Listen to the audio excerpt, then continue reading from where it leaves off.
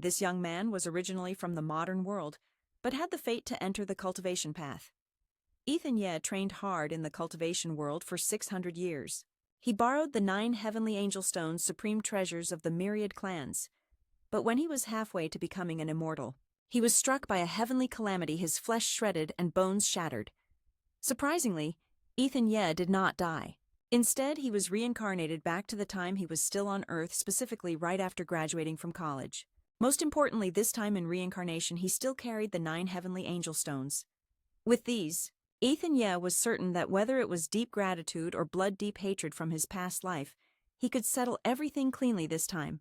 At that moment, Ethan Ye heard laughter coming from downstairs, so he poked his head out. Sure enough, he saw Zoe Wang in a stunning red dress smiling and chatting with Vince Shang.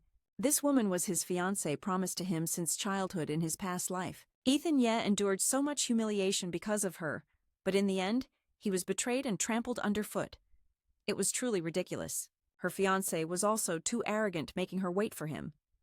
Ethan Ye heard Vince Shang ask loudly, "What fiancé, Ethan Ye's just my dog," Zoe Wang arrogantly replied. Then she crossed her arms and shouted towards Ethan Ye's room, "Ethan Ye, hurry up.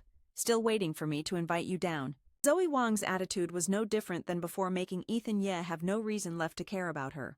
If he remembered correctly, at this time in his past life, it was summer vacation. Vince Shang, wanting to show off to girls, threw a lavish party at Dragon Ridge Estate, a place known for hosting the wealthy. Ordinary college students like them couldn't get in at all. Ethan Ye poked his head out the window. When Vince Shang saw him, his brows furrowed tightly as he loudly mocked. "Your clothes are way too sloppy. You'll definitely get kicked out of Dragon Ridge Estate." "No problem. I'm used to dressing like this," Ethan Ye replied indifferently. He still clearly remembered Vince Shang, who had some background in his past life. Because he liked Zoe Wang, he had bullied Ethan Ye countless times. Even after 600 years, that memory still weighed heavily on him. And that woman Zoe Wang, wanting to latch onto Vince Shang's wealth, didn't even care to keep up appearances for her fiancé Ethan Ye in front of others. Ethan Ye attending such a fancy party without knowing to change into tidier clothes? Damn, he really knows how to embarrass me, she scolded angrily. "Oh right, I have a formal outfit in the car from my cousin in the countryside. No need the two of you have similar builds. Let me get it for you. It's way better than what you're wearing now," Vince Shang suggested again. Ethan Ye could tell this guy had no good intentions, so he declined and just threw on a jacket for now, if he remembered correctly. What happened next at Dragon Ridge Estate would leave a deep impression on these two rich kids. Meanwhile, on the opposite side, being rejected by Ethan Ye made Vince Shang furious to the point of red eyes. "Pretending to be something, not even looking at yourself before daring to fight me for Zoe Wang. You really don't know your limits. At Dragon Ridge Estate, you deserve to be humiliated." Vince Shang clenched his teeth and growled. After a moment, the group's car arrived at Dragon Ridge Estate, where a man was already waiting at the entrance. Rumor was, he was Director Marvin Ma. The group started whispering that Vince Shang must be someone important. Otherwise, the director wouldn't personally come to greet him like this. Ethan Ye didn't care about such trivial matters. What caught his attention was that the spiritual energy on Earth was mostly dry and chaotic, but the spiritual energy at Dragon Ridge Estate was dense, perfect for enhancing his current cultivation. While lost in thought, Ethan Ye heard someone call his name. Turning around, he saw Vince Shang. He was trying to introduce Ethan Ye to Marvin Ma, but before the man could hear more than 2 sentences, he waved him off abruptly. "I don't need you to introduce people like this to me. Let's go, Ethan." Ye knew exactly. Vince Shang had no good intentions and was just trying to humiliate him in front of everyone. Zoe Wang, standing nearby, heard this and turned dark with anger, muttering, "If I had known, I wouldn't have brought him along. What an embarrassment." After saying that, she hurriedly pulled her dress and ran after Vince Shang, who then handed her an invitation to the party. And didn't forget to brag that it costs thousands of millions. Only those with tickets can attend the party. Otherwise, no matter how beautiful like a fairy, you'd be stopped outside. Vince Shang brought enough tickets for everyone. Only Ethan Ye didn't have one. Then he even pretended like, "Oh no, Ethan Ye, I accidentally forgot to bring your invitation ticket. Or you can go to Longyuan Hotel to get it for me." This is clearly a setup against Ethan Ye, running back and forth until exhausted, but you didn't want to join these parties anyway. That cheap wine. Ben said he didn't need it while they were at the party. You can wander around to kill time, But deep down, Ethan Yee had quietly held a grudge since the start until now. On the way, Vince Shang embarrassed him 3 times already. This grudge he's not in a hurry to settle, he'll pay back later. For now, Ethan Yee must speed up and push his cultivation to the mid-chi refining realm. Normally relying only on Earth's spiritual energy reaching this realm within 18 years is tough. But this time, Ethan Yee has 9 angel stones helping him condense spiritual energy quickly. His cultivation can thus continuously improve. By then, people like Vince Shang or Marvin Ma will be nothing but grains of sand beneath his feet. Thinking so, Ethan Yee started searching for a prime spot and found a pavilion in the middle of the lake. He sat down and began absorbing spiritual energy. In his past life, after 600 years of cultivation with the divine treasure technique, he had it mastered firmly in his hands. This life, maybe he only needs half a day to leap to the mid-chi refining realm. Cultivation is divided into 8 great realms: Foundation Establishment, Spiritual Void; Golden Core, Nascent; Soul Transformation, Tribulation Crossing, and the highest Great Ascension. Last life, during the Thunder Tribulation, Yo suddenly realized that at each realm, he hadn't achieved perfection. Plus, the demon in his mind caused havoc, so his Tao heart was ultimately broken, causing him to die under the Thunder Tribulation. But now reborn, Ethan Yee knows exactly what he must do to perfect his realms and eliminate the demon in his heart, leaving no weakness. The Tao heart of Wu Habi Jade is the beginning of Foundation Establishment. The Foundation Establishment realm is divided into Qi Refining Spirit Activation Intelligence and the highest, the 10 Directions Qi Refining Technique. The key lies in the highest method of Qi refining, which last life Ethan Yee used too late. His cultivation was thus not as effective as it could be. This life he must start from there. Half a day passed quickly. Opening his eyes, it was already dark. Ethan Yee had truly reached the mid-Qi refining stage. His body also began expelling impurities. It seems that technique really works. He achieved the speed he hoped for. Ethan Yee saw a rock near the pavilion. Ben eagerly used it to test his strength. Just one punch cracked the big rock, leaving a clear imprint of his fist. This power already surpasses normal people, but still isn't enough to satisfy Ethan Yee. He felt he needed to keep absorbing spiritual energy. Compared to other places, the energy here is weaker than at Long Mountain. Relying only on 9 angel stones here isn't enough. Maybe he still has to find more spiritual herbs or set up formations to boost cultivation efficiency. While lost in thought, Ethan Yee suddenly sensed a clear spiritual energy fluctuation. At first he was shocked to discover that besides himself, there are others cultivating on Earth. Ethan Yee turned to see a beautiful girl surrounded by a strange energy, similar to spiritual energy, but after careful sensing, he realized it was cold poison. The girl has a pure yang constitution. Among thousands, only one has this constitution. If she had cultivation techniques to guide it, she would surely reach high realms. Unfortunately, Earth has no cultivation techniques. Cold poison acts like melting ice. Ethan Yee didn't care about others' business and refused to get involved. At this moment, the girl's group also noticed him. The man behind her radiates cold poison, which seemed to annoy her greatly. Lily Hong, that brat dared to take our cultivation spot. Let me chase him away. Shane Yue, I'm afraid you're no match for him. As for Ethan Yee, he didn't have the energy to care about others' business, so he refused to get involved. At this moment, the group also saw the man walking behind the girl, radiating a chilling aura that made them uncomfortable. Lily Hong, that brat dares to take our training spot. Let me chase him away. Shane Yue, I'm afraid you're no match for him.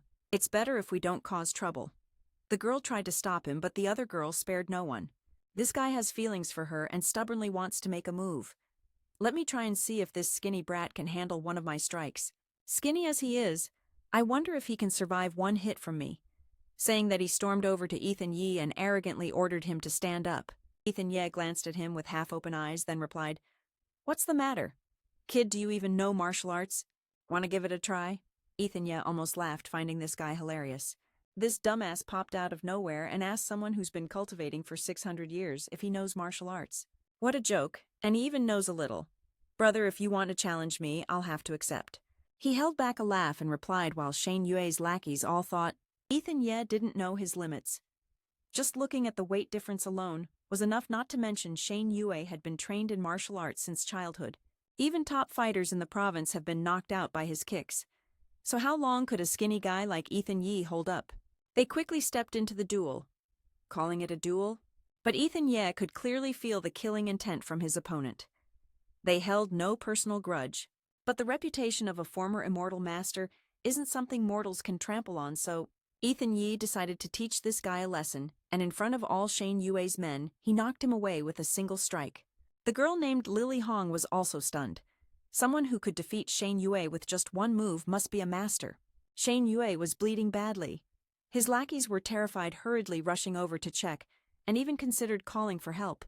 Ethan Ye clearly saw the opponent's defiant gaze, but he didn't dare to continue fighting, fearing things might get out of hand. There would be plenty of chances later. Just then, a surge of abundant spiritual energy suddenly burst from Ethan Ye, creating immense pressure on these ordinary people. After the shock passed, the plants around him began to shimmer with light. The reason was Ethan Ye had just entered the mid-chi refining stage. He still couldn't fully control his spiritual energy. Earlier carelessness, letting it escape, caused that big shock, and made the plants glow because they were saturated with spiritual energy. Shane Yue's group was stunned by this scene. They had been thinking about revenge, but now realized Ethan Ye's level was so high. They couldn't even keep up if they ran. Without being told, they all bowed their heads.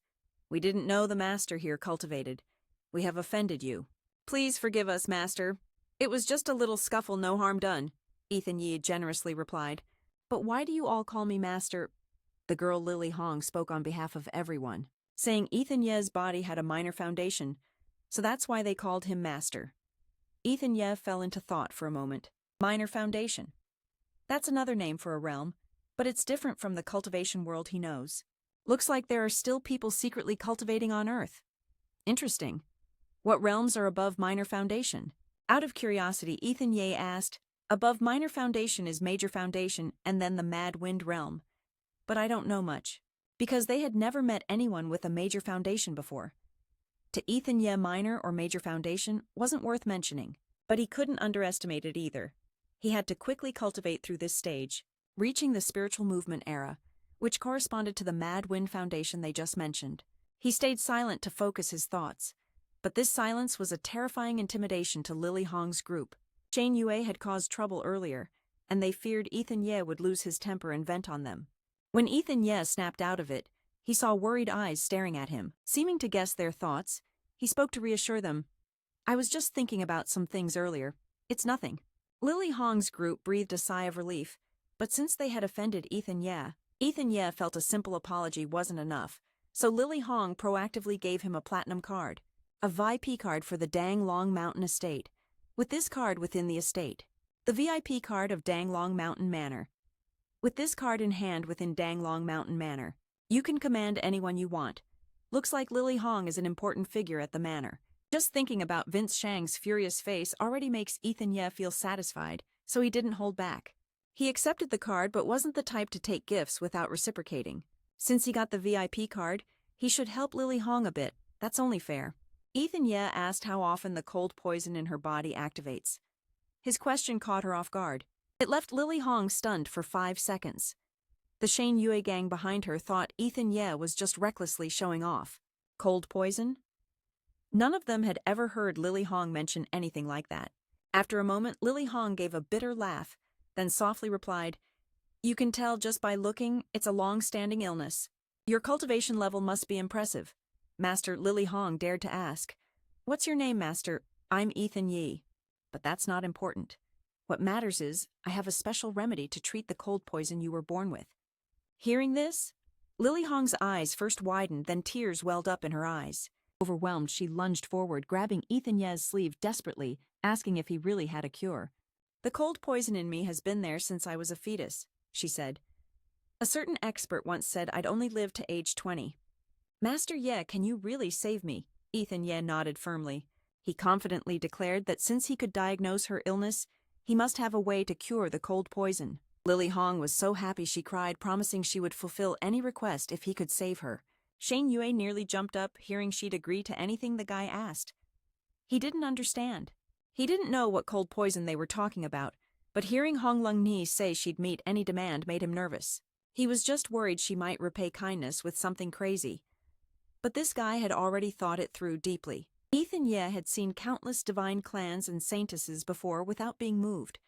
How could Lily Hong possibly stir his heart? As for the remedy, that's the easy part. I just need a few days to prepare, Ethan Ye said. Lily Hong thanked him profusely. She hoped the master could leave his contact info so she could prepare a lavish feast to welcome him. Ethan Ye waved his hand.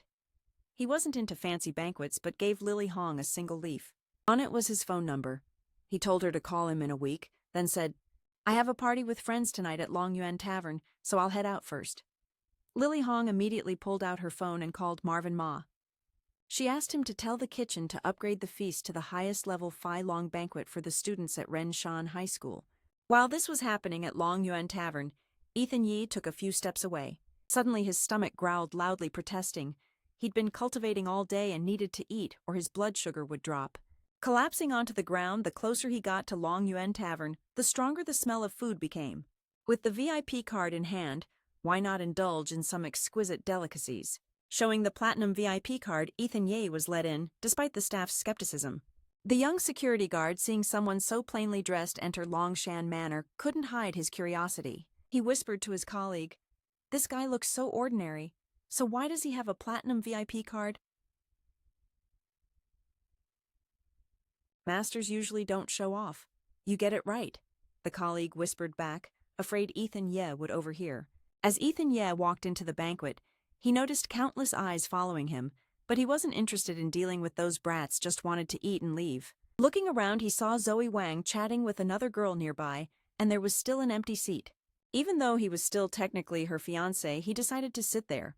As soon as he pulled out the chair, he was met with unpleasant complaints from the other party. Ethan Ye, sit there and don't wander off. My mom told me to take care of you. Not stopping there, the girl beside her added, even the tone was unpleasantly similar. Ethan, ye don't think just because we're betrothed, you can leech off my family. Even their tones sound exactly the same. Ethan Ye, right. Don't think that having a childhood engagement means you can mooch off me. My family has plenty of guys chasing her. Ethan Ye feared if these two said a few more words he'd choke, so he slammed his chopsticks down, cutting off their long speech. Their speech could go on for 1,000 words. Then he declared loudly, First, I'm not chasing Zoe Wang. Second, the childhood engagement was just adults joking around. If she's not interested, then call off the engagement. If nothing else, let me eat. Hearing Ethan Ye speak so confidently, the two guys started to get nervous. Unless in the past life he respected Zoe Wang's mother, they wouldn't have even bothered with her. Just as Ethan Ye took a few bites, he heard some commotion. The guy Shane Yue, who was just knocked down by him, had already changed into a neat suit and walked into the banquet hall. No one knew how powerful he really was, but as soon as he appeared, Vince Shang flattered and clung to him. Music brother, really respect the brothers. I thought you weren't coming. I'm here to buy you a drink and then I'll leave. Make yourselves at home. Shane Yue's sharp eyes scanned around. What are you saying? I should be the one inviting you? Vince Shang stubbornly clung on, making Shane Yue annoyed. He shouted loudly, Get lost! Where's Master Deep? I came to toast him. Vince Shang's group looked at each other confused. When did there suddenly become a master in the banquet hall? Ethan Ye was focused on scooping ice, but hearing the noise he looked up and saw Shane Yue. He immediately knew Shane Yue was looking for him. Little son, come here? He waved his hand and shouted, Ethan Ye, are you crazy or just done living? How dare you talk to brother music like that? One of Vince Shang's underlings shouted, only to get slapped hard by Shane Yue. Shut up. How do you talk to Master Deep like that? The whole room fell silent. Shane Yue approached Ethan Ye, acting humble unlike his usual self. The security team came over, standing rigidly in line before him, then bowed together, greeting Master Deep in unison. Shane Yue toasted Ethan Ye for opening his eyes today, then quickly excused himself, letting Ethan Ye continue his meal. As the group left, those who had mocked Ethan Ye earlier were still in shock. Zoe Wang's close friend was a classic opportunist, always changing sides, just now arrogant, now groveling in a disgusting way. Zoe Wang, what's Ethan Ye's background? Why didn't you tell me? Zoe Wang didn't even know herself. She leaned in a bit, asking what kind of relationship Ethan Ye and Shane Yue actually had. Ethan Ye honestly said they didn't know each other before, but after a fight today, they became acquaintances. Vince Shang's underlings sighed in relief and muttered, thought it was something serious, but turns out it's just a casual acquaintance with a bit of swagger. These guys were really dumb. Even if it was a casual acquaintance, they refused to see Shane Yue's respectful attitude toward Ethan Ye. That Vince Shang was just as stupid as his own underlings. He was shocked earlier, but now felt no need to respect Ethan Ye. After all, Shane Yue couldn't compare to someone like Society Director Marvin Ma. Then he told his men to deal with the swelling on his face from Shane Yue's slap. The party went on. Ethan Ye watched the blonde guy leave angrily, smiling secretly. The real show was still behind, and if he wasn't mistaken, it was about to start. Just as Ethan Ye predicted, the blonde guy was pissed from getting slapped and had some alcohol in him. Right outside the main hall, he ran into a stunning beauty. She was wearing a backless top, incredibly sexy. The jerk assumed a woman dressed like that couldn't be decent, so he didn't bother being polite and grabbed her waist from behind. "Pretty lady, want to go out with me tonight?" Instinctively, the girl slapped him hard, her cheekbone hurting. Getting slapped twice in one night. The guy's anger flared up. He pushed her down, called her a bitch, and kept beating and cursing her. He even kicked her while she was down. After venting his rage, he left. The girl immediately took out her phone and called her dad. "Dad, your baby girl just got beaten by some disgusting jerk out of nowhere." This guy's anger flared up fiercely. He shoved the girl down, called her a bitch, and kept hitting and cursing her. He even kicked her after beating her. After venting his rage, he finally left. The girl immediately took out her phone. Calling her father, she said, "Dad, your precious daughter was just beaten by some lowlife who came out of nowhere. I want him to pay with his life." After a while, that guy returned to the banquet table, still cursing nonstop. "What bad luck, just met a woman pretending to be pure who dared to hit me and got kicked a few times? Be careful, this is dang Long Mountain Manor." Besides, Director Ma also said the police will come today. "Don't cause trouble," Vince Shang whispered a reminder. "What's there to fear? We have so many people here. Even Li Zhong has to show Vince Shang some respect. You wouldn't dare disobey him. Nearly half the hotspots in Doan Chao belong to Dong Xie. We're just students. We can't compete with them." Vince Shang replied humbly, but his laughter betrayed how thrilled he really was. Ethan Ye, sitting not far away, chuckled quietly. "Keep laughing. This might be the last time you still have teeth to show." What happened next went faster than he expected, when the banquet hall door suddenly got kicked open by that AI, followed by a group of furious-looking men. Armed, they charged straight toward Vince Shang's table and called out the troublemaker by name. It was the blonde brat. "Take him away." Several men immediately grabbed the bastard and dragged him off. Even though Vince Shang was the host, he couldn't just stand by and watch. "Hold on, you're taking my friend. At least give a reason." "Is this what you call SAO?" That blonde got defended by Vince Shang with a sharp retort. Thinking he was untouchable, he kept struggling and cursing only to get slapped by the man leading the group. Another slap. After all, this blonde brat was a rich kid. Vince Shang feared that if he didn't act now, he'd lose his status later. So he ordered his men to strike back. These guys were just students, but as fierce as the AI. After a tough fight, surprisingly, they gained the upper hand and knocked down the new arrivals. So strong, they actually won. Zoe Wang cheered. "Won, I'm not so sure. The AI are the ones who really hit the iron. We'll find out later." Ethan Ye scoffed. His attitude deeply annoyed his close friend Zoe Wang. What kind of person does that? Not helping at all and just sitting there mocking. Look at that sour, nasty face of hers, so annoying. But Ethan Ye didn't care. He was focused on the brawl over there. After being gang-beaten, the fierce-faced man leading that group pulled out his phone to call the AI. Meanwhile, that bastard Vince Shang didn't realize he'd caused a major problem and was still feeling smug. "Call for backup. Let's see how many you can get."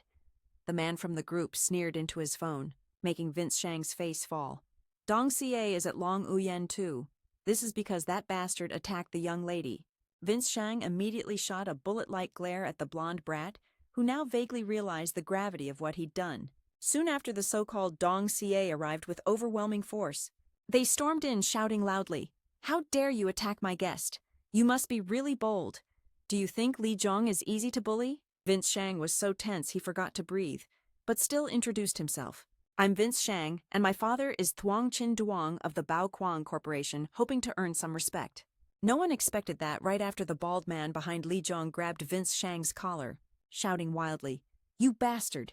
How dare you hit my daughter? If I don't take your life today, I'm not a man." Vince Shang turned pale from fear. Threats about his father didn't work this time. He begged for mercy, citing his status as director Marvin Ma's guest. But Li Zhong only grew angrier. First you use your dad's name, then Marvin Ma's. You little punk, let me tell you. To Li Zhong they were all just pests. This terrifying pressure made Zoe Wang sitting far away, nervous enough to mutter, "Why mess with Dong Xie? I don't know if this concerns me, but don't worry. I agreed with your mom to take care of you, and I'll keep my word," Ethan Ye replied. Zoe Wang looked at him in surprise, suddenly finding him trustworthy. In front of Li Dong, everything is just a game. This terrifying pressure made Zoe Wang, sitting quite far away, tremble with fear. She kept mumbling, "Why did they mess with the police? I don't know if this involves me. Don't worry. I agree with your mother. I'll take care of you, and I'll keep my promise with honor," Ethan Ye replied. Zoe Wang looked at him in surprise, suddenly feeling Ethan Ye was very trustworthy. He wasn't just talking. Even Li Dong isn't his match. But this time they were only targeting Vince Shang. If it doesn't involve Zoe Wang, he doesn't have to get involved. But it turns out Li Dong is a heartless man. He only knows his men were badly beaten, so he ordered his subordinates to knock out all the men in the room. As for the women, they were stripped naked and thrown out of the manor. A large-scale brawl broke out in the banquet hall of Zoe Wang. Of course, Zoe Wang also became a target of some scoundrels, and one of them was seen approaching her. In the end, Ethan Ye had to take action. The chopsticks in his hands flew out and stabbed deep into the ground, creating large cracks. This proved that the force behind throwing the chopsticks was immense and immeasurable. For a moment it scared Li Dong's men back a few steps. "I didn't want to get involved. If you want to live, get out now while you still can," Ethan Ye declared with a terrifyingly serious tone. But in the eyes of the boss, who didn't respect anyone like Li Dong, it was just a joke. Zoe Wang and her best friend were stunned with fear. Li Dong didn't intend to confront Ye Tian himself. Instead, he ordered his trusted henchman Sanzi to act. Sanzi the Ruthless One was a former Special Forces soldier who could take on 10 opponents alone without breaking a sweat. When Sanzi advanced toward Ethan Ye, everyone thought this kid would either get wrecked or crippled. But Ethan Ye remained extremely calm, even a little excited. He could feel the opponent's overwhelming aura and martial skill. The enemy's power was perfect for testing his own abilities. Seeing Ethan Ye stand still, Sanzi thought he had scared him stupid, so he stopped holding back and threw a punch as powerful as his fist could deliver. Yet Ethan Ye caught it effortlessly. Sanzi was shocked at first, then even more thrilled. "Not bad, I like it. Taking down skilled fighters is way more fun than dealing with trash." Sanzi laughed heartily. Then he pulled a dagger from his pocket. Ethan Ye felt a bit disappointed. He had hoped for more. Who knew the opponent couldn't win without resorting to weapons? "Looks like I overestimated him." The dagger in Sanzi's hand was so sharp it could reflect like a mirror. With the weapon he became even more aggressive. Once again everyone thought Ethan Ye would get wrecked, but his counterattack was so fast that before anyone could react, the dagger flew out of Sanzi's hand and he was thrown backward by Ethan Ye. Li Dong stared in disbelief as his subordinate kept coughing up blood. Ethan Ye remained calm as if nothing happened. Li Dong was furious and immediately ordered all his men to stop attacking and focus entirely on Ethan Ye. But to Ethan Ye, those aggressive thugs were no different from a herd of pigs. "Let them all come at once. It'll save me the trouble of dealing with them one by one." Ethan Ye's agile moves made it clear. His strength far exceeded that of ordinary people, and his overwhelming aura dominated Li Dong's men. They were no match for him, as Ethan Ye took down one after another with lightning speed. Li Dong began to get a little uneasy. He never expected there would be someone with such exceptional skills among these high school students. The glass of tea in Li Dong's hand was crushed. Now it was time for him to step in. Before the fight, Li Dong didn't forget to threaten Ethan Ye that no matter how good he was, his hands would be smashed like that glass. Ethan Ye hated nothing more than people who talked big before a fight. He wanted to see who would fall first. They had to fight to know. But before they could duel, a loud shout interrupted. "How dare you cause trouble at Danglong Manor again?" This time the person arriving was a beautiful girl. If it wasn't Lily Hong, then who else? Li Dong saw her and had to call out, "Miss Lily Hong, please don't lose face. Why are you here? I was about to send someone to pick you up, but this brat blocked me and blamed everything on him." Li Dong hurriedly shifted the blame. Ethan Ye wanted to borrow Hongling Ni to teach this kid a lesson, but unexpectedly, Lily Hong rushed over to Ethan Ye with an expression like she hadn't seen her father in years. "Master Ye, I'm truly sorry. On my turf I failed to take good care of you and let these guys disturb your meal. Let me make it up to you with this drink. I'll finish it first and you can do as you please. Li Dong exploded angrily and his legs went weak. He couldn't understand who the hell this brat before him really was. Even the young lady of Danglong Manor had to be so cautious. That's right, she was familiar with Li Dong. Ethan Ye asked about Li Dong. I am his maternal aunt. How dare he not recognize me? Lily Hong said confidently. Li Dong saw the situation was bad and hurriedly reined in his aggressive demeanor, then bowed deeply. First he apologized to Lily Hong, then to Ethan Ye for his disrespect earlier. He kept apologizing, but neither of them responded. He even had to kneel. Master Deep, do you have no eyes? You didn't see Tai Sun. Please have mercy and spare my life. Ethan Ye is a cultivator. He shouldn't hold grudges. Besides, these guys hadn't hurt him yet. It was best to stop here. As soon as Ethan Ye agreed to spare them, Li Dong and his men were kicked out of the party by Lily Hong. But the commotion today made her feel awkward toward her savior. So Lily Hong proposed to cover the entire meal for free. She wanted to say more, but Ethan Ye interrupted. Don't overthink it. I'm not holding a grudge. There are too many people here. We'll talk properly another time. Lily Hong understood. After hearing Ethan Ye, she felt relieved and left with her subordinates. So much happened tonight, Ethan Ye lost his appetite. Even so, Zoe Wang was fine. The mission her mother gave him was complete. Now Ethan Ye just wanted to go home and rest. Zoe Wang stood with Vince Shang's group, but kept her eyes locked on Ethan Ye's back. She kept wondering if this was still the same young man who always followed her around. It seemed Ethan Ye had truly changed. The next morning, Zoe Wang rushed over early to question Ethan Ye about Lily Hong. It looked like Lily Hong helping Ethan Ye yesterday had made Zoe Wang jealous. We just met yesterday. I don't even know who she is. Why did she help me? Probably just trying to repay a favor, Ethan Ye explained. But after hearing that, Zoe Wang got even more unreasonable. Don't say that I know you. You eat at my place, live, at my place. So what makes you so great that you help others and call it repaying a favor? Ethan Ye sneered coldly. Since the last life, he knew Zoe Wang wasn't a good person. He'd tolerated her repeatedly because they were betrothed from childhood. But if she was going to act this way today, it was better to be decisive once and for all. So Ethan Ye declared he would move out of Zoe Wang's house.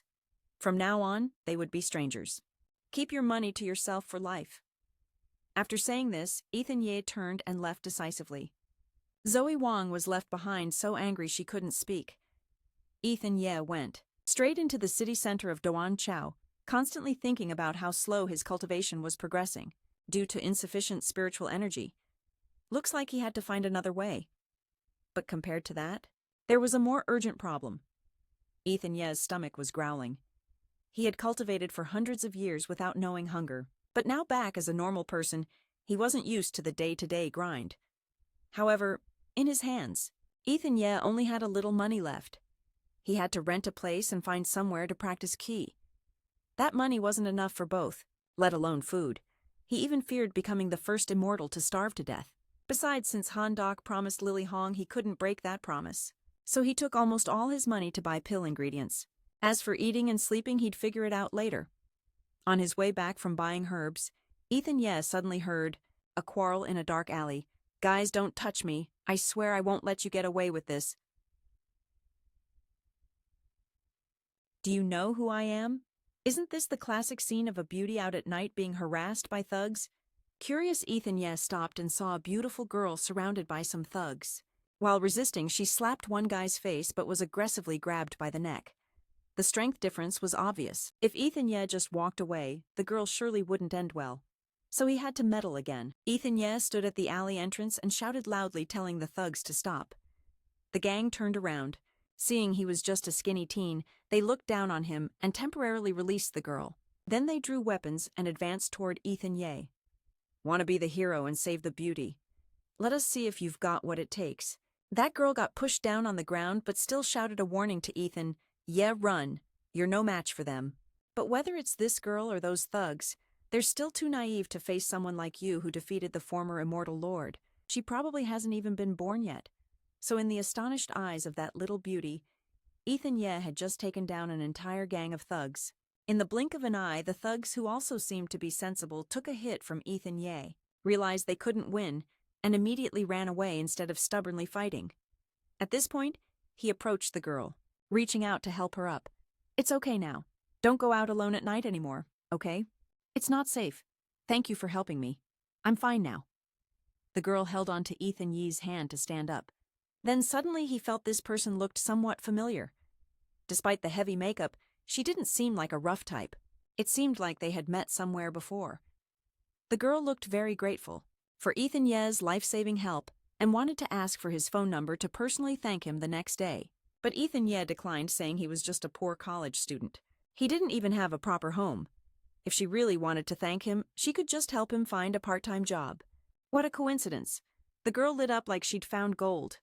"I work at the Queen Bar. We're short-staffed. Do you want to work there?" A bar, Ethan. Ye hesitated a bit. Even though he had lived over 600 years in this life, he was just an 18-year-old student. Plus he was afraid if he went into that noisy place, he wouldn't have time to cultivate. The girl kept inviting him, saying it's just a few hours at night and wouldn't interfere with his studies. "All right, let me think it over. This time I really have to thank you." She nodded and introduced herself. "My name is Lee Tu-vu." She also said if Ethan Ye agreed to work part-time, he could just come to Queen Bar tonight and ask for her. Ethan Ye politely introduced himself too, then went back to his room. He wasn't in a hurry to think about the part-time job, because cultivating the pill to save Lily Hong was still more important. Using the booster pill as a medium, he could use spiritual energy to infiltrate and eliminate the cold poison in her body. However, ordinary Chinese herbs only produced VI booster pills, which were still a bit inferior compared to standard booster pills, meaning Ethan Ye had to find other rare pills to ensure the effectiveness. The progress was going well, but he just needed to find some extra money. After that, Ethan Ye casually sat on his bed reading some newspapers. When he saw the words, Nan Quang High School, in the paper, he suddenly remembered something. That's right. How could he forget Lee Tu-vu is the beauty queen of Nan Quang High School? And as a beauty queen, she unexpectedly owns a bar in college, living a double life. That's really interesting. Looks like this fan Ethan Ye has to accept the invitation to become a bar employee. That night, Ethan Ye arrived in front of a bar. This must be the place. The location seemed right. He kept marveling in his head, a student owning an empire on this street. Lee Tu-vu is no ordinary girl. He pushed the door open and reminded himself not to reveal his identity. Ethan Ye glanced around the quiet space inside. Lee Tu-vu, smiling from afar, waved him over. After sitting down, she began asking for his opinion. "Have you thought it through? I'm stressing over not having enough staff." Ethan Ye rubbed his head. "I've thought about it. Assign me a job, I'll start right away." Lee Tu-vu stood up and turned around. "Follow me, I'll show you." A moment later, he was dressed in a uniform and skillfully serving drinks. Suddenly, a voice nearby caught Ethan Ye's attention. "Listen, boss. Lee Tu-vu is in big trouble this time." Two male waiters were gossiping loudly. "I heard she offended Li Dong, that guy who's always looking for trouble. Who knows how he'll get revenge on us." One guy saw Ethan Ye eavesdropping and said, "Huh." The other angrily shooed him away. Go, new guy, don't slack off, get to work." Ethan Ye didn't provoke them and quickly turned away. "I'm going now." He smiled with amusement. Queen Bar is interesting, didn't expect to be connected to a troublemaker like Li Dong. At 11 p.m., Lee Tu-vu happily handed Ethan Ye an envelope. "You're not mistaken, you worked hard today." He gently accepted it. "I was just doing my duty." "There's nothing to praise." Ethan Ye strode away while saying goodbye. "All right, see you tomorrow." He frowned, pondering. The spiritual energy in his body feels a bit off. "I need to get home quickly." Sometime later in Ethan Ye's apartment, he was fully focused on circulating energy progressing rapidly. About to break through to the late chi refinement stage, Ethan Ye suddenly opened his eyes, now bloodshot. He realized he couldn't rely on the spiritual energy inside this room. 10 square meters just isn't enough. Then he clasped his hands and muttered an ancient incantation immediately. Streams of spiritual energy outside began to converge, gradually growing stronger. Ethan Ye opened one eye. The 10-direction chi refinement technique is truly miraculous. Spiritual energy within 10 miles is gathering here. Proudly he watched the misty energy connecting to the sky. Even the moon's spiritual energy is being sucked down. Ethan Ye closed his eyes tightly. He focused all his willpower on cultivation. Minutes passed and his body settled onto the ground. His face showed excitement. It seemed his physical strength had suddenly grown stronger. Suddenly the phone on the table rang. Ethan Ye looked at the name on the screen and wondered about Lai Dong. Why is he looking for me? Without hesitation, he answered. The person on the other end sounded urgent. Master Deep, I need to ask for your help with something. Ethan Ye frowned, then put the phone down to confirm who was calling. He asked confusedly, Li Dong, we don't have any dealings. Why are you asking me for help? The other side pleaded earnestly. Master, I'm really in trouble. Out of respect for Miss Lily Hong. Master Deep, can you assist me? Payment is no issue, Ethan Ye thought. Money from the border region isn't necessary. Why does Doan Chow's top boss suddenly have to beg someone he temporarily agreed I'll come over and see? The next day at a huge villa, 2 lines of bodyguards stood waiting at the door when Ethan Ye arrived. They bowed respectfully to Master Deep. Someone hurriedly came out from inside. Master Lai Dong approached and shook Ethan Ye's hand. Finally, he's here. After a moment, Nguyen Than sat in the guest room sipping tea. Ethan Ye wondered who this was. Li Dong gestured toward him and introduced him to the master. This is Nguyen Than, a famous Qigong master in Doan Chow. Hearing this, Ethan Ye sighed. It's rare to find someone still cultivating nowadays. Ethan Ye politely extended his hand. The old man leisurely lifted his tea lid. Without even looking at him, he continued drinking tea, ignoring Ethan Ye's outstretched hand. Li Dong forced a smile. Master Deep, please have a seat.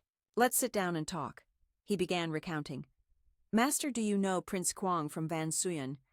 He doesn't follow the rules, Li Dong said gravely, reaching toward Doan Chow. My brothers and subordinates were all beaten and half fled. Ethan Ye smiled. Boss Dong, you're usually tough. You're joking, right? He continued. I'm not afraid of numbers, but they invited a top expert. My people couldn't fight back. Ethan Ye glanced toward Nguyen Than, who seemed to catch the look from Diep Thien and raised his head. Lai Dong placed a large handbag and a black box on the table for his subordinates. This is the payment. Please, masters, lend your aid. Inside were stacks of US dollars and a precious herb. His eyes fixed on the herb, thinking silently, this is definitely valuable, at least 300 years old. Using aged ginseng as medicine can cure toxins in Lily Hong's body and boost spiritual power. Ethan Ye asked, Master Du, I urgently need this aged ginseng. Would you mind parting with it? Nguyen Than set down his tea and stared at him, clearly displeased, the words, nonsense, written all over his face. Then Nguyen Than waved his hand, releasing a burst of energy. Ethan Ye immediately recognized his technique. Calmly, he leaned aside to dodge. The strike hit the chair behind, leaving a black mark. Ethan Ye assessed him as an early Qi refinement cultivator. Not bad. But he glanced again at Nguyen Than's arrogant expression. Suddenly the door was pushed open, and 2 bald-faced men entered. What can't even beat Van Suyen? We know our limits, so we invited help. They mocked the 2 men. Li Dong warned, I advise you not to interfere. In Tong Thien's eyes, he sneered. Doan Chow has no one who can actually fight. At that moment, a thought flashed through Ethan Ye's mind. This Tong Thien's internal strength has reached the great internal force realm. Suddenly, Li Dong turned sharply and shouted to interrupt. Are you underestimating Doan Chow? No one else? Then he quickly regained composure. Master Du? Master Deep, sorry to trouble you both today. Yuan Than, get into a fighting stance immediately. I'll take on the challenge alone. As he spoke, he glanced at Ethan Ye with a knowing look. Li Zhong wondered why he brought this guy here. Ethan Ye smirked and turned to leave. If Senior Master Du is that confident, then I'll go first. Seeing that Li Zhong panicked and stopped him. Don't go. Martial artists often have conflicting personalities. Master Deep, don't take it personally. Ethan Ye calmly sat down. With a calm gaze, he silently observed the situation. This Du guy was 1 minor realm weaker than Tong Thien, not knowing his own limits. The man stepped forward confidently and extended his hand, challenging Yuan Than, show your move. Li Zhong cheered nonstop beside him. Master Du, you must win. After a moment of thought, Ethan Ye declared, this sparring match's opponent is Yuan Than. He quickly took a running start and dashed forward. At that moment, he was certain Yuan Than would lose. Tong Thien smirked coldly as he easily dodged, too slow. Tong Thien narrowed his eyes dangerously, then let out a powerful roar. Yuan Than clutched his head and crouched on the ground. His face showed clear disappointment, and a question rose in his mind. How could this be possible? With complete internal mastery, Tong Thien's face was full of pride, while Yuan Than's eyes went blank. Did I misjudge him? Li Zhong glanced at Ethan Ye with a pleading look. This is Master Deep, Master Deep. Before he could answer, clapping and mocking laughter erupted. Ha ha! Every word from Truong. Luong dripped with contempt. Master Tong's fight was just to show those worthless Doan Chao guys how powerful we are. He glanced around and continued with venom. Li Zhong. It's all because of losers like you that it's your turn to be boss of Doan Chao. But the rat is just a blind king. Hearing those insults, Ethan Ye felt a sting and retorted, I don't like hearing that. You mean the people of Doan Chao are inherently inferior? Truong Luong was shocked that he dared speak up. That comment enraged him completely. Tong Thien, get rid of this guy for me. The man dashed forward like lightning, his words threatening. Don't get cocky. With the eyes of everyone watching, Ethan, he calmly said with authority. Tong Thien's whole body trembled and he stepped back in fear. This kid's internal power is too strong. At that moment, Ethan Ye stepped forward, grabbed the man's neck, lifted him up coldly, and said, a martial artist helping evil willingly. As soon as he finished, Ethan Ye threw Tong Thien far away. The man rolled on the ground screaming in pain. Before he could recover, Tong Thien struggled to get up and try to escape, but Ethan Ye saw through his plan. Not willing to learn. Trying to run. Horrific screams rang out. Ah, my leg! Ethan Ye stood there coldly warning. Since you've worked hard to cultivate, I'm only breaking your leg. Martial artists with no conscience or honor, go home and rethink yourself. Then he turned to look at Truong. Luong with sharp eyes. Right, and you too. Take your men and get out of Doan Chao. The two hurriedly helped each other and fled. Don't ever let me see you in Doan Chao again. Then Ethan Ye opened the box containing ginseng and silently examined it. Holding the box, he turned and left. Li Zhong rushed over. Master, please wait. I'll repay you. Suddenly a rapid knocking sounded. Ethan Ye turned around and heard voices outside. Master Deep, your elixir is here. I brought it to you, said a young man carrying a box of pills. This is from Zhong Ka, told me to deliver it. Master Deep, please accept this. It's an important matter. Calmly, Ethan Ye accepted it. Fine, since you brought it all the way here, refusing would embarrass the boss. After that, he quickly saw off the visitor. Go home. The figure disappeared and the door shut. Ethan Ye's eyes stopped on the pill furnace in the center of the room. After a moment, the lid opened automatically and a pill slowly appeared. He picked up the pill and inspected it. The final refining succeeded. The spiritual energy was rich. The bright color showed his pill refining technique hadn't weakened. Looking at the ginseng box on the table, bright colors showed that his pill refining technique hadn't degraded. Looking at the ginseng box on the table, Ethan Ye thought to himself that to pass the early foundation cultivation stage, this little ginseng wasn't enough. He needed to quickly set up the spiritual gathering formation. He tapped lightly on his VA Live, feeling a bit troubled. Refining pills and setting formations costs money like water. Without 20 million, even costly materials couldn't be bought. The atmosphere at Hoanam, ancient Tor City, was noisy and lively. Ethan Ye's face was full of hope, even though spiritual energy was dry. But there's nothing good anywhere in the ancient city, until suddenly someone rushes past him carrying something. Ethan Ye quickly notices something strange. He senses spiritual energy very close from the man who just brushed past him, trading at a nearby stall. Ethan Ye moves closer and sits down to examine the low-quality jade. But this jade stone definitely isn't ordinary. He picks it up and silently evaluates it. Only cultivators can see the innate formation inside it. The shop owner, seeing this, eagerly offers to sell. This is royal jade field, hundreds of years old. Seeing that the kid knows his stuff, the owner offers it for 100,000 talern to make a quick sale. Ethan Ye scoffs coldly, then immediately puts the jade back down. No way to sell jade without checking its age. With this quality shouting a sky-high price, who'd buy that? Then he stands, offers 10,000 and leaves without another word. If you don't sell, I'm leaving. The shop owner rushes over and grabs his arm. The kid looks at Ethan Ye with pleading eyes. I'll buy it for 10,000 at Nailing Mountain in Van Chao. Don't leave. 10,000 it is. Ethan Ye quickly seals the deal. He smiles quietly inside, thinking, 600 years of bargaining skills, are you scared? The crowd on the street grows busier by the minute. Ethan Ye quietly moves to a less crowded spot. He glances around, no one's watching the spiritual energy content. Thinking and acting Ethan Ye throws the jade out, claps his hands twice, clasps them tightly, and prepares to activate the formation. He begins opening the 8 trigrams formation. The formation still has many cracks. Only after repair can the real results be seen. Spiritual energy gathers around Ethan Ye more and more. Suddenly his eyes widen. In his hand is a new spiritual pill. The Great Success Pill is complete. Ethan Ye looks at the pill in his hand, feeling a bit joyful. With this spirit-gathering formation, he can temporarily stop worrying about spiritual energy problems. At that moment, his phone in his pocket rings. Ethan Ye presses to answer. As soon as he picks up, an urgent voice calls out, "Ethan, Ye, can you come here? This is Lai Tu Vu." Something happened at the bar. Ethan Ye quickly arrives at the bar. Seeing the door close tight, an uneasy feeling rises in him. The bartender isn't opening the door anymore. Things seem more serious than I thought. Then Ethan Ye slowly pushes the door and enters. The space inside makes him pause. Tu Vu hears a sound, turns around and sees Ethan Ye.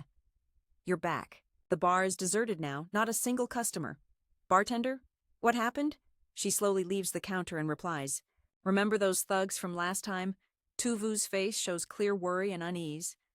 "I went to teach them a lesson." Before she finishes, someone interrupts.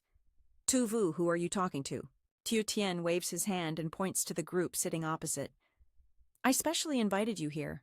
Who dares cause trouble for Tu Vu? Tiu Tian won't let it slide. One in the group taunts him. "Hero saves the beauty. Tu Vu's sister can't be defeated." Tiu Tian pretends to be serious. "Don't talk nonsense. I came because I saw Tu Vu in trouble." Suddenly mocking laughter echoes from behind. "And how many people did you invite?" Every word from Truong Luong drips with disdain. "Quite a few suck-ups, huh, Tiu?" Tian immediately gets angry. "Who are you? Talk nonsense without getting your tongue twisted." He glares. "Do you even know who I, Truong Luong, am?" Tiu Tian replies fearlessly. "Isn't your brother-in-law, Lai Dong Ko Hong, backing you? How dare you mess with our Tu Vu? You think Lai is easy to bully?" Truong Luong doesn't bother responding and says, "Tu Vu's seniors from both Hong and Lai families have already spoken. This is a junior matter. They won't interfere. Whoever wins or loses depends on that person's ability." As he speaks, he steps forward to warn Tu Vu. "Are you planning to break the rules today or what?" Suddenly someone shouts, "Isn't that Qian Min?" Qian Min stands coldly observing this kid with a notorious reputation in both black and white worlds. What's he doing here? Truong Luong rushes over and pushes Tiu Tian aside. "Get out of the way." He steps in front of Tu Vu and leans in to say clearly, "We're not touching you, young lady." Step aside, he approached Tu Vu and slowly said, "We won't touch you, miss. I'm injured. If you don't hand over the sword, it won't end well for me." Zhang Luong's face looked like a demon. Tu Vu couldn't hold back anymore and angrily argued that compensation was negotiable. "But the Than Bie was built by my own hands, and absolutely can't be handed over easily to others." Truong Luong smiled slyly and lifted her chin with his hand. "You want to negotiate fine by me?" He looked at the beauty with pleasure, not missing a chance to drop a crude remark. "Go dance around the pole then. We'll negotiate that way. I can't get hurt so easily." Tu Vu stepped back fearfully. "No way." She turned to look at the group behind her. "Guys, who's dealing with these people?" Tian Tiu hid behind Ethan Ye in fear. "Tu Vu, they can't touch us, or maybe you'll have to take a little loss." Suddenly Truong Luong's eyes widened in shock. He pointed at Ethan Ye. "This brat is here too." Truong Luong snapped, ordering Tu Vu, "You can stop dancing and hand over that punk who insulted me. Get him out here, I'm going to beat him to death." Hearing that, Tian Tiu immediately pushed the boy forward. "Tu Vu, come here quickly. Let this punk die." Ethan Ye clenched his anger, thinking silently that because of this damn fool's life he was being pushed into a death trap. Such bullying was unbearable. Tu Vu quickly raised her hand to block him, pressing her lips tightly and softly saying, "If something happens, leave it to me. No pole dancing required." "Why should I?" Tu Vu's eyes glistened with tears. Ethan Ye immediately held her hand tightly. "Wait." He gently reassured Tu Vu to stop. Then Ethan Ye swept a sharp glance at the crowd. "Truong Luong, I'll handle them." Ethan Ye stepped forward to shield Tu Vu. "They only know how to bully women. Aren't you ashamed?" She stared at him in surprise and gratitude. Ethan Ye smirked at Truong Luong sarcastically. "Planning to play hero and save the beauty. Let me tell you, the person I invited today you won't lay a finger on." Saying that, he turned to look at Qian Min with a flattering gaze. "Senior brother Nuoc Min said he'd look out for me." Qian Min maintained a cold expression, making the surrounding space feel silent. "Tio Gia, is a disciple of the three families. Still young but already a top expert in the region. Today you're dead for sure. Ethan Ye said nothing, just quietly observing the opponent. Suddenly he laughed innocently. Three families. Isn't that the three sons? Ethan Ye was about to say more when he noticed something strange. I thought it was AI. Qian Min flushed angrily and charged forward. You dare call my master by name. He didn't show anger but only smiled faintly, then lightly blocked the attack with his hand. His momentum was not bad, but still slightly weaker than your master the three sons. Tu Vu was stunned, unable to believe her eyes. Tong Thien, standing beside her, turned pale with shock. Seeing Ethan Ye's calm eyes stirred some turmoil inside him. Could he really block that easily? Qian Min frowned painfully. Suddenly the surrounding space became noisy. Hey, the three sons. Why are they here? When the three sons entered, all eyes turned to him. Qian Min obediently bowed and called out, Master. Ethan Ye was also surprised. Seeing the three sons appear, the crowd respectfully bowed to him. Three families. Three families. Qian Min laughed smugly. My master is here. Let's see how long you can stay cocky. Truong Luong quickly rushed up to accuse it was this punk who caused trouble. Pham Tiu Jia was disciplining him. The three sons stepped forward to lecture. Ethan Ye smiled and waved at him. He suddenly froze. The murderous aura around him immediately vanished. Why are you here? The three sons respectfully clasped hands. Master Deep, is this bar yours? You opened it. Qian Min panicked and interrupted. Master, are you saying it's this punk? The three sons angrily shouted at him. I told you long ago not to use my name to cause trouble everywhere. Did you know you almost caused a disaster this time? Qian Min angrily pointed at Ethan Ye. Master. He's just a bar server pretending to be a master. Suddenly Ethan Ye called the three sons by name and tilted his head, looking at him with deep eyes. Your disciple's foundation's not bad. The three sons immediately turned to scold his disciple. What nonsense is Qian Min spouting like a frog at the bottom of the well, unaware of his place? He stubbornly refused to back down. Based on what I Qian Min am no worse than him. Then Qian Min angrily puffed his cheeks and turned away. Why don't you go somewhere else? It's normal for Pham Tu to be arrogant and not accept defeat. Ethan Ye's gaze gradually grew cold, but he quickly unleashed disruptive power, then refused to back down. Looks like he needs a lesson. A strong energy surge spiraled straight at Truong Luong, who panicked and scrambled to escape.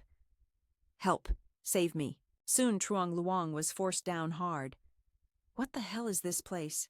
From now on, Tiogia won't need this anymore. Got it. Qian Min was stunned to see that scene, when suddenly a gentle hand rested on his shoulder. Qian Min Bach Ngzhan softly began to explain, the broken wind blade can only be mastered by those with great internal power. You're still a bit young. Ethan Ye turned to him with surprised eyes. I can clearly see your strength isn't simple. Bach Ngan slowly stepped forward, politely introducing himself, then handed him a ticket. I'm Bach Ngan. This is the entrance ticket to the Hoanam Antique Auction. I wonder if Master Deep will honor us with his presence. He gave the ticket to him. Ethan Ye pondered, looking at the ticket in his hand. Ethan Ye glanced over Bach Ngan from head to toe. He looked ordinary, but wore only high-end exquisite clothes. No wonder not bad. He held the ticket and smiled in agreement. I'm looking to buy some things, so respect is secondary to obeying orders. At that moment 3-2 raised a glass of wine and respectfully said, Master Deep is indeed magnanimous. He approached Qian Min and softly reminded him, quickly toast Master Deep with a glass. The atmosphere became lively. Everyone around raised their glasses, cheering for Master Deep. Watching that scene, he couldn't help but feel resentful that kid really outshined him. His expression clearly showed annoying discomfort. He's stealing all my spotlight. What will Tu Vu think of me now? She hesitated and stepped forward. With a shy look, Ethan Ye said, Thank you to show my sincerity. She nodded in agreement after hearing Tu Vu. You invited me to be responsible for Thon Ba's safety. That's only right. Tu Vu blushed. No thank you, Thon Ba saved me. We're just a small shop, don't know how to repay you. She looked serious and spoke. From today on, you own half the shares of Thon Ba. The employees nearby teased. Boss, you're finally the owner of Thon Ba. Awesome. Tu Vu's face flushed as she waved her hand. Don't talk nonsense or I'll dock your pay. Ethan Ye smiled quietly at the cheerful attitude of the two employees. These kids, after just a few days, they already treat me like family. After thinking for a moment, he decided to decline Tu Vu's offer. Forget it, money can't replace feelings. But if anything happens to Than Ba, you can always come to me. Then he pointed to the messy tables and chairs outside. It's too messy out there. I'll tidy up a bit so it doesn't ruin the shop's image. Seeing that 3-2 patted Keen Min's shoulder and ordered, Why are you just standing there? Hurry up and clean. Clean up so Master Deep can personally take action. All right, Ethan. Ye stepped forward and gently spoke to him. 3. To be more careful next time. Don't let others use the boss's name for bad deeds. He quickly replied, Thanks for the reminder, Master. 3-2 will definitely pass it on. He nodded in satisfaction. All right, I'm off now. Watching Ethan Ye's back as he left Tu Vu silently admired him truly. She hadn't misjudged him. Suddenly 2 people entered, Zoe Wang and Lai Hu smiling as they walked in. She glanced around. Lai Hu said, This place isn't bad. The music and atmosphere are great. He was about to leave. Suddenly a familiar laugh came from behind. Ethan Ye was a bit surprised. Zoe Wang. Lai Hu's eyes lit up immediately. Ethan Ye. You're Ethan Ye, right? I'm Zoe Wang's friend from Long Sun Mountain Manor. Thanks for stepping in. He nodded calmly. That's me. What happened at Long Sun Mountain Manor is in the past. No need to thank me. Zoe Wang sneered with a contemptuous smirk, pretending to be noble. Lai Hu quickly stopped her, then gently explained, Zoe Wang's just sulking, don't mind her. Last time you saved everyone. I still want to thank you directly, but it seems you're not at school. She shyly looked at Ethan Ye. Right, this week our school has a performance to celebrate the school's founding. You have to come then. Zoe Wang, annoyed, flicked the person beside her away. Lai Hu, do we really need to invite him? Lowering your status like that, don't you know? Lai Hu calmly replied, Zoe Wang, don't say that. No matter what, he saved us once. She linked arms with her and continued, I've known Ethan Ye for years. I'm saying this for your own good. People like him never amount to anything. Then Zoe Wang turned and dragged Lai Hu away. Meeting him just ruins the mood. Let's go. Ethan Ye said nothing, folding his arms and watching silently, reasoning with a frog stuck at the bottom of a well who only knows how to degrade others' dignity. Zoe Wang. From now on, you and I are strangers. Before leaving, Lai Hu didn't forget to turn back and remind Ethan, Ye don't forget about the school founding ceremony tomorrow night. Ethan Ye helplessly nodded. Got it. I'll be there tomorrow. Tu Vu stood behind, silently observing, eyes full of contemplation. Why is this girl taking the initiative? Maybe I should be more proactive. Ethan Ye glanced at the anniversary banner hanging at the gate, thinking to himself, Zhongshui Ren Guang truly lives up to being a school for noble families. But does a school anniversary need to be this grand? The stage was dazzling with bright lights. Below, the crowd was bustling with cheers, creating an overwhelmingly lively atmosphere.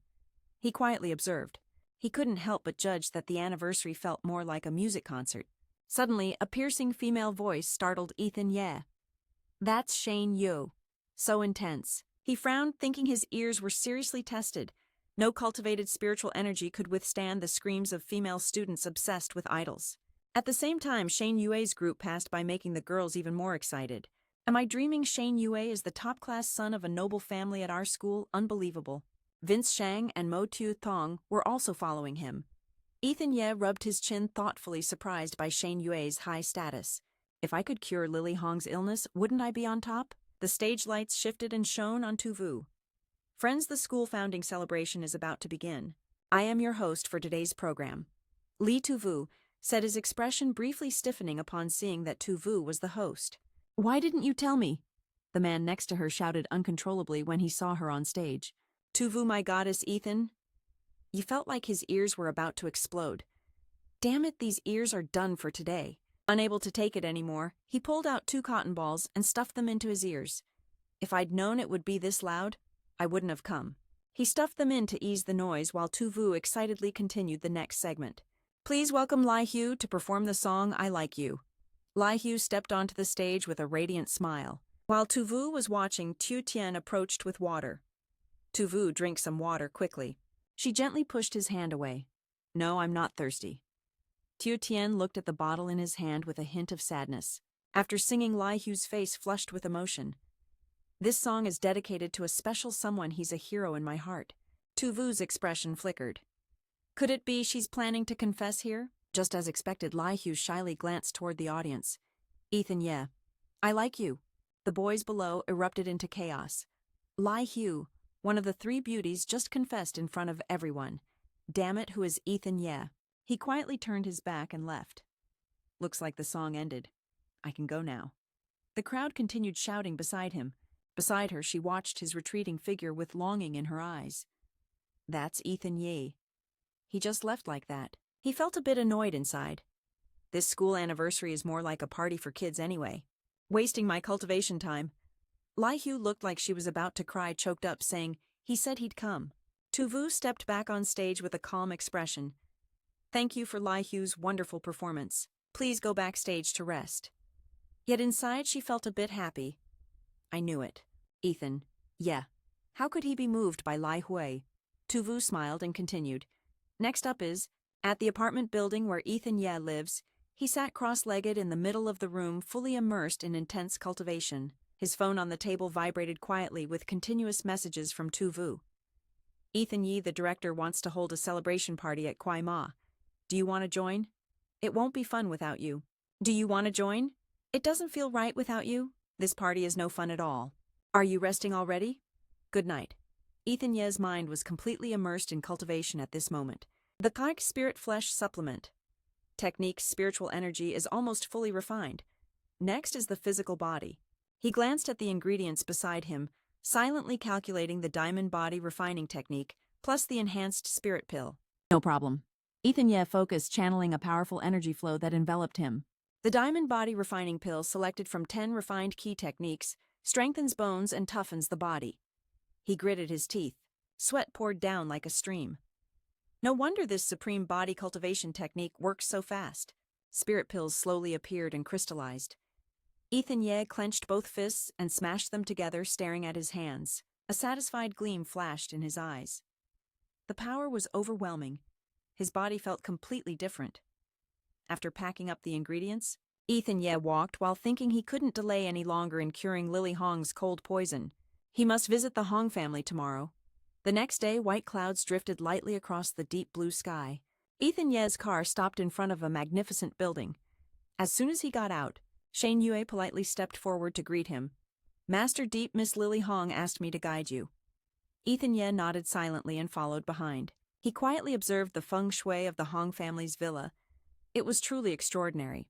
It was a rare place where spiritual energy gathered, but the denser the spiritual energy, the more it tormented those with cold poison in their bodies. Upon arrival, they met Ban Fong, who was standing with a suspicious look. Young Master Nach, Ban Fong asked. Ethan Ye awkwardly introduced himself. I'm Ethan Ye. I've met Miss Lily Hong once. I'm here to treat her cold poison. He looked coldly at Ethan Ye, silently judging him as a greenhorn, and yet he dared to treat Miss Lily Hong's illness. Suddenly a commanding voice echoed from the stairs. Lao Li, why did you bring a kid here? The speaker was the Hong family head, Hong Van Shuang. Ban Fong immediately bowed his head. Old Master Hong, this guest was invited by Miss Lily Hong herself. Ban Shuang's face darkened. I told Lily Hong not to trust strangers recklessly. This Nun Dan is a fraud. A fake master. He scoffed, waving his hand to signal them out. At that moment, Lily Hong stepped out of the room. Lao Li waited a moment, then quickly stepped in front of Ethan Ye. Master Deep, you're here. Seeing his daughter so warm, Van Shuang's face darkened. Lily Hong, what kind of behavior is this? Lao Li stopped her, but she ignored him, bowing shyly. Master Deep, I've always wanted to find you. Ethan Ye seemed to understand, and quickly added, the cold poison seems to have worsened. I brought pills to treat it. Before he finished, another voice interrupted. No, no, no. Fossen stood on the stairs, waving gently. People from China. Ethan Ye looked at him and politely greeted him. This is Fossen. Click looked at Ethan Ye with contempt. You think you're worthy of asking my name, damn? The atmosphere instantly grew tense. A question flashed through Ethan Ye's mind. Who was this cultivator? Van Shuang quickly defended. This is Master Fossen, whom I invited from America. He's the real expert. Ethan Ye silently observed the aura around him. Spiritual energy faintly visible, but the color was pale, probably someone who gave up cultivation halfway. Fossen still held the arrogant attitude from before. However, the Hong family daughter's condition was unusual. I've agreed to treat her illness. Hearing this, Van Shuang immediately invited him into the tea room. Sorry to bother you, Master Fossen. Please come this way. He poured tea himself, then raised the cup, inviting the master to taste. This is Da Hong Pao. We spent a fortune to get it. He took a sip, then quickly spat it out. Too bitter, only you Chinese can drink this. Van Shuang felt a bit embarrassed. He quickly changed the topic. Master, if you're not used to it, that's fine. But Lily Hong's illness... Fossen looked at her with a meaningful gaze. No problem. Isn't it cold poison? I can help push it out. Van Shuang instantly brightened. Sorry to trouble you, Master. Lily Hong turned away, cursing silently. He makes me sick. Ethan Ye's eyes always rested on him, a strange suspicion forming in his mind. Without medicine, even I can't guarantee a complete cure. What is this Fossen planning? He felt extremely uncomfortable under that gaze. You Chinese don't understand etiquette. This guy irritates me, pacing right in front of me. What should old Hong do? Do you want me to teach you? Lily Hong stepped forward to stop him. He's my friend. Master Fossen came from afar. He wouldn't force anyone. Seeing her resolute, Ethan Ye shrugged and let it go. Forget it. I won't argue with him. My time is too valuable. Are you ready yet, Van Shuang? The foreign elder master is starting already. No more preparation needed. Fossen didn't bother to answer and turned back. He ordered Lily Hong to close her eyes and sit down. Don't open your eyes during the spell later. She reluctantly sat down but couldn't shake off her unease. He quickly began cultivation. The demonic memories immediately enveloped her body. That power surged straight into Lily Hong's mind. Ethan Ye finally realized Fossen's real intention.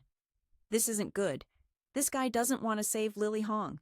Seeing his daughter being controlled, Van Shuang panicked. Elder Master, Lily Hong.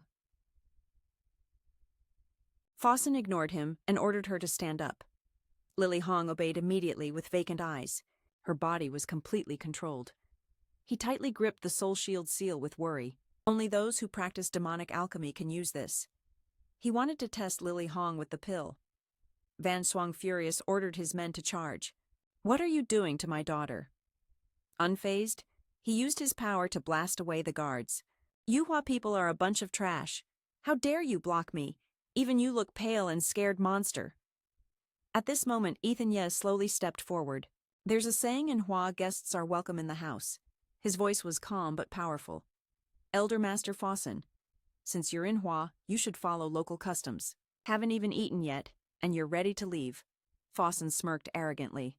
Only Huaran like pig food. Feeling itchy already? Ethan Ye sneered coldly. Brutal heavenly beast, AI, if you're itchy, you might not even survive. Suddenly an old man appeared, blocking him. Deep little brother, hold on. This is the Hong family's business. You shouldn't interfere, Van Shuang. Seeing Teo Kin, he panicked and called for his father, rushing over. Dad, why are you here? The old man didn't answer his son, but stared directly at Ethan Ye. Thank you, little brother, for your righteousness. But he added, outside the Hong family, small troubles can't be solved or people will laugh at us. Ethan said nothing, only looked with deep eyes. The Hong elder cultivates. It's not easy for him to endure. Teo Kin slammed his staff on the floor and ordered, Where is the Hong family? The guards immediately appeared, surrounding Fossen. The Hong family values respect and courtesy. Why repay kindness with hatred? Why stubbornly hold my nephew without explanation? Don't even think about leaving here. Angry? He shoved Lily Hong backward. Who gave you the confidence? You rotten old man in your robe, you want me to answer your question. Ethan. Ye immediately warned the Hong elder is dangerous. Before he could act, the demonic power blasted away the guards and charged straight at Teo Kin. Fossen's eyes gleamed with cruelty. Hong elder, how does the soul-banishing aura taste? Teo Kin was grasped tightly by the demonic hand. Screams of pain echoed. Van Shuang, witnessing this scene, couldn't hold back his trembling voice. The Hong family treats you like an honored guest. Why are you so cruel? Fossen showed no remorse, replying coldly, "Do you want me to say it again? All Hua people are trash." Then he swung his arm, controlling his power. There wasn't much time left. "I'm done playing with you." Tu Qin was immediately thrown far away. Van Shuang shouted in panic. Dad Fossen didn't stop. The dark energy on his hand gathered, aiming straight at the old man, ready to finish him off. He tightly embraced his dying father, regret flooding his heart. The Hong family has passed down 10 generations. Today they fell into this situation again. A new surge of power burst out as he charged forward to block the demonic energy. Seeing Ethan Ye stand up to shield Van Shuang was astonished and retreated behind him. "Leave it to me, he's the one." Fossen's disdain deepened. "You don't know your limits. Die." He immediately unleashed the 8 trigrams demonic array. Standing firm against the vicious attack, Ethan flew into a rage. "I don't believe it.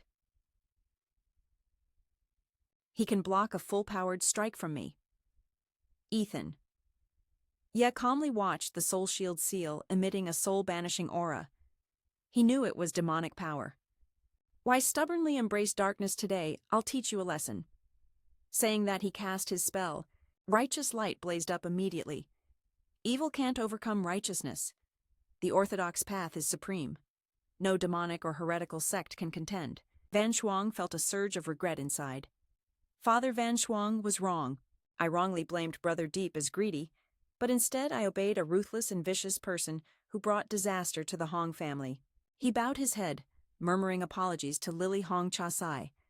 The fate of the Hong family depended entirely on Elder Deep. The dark power of Fossen kept attacking relentlessly, but Ethan Ye blocked him. Their eyes met, then they simultaneously unleashed their power. A thunderous explosion shook the heavens, frightening Van Shuang, who anxiously called out to Ethan Ye. "Elder Deep, are you okay?" The explosion subsided and Ethan Ye appeared calmly. "No need to be afraid." Fossen, injured and angry, cursed, "Ethan, what did you do to me? Why can't I release my power? My inner strength won't flow." He didn't answer, and casually walked forward, picking up the teacup on the table. "Ethan, Ye, how dare you destroy my cultivation realm? I'll tell Master so you'll die in peace." Ethan Ye ignored Fossen's threat. He strode straight to Fossen's subordinate behind him. "Lend me your robe." The man hurriedly agreed. "Sure, take it off." Seeing him approach, Fossen shouted fiercely, "You crippled my cultivation realm. What else do you want?" Ethan Ye bent down, draped the borrowed robe over his shoulders. "I have an eye for clothes. I think this suit looks great on you." Fossen, unwilling, kept cursing. "What, I won't wear that." He poured the teacup straight over his head. "Feng Hien, your parents named you this, hoping you'd be virtuous." Fossen gritted his teeth and lowered his head, while Ethan Ye continued calmly. Yet he didn't even know the meaning. His real name, the bloodline of the Hoa kingdom running in him, wasted like this was truly pathetic. He didn't look back, coldly turning away.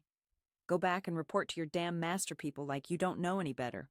Not worthy of admiring the beauty of the flower summer." Ethan Ye's righteous act moved Van Shuang deeply. "This is the true master." He said nothing, quietly sitting beside Tu Qin. Ethan Ye placed his hand on the old man's forehead and began examining him. Worried, Van Shuang asked Elder Deep, "Will the old master be saved?" He answered immediately, "His cultivation realm is not high, and his strength hasn't deeply integrated into his body. The old master just needs some time to recuperate, and will be fine." Soon after, Tu Qin suddenly coughed a few times. Van Shuang saw his father was awake and immediately embraced him. "Father's awake." Still coughing harshly, he said, "Did Elder Deep come to help?" Tu Qin slowly sat up, looking at Ethan Ye with grateful eyes. "We of the Hong family will remember your kindness. But Lily Hong is my only granddaughter. I hope Elder Deep will save her." Ethan Ye gently supported the old man. "Old master, please get up quickly. Lily Hong asked me to come. I can't just stand by." After a moment, he slowly cast a seal to examine her. "The cold poison in her body and the chaotic energy will take time to eliminate. I'll suppress it for now." Van Shuang cautiously asked Elder Deep if they needed to prepare anything. "I'll send someone to get it ready." Ethan Ye lifted Lily Hong and turned to him simply. "Send 4 fire basins and 4 water basins to surround her." After a while, she was laid on a mat. "Elder Deep, we prepared everything you asked." Ethan Ye rolled up his sleeves, ready to begin. "Those not involved, please leave. Family members of Lily Hong who insist on staying at least step back 3 steps for me." He put a pill into her mouth. Immediately, the detox process began. Lily Hong couldn't help but groan in pain a few times. Hearing her voice, everyone felt a bit worried. It started. Ethan Yi unleashed the 8 trigram seal. Slowly lifting Lily Hong, he carefully recited each line of the incantation Tan Than Kan, Luong, Kon, Ton, Li Doi. The cold poison was instantly expelled. Ethan Yi looked at the basins placed around, sweat beading on his forehead. All right. The process completed. She awoke, bewildered, looking around. The maid gently helped Lily Hong sit up. What just happened? The cold poison on me is gone. Ban Fong's attitude towards him changed at this moment. He sincerely praised Master Deep, saying she is truly amazing. The young lady's complexion hasn't looked this good in years despite her illness. Van Shuang clasped his hands and bowed in thanks.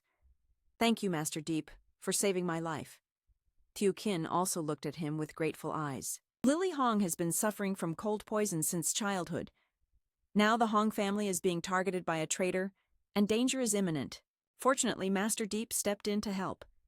The old man approached her and placed his hand on her shoulder. Master Deep, if you ever need anything, the Hong family will never refuse. Ethan Ye waved his hand to decline. It's nothing, just a small matter not worth mentioning. Tiu Qin's voice deepened as he ordered, someone bring the contract, the Huofeng Villa, and the keys here. Ban Fong immediately replied, yes, Master Qin. Delivering these items is a debt of gratitude and a principle the Hong family has upheld since its founding. This is the Huofeng Villa by the lake. Please accept this token of my sincerity, the old man said. Lily Hong gently added, the Diep Fong Villa is the ancestral home of the Hong family. It may not seem logical, but since Master Deep saved my nephew, we will repay him. Then she turned to Ethan Ye with affectionate eyes. The fiery spirit angrily scolded, nonsense. How could you possibly repay such a debt just relying on this? Actually, the old master had his own thoughts. The young man has the potential of a dragon general. Lily Hong might not be able to reach him. Best to stop those thoughts. The boy bowed happily and thanked. Then I humbly obey. Ethan Ye silently praised the old master's move. It perfectly cut off Lily Hong's intentions. As expected, not simple. She's sulking, grandpa's really in trouble. This won't do. That won't work either. So Lily Hong brought Master Deep to the villa, right? Then she stepped forward gently and said, Ethan Ye, let's go.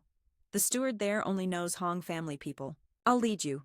Just as they reached the villa gate, he was silently observing. Assessing the spiritual energy of the Villa Huofeng's really no joke. No wonder the Hong family thrives like this. Makes sense. Lily Hong stepped forward and firmly ordered the servants. Ethan Ye is the owner of this villa? Everyone must take care of him. Yes. They hurried to stop her. Wait. Ethan Ye turned and picked a few people himself, then told them to clean once a week. The others, Lily Hong, you take them. Lily Hong was a bit unhappy, wanting to refuse. Is that okay? He gently replied, I like quiet, don't need many around. Those people she took back to the Hong family and arranged for them. Lily Hong bowed, feeling a bit sad inside. Could it be he doesn't find me beautiful enough? That night, Ethan Ye sat by the window, looking up at the moonlight outside. The full moon night has the strongest spiritual energy, perfect for cultivation. He looked at his hand, a thought rising. Today's fight with Feng Hian and Ngok Thach Ling formation almost got destroyed. Seems like I need to add 2 more spiritual formations first. Thinking that, Ethan Ye quickly focused on cultivation. The soul-stealing Great Formation usually has 3 spiritual formation arrays combined into Maze Formation, Defense Formation, and Protection Formation. For soul-stealing formation, he concentrated fully on the jade in his hand, the Maze Formation. Protection Formation, as the name suggests, extends the time to adjust the formation while under attack. Ethan Ye's eyes immediately brightened. Success next was engraving the soul-stealing formation. Soon after, he sensed something wrong. No good. The jade in Ethan Ye's hand suddenly exploded. Looking at the shards on the ground, he felt a chill. The jade stone is indeed too weak. It couldn't withstand 3 spiritual formations. Then Ethan Ye took out his phone and started texting. Lily Hong, do you know where to buy 100-year-old jade stones at a conference building? Continuous chatting sounds echoed. Huoka, did you find anything you like this time? Neep Huo lazily replied. Nothing much, just saw a green beast bracelet that suits Tu Vu well. Min Kang raised an eyebrow teasingly. That bracelet's from the Qianlong era. Pretty pricey, Huoka. Is this for proposing? He laughed while lightly shaking his wine glass. A proposal gift. That's not enough to save face. Just a small gift to please Tu Vu. She frowned, annoyed. Nip Huo said, "How many times have I told you? I don't need your gifts." Tu Vu couldn't hide her disgust. She had to refuse quickly. "If you don't want to get married, you still have to listen to others' arrangements." Nip Huo glanced at her displeased. "You're practically married already. Accepting a little gift is no big deal. The auction is about to start, let's go inside." Tu Vu quietly looked toward the main hall, secretly hoping Elder Tian had invited Ethan Ye to join the auction, but he still hadn't arrived. Just then his car appeared outside the hall. Ethan Ye and Lily Hong entered Hoanam Ancient City together. Luckily they were still on time, she happily said. "Elder Tian said this auction has the jade stone you want. I've already checked everything." He saw them and greeted, but inside kept scrutinizing the strange Hong family. Didn't they usually show no interest in auctions? Why this time isn't that Lily Hong Young, Miss of the Hong family? "I've heard of you for a long time. I'm Nip Huo." Tu Vu happily ran up to Ethan Ye. "I knew you'd come." He smiled and replied, "I heard this auction has top-quality jade stones. I came to check it out." Tu Vu's gaze stuck on him, making Lily Hong a bit uncomfortable. Why does she look so unhappy just seeing Ethan Ye? She immediately linked arms as if marking her territory. Ethan Ye asked Elder Tian to give the auction list. "Today it's at the seat. Hurry and go check it out." He nodded and then went inside to sit down. Seeing those two so close, Tu Vu felt a little uneasy. Lily Hong is the heavenly Chai beauty of the Hong family. I'm just a despised son of the Lai family, clearly lowly. Nip Hoa quickly sensed something was off. What's going on? Since when has the Hong family known this guy? She looked at him as if she'd lost her soul. He immediately ordered Min Kang to investigate before the auction ended. "Investigate the kid next to Lily Hong for me." He acknowledged the order, replying, "Yes." At the auction hall, "Guests, please take your seats. The auction is about to start." The host appeared with an excited look. "Thanks for waiting, everyone." Today's auction item was quickly revealed, the Blood Emperor seal of the Ming Dynasty. Starting price 10 million. The entire hall instantly buzzed. 11 million? 15 million? 18 million. Ethan Ye watched calmly but felt worried. The jade must be worth several times more than this. Li Dong had just brought the money and hadn't even warmed his hands before it had to be handed over. The first item's price was quickly announced. 18 million final price. He sighed quietly. Cultivation is truly a bottomless money pit. Need to find a way to earn more. The next item was quickly brought out, 7 top-grade Hoa Jian jades. Starting price from 1 piece. 50 million. Ethan Ye immediately bid, full of hope. 55 million and counting. If he could get this jade, the Tu Lin formation would succeed. Those behind saw the guy with Lily Hong and hesitated. "Seems like someone from the Hong family. Better not compete." The other quickly replied, "That's right, offending the Hong family means no easy life in Doan Chao." The auctioneer began finalizing the price, 55 million. Anyone bid higher than 55 million, first call, 55 million. Suddenly another voice rang out. Wait, Nip Hoa stood up and bid 80 million. The auction crowd smiled and closed the deal. This round was fiercely competitive. Congratulations to Mr. Nip for winning the Hoa Jian Jade at 80 million. Ethan Ye quietly left the hall amid surprised glances from those around. Even the Hong family's people dare offend Nip Hoa. They must be looking for trouble. That kid might actually be from the Hong family. Besides, the Nip family is no joke either. Lily Hong worried. Chasing after Ethan? Yeah, she asked, 80 million isn't much. Didn't you ask me to bid for you earlier?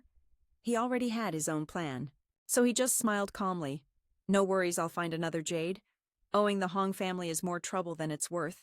Seeing her staring at Ethan Ye, he couldn't help but brag. Tu Vu, why are you still looking at that kid? Pretending in front of Nip Hoa didn't. I just lose. Why are you so annoyed? She stood up and left, apologizing. I'm not feeling well. I'll go first. That cold attitude angered Nip Hoa. Tu Vu, I spent nearly 100 million for you. Bought a piece of jade, don't be ungrateful. Tu Vu ignored him and kept walking. Nip Hoa snarled angrily. I never agreed to marry you. You don't have to win me over. Damn bastard. If you weren't from the Lai family, I wouldn't even look at you. At that moment, his men suddenly appeared behind him to report Nip Hugh investigated. That Ethan Ye is lowly born. His parents are workers. We don't know where he got the VIP ticket. Nip Hoa had to order. Find a way to call him to the VIP room. While he stood alone, Nip Hoa's men approached. Excuse me, are you Ethan? Ye Mr. Deep, the owner of the jade wants to see you. At first he found it strange but then nodded and agreed to be escorted to the jade's owner. Could it be this person still has jade to sell? At the door, that person politely invited Ethan Ye in. As soon as he entered, he asked directly, "Aren't you the one who bid on the jade? Are you planning to resell it?" Hoa sneered contemptuously. Just a white-faced punk of Lily Hong acting like a big shot. Then he stepped closer, placed his hand on Ethan Ye's shoulder and said challengingly, "I warn you, give up on Lily Hong. She has to marry me." Ethan Ye coldly shrugged Hoa's hand off. "If you can't win her, come find me." Throwing a tantrum, pathetic. "I thought I had a chance to buy back the jade." Seeing him turn and leave, Hoa immediately stopped him. "Wait," Hoa held up the recently auctioned jade, inspecting it. "This jade is worth at most 60 million. Because of you, I had to buy it for 80 million. His words carried a warning tone. "So how do you plan to make it up to me?" Ethan Ye frowned slightly. "I volunteered for the auction. What does that have to do with me?" Hearing this, Hoa stepped forward and taunted. "I forgot you're just a broke nobody. No money. Fine, then give me 7 kowtows." Ethan Ye frowned, trying to stay calm. "Out of respect, since you're an acquaintance of Tu Vu, I don't want to make things difficult." He laughed heartily. "This kid's got some nerve." Then angrily, he grabbed your collar. "Just one sentence from me is enough to crush you." Ethan Ye immediately shoved Hoa away.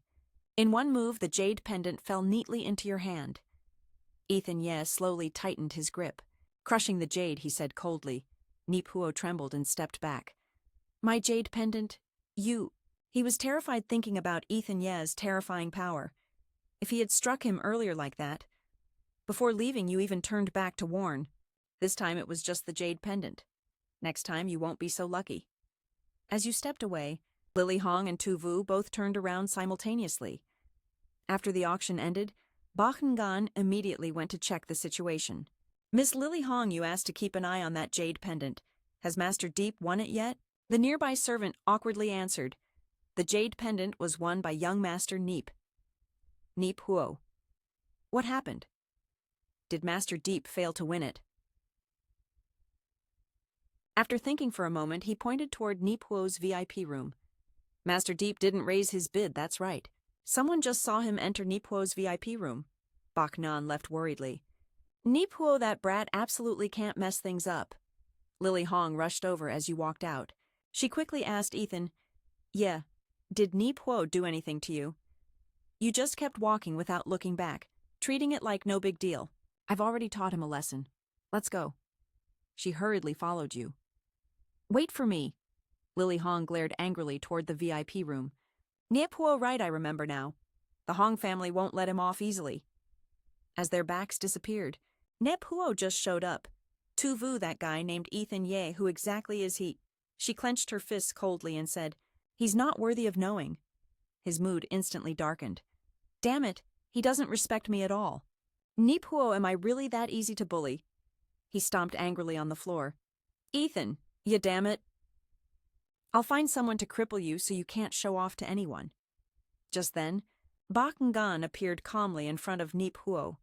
"I heard young Master Neep spent 80 million to bid on a jade pendant. Quite generous."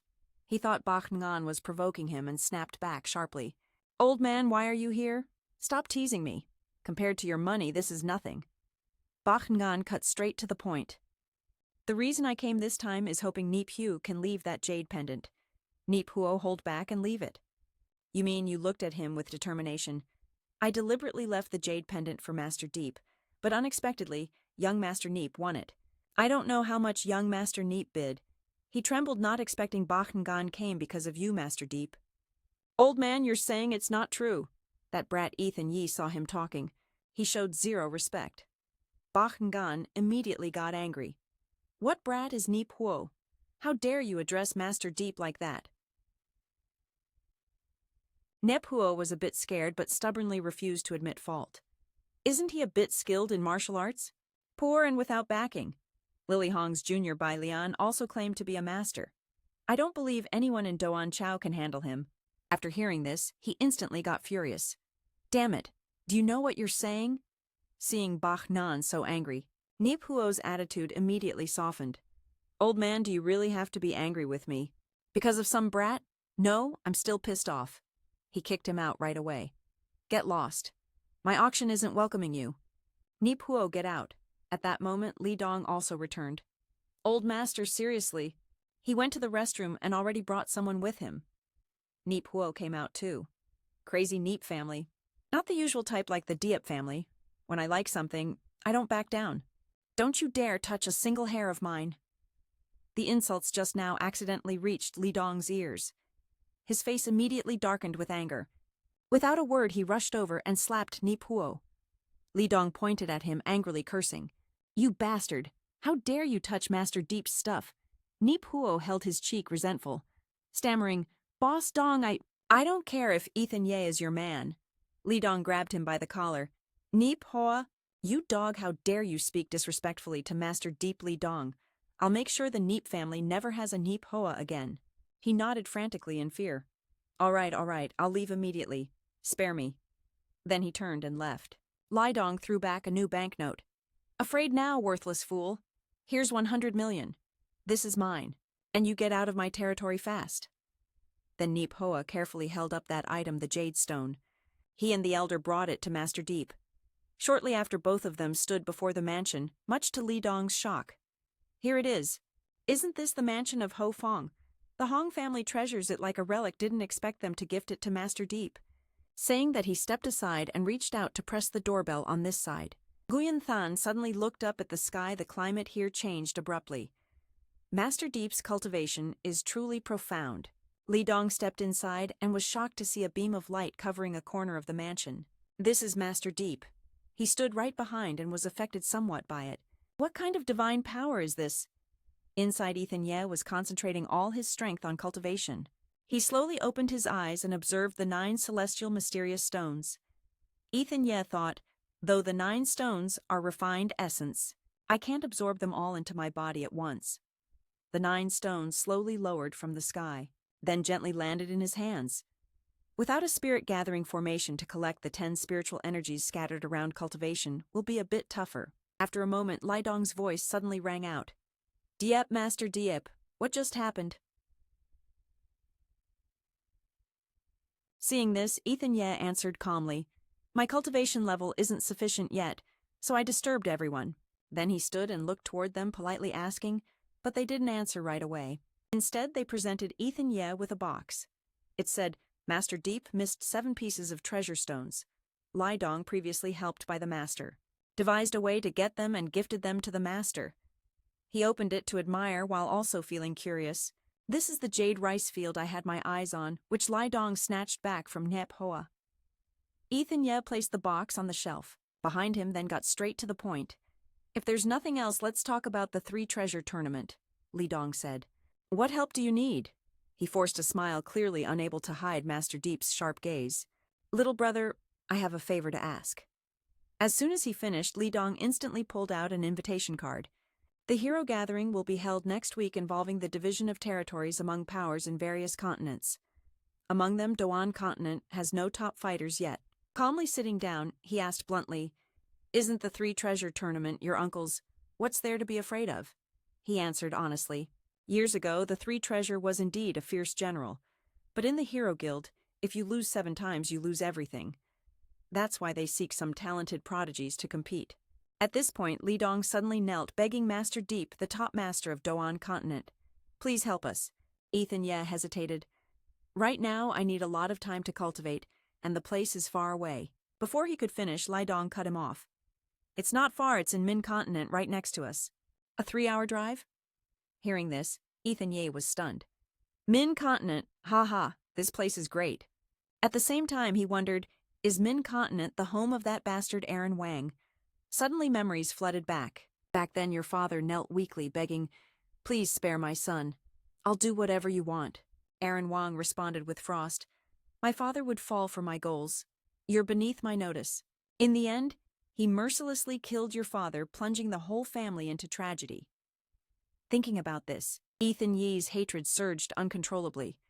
The Vuong family grudge from my past life, I will definitely repay blood with blood. He lost his composure and clenched his fist so hard it broke the armrest. Ethan Ye suddenly stood up and looked at the others. Li Dong, I'll help you, but I have one condition. He decisively threw the invitation card to the ground. Then he made a demand. Investigate the Vuong family in Min Continent for me. Don't spare a single ant. A week passed. It was also when the hero gathering officially began. Ethan Ye finished observing, then asked, "Is this the hero gathering Lai Dong mentioned?" "Akaim." He quickly replied, "That's right. Senior Deep, please sit." He didn't sit immediately but stood there pondering. Where is that dog thief, Aaron Wang? Someone like him definitely won't miss a fight like this. Ethan Ye closed his eyes. He focused on sensing the power of everyone around. All are cultivators. It seems there's going to be quite a bloody battle here. At that moment, a bodyguard hurriedly chased after Miss Claire Shang. "Don't run, young lady." She ran around aimlessly, then suddenly, via someone nearby. Claire Shang fell to the ground. Angry, he scolded, "Watch where you're going." He stood there, eyes coldly staring at the young girl, still so young, yet a cultivator. Suddenly, Li Dong stepped forward. "Miss Shang, out of respect for Uncle Li Dong, this person was invited here." Claire Shang sulked and turned away. Ethan Ye behind was puzzled. The guild didn't expect such a young lady to step into the arena. Hearing this, he hurriedly explained, "No, she's the daughter of the Hoa Nam powerful family." Claire Shang said she came looking for her master. Suddenly, Ethan Yi sensed a strong spiritual energy. Someone was making a move. That thought just crossed his mind when Du Hang immediately spoke. "You're Ethan Yi." Li Dong's eyes flared at the man beside him, reacting fiercely. "Changzi, you dare come here assign me Mercian beings." Du Hang's face bulged with veins as he faced Ethan Ye. "It's this brat who injured my son, Song Tian." Seeing the situation was tense, Changzi immediately stepped forward to remind, "Yes, Senior Song, but the fight with Ming Zhou is about to start. Best not to get distracted." He saw the worry in his eyes and blamed the brat for scaring him.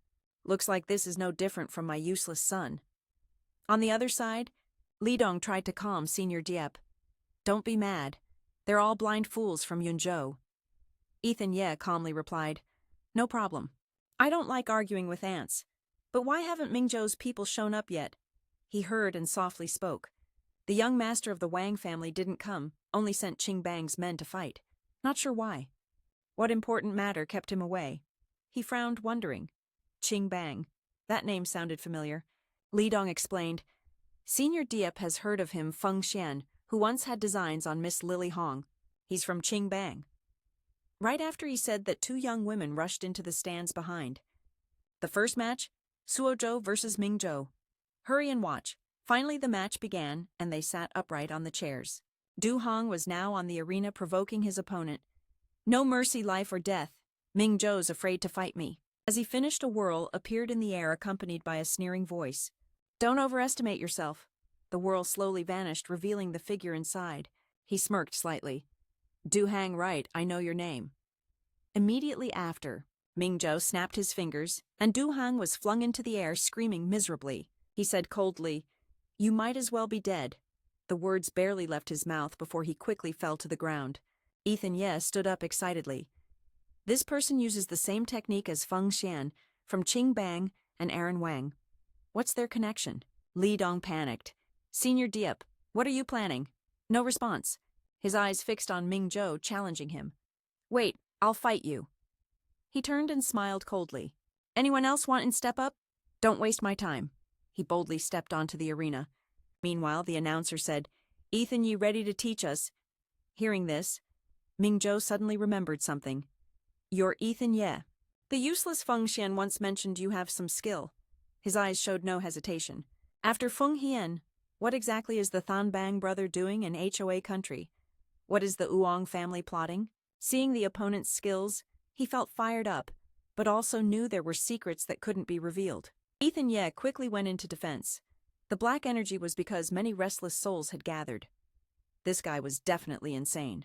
Cultivating the Tao without caring about anything else, his hands were stained with fresh blood. Min Chao reached out, gathering spiritual energy. At the same time, he transformed it into a massive whirlpool. The boy reacted swiftly, using his power to control the vortex. Seeing the tension rising, he sneered. "Aaron Wang really didn't lie to me. The Brotherhood is truly interesting." Hearing this, Ethan Ye instinctively frowned. Hao An said he conspired with Than Bang. What's the purpose? Min Chao's eyes now glinted coldly as he started a new technique. The dying don't deserve questions or words. Min Chao quickly controlled the swords, making them rush toward the opponent. Ethan Yi obviously wouldn't sit still and die. Dealing with guys like him doesn't need niceties. He poured all his strength into a counterattack and advanced aggressively. I'll ask again, what's Than Bang Uong Ra's plan? Seeing the unstable situation, he hurriedly calculated. Just 2 hands can break my attack if I'm careless. But Min Chao immediately created a pillar of light. You're forcing me to deal with you, Aaron Wang. Since Zhuang Ra's return, I don't know how to explain this. Hearing this, Ethan Ye's face showed surprise. Zhuang Ra went to meet Snow Tang while he was deep in thought. Suddenly, he charged forward to attack. A big explosion happened on the arena bamboo. Li Zhong rushed over frantically to Master Deep. The light gradually faded, revealing Ethan Ye stepping on Min Chao's body, saying, Aaron Wang, where did you meet Zhuang Ra? Dazed Min Chao muttered, Did I lose Ethan? Yi felt annoyed hearing him ramble. Stop babbling. I'm asking where Aaron Wang is. He spoke weakly. At the Huang Hotel, Ethan Ye suddenly kicked Min Chao again. With people as vicious as him, I'll let you die quickly. Too easy for him. Saying that, he turned away, leaving Min Chao gasping on the arena floor. Li Zhong, seeing Ethan Ye unharmed, couldn't believe it. Master Deep won. Ethan Ye walked past Li Zhong. I have other matters. For the next match, pick someone else. He thought to himself this time, Master Deep must be really angry. Too scary. He kept walking. Along with his thoughts, Snow Tang thought, I can't miss her this lifetime. Claire Shang was nearby. Watching this, he smiled. Interesting, this guy deserves to be my master. Tonight at the Huang Hotel. The bodyguards were worried and panicked. He urgently reported Miss Zhuang isn't here. Go find her before Aaron Wang's plan is ruined. Ruining the meal. Ethan Ye heard this and thought Snow Tang was right. She's never liked hanging out with those clan people. He suddenly smiled, remembering something. Not sure if she still likes climbing through windows. Thinking this, Ethan Ye's eyes unconsciously glanced toward the window. Surprisingly, he saw Snow Tang preparing to climb down. That's definitely her. Seeing the bodyguards still lingering, Ethan Ye started planning. This won't do. The guards are about to notice. I have to distract them. As soon as he said that, he threw a stone at one's neck. Sorry, brother. At this moment, she walked happily through the courtyard. If she wants to escape, she can do so easily. After some steps, Snow Tang suddenly stepped on a branch. It seemed she feared the noise would alert the guards. Once they find this place, it's over. Thien saw Snow Tang's worried face and smiled softly. Snow Tang's always like this, thinking she's smart. But she's clueless. When she saw that person wasn't a guard, she immediately signaled, Shh. Help me, don't make a sound, okay? He quickly agreed, thinking Snow Tang still isn't used to him. Can't be too abrupt. The guards noticed something and told each other, There's noise over there. Go check it out. Snow Tang clasped her hands, pleading, I don't want to be caught. You don't seem like a bad guy. Can you take me away? Ethan Ye gently replied, Wherever you want to go. Hearing that, she immediately grabbed his hand and ran forward. All right, let's run. They're about to catch up. Snow Tang withdrew her earlier smile, thinking how strange this is. This guy feels really familiar. Ethan Ye ran while quietly relieved. Snow Tang. Finally we meet. After running for a while, both were clearly exhausted. She was drenched in sweat, but still reached out her hand to introduce herself. Hello, I'm Snow Tang. Thanks for helping me. He looked up and shook her hand. The fatigue soon faded away. Ethan Ye stood up straight and suddenly asked those people, Why are you chasing her? Snow Tang answered honestly. Forced marriages between clans are so dull. I don't want to follow my father's orders. To meet a man she doesn't even know. He frowned upon hearing this. He wanted to warn her to stay away from that bastard Hao. The farther the better. But how should I say it? Then she spoke her true feelings. If I could be like Chang'e rushing to the moon without a second thought, that would be great. Ethan Ye encouraged her, Follow what your heart tells you. Everything will be fine. Snow Tang suddenly felt reluctant. I have to go now, even though they had only known each other for a few hours. But it felt really comfortable, strangely so. His gaze became very complicated. We truly have fate. Hope to see you again. She walked to a nearby parked car, then turned back to wave goodbye. You're right. Thanks, Ethan Ye. If fate allows, we'll meet again. The car quickly drove off, leaving him with unfinished thoughts. Snow Tang in the future. I will protect you. This life your fate belongs to me, not heaven. Back at the mansion, Ethan Ye took the 7 spirit stones to the rooftop and wondered, I've just reached the chi refining stage. How should I protect Snowtang, so she won't suffer in this life? Thinking of her, he blamed himself. Ethan, yeah, you're still weak. Very weak. Then Ethan Yi immediately controlled the 7 spirit stones to hover in the air. His eyes became more determined than ever. He had to use every moment to train and become stronger. Ethan Ye focused all his attention on cultivation. For Snowtang, he must become stronger. During cultivation cycles, absorbing the ultimate spiritual energy of the myriad realms, he could also absorb the spiritual essence of all things.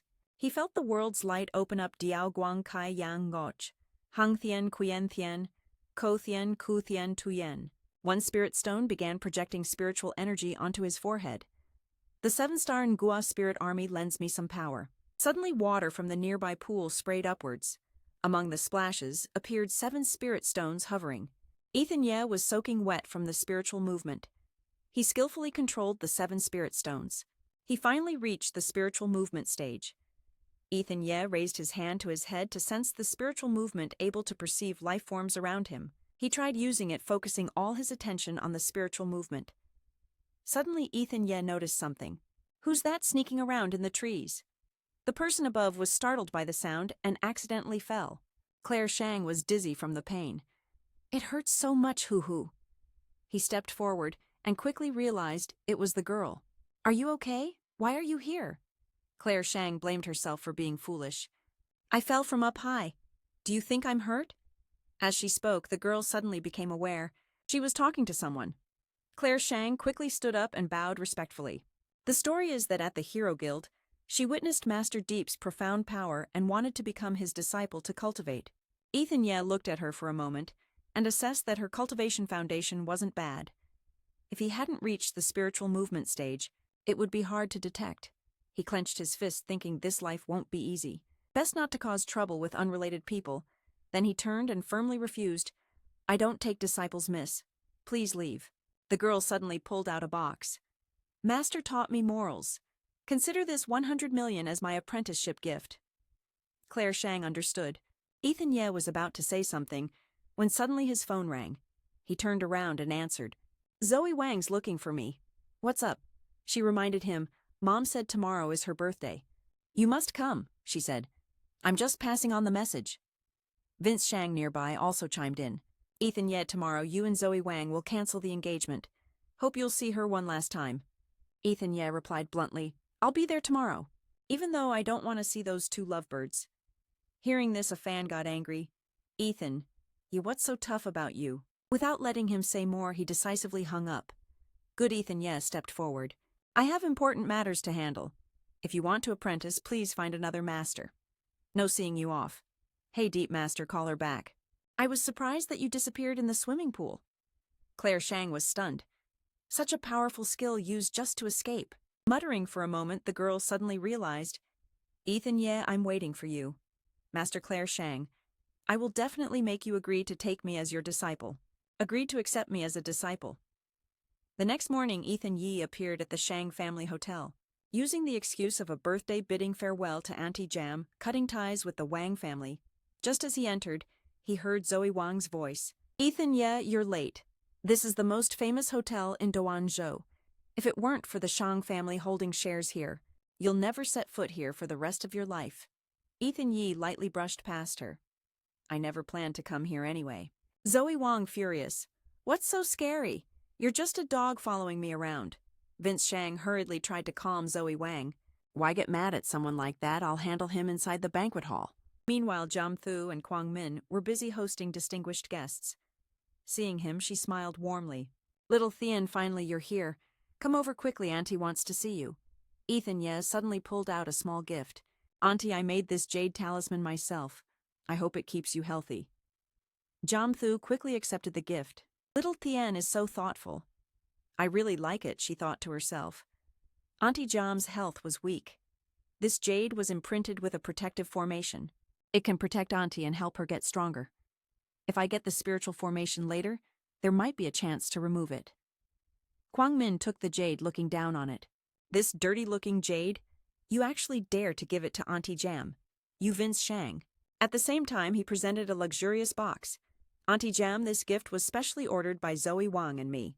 There's only one necklace like this in the world. She and the others chimed in. It's a special custom design. It's so beautiful. Auntie was slightly taken aback. Young Master Shang, you don't have to buy such expensive things, I think. The sincerity matters most. Little Thien is thoughtful. Zoe Wang quickly wrapped her arm around her mother. This is Vince Shang's heartfelt gift, unlike some people who just give out anything. Jam Thu angrily snapped. What kind of speech is that little Thien is betrothed to her son? She bluntly replied, we don't want to marry someone like him. Take this chance. Ethan Ye also straightforwardly said, Zoe Wang and I have incompatible personalities and tastes. The betrothal from childhood is officially cancelled today. Auntie was stunned. Little Thien, even you, I treated you like a son in this family. Vince Shang started questioning the Wang family. Treated you like a son. Today is Auntie Jam's birthday. Why did the Deep family send such a weakling like you here? You don't understand the slightest bit of etiquette. Hearing this, anger suddenly flared inside him. He said again, challenging him, can't talk, want to fight? I see the Deep family is too weak and only causes trouble for Auntie Jam. On this important day, Ethan Ye couldn't stand it anymore and lowered his voice at Vince Shang. Let's go outside. I'm afraid of ruining Auntie Jam's mood here. Suddenly, Auntie Jam's heart pain returned. Stop arguing. My heart condition flares up every time you two fight. He moved forward to support her, then reminded her. Hold on to the jade tightly, you'll feel better. I will take you to the hospital right now. Ethan. Yeah, the Wang family has nothing to do with you. You don't even have your own car. How are you going to take my mother? Vince Shang's gaze deepened. Fine. I've called a driver to take Auntie there. Ethan, yeah, you don't need to pretend anymore. So she was the one who took Auntie Jam to the hospital. Just as she stepped out the gate, he immediately spat insults. There were many rumors about you earlier. I thought you were something special. Turns out you're just a useless loser. Ethan Ye instantly flew into a rage, smashing the table. Vince Shang, say one more word. I'll turn you into dust like this table. He sensed danger and quickly stepped back. Who are you threatening? This is the Shang family hotel. If you break a table or hit me, can you even pay for it? No more talk. He immediately clenched his fist and unleashed spiritual energy. Vince Shang broke out in a cold sweat, seeing the powerful fist. At the same time, Claire Shang's voice rang out. Master, this kind of person isn't worth dirtying your hands over. The girl glanced over the Shang family estate. Since when did it become someone else's turn? Kicking and waving her hands, Zoe Wang glanced at the person in front and frowned without realizing it. Vince Shang, who's outside. Who is it? He ignored her, then politely greeted Claire Shang, Miss. What brings you here? Vince Shang stepped forward, trying to win favor, but he's just a troublemaking punk, no need for the young lady to step in herself. I'll kick him out. No sooner had he finished speaking than he turned and ordered, Get him out of here now. Before Vince Shang could finish, the little girl suddenly kicked him. Don't pretend in front of me. I came today to teach you a lesson. He collapsed in confusion. Miss Claire Shang, I am Vince Shang. I'm also your cousin, he said. But the girl didn't respect him at all. She even slapped him again. Who gave you the right to claim kinship with my family? Just wait, I'll deal with you later. Zoe Wang stepped forward, angrily yelling, Where's that little brat? Come here, you little troublemaker. Vince Shang quickly warned Zoe Wang. Apologize now. This is Miss Claire. Shang, the only daughter of the Shang family. No one disrespects her. He crawled to the little girl's feet. Miss Claire Shang, please don't mind her. I'll apologize for her. Witnessing this, she looked down on herself thinking, Am I blind? Why would she look up to a weakling like him? At that moment, the girl turned sharply and walked over to Ethan Ye with a completely changed attitude. Master, you're late. The disciple had put in a lot of effort to find the master and avoided Claire Shang's gaze while waving his hand. Don't call me that. I haven't agreed to be your master yet. Zoe Wang overheard their conversation and was curious about Ethan Ye. The young lady of the Shang family wanted to take him as master.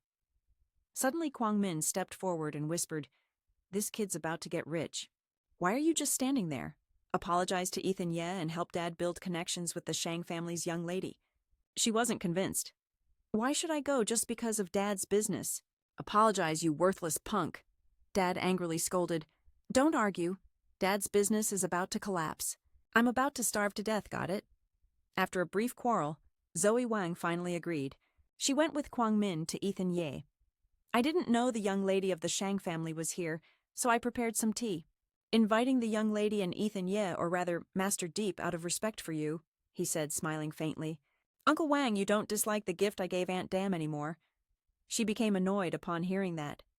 Ethan Ye, the young lady of the Shang family, worked hard to get here. What about the feelings we've shared all these years? Can't you show Dad a little respect? Ethan Ye laughed sarcastically. Oh, feelings, Zoe Wang, you forgot fast. Last night you wanted to cancel the engagement with me. That's over. So where are the feelings today? Zoe Wang's anger flared up fiercely. Ethan Ye, I have to tell Mom.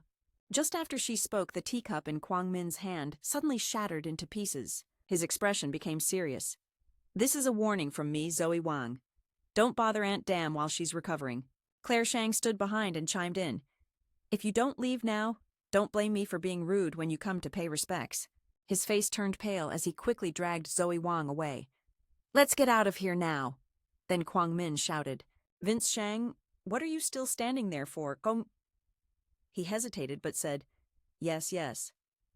Not long after, Ethan Ye stepped out of the Shang family hotel, admiring the moon and stars, when suddenly his entire body was filled with spiritual energy. The seven-star formation was missing a gem. Spiritual energy spilled out badly. Claire Shang had been standing there for some time without anyone noticing. Suddenly she spoke. This is a heavenly secret true master's soul and spiritual energy overflow. The seven-star formation is hard to contain and can't be without it. Ethan Ye looked at the little girl doubtfully. How do you know this? Claire Shang honestly replied. That day at the villa, I saw you cultivating. It seemed familiar, so I went home and checked my grandfather's books. Unfortunately, his notes were incomplete. His gaze grew more complicated. It seemed the cultivation world also had its own passed-down methods. Maybe seeing Ethan Ye zoned out, the girl began to offer a solution. What are you thinking about? I know where to find a substitute for the gem. Become my master, and I'll take you there. How about that? Feeling things were moving too fast, he hesitated. Let me think about it. Claire Shang frowned. What I was being sincere giving you info for master, and you still want to act high and mighty. Ethan Ye replied calmly. I don't even know if this info is accurate. Why would I agree with you? The girl couldn't argue with that and sighed. She thought her master seemed righteous, but was easily fooled. She hadn't expected him to trust so blindly. As soon as she finished, Claire Shang immediately pulled out a piece of spirit beast meat, seemingly not taking it lightly. You can't alert master. Master, look at this Keelan scale. Take it and observe it closely. Could it be Claire Shang found the spirit beast? The girl calmly replies, This is a scale from the underside of a sea turtle. Sea turtle master. Have you ever heard about it? The book says it feeds on jade. Its shell is shaped like a coin, concentrating spiritual energy from heaven and earth. Ethan Ye can obviously sense the spiritual energy source. This scale can resonate with me. Maybe it can replace the jade stone. Claire Shang casually asks, Does this news please? Master. He bluntly corrects the girl. Don't call me master, but I really need this scale. This sea turtle will be used as cultivation material. Suddenly Claire Shang steps closer and mischievously says, Since you said so, I'll take it that master agreed. Let's go catch the sea turtle. Hearing the girl's words, Ethan Ye senses something odd and wonders who else is there. Also, I'm not your master. Hung Min's voice sharply rings out as he finishes speaking. Claire Shang, it's not safe for you to go out alone. He came to pick you up. Ethan Ye glances at the kid silently, judging the boss really has skill. This youth also has cultivation. Claire Shang takes the opportunity to ask Hung Min for help. Just in time, you and Senior Ye are heading to the lake, or maybe borrow a ride from him. The kid immediately guesses it's Senior Ye. Claire Shang wants to find the sea turtle. Well, finding you is the right move. The girl quickly denies it. I wouldn't dare ask you even with 9 lives. To tame the sea turtle, I need Senior Ye's help. Not responding, Claire Shang. Hung Min suddenly turns to chat with Ethan Ye. You're Ethan Ye the Elder. Surprisingly young and truly a master. He smiles, you're too kind, just diligent cultivation, that's all. Then he falls silent. Nothing to be so positive about, only a thief's work. Hung Min suspects there's another scheme. Later, after getting into the car, the kid teases, I heard the family business will be handed over to Claire Shang in 2 years. When that happens, don't forget your cousin, okay? The girl ignores the nonsense. Instead, she turns and advises Ethan Ye. We still have a long way to go to the lake, and we need to find the sea turtle's location. Master, take a little rest. Hung Min feels a bit awkward after being ignored. Claire Shang respectfully treats this kid that way. Could he be some expert? The kid regains composure and announces, then let's set off. Outwardly smiling but inwardly sneering. So what if you're highly cultivated? You're just a hick. I don't believe you can do anything impressive. After walking quite a distance, they finally reach the lake. Claire Shang points ahead and says this scale was found here. Ethan Ye calculates this lake is large. It might take a whole day to search the entire perimeter. Let's split up and search. Hung Min agrees. Claire Shang says she'll go with her cousin, telling him to take care of her. Seeing this, the kid signals I'll go the other way. So the three split into 2 groups to look for the spirit beast. On this side, the kid raises 1,000 suspicions. It's just a sea turtle, you can handle it easily. Why bring outsiders into this? The girl loses patience and raises her voice, don't argue. Ethan Ye is my master. He needs this sea turtle. Hurry and find it. Hung Min is stunned, confused, and stammers. Got it, I'm searching right now. The kid pulls out a jade stone, planning sea turtles love to eat jade stones, especially the green ones with spiritual domains. Just seeing one will trigger a berserk frenzy. Ethan Ye, not noticing, almost threw it into his bag. Hung Min thinks to himself with a proud smile, but his gaze darkens. No matter how high his cultivation is, if he doesn't die, he'll be severely injured. Then I'll be the fisherman reaping the benefits. Hung Min sneers, Senior Ye is just a pawn on my chessboard. While Claire Shang searches, she suddenly hears a rumble. Hung Min, is that an earthquake? At that moment, both the girl and Ethan Ye turn to see the giant shadow of the turtle. It suddenly leaps in for a surprise attack, startling Claire Shang. Nearby, they hear Hung Min's warning. Claire Shang was searching when suddenly she heard a sound. Hung Min, was that an earthquake? At that moment, both she and Ethan Ye turned to see the massive shadow of a giant turtle. It suddenly leapt forward in an ambush, startling Claire Shang. Nearby, they also heard Hung Min's warning voice. Be careful. Claire Shang? The girl quickly jumped back. This must be the sea turtle. Hung Min, catch it fast. Sea turtle, the boy gave the orders, we attack first, then surround it. Hung Min seriously considered the plan. Most sea turtles are very strong. Luckily, I reacted quickly. If Ethan Ye had found it first, immediately both held the turtle's head and tail tightly and ran. The girl asked, can I hold it for a few minutes? Huang Min, hurry and inform Master Deep. The boy smiled and replied, got it, I'll go right away. Meanwhile, Mua Tian reassured him, go ahead. I'll call Master Deep. Damn it. A few minutes later, Huang Min finally found Ethan Ye and reported to Deep. Master Deep, quickly follow me. We've finally tracked the sea turtle's trail. Hearing this, the boy grew anxious. Why is it just you, Claire Shang? The boy said irritably. Master Deep, come with me. My cousin is holding the sea turtle and told me to find Master Deep for backup. Ethan Ye stepped forward to help Huang Min continue. Hurry, take me there. The boy was polite. Thank you, Master Deep. As soon as Deep finished speaking, Huang Min secretly slipped the gem into the boy's shirt pocket. Wait for the turtle to attack. Let's go. Shortly after, Ethan Ye witnessed the giant turtle firsthand. He couldn't help but be amazed. How could such a rare giant spirit beast exist on Earth? Claire Shang asked, how could I be lying to you? The boy warned Claire. You should rest. Let me and Master Deep handle the turtle. Saying that, Huang Min unleashed his power to bind the turtle. The girl agreed. Then leave it to me, Master. Hurry and act. Seeing him slowly approach the turtle, the boy smirked quietly. Right now, Ethan Ye analyzed that the sea turtle belongs to the water element spiritual beast category. If I can get its essence, he deliberately let the turtle roam freely before collapsing, scheming, and pretending to be scared. Why did it suddenly rage? Ethan Ye jumped high, fully attracting the turtle's attention. The boy stretched out his hand, creating invisible spiritual energy. Master Deep, I'll lend you a hand. The spiritual energy shot past, making him suspicious. This brat is definitely targeting me. Just then, Huang Min shouted from behind Master Deep. Its weakness is at the back.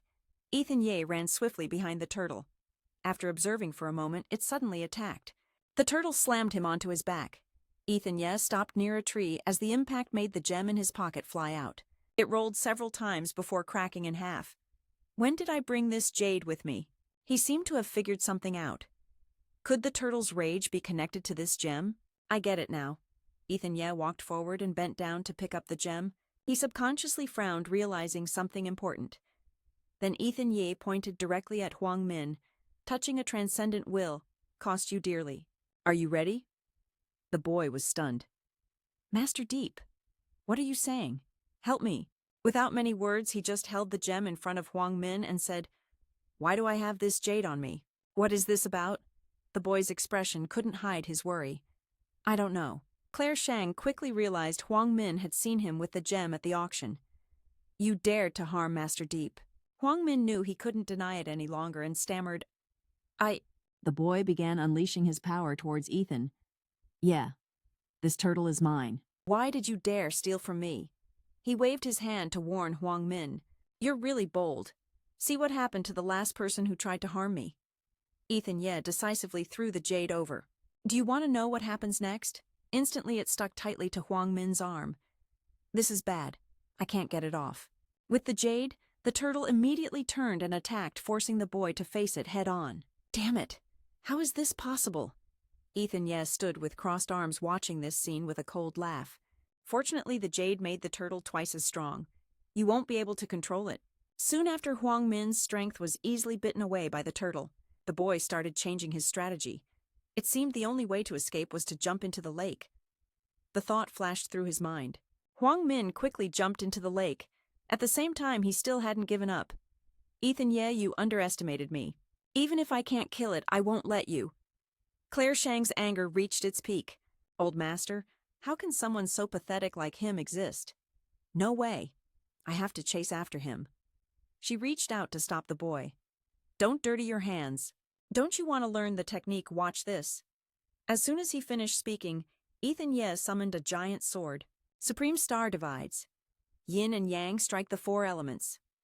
Command the 5 phases, control the heavenly cycle. Bind the remaining souls. The girl's eyes widened in amazement. Master this technique. Claire Shang hadn't even finished her thought when he thrust the sword straight into the lake and shouted, Hung Min, hurry, I know you're still alive. The boy and the turtle took the full brunt of the attack and then fell into a near-death state. Ethan Ye glanced at Hung Min and then said to Claire Shang, I spared his life. The rest is up to the elders to handle. The girl quickly leapt onto the turtle's shell. This kind of scum isn't worth our attention. Immediately, he took a vital energy pill and marked it with a secret sign. Master Deep used the turtle's core energy to exchange for him. Will you accept me as your disciple? Hung Min was severely injured, but still struggled to plead. Claire Shang, please ask Master Deep to spare him. He cares about you so much. Claire Shang ignored him and then praised Ethan Ye. Master, your move was amazing just now, but the elders' matters should be left to them. After saying that, she turned and smiled confidently. 2 choices. 1. I take him back to the elders and reveal all his dirty deeds to Dad. Deal with him according to family law. 2. The boy hurriedly interrupted. Choose option 2. Claire Shang casually gave the final choice. Option 2 is to erase his name from the elders' genealogy. He's no longer part of the family. Let him live or die on his own. Ethan Ye immediately agreed. I don't want to see this petty man anymore. Claire Shang said, let's go. There's still a lot to prepare for the master ceremony. Hearing this, the girl suddenly got excited and raised her hand to apprentice. Master has finally agreed. Then Claire Shang hurriedly pulled him ashore. No time to waste, Master. Let's go. I need to open the book to pick an auspicious day. Ethan Ye watched her retreating back. He couldn't help but imagine Snow Tang wondering if she was doing well early this morning. The next dawn at the family villa, at the same time, a car stopped right in front of the gate. They were just entering the lakeside villa when suddenly Lily Hong stepped forward. Ethan Ye, where have you been these past few days? I've been looking for you everywhere. Her gaze gently swept past the young lady beside him. The young lady is the eldest daughter of the elders. Following Ethan Ye clearly had some motive that puzzled the girl. The infamous Hong family's demoness? What are you doing at my doorstep? The 2 girls faced each other, both angry. Ethan Ye was powerless witnessing this scene. I don't know what grudge or hatred you 2 have. Claire Shang took out a vital energy pill, showing off. I invited Master Deep to be my teacher. Unlike someone who crazily stalks and blocks people's doors. Lily Hong shouted, "What kind of words are those?" At that moment, Ethan Ye suddenly stepped forward and took the vital energy pill from her hand. "I'll take this core pill to repair my cultivation first. Arrange the apprenticeship ceremony and wait for me to close the door in seclusion. Then I'll let you know." Claire Shang softly replied, "All right." A few days later, I visited Master, and she overheard their conversation shocked. Ethan Ye gently rubbed the girl's head. "Could it be you really want to accept this girl as your disciple, Sais?"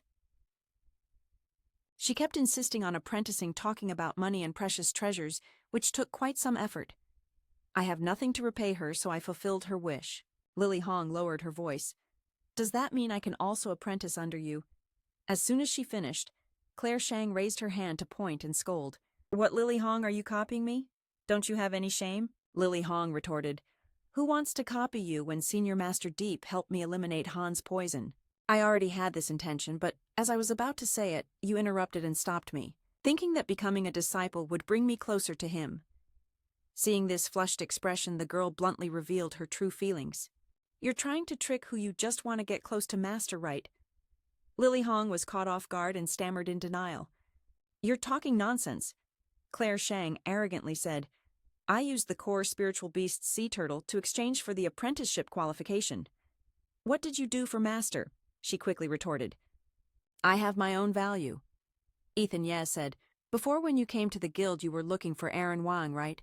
Ethan Ye immediately replied, "Exactly. This person has a deep blood feud with me." Lily Hong began sharing information. "My grandfather asked me to tell you. He's trying to force the rich family's daughter in Mingzhou to take over the family fortune." You walked past her muttering, "That bastard Aaron Wang. I swear I won't let him live." Claire Shang saw Ethan Ye's bad mood and vaguely guessed, could something be about to happen, Sakaimesh? Lily Hong hurriedly stopped Ethan to say, "Wait a moment, listen to me." He coldly refused. "Step aside. I can't wait any longer." She switched to serious mode. "I don't know what grudge you and Aaron Wang have, but you deliberately went there to corner him into a dead end." Ethan Ye's gaze flickered slightly. "I just want to help the Duong family escape Aaron Wang's trap." Suddenly you remembered Snowtang. The girl suddenly stepped forward. "It's just that approaching Duong family and Aaron Wang, we have a way," Lily Hong explained clearly. "Getting out of the trap is a bit difficult. Even my family and I can't do anything to Aaron Wang. I can't help you, but—" Saying this, she sighed in frustration. "Then you'll understand how terrifying Aaron Wang is." You firmly confirmed your stance. "I know his violent and cruel nature better than anyone, but the Duong family owes me deeply." Ethan Ye's eyes became more resolute than ever. "No matter if it's a tiger's den or a wolf's pit, I have to go." Later, Lily Hong silently led you to the Duong family conglomerate.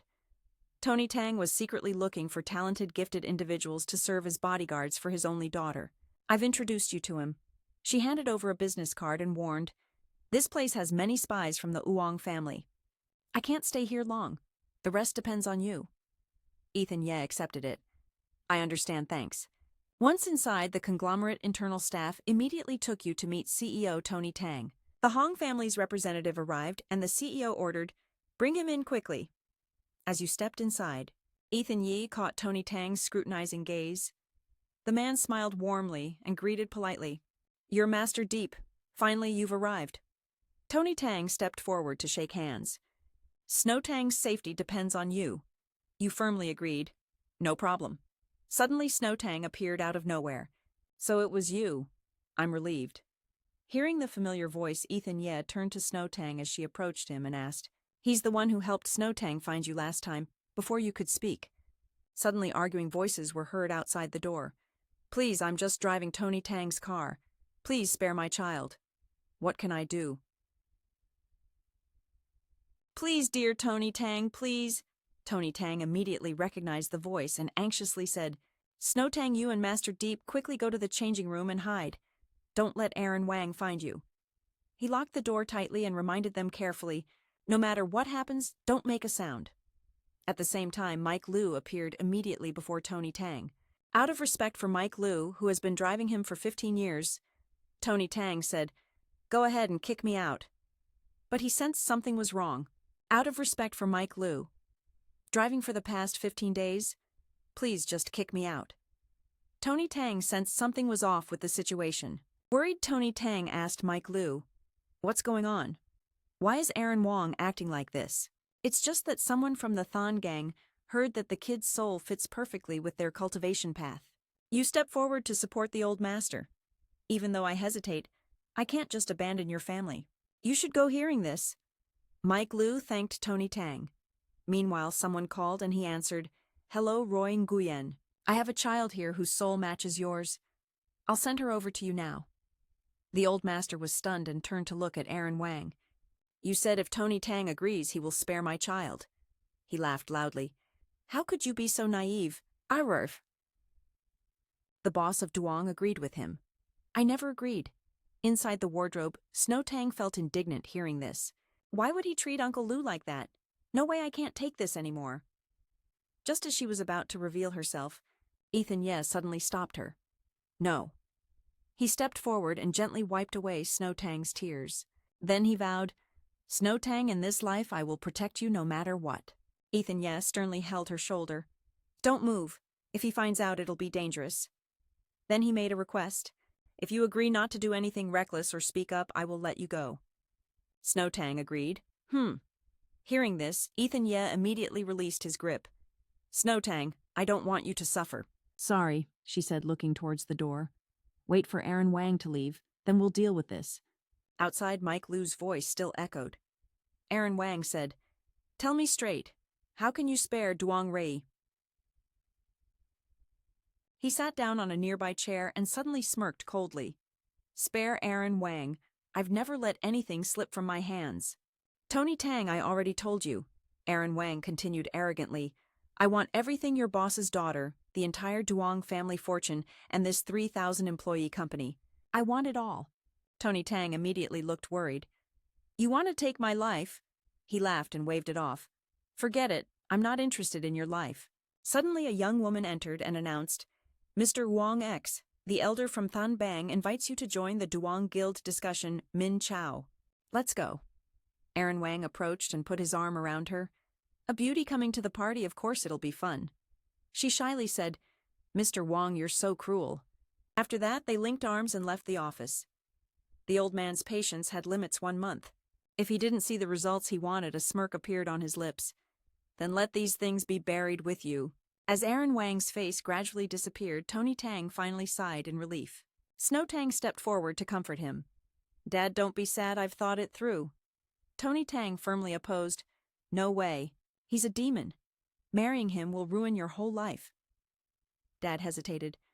"But if you don't marry him, his cruel hands will hurt more people." As she spoke, Snow Tang's eyes began to water. "Dad once said Duong Ra's success today is thanks to the dedicated staff. If anything happens, don't forget them. You can't drag them into hell just for yourself." Ethan Ye looked at her with sympathy and blamed himself, wondering why he was still so weak. Reborn with the chance to change things, his face showed clear guilt. "Tony Tang, Snow Tang, I'm sorry.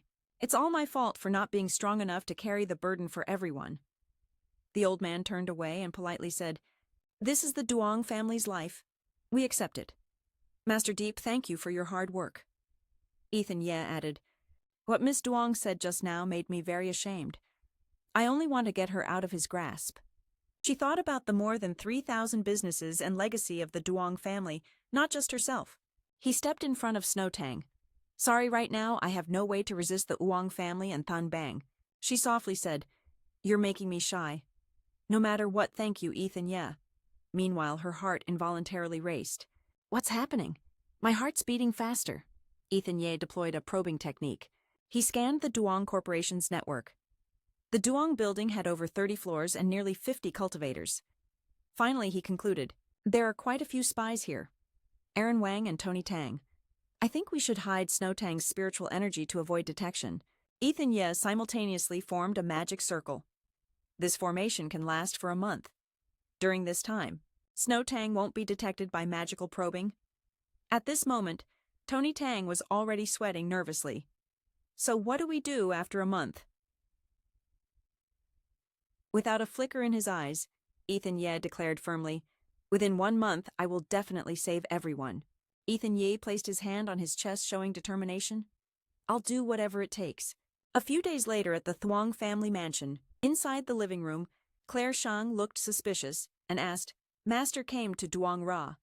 Do you know if he encountered Aaron Wang? Lily Hong honestly replied she didn't know if Master was that angry before what if by chance. Halfway through speaking, she felt something was off. Wait, who told you to call Ethan Ye Master? The girl answered confidently. Ethan Ye agreed, but Master has been gone for days. Why hasn't he returned yet? As soon as she finished, both heard a noise from the door. Ethan Ye Master. You suggested I gather all forces in Doan Chao. I have urgent business. Claire Shang vaguely guessed, could it be you're declaring war on the Wang family? Lily Hong also tried to clarify the situation. The Uong family's power is huge with plenty of resources in Min Chao. I'm afraid you don't have the strength to go against them. Ethan Ye's stance is unshakable, no opponents. Then I'll find more people to help. I have to win this battle. Suddenly the girl remembered what she'd heard. That's right. A few days ago my dad said Cam Long Bang would visit our family. He heard it and looked at Claire Shang, hardly believing it. Cam Long Bang is really powerful. The girl immediately confirmed it was. Cam Long Bang is the largest guild in Hoa Quoc. I heard Than Bang's goal is to oppose Cam Long Bang. Claire Shang smiled. My father said recently, Cam Long Bang urgently needs a spirit trainer. I can introduce one to you. Ethan Ye's eyes showed hesitation. Than Bang must also watch out for Cam Long Bang, Ba said. The enemy of your enemy is your friend. Don't overthink it. He then returned to a serious expression. Then I'll trouble you. The girl replied. No problem. Leave it to me. Then the two went to Claire Shang's dad's place. It seemed Cam Long Bang's people had already arrived. Ethan Ye scanned the two guards at the door. These two have strong spiritual energy and fierce aura. Looks like Cam Long Bang isn't simple either. Suddenly his thoughts were interrupted by the girl. Come on. I should tell my dad you found a good teacher. Matt Lee saw her and greeted warmly. Young lady, you're back. The old master is inside waiting for you. Claire Shang walked over to him and asked the steward to bring Master Deep to the living room where Cam Long Bang was. The steward nodded. Yes, young lady. Matt Lee led the two to where Cam Long Bang was right in front of Ethan Ye, who activated a technique. He scanned the villa's network. Clearly, many from Cam Long Bang had arrived. He stepped into the room where Cam Long Bang was. At the same time, he signaled Mr. Deep to enter. Suddenly, he saw a magic circle on the door. Ethan Ye was captivated by its aura. A 6-star formation of Cam Long Bang. What exactly is their background? Suddenly, more magic circles appeared, instantly coalescing into a sword flying swiftly toward him. What does this mean? Ethan Ye was alert and immediately summoned his formation. These people have no good intentions. Thinking quickly, he raised his hand, releasing a beam of light. Ethan Ye saw the swords had no effect, and silently confirmed the technique was highly skilled. He watched the swords for a moment. The formation looked chaotic, but blocked all blind spots. Clearly the opponent's strength is formidable. Ethan Ye wasted no time and activated a shield formation to defend. As the battle unfolded at Kamjiang, suddenly Heidi Zhang appeared. Impressive skills. Thanks to Elder Shang's introduction, she's really no joke. An old man stood behind her. Praised by the elder captain, of course, she's good. Master Deep, right? I apologize for offending you earlier. He realized the group was testing him. Who dares challenge me? Heidi Zhang bowed suddenly. Elder Zhang of Cam Long Bang. I apologize, Master Deep. Heidi Zhang was sent by the guild leader to train. Eliminate some power conspirators. Then she looked up, praising Master Deep's impressive strength. Heidi Zhang had never met anyone like him in her life, so she was curious and wanted to challenge him. Please forgive me, Master. Ethan Ye politely stepped forward to shake hands. So that's it. But truly skilled people shouldn't test strength casually. Be careful not to get injured. After a while, everyone gathered in one place. Then, with a light laugh, Cam Long Bang said, despite being the top guild in Hoa Quoc, they still have many rivals. The guild leader ordered me to find masters everywhere. She added that Master Deep's strength needs no further introduction. I wonder if the elite Blood Dragon Squad's position pleases Master. He looked around seriously and thought this metal looks like a magic tool. Could Cam Long Bang really forge magic tools? I still haven't fully restored my strength. I might as well take this chance to borrow the power of the Cam Long Gang to buy some time. At the same time, stand up and make a proposal to the guild leader. I can do it, but I have one condition.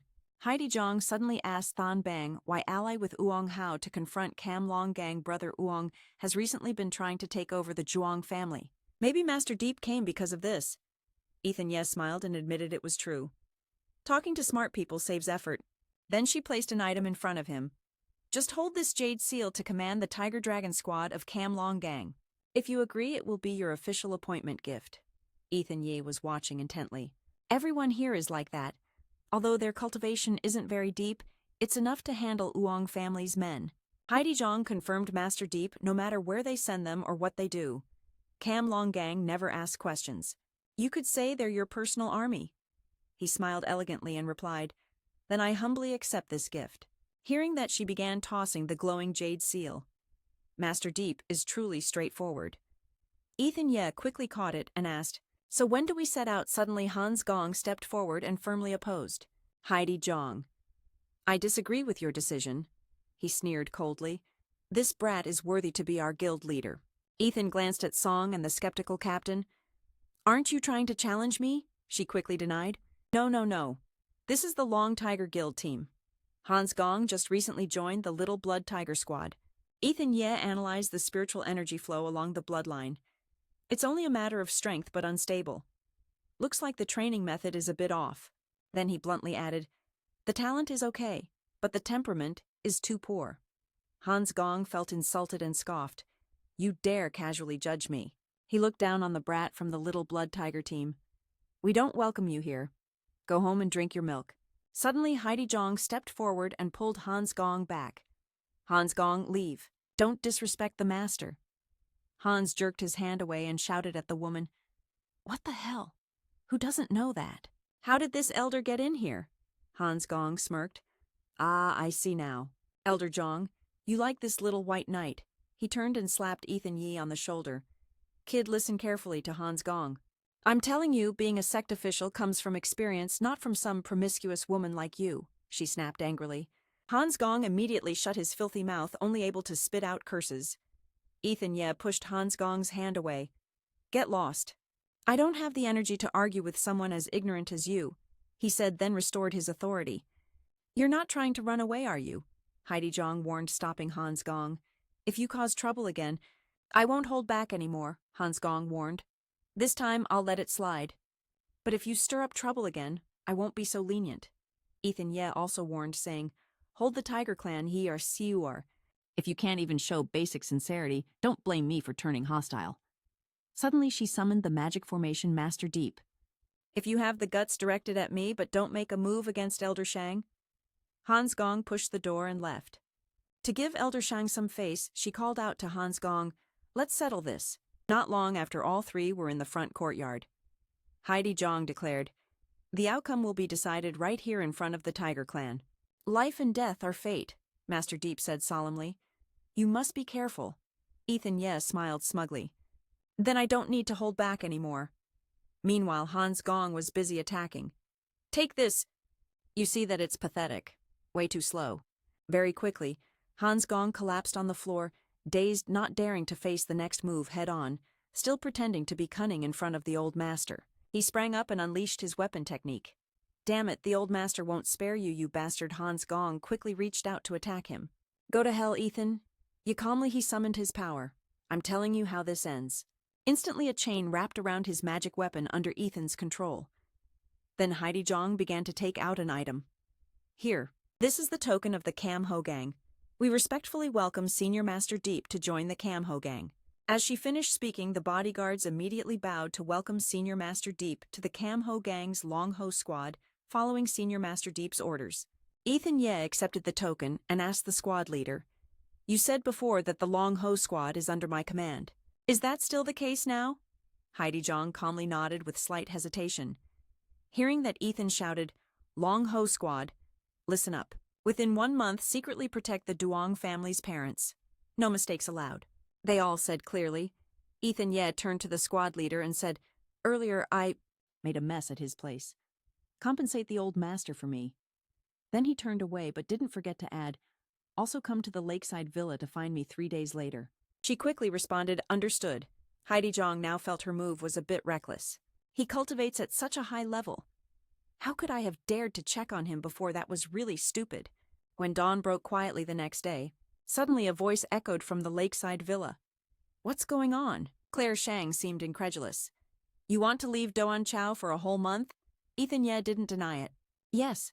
I agreed to be the instructor for the Cam Long gang. I need more power. Suddenly the girl stepped forward to strongly oppose. No way. You can't just leave like that. You promised me. I haven't officially accepted you as my disciple yet. Lily Hong stepped forward too. Senior Master Deep, please, you must accept me as your disciple. He sighed helplessly. All right, you two have helped me a lot. It's only right to teach you a few moves for self-defense. Hearing that they happily hugged each other, but then felt awkward, no one speaking and naturally avoiding each other. Each went their own way. Ethan Yi tossed a stone and reflected on his past life. Because of Lang Tu falling from the mountain peak, I still regret it to this day.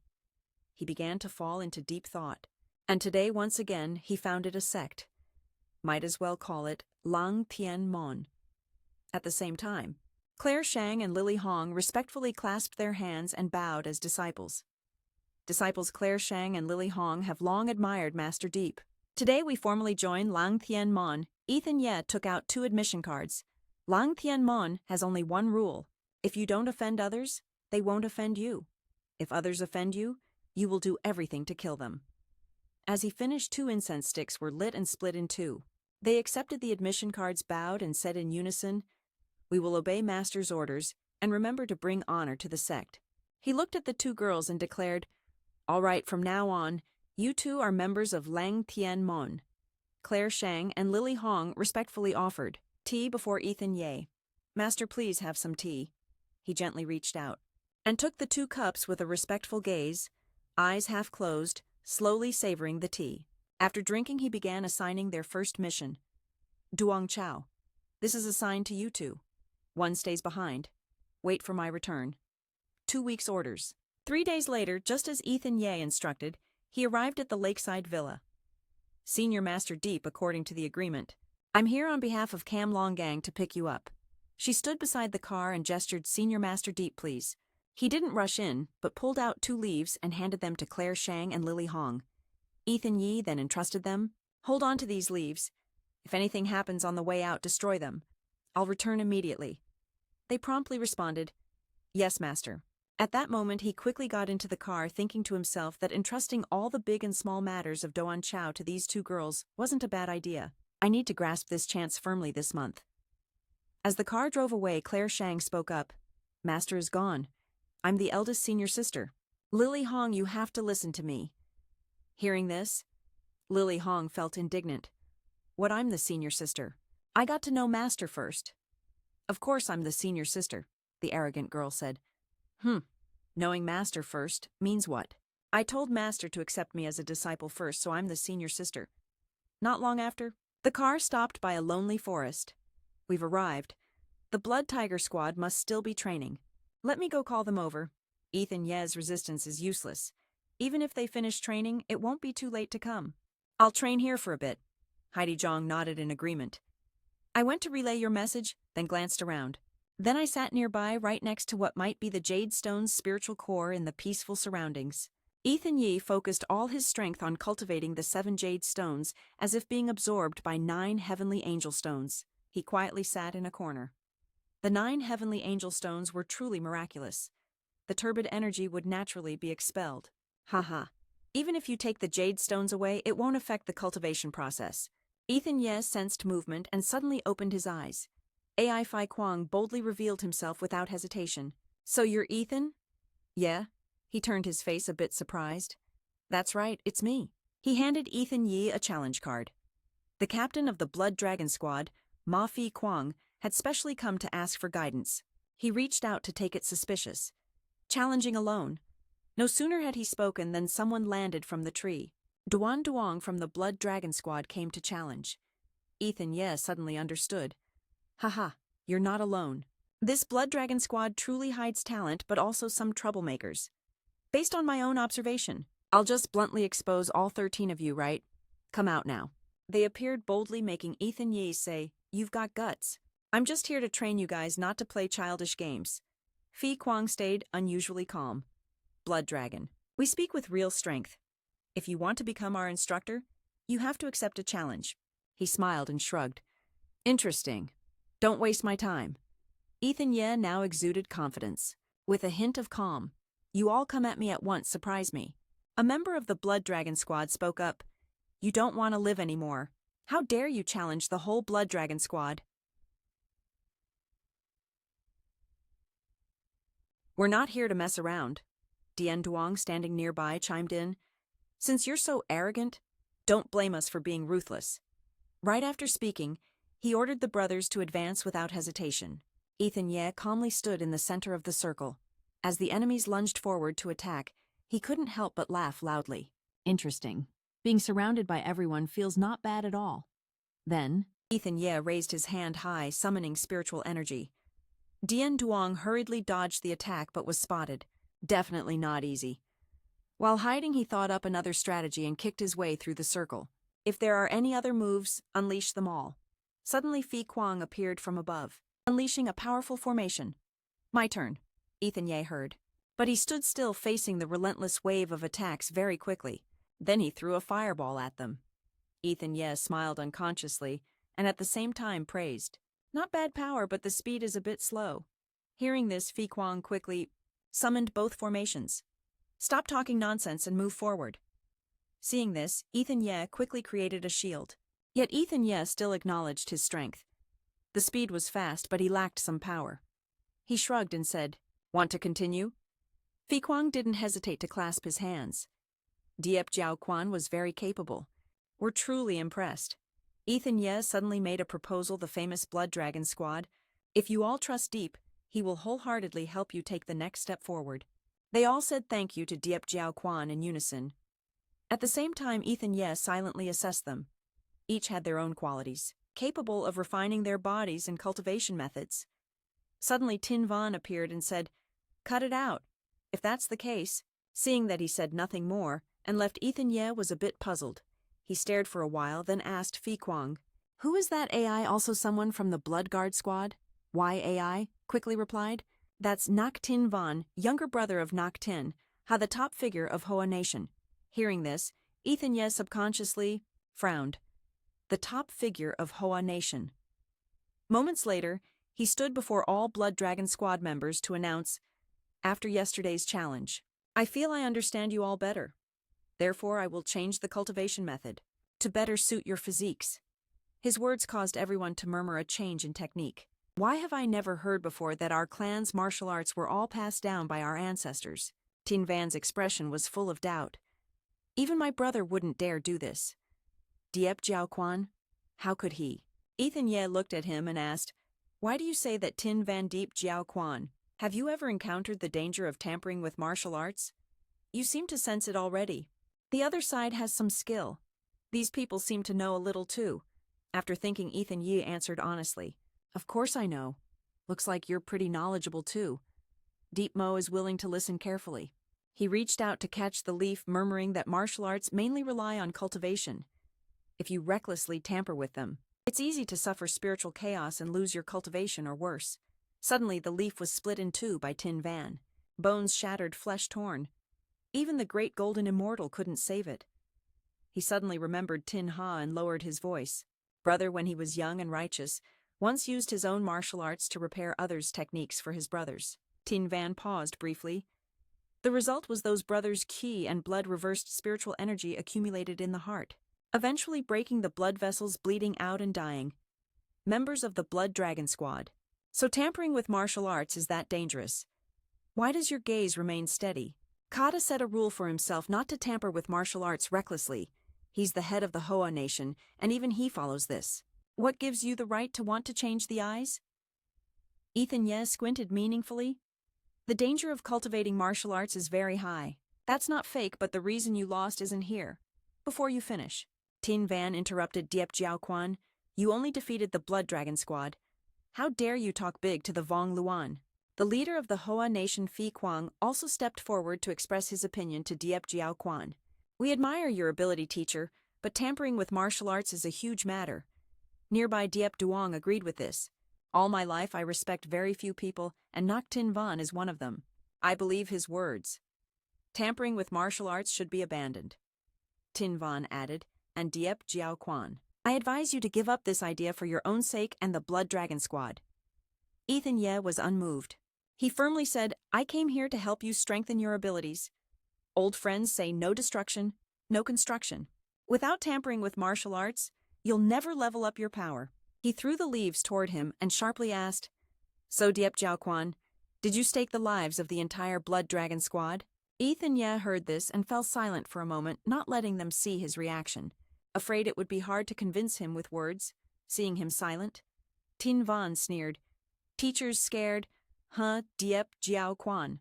He stepped closer, making Ethan Ye see the power inside an attribute of fire. It seemed to show signs of spiritual chaos. Calmly, he patted Tin Van's shoulder. What am I afraid of? Then I'll bet you. Angrily, he forcefully pushed Ethan Ye's hand away while suddenly attacking. What are you doing, teacher? Not only was he unafraid of the fire, but he also remarked on the strong spiritual energy. But it's a bit chaotic. Tin Van stammered, Teacher, you must have already scouted this out. Ethan Ye quickly extinguished the fire on his hand. Tri Duong's technique had reached its limit, yet it ignored the full and abundant spiritual energy. Tin Van's expression suddenly changed, silent. He calmly summoned spiritual energy while reminding Nak Tin Van, If you don't tamper with your martial arts, you'll end up like him. You and those brothers will lose not just your eyes but your whole selves. His body seemed to ignite. Without further words, Tin Van immediately charged at Ethan Ye. Teacher, stop talking nonsense. He looked at him.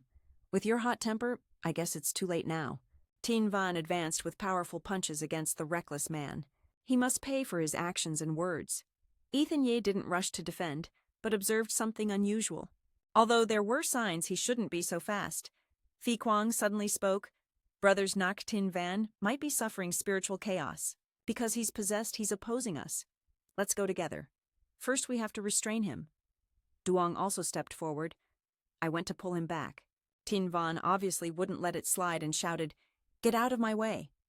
Quickly you create the formation, to counter the opponent's power. But when you saw that, you stopped him.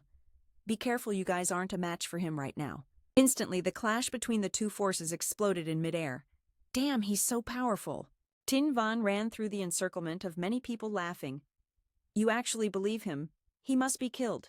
Phi Kwang sharply ordered the Blood Dragon Squad to assemble. Half a second later, the Blood Dragon Squad members gathered in one place. Tin Van's rage reached its peak. Big brother, I'm the one who's right. You all don't believe me. He unleashed a terrifying flame that could devastate a section of the forest. All of you die. Phi Kwang sensed the situation was bad. His spiritual energy surged exponentially. We're no match for him. Suddenly Ethan Ye, who had been silent until now, spoke up. But he's no match for me, Ethan Ye. In an instant, a mysterious spiritual energy timely blocked the flames. He began calculating. He could still save him if he created a countering formation combining it with the 100,000 secret refining techniques. Maybe he could save him. Then Ethan Ye told everyone Tin Van can still be saved. You don't need to confront him head-on. Find a way to hold him back. Wait for me to finish the formation. Lure him out to me, he said. Upon hearing this, Ye immediately took a stance and clearly responded, Yes, Master Ye. Tin Van was completely out of control, shouting, Humph, one by one. You're like flies wasting my time. After a while, he found a nearby lake. There it is. Ethan Ye quickly jumped into the lake, preparing to activate the formation. He gathered all his strength to concentrate on cultivation. When the spiritual energy was fully activated, Ethan Ye said, Lure him here. Everyone immediately focused, running to the lake. This surprised Tin Van. Where do you think you're running? Ethan Ye's eyes showed no emotion as he instantly activated the 100,000 secret refining formation, the water dragon refining technique. While he was leaping high, suddenly a water dragon appeared. It enveloped his entire body, leaving Tin Van unable to resist. Shortly after, a black aura gradually escaped from his hand. Black aura? Could it be Tin Van? He seemed drained of all his earlier vitality and collapsed. Ugh! He clutched his chest. Then he started regaining consciousness and spiritual energy. Ethan Ye stepped forward to explain his spiritual body just shifted from chaos to release. His spiritual energy was temporarily sealed to prevent him from being possessed. He bent down and placed a pill in front of Tin Van. Take this nourishing spirit pill first, although it won't fully restore you like before. It will help you recover faster. He accepted it and thanked his lifesaver, Master Ye. I didn't know why I suddenly lost control earlier. I almost caused a disaster. Ethan Yi reached out to support Tin Van. Your technique has some flaws, but the main reason you were possessed. Before you could continue, he seemed to realize something and asked Master Ye, could there be another reason? Ethan Ye picked up a shard of the ring and continued, the power of the dark flame, condensed in the broken ring on you. I suspect this trouble's origin is from this Than Bang artifact. Ting Van looked at the ring in disbelief. Thang Bang, how could that be? He handed the ring to Ethan Ye, at the same time confirming, yes, I fought against them before using black spiritual energy. This really proves they're not wrong. Tin Van observed for a moment, then said, this ring is a gift I received after the first martial arts festival of Hoaha. He didn't use it, so he gave it to me. Could it be? Ethan Ye turned around sharply to warn, if that's true, then Than Bang has infiltrated Hoaha. You all must be careful and stay alert. Fi Kuang hesitated. Thang Bang's influence has penetrated so deeply, yet I'm still naive here. He ignored that and gently patted Tin Van's shoulder to encourage him. Thankfully, your constitution isn't bad. I'll support you to break through this stubborn spiritual blockage. He quickly clasped his hands. What happened earlier was my fault, but the main enemy is ahead. To increase strength, I ask Master Yi to help me repair my technique. Fi Kuang simultaneously clasped his hands to plead. Please, Master Deep Jiao Quan, repair my cultivation method. Ethan Ye immediately agreed. All right, as long as you have Long Diep Mo. I guarantee within a month you'll all advance one level. They all thanked Master Deep Jiao Quan in unison. After saying that, he fell into deep thought, considering that there was still a month left to bring these assassins back. Shortly after, Ethan Yi led the whole group to the waterfall from before. Based on each of your unique traits, I've improved your cultivation techniques. Now is a crucial moment. As he finished speaking, he gave instructions. Ma Fi Kuang, amplify your spiritual energy. Your attribute leans toward water, so it's easier to cultivate under the spirit servitor. Ma Fi Kuang responded respectfully, understood. Then Ethan Ye directed the others to form a circle around him, to cultivate so the 7 stars formation could gather spiritual energy resonance. This would raise the cultivation speed. He slowly immersed himself in the sensation of cultivating over recent days. You guys have absorbed spiritual energy more times than before, which made the energy a bit more intelligent. The spiritual energy inside your bodies is evenly distributed. It seems the enlightenment of these two isn't bad at all. Just as the thought crossed his mind, Mum Fi Kuang's voice rang out suddenly. Thank you, Master Deep Jiao Quan. I'll wait until I break through to Qi refining. Seeing their vigor, Ethan Ye couldn't help but move his hands and feet, excitedly laughing. Then I definitely can't slack off. He gazed at the sky, pondering with a unified heart. The efficiency of absorbing spiritual energy was higher than before. He immediately relaxed his body and tilted his face up toward the sky. Ethan Ye still seemed unsatisfied with the amount of spiritual energy he was absorbing. Something was missing. Suddenly, a radiant stone appeared right before his eyes. Success. Gradually, the spiritual energy on Ethan Ye's body slowly vanished. Ma Fi Kuang, on behalf of the Blood Dragon Squad, congratulated Master Deep Jiao Quan on his breakthrough, saying he would be his role model. He transformed the spiritual energy into a vortex. I came to see you set up the cultivation formation. Hearing this, Dieu Duong seemed to understand the implication. Could it be that Master Diep Jiao Quan wants to? Before he could finish thinking, Ethan Ye spoke up. I created different formations based on your abilities. I want to make them as beneficial as possible for your cultivation. He hastily retracted his previous thought. Sure enough, formations appeared in an instant, and they were very complex. How could I have doubted the master? Ma Fi Kuang then turned back to his teammates to remind them, what are you spacing out for? Haven't you thanked Master Deep Jiao Quan yet? They immediately expressed their gratitude for his guidance. At this moment, the lush forest was filled with mysterious light and spiritual energy. Heidi Zhang had come over without anyone noticing. It seemed everyone's cultivation was going well. Master Deep Jiao Quan really trains well, she said calmly. You flatter me. Elder Trung is here to supervise Deep Mo. She paused a moment, then denied. We clearly see Master Deep Jiao Quan's abilities. I'm here to notify you about some matters regarding the assessment. Hearing this, Ethan Ye widened his eyes and looked at Heidi Zhang. Assessment. She handed over a stack of documents explaining, though Cam Long Bang's Xin Feng is a strong sixth king. The entire cooperation team can't lack an assistant assessor. The assessment will be conducted through battles between squads. He looked over the information on the paper and thought no wonder the formation teamwork earlier was so proficient. It seemed this was Cam Long Bang's tradition. Heidi Zhang instructed, "These are the Blood Tiger Squad's opponents for the next 3 days. Please have Master Deep Jiao Quan prepare them accordingly." Ethan Ye replied, "No problem." He observed the opponents' records, surprised that the Verlong squad seemed quite strong from the introduction. After reading, Ethan Ye turned and said, "Regarding the assessment, I believe you all understand it better than I do. Currently, each of you has advanced to the 6th realm, but teamwork abilities need further improvement." Then he gave additional instructions for the 7 Stars formation. Be vigilant of the opponent's formations in every match and support each other. Use your speed advantage. Begin intense training. I want to see results in 3 days. They immediately agreed. "Yes, sir." Another day passed and everyone gathered at the scene. During the assessment, inside A2 smiled and asked, "A Jai Hoa, look who's that deep?" Thien glanced over and thought, no need to guess, it must be someone from the Vo Long squad. Their spiritual energy is even stronger than Ma Fi Kuang's. Afong suddenly smirked. "Blood Dragon Squad." "What's this?" "A bunch of rookies. No spirit, not even warming up." The guy next to him chimed in. "You want to fight? Hurry up. Go visit your family after." He laughed. "Why don't you have more heart? Just bring your little brothers to visit family." Then what? Duong couldn't stand it anymore. He got agitated. "Damn it, spread your arms and calm down. This is a group duel. I'm telling you, you can't lose." A2 arrogantly smashed the ground. "Blood Dragon Squad, you guys sure think highly of yourselves. Aren't you guys supposed to have a leader in Huaquoc? Now you're just a bunch of useless trash," he sneered. Just then, Fi Kuang immediately ordered the brothers to start training. Dio Duong smiled confidently and taunted, "Today I want to see who the real trash is." Atu scoffed, clearly overestimating himself. "I can handle you all alone." He casually unleashed his spiritual energy and threw a solid punch.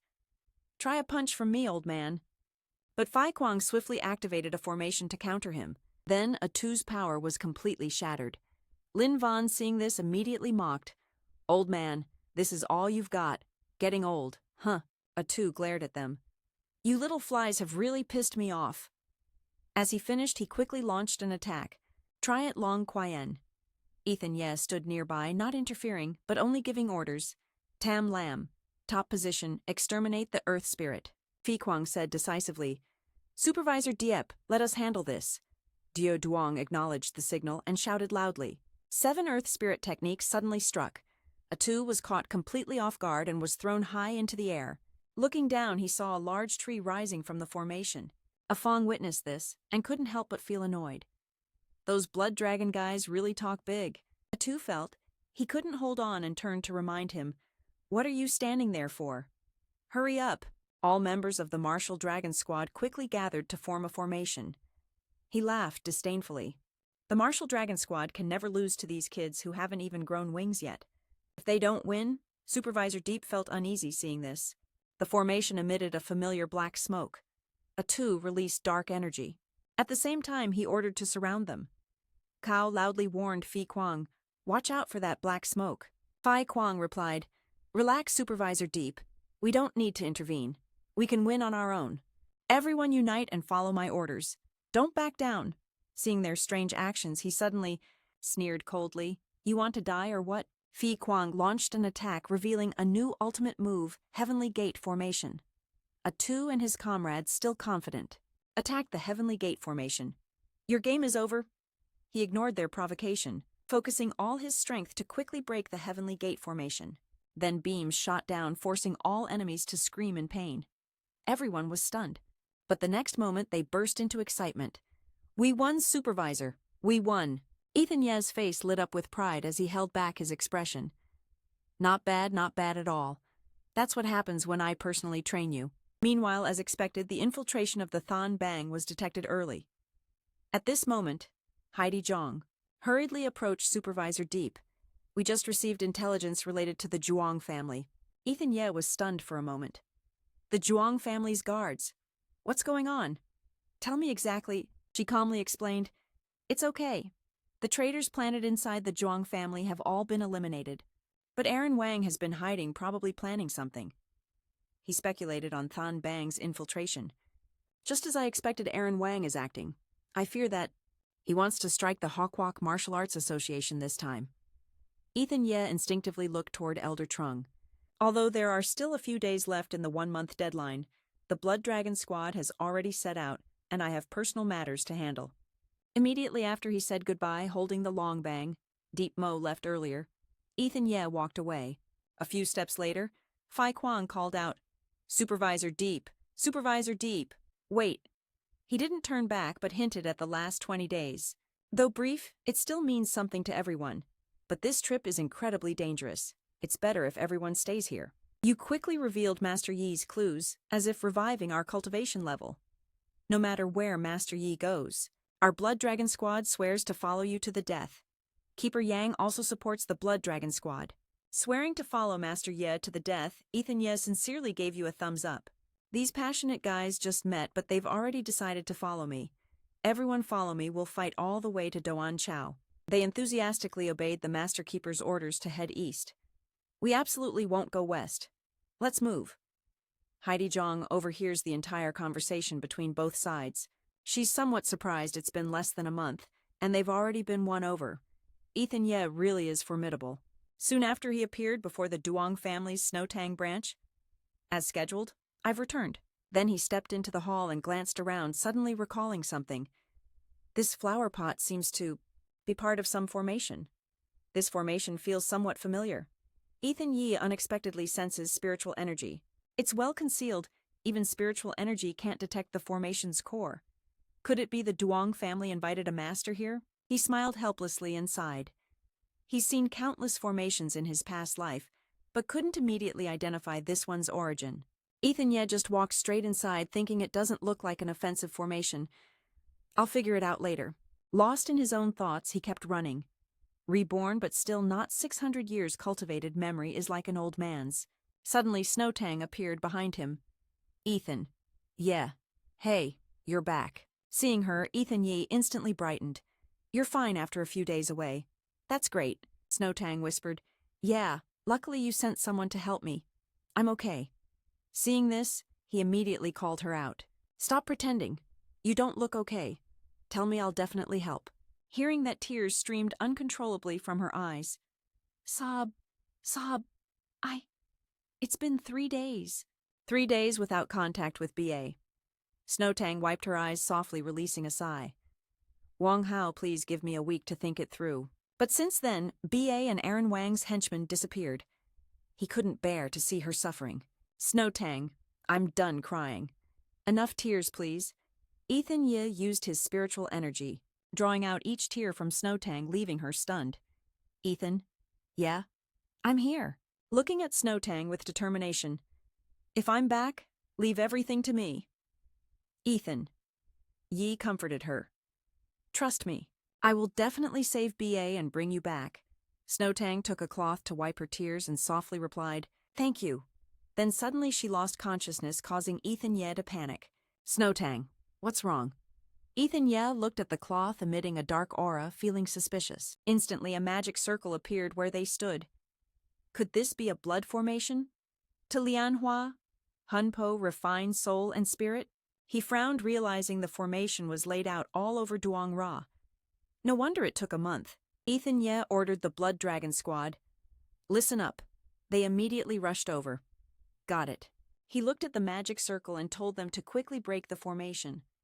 But before they could act, the formation suddenly released a dark energy wave. Everything was sucked in. At that moment, Aaron Wang and his guards led Tony Tang in. Ethan Ye ignored Aaron Wang and focused on the person behind him. The man wearing a hat breathing dark energy was from the Than Bang. Snowtang, unconscious, suddenly spoke up. B.A. please spare B.A. I'll do whatever you want. Aaron Wang sneered. You hear that? Ethan Ye had finished preparing his formation's core. This was a yin corpse yang body, rare and hard to find. Suddenly he recalled the formation's destructive power.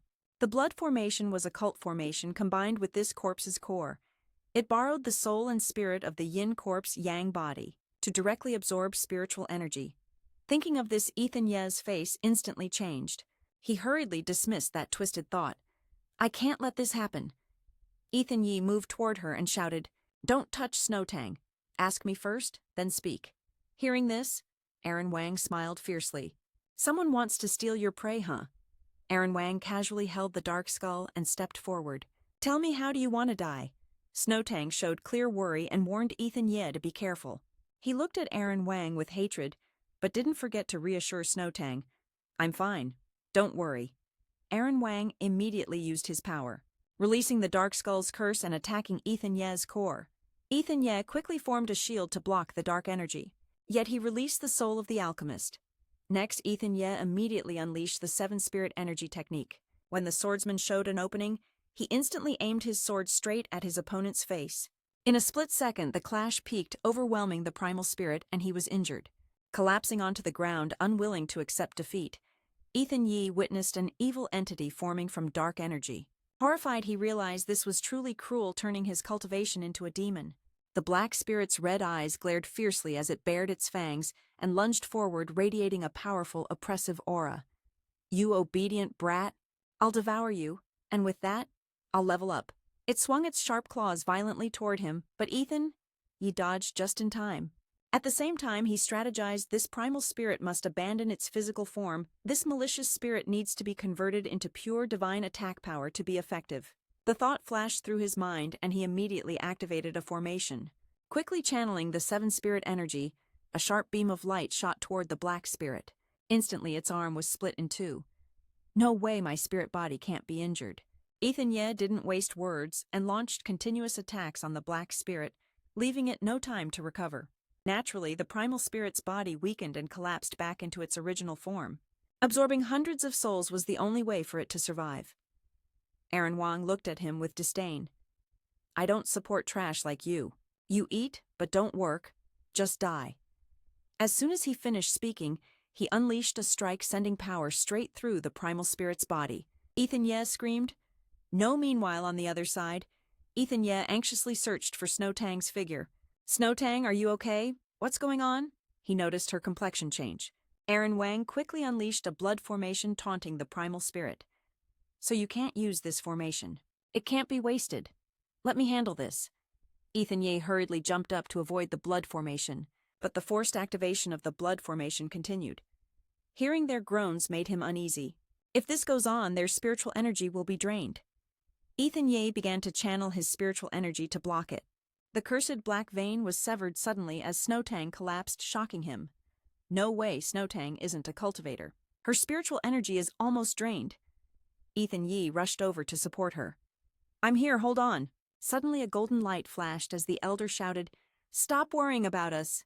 He interrupted, "Cut the crap. I haven't given permission for any of you to die." Seeing the tense situation, Hao began to get restless. The blood formation was temporarily opened, but he wasn't a soul hunter by trade and was already suffering backlash.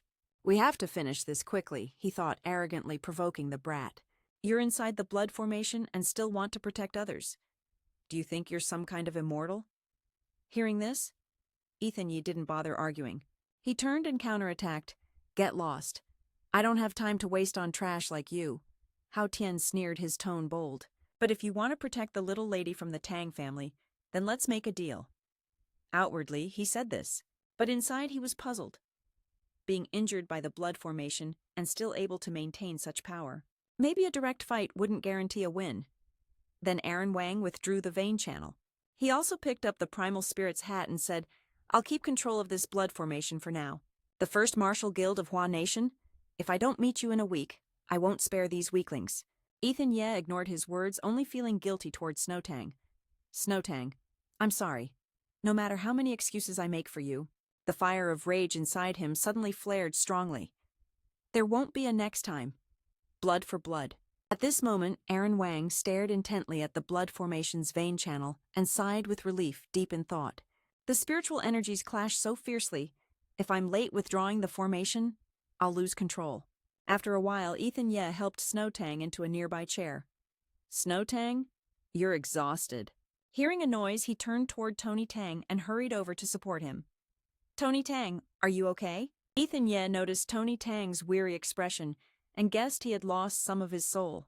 He stood and headed toward the gate, simultaneously ordering the Blood Dragon squad to protect the women of the Tang family. Without hesitation, they all promptly responded as Ethan Yi began using his power to envelop Tony Tang's body. Following that, he headed to the place where the 1-0 soul was kept. It seems the soul retrieval ability can only recover the lost part of a soul. Not long after the soul retrieval led Ethan Ye to the Ming Mountain sect AI hiding deep in the forest pretending to be a ghost. He glanced around before landing. Ethan Ye pondered if the soul retrieval is flawless, outsiders definitely wouldn't notice this Ming Mountain sect has some secrets. Shortly after he stood before a bright red statue, that was the place. Suddenly 13's voice came from behind. Daring to storm into the spirit sect alone, that's gutsy Ethan Ye. He seemed unfazed and fell into thought, realizing this must be the spirit sect's left gate that uses souls as spiritual energy sources. Seeing 13's words ignored, he snapped, "Kid, how dare you look down on us?" Ethan Ye turned his face, warning, "Don't bother me, or you'll regret it." Unexpectedly, 13 threw his spirit sword toward him. "Don't blame your old man, Ethan." Yi reacted swiftly, dodging to the side. 13 smirked mockingly. "On the contrary, I want to see who regrets it." Without hesitation, he unleashed the 7-slash technique. I said, "Don't bother me." Ethan Yi swung his hand, creating a dazzling streak of light, retorting, "Wanna test the 7-star slash." Seeing this, 13 and his comrades were shocked, realizing something was off. Just as the situation grew critical, Si Bang appeared. Grasping the spirit sword to block Ethan Ye's attack, he looked at him and suspiciously sensed something. This old man seems to carry Tony Tang's soul breath. Could he be the man himself? 13 suddenly clasped his hands and bowed to the sect leader. "You're the sect leader of the spirit sect, right?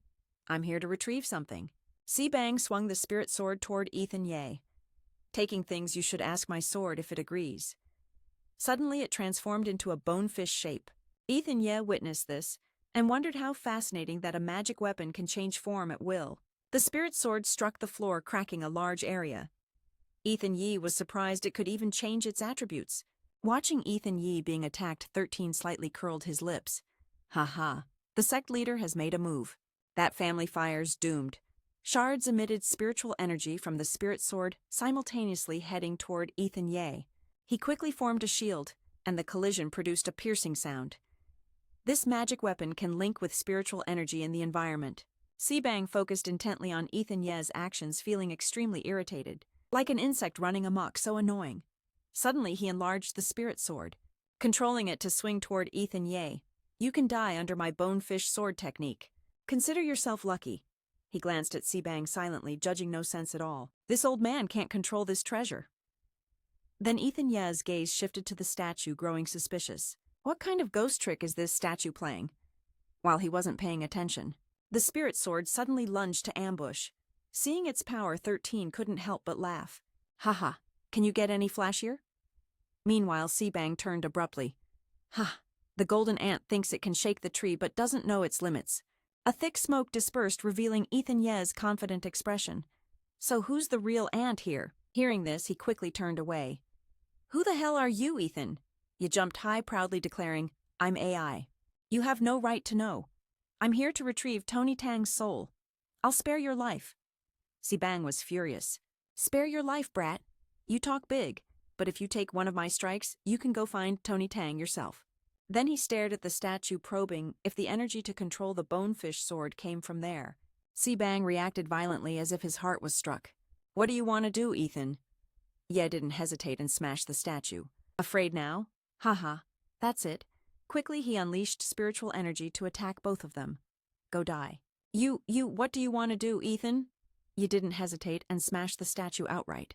"Scared? Haha, this is it. Hurry and release your spiritual energy to attack both of them at once. Go die." Suddenly the spirit sword emitted a wave of black smoke. Ethan Yi picked it up and muttered, This bonefish sword seems to have something unusual." He sensed the power of the 10,000 phenomena. This sword even contains the power to change attributes based on spiritual energy. The spirit sword suddenly slipped from Ethan Ye's palm and moved toward the corpse. This sword even accepts a wielder. You can't help but think this must be a rare magical weapon. Ethan Ye began calculating intensely. It seems that if its cultivation isn't removed, it would share the same fate as Tony Tang's soul. Then he started using his abilities to control the spirit sword. Though it's a bit unfortunate, there's no other way. Ethan Ye watched it for a moment. The sword's spiritual consciousness was gone. The power of the myriad phenomena still remained under his influence, forcing the spirit sword to release part of Tony Tang's soul. The 9 heavenly stone angels seemed connected to it. This sword is definitely worth the effort to preserve. Ethan Ye reached out to touch Tony Tang's soul. Wait, something's wrong. He was careless for a moment and almost let Tony Tang's soul disperse. After that, he took the sword and returned to the Tang Corporation. The matter of the fishbone sword can wait. It's better to return now so Snow Tang won't worry. Inside the corporation at this moment, Snow Tang's voice echoed, "Boss, the 3 are waking up." Suddenly she saw Ethan Ye enter. She became anxious. Ethan Ye comforted her and then warned, "Your internal injuries haven't healed yet. Don't move around carelessly."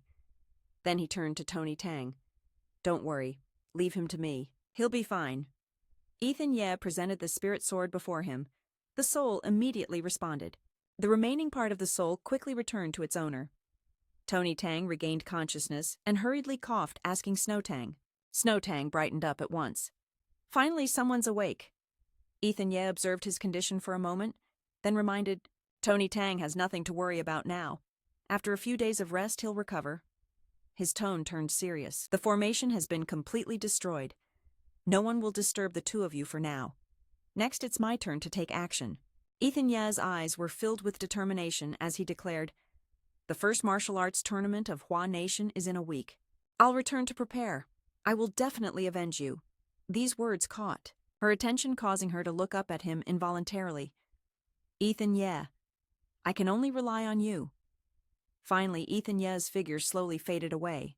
He carried his private thoughts as he stepped out the door, deciding to move forward. It was time to say goodbye to the past. A few days later, Ethan Ye appeared at the school. The student life seemed not to be his fate, so he walked slowly. "I really don't belong to the mortal world after all," he pondered quietly. "The supreme cultivator of everyone has returned." Just then, someone called his name, Ethan Ye. He glanced around and saw Tu Vu running over. "Really, it's so good to see you," she said, slowing her pace happily. "I thought I wouldn't get to see you again." Ethan Ye was a bit surprised. She remembered him. Suddenly, her gaze fell on the paper in Ethan Ye's hand. "You want to quit school?" Ethan Ye said, "I have my own path. I can't afford distractions anymore." Tu Vu's face briefly darkened. "So I really won't see him again." Seeing her strange expression, he asked, "Are you okay?" She didn't dare answer but thought, "No, I can't just accept this." Tu Vu was conflicted. After a moment, she finally spoke boldly. "Take me with you. I want to see the path you've chosen." Ethan Ye said seriously, "The path I'm on is harsh, not something ordinary people can endure." Surprised, she raised her voice. "What's on your path?" "I honestly don't know. But I do know that suffering is the reality. Actually, it gets even worse." Hearing this, he was stunned. His father had also pushed him hard. Tu Vu's tears fell freely. "This path wasn't my choice.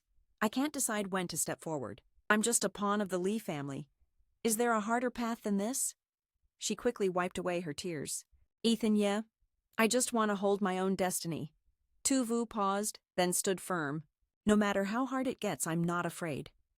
Suddenly, her words stirred Ethan Ye's memories. He silently admitted, "Indeed, one's fate is in their own hands, not heaven's." Ethan Ye then turned to Tu Vu. "You're right. Everyone's fate belongs to themselves." He took out a leaf and offered it to her. "I'll give you a chance. If you're truly ready, go to the Firewind Mansion and find Lily Hong first." Ethan Ye turned away but didn't forget to remind me, "I have business to attend to first. Take this. She'll understand."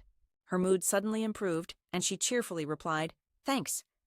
Tsu Wu's eyes followed his fading figure, then silently wished Ethan Ye luck, hoping everything would go smoothly. Not long after Ethan Ye arrived at his destination, the martial arts tournament was drawing near. It was better to arrive early. Fi Kuang suddenly appeared out of nowhere. The Yi sect leader looked stunned when he saw them. "Why are you here, Qianlong Gang?" "Leaving you guys alone on this mission," he quickly explained. "That's right. We came on orders from the Yi sect leader. We heard from the elder that you wanted to attend the martial arts tournament in Hua country. We specifically came to escort you.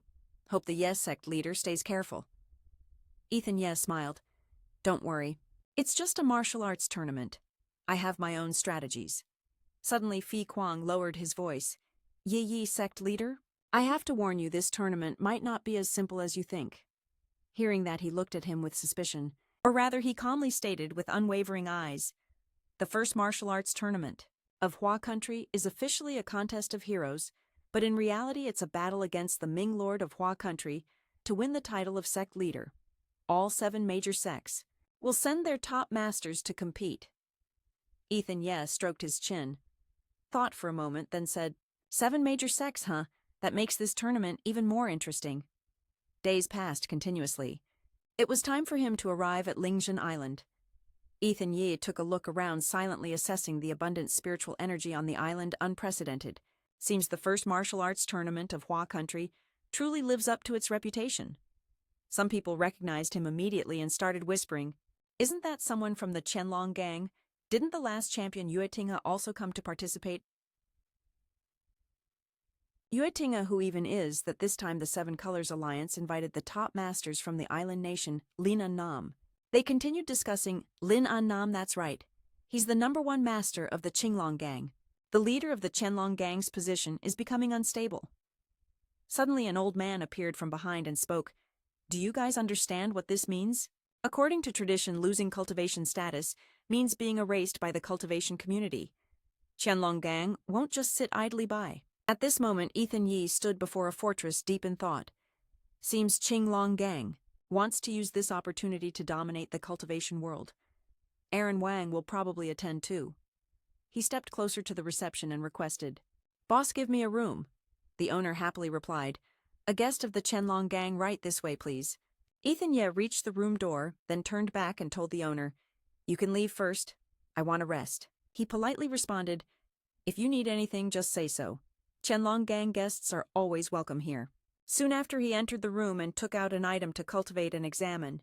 Being from Qianlong gang isn't too flashy. I can train here with peace of mind. This fishbone sword seems calmer than a few days ago. Looks like a good chance to cultivate. Ethan Ye simultaneously controlled the spirit sword and 9 angel stones, trying to merge them and see if he could forge a spirit sword. As the spirit sword and stones touched, they immediately formed networks of light beams. Suddenly, the spirit sword dropped with a clink on the ground. He sighed, disappointed. Didn't expect. The 9 angel stones couldn't tame it either. Ethan Ye held the spirit sword and guessed the spiritual energy wasn't enough, or maybe the method was wrong. Suddenly, he saw a girl being knocked down and heard her being cursed at. Useless trash, you take forever to finish this. She struggled and pleaded, I know I was wrong, senior brother, please don't hit me anymore. Hearing this, he got angrier. How dare you order me around? A lamb was about to kick the girl again when Ethan Ye suddenly shouted, Stop! He frowned instinctively. Who the hell are you? Teaching disciples is none of an outsider's business. He immediately introduced himself as from Langchen's sect, Ethan Ye. A lamb withdrew his foot and smirked. Never heard of your trashy sect before. I advise you not to meddle in the affairs of our 8 demons sect. Just as he finished, the receptionist hurried over to warn, Master Khan, even if you're from Qianlong gang, you can't break my shop's rules. Can you two take it easy? Brother Lamb, out of respect for him, just turned away and took the bonefish sword. Consider yourself lucky this time. Ethan Ye ignored his words and stepped forward to ask Han the girl, Are you okay? I only see you have some surface wounds. Her voice trembling as she painfully spoke each word. I'm fine. Thank you, hero, for saving me. As he was about to leave, the girl suddenly called out, Wait a moment, hero. Can I take a closer look at the sword you have? Ethan Ye stopped and thought, how did this person discover the existence of the bonefish sword? Then he asked if she recognized it. Then he brought the spirit sword in front of her, surprising her that it could also shrink. Ethan Ye was curious why others didn't see it, but she did. The girl smiled, saying she didn't know exactly but had been especially sensitive to magical weapons since childhood. Then she suddenly remembered and said, Right, I got so caught up looking at the sword, I forgot to introduce myself. I'm the 3rd disciple of the 8 eccentric sect.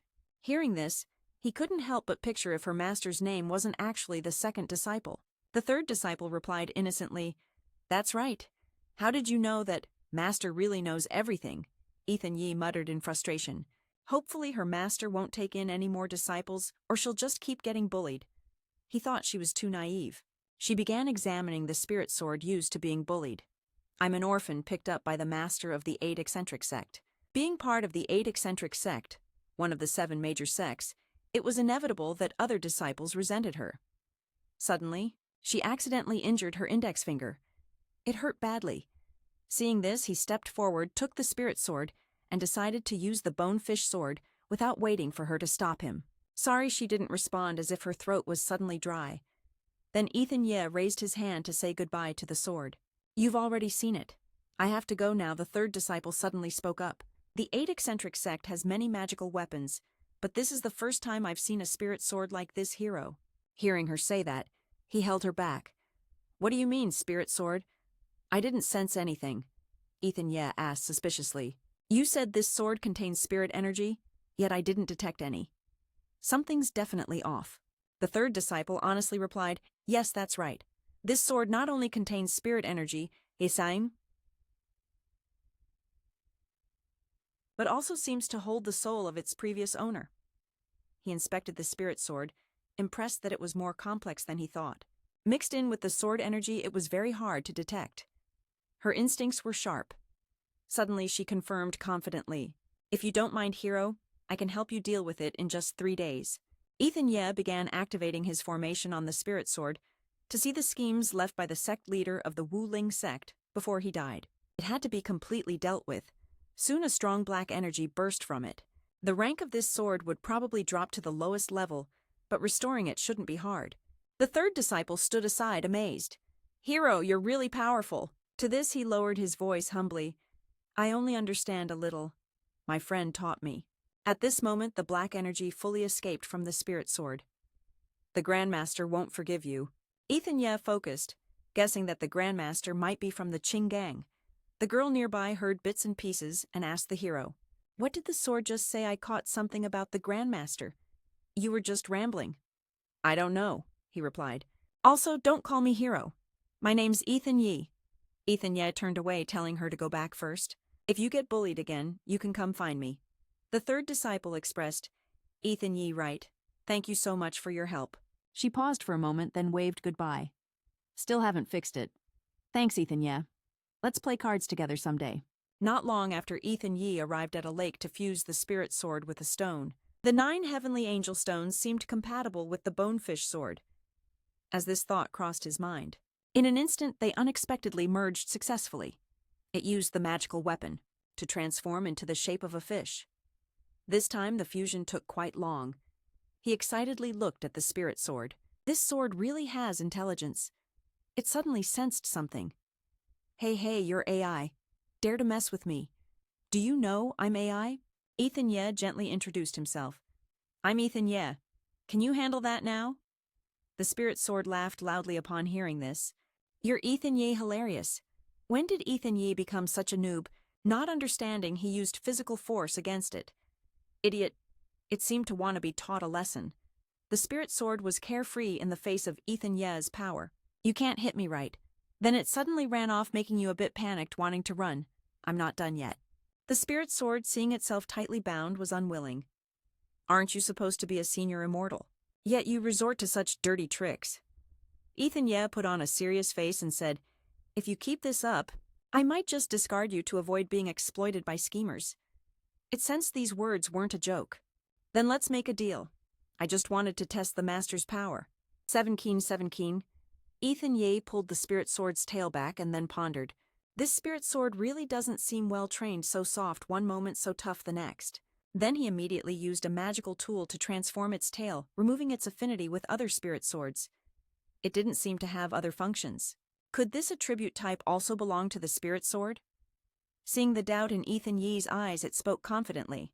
I know many functions. I'll show you what I can do for my master later. The spirit sword quickly shifted into sword form, hovering in the air. Master Senior Immortal, come here. He quickly climbed onto the sword's back, curious about what tricks it was planning next. Suddenly, a beam of light appeared around them. All right, hold steady. Here we go. Because of its incredible speed, the space ahead looked like thousands of streaks of light. Soon after, Ethan Ye emerged from a tiny beam of light. Unlike what I expected, this is spatial teleportation can be fully utilized. Then, the spirit sword, and he arrived before a huge cave. How's that for impressive? Ethan Ye silently took out 9 angel stones, making the sword uncomfortable. Why so serious? Can't you give me a compliment? What is this stone anyway? Moments later, the 9 angel stones released a fierce light. This stone is insanely powerful. Then the light merged with the spirit sword, greatly increasing its spiritual energy. He pondered. The more spiritual energy, the stronger the sword's power. He felt his body subtly changing. He asked the senior immortal, "Can you add a tattoo for me?" Ethan Yi observed and thought, "Looks like it worked." The spiritual realm inside the spirit sword increased. "Now I can carry a few more elixirs on me." At the same time, he gave a weird smile that gave the sword goosebumps. "Don't look at me like that. Don't worry, I won't run away anymore." Not long after, a grand martial arts tournament was held. Outside the hall was bustling with top fighters gathering. The spirit sword looked at the grandeur. It couldn't help but exclaim, "So many people, are they about to fight? That's my specialty." Hearing this, he turned and reminded, "It's not your turn to fight yet." Just as he finished, the opponent suddenly shouted loudly, "And gong over here." At the same time, the referee struck the gong hard, the sound echoing throughout the hall. He announced, "The martial arts tournament is about to begin. Round 1 is one-on-one matches based on the draw." Then he added that the first team is Ka Ling, the team from 8 Strange Gates, with Long Ao from the Long Tiger sect against opponent 3. "Get ready, senior brother." Ethan Ye said, "Let me tell you, my senior brother is really powerful." Ethan Ye's gaze instinctively flicked to the 8 Strange Gates using magical weapons. This scholar's coordination with his magical weapon is so seamless, it's hard to read. Then he noticed the opponent also had some presence. Spiritual energy manifested as part of his muscles. The Long Tiger sect studied this martial path. It was interesting. On the stage, Long Ao charged fiercely to attack the tiger descending the mountain. The tiger wasn't weak either, and immediately deployed a magic formation. Ethan Yi witnessed this and unconsciously smirked. Yet a mirror changed everything. Without hesitation, he swung his axe at the formation but was blocked. "What?" He pressed the attack and knocked Long Ao away, making him panic. "What do you want to do?" Ka Ning watched as his opponent was tortured, arrogantly saying, "What else? Of course I'm winning." The referee's voice rang out simultaneously, "Ka Ning from 8 Strange Gates wins." In the blink of an eye, Ethan Ye's next match began. Long Bang and the 5 martial sects started. He observed and analyzed. The 5 martial sects specialize in control and the 10,000 images technique, but their spiritual energy is limited, only able to control one of the 5 elements. They really can't compare to the bone sword. Kim Vo narrowed his eyes at Ethan Ye, judging the punk. "Your wings haven't even grown yet, and you dare challenge me." No sooner had he spoken, he swiftly soared into the sky. He summoned a fire dragon to teach you how to be human. Grandpa seeing this. Lin Kiem's mood began to stir with excitement. "This fire looks delicious." Kim Vo sneered at the torn sword of his opponent. In an instant, it was burned to ashes. Grandpa's fire dragon now charged furiously at Ethan Ye. He decisively unleashed a razor-sharp sword that shot straight toward Kim Vor. What kind of monster is this? He panicked and fled. "Damn it, Ethan." He thought to himself, running away over this, what a joke. The referee enthusiastically announced the next match, Tin Ha of Cam Long Bang versus Nguyen Len of 7 Sak Min. Upon hearing this, his eyebrows knitted together tightly. "Nak Tin." Ha looked confused and immediately asked, "Why stop? Are we still fighting?" Ethan Yi muttered, "I'm just a bit curious." The previous martial arts champion's skills, that's all, as Tin Ha stepped forward. Whispered chatter quickly filled the air. "The last champion, Nak Tin Ha. Yeah, Nguyen Len is definitely going to lose." Lin Kim sensed the weapon's power and timidly hid behind. The spiritual energy was truly strong. Seeing this, he vaguely guessed that this must be Nak Tin Van's older brother. "What?" Nguyen calmly stepped onto the arena holding his sword. Everyone immediately whispered, "Isn't this the heir of the 7 Sak Min sect leader?" "I heard recently the 7 Sak Min have someone very powerful who has improved a lot. Looks like Nak Tin Ha is in for a tough fight this time." He sneered, "China's #1 will be defeated soon." Unfortunately, Tin Ha said nothing. He swiftly swung a sharp sword. Nguyen Len quickly used his shield to freeze all of Tin Ha's moves. Ethan Ye stood observing silently, judging. Tin Ha's spiritual energy is stronger than his opponent's, but ice counters fire. He was sure it wouldn't be easy to unleash his full power. Suddenly his voice quietly rang out, The last champion can only do so much. What? Tin Ha was extremely reserved, immediately chopping through the ice block. Nguyen Len skillfully controlled the ice, but it broke apart. The ice split in two and struck back quickly. They collided fiercely, leaving only voices echoing. This champion title is definitely mine. He frowned. Where do you think you're running? The guy was right behind Nguyen Len, radiating intense pressure. Lin Kiem witnessed this and was a bit surprised. Nhak Tin Ha's speed rivals a bone sword's. He unleashed the freezing technique. This time, Tin Ha's opponent won't escape right. Nguyen Len spun around. You're finished. Lin Kiem anxiously exclaimed.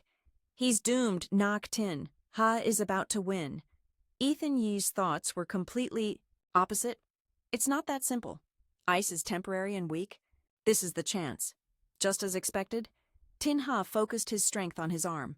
In a flash, the ice on his arm shattered, leaving Lin Kiem stunned. How did he do that? The last champion is pretty fierce after all. Tin Ha stretched out and stabbed his sword into Nguyen Len's chest. You lost. As Nguyen Len fell, it was the moment the referee announced the winner's name.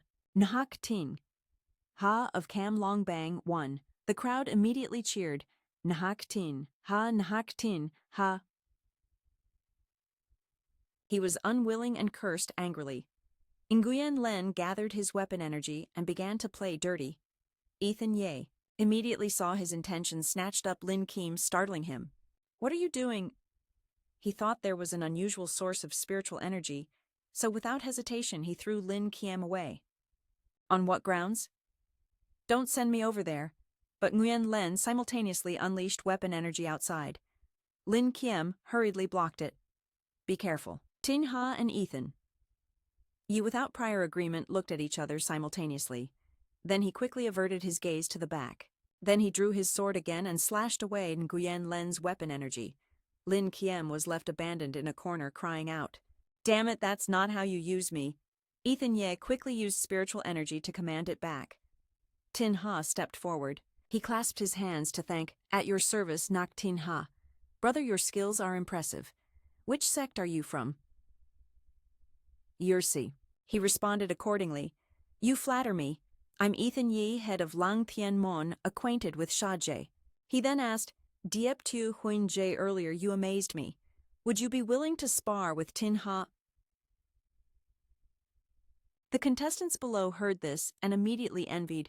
Where did this brat come from? Nhak Tin Ha actually wants to fight him. I really admire you. I also want to be taught by the #1 in Hoakwak.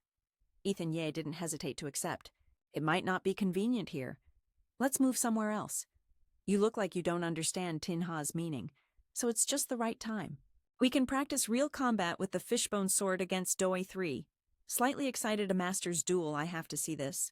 After a while, the two of them were on two opposite trees. He spoke first. Little brother Deep, let's fight until one of us can't continue. You strike first. Lin Kiem smiled brightly. That wasn't enough just now.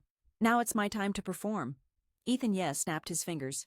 Instantly, two more swords appeared. He controlled them with his hands toward Tin Ha. He quickly leapt up, deploying a swift formation. The attack from those sword spirits was blocked.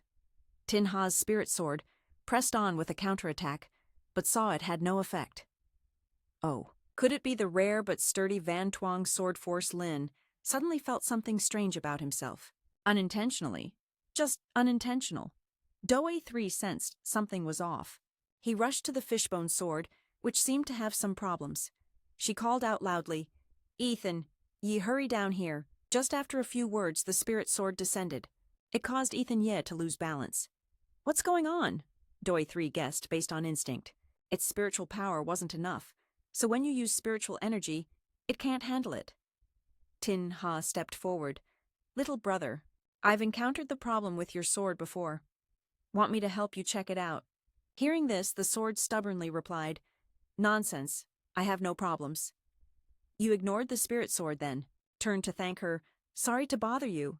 He then wielded spiritual energy to make it hover over Cao Chung. What do you want to do? Don't come over here. The spirit sword struggled in Tin Ha's palm. Let me go, Master. Ethan Ye, save me. Ethan Ye not only didn't save it, but criticized the spirit sword as a bit troublesome. Don't mock it. I see its flexibility. he said, surprised and interested. This spirit sword can even self-repair, which is rare. After observing a bit more, Tin Ha said, but its blade is quite thin, and its recovery speed is too slow. To fix it properly, it probably needs to be reforged. Doi 3 hesitated. Reforging the blade is not hard, but this island lacks many necessary materials. He softly replied, don't worry about that. I've traveled all over Hua Kwok these past years, and found quite a few. You helplessly watched the two of them. These two are really dumb. In my eyes, it's just a sword. Maybe they forgot all about me, Deep Mo. No work, no reward. Let me think of a solution. Tin Ha suddenly patted his shoulder and smiled meaningfully. No worries. Wait for the sword to recover. Let me borrow it for 2 days. Ethan Ye didn't pay attention to that, but focused on thinking, if the sword formation isn't restored quickly, facing strong enemies later will be tough. He suddenly glanced at Doi 3. Sorry for the trouble, Brother Tin Ha. Ahem. And Miss Doi 3. He thought to himself. Doi 3 looks just like a little puppy, Lin Kiem said, revealing the owner's feelings. If you keep acting like this, I'll sell you, he said, while announcing the long time needed to set up the reforging formation. I'll use spiritual energy temporarily first. As soon as he finished, Tin Ha immediately applied fire to it. The spirit sword's territory is large. Except for lacking the Van Tuong force, it has nothing to lose against the fishbone sword. He looked at the pile of weapons and said, everything I've obtained this past year is here, but most don't suit me as reforging materials. Instead, one suits Tin Ha better. He picked up a small sword. This sword has the Van Tuong force. Regarding spiritual energy and other attributes, it probably won't reject the spirit sword. The sword spirit panicked and shouted at him, Hey, what do you want to do to me? He used his power to transfer spiritual energy to it. The spirit sword blinked. What are you doing? Good more, keep going. Seeing its silly expression, Doi 3 laughed heartily. I didn't expect this spirit sword to be such a glutton, Tin Ha said, watching it absorb so much spiritual energy. To think it can consume such a large amount. This fishbone sword is too greedy, huh? Not enough yet. Looks like I have to transfer enough spiritual energy all at once. A second later, he summoned all the remaining weapons. Then let's use them all. Witnessing this grand scene, Doi 3 couldn't help but say, spiritual energy is really powerful. Ethan Ye beside him was also pondering. Various spiritual energy attributes, yet no interference. The number 1 in Hua Kwok indeed. Truly worthy of his reputation. The spirit sword began to enjoy the spiritual energy. It smelled amazing. As all the spiritual energy harmonized, a dragon instantly appeared wrapping around the spirit sword. It laughed joyfully. It's been a long time since I've eaten this well. Brother Ha's face was inviting as he reached out his hand. All right, little brother, you try it. Ethan Ye stepped forward to take the sword, baring his teeth in a joyful grin. Not bad. Not bad for new clothes. Master, hurry up and try me. The moment you swung it, I felt excited nonstop. I feel completely energized now. After a powerful slash, Ethan Ye also sensed the abundant spiritual energy shifting within. The sword felt sturdier and stronger than before. Brother Doi 3 ran over praising without stop. Amazing, tomorrow's match will definitely be no problem. Brother Tin? Ha placed a hand on his shoulder, reminding him, that's it. After the match, lend it to me for a few days. Ethan Ye immediately agreed. The next morning at the competition venue, his face was cold and observant. The sword was still as aggressive as before. Yesterday's fight wasn't enough. Is there a stronger opponent today? Right after the announcer stood atop the arena. Introducing the first match today, Cam Longbang Ethan Ye versus Nguyen Tin of 7 Colors Bright. Hearing this, Ethan Ye became excited. It's time to show what I've got. He coldly watched as Nguyen Tin stepped onto the arena, crossing his arms arrogantly. Ethan Ye is an AI here looking for death. As the guy finished speaking, Ethan Ye stepped forward, sword in hand, inspecting carefully. Using a sword too. Let's see how I tame it, he said seriously, cautioning himself to be careful. The opponent also had a spirit sword. As soon as Nguyen Tin unleashed his move, the crowd buzzed. The signature 7 colors. Bright spirit sword technique was vicious. A fierce blue tornado surged toward Ethan Ye. The attack started with a brutal move. Brother Tin Ha saw Ethan Ye in a defensive stance and sighed in relief. Let's see. Ethan Ye also noticed it. Suddenly a sword was knocked out of the swirling tornado. The crowd below gasped in shock. Wow, In just moments, Ethan Yi rushed forward to attack his opponent. Nguyen Tin's face was stunned as he was attacked. How could this be? Ethan Yi glanced back with a mocking smile. You're too slow. Suddenly, the guy grabbed his sword intent on self-destruction. His eyes turned blood red, and he slowly transformed into a giant muscular figure. Horsai. I want to kill you. The spectators below were terrified by the sight before them. The monster's face made Brother Doi 3 anxious. Ethan Ye and Brother Tin Ha felt something was off, their eyes filled with suspicion. This isn't right. Does 7 Colors Bright have this kind of dark magic? At this moment, Nguyen Tin had become a monster, swinging his great blade down where Ethan Ye was searching. He quickly blocked the attack. The monster cursed angrily. You fight dirty. Lucky my body is tough. Ethan Ye stood proudly facing him with a calculating gaze. Somehow he was about to seize the sword. Using spirit energy to boost his own strength, Nguyen Tin continued unleashing powerful strikes. Ethan Ye quickly reacted to each attack, his eyes observing and silently calculating. The opponent's offense was incredibly refined. I don't find it difficult at all. The bone sword still needed to conserve energy, retreat first, and then find an opening. Thinking and acting, he drew his sword and executed his technique, merging with the sword spirit to unleash its full power. Then Ethan Ye raised the sword tip into the air, releasing a lightning strike, the sky-piercing sword. 2 sword energies clashed, causing a powerful shockwave. His strike was so strong that Nguyen Tin couldn't hold on. The giant form gradually shrank back. Returning to his original shape, Ethan Ye walked confidently as whispers spread below. Who is this newcomer? Where did he come from? So strong and natural. It's truly amazing. The announcer declared, Cam Longbang, Ethan Ye wins. The sword behind him gleamed as he smiled smugly. See, I'm awesome. I told you this little sword isn't something to mention. Ethan Ye pulled the sword and rested his head on his shoulder. Yeah, you're the strongest. He cried out in pain. Who are you? He just returned to the stands. Brother Doi 3 ran out, raising his hand to praise Ethan. Yeah, you're really strong.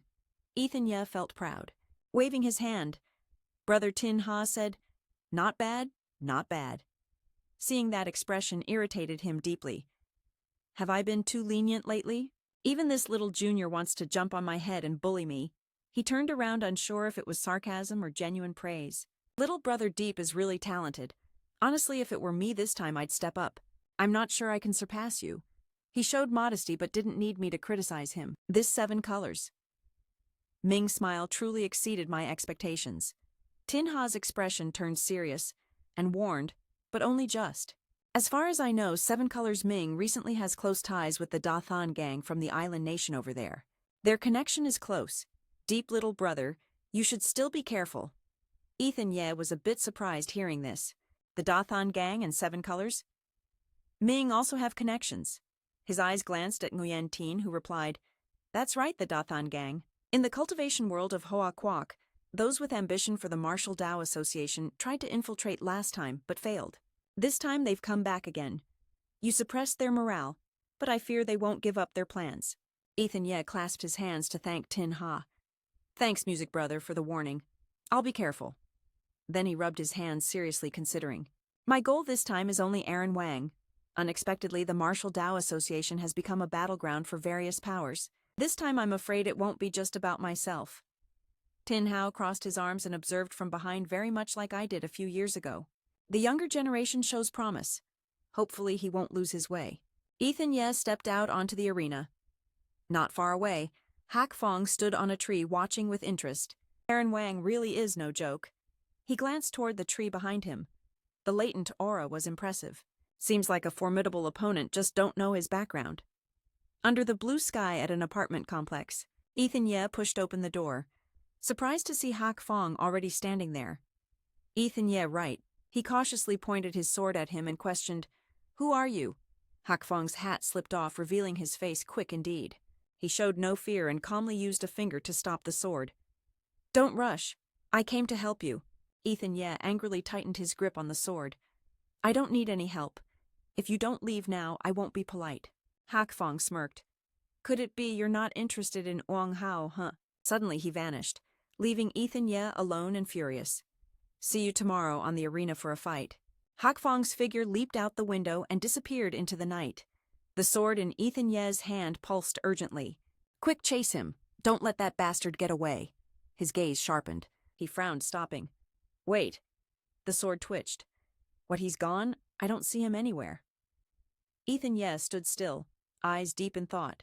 I didn't tell anyone my purpose for coming to the Martial Tao Association. How did he know I'm interested in Aaron Wang? Then he grew serious. Using his spiritual power, the sword immediately excitedly called out, Master, you're determined. Am I too excited? Ethan Ye stood on the sword, looking toward where Hak Fong had just left, hoping to gather some intel.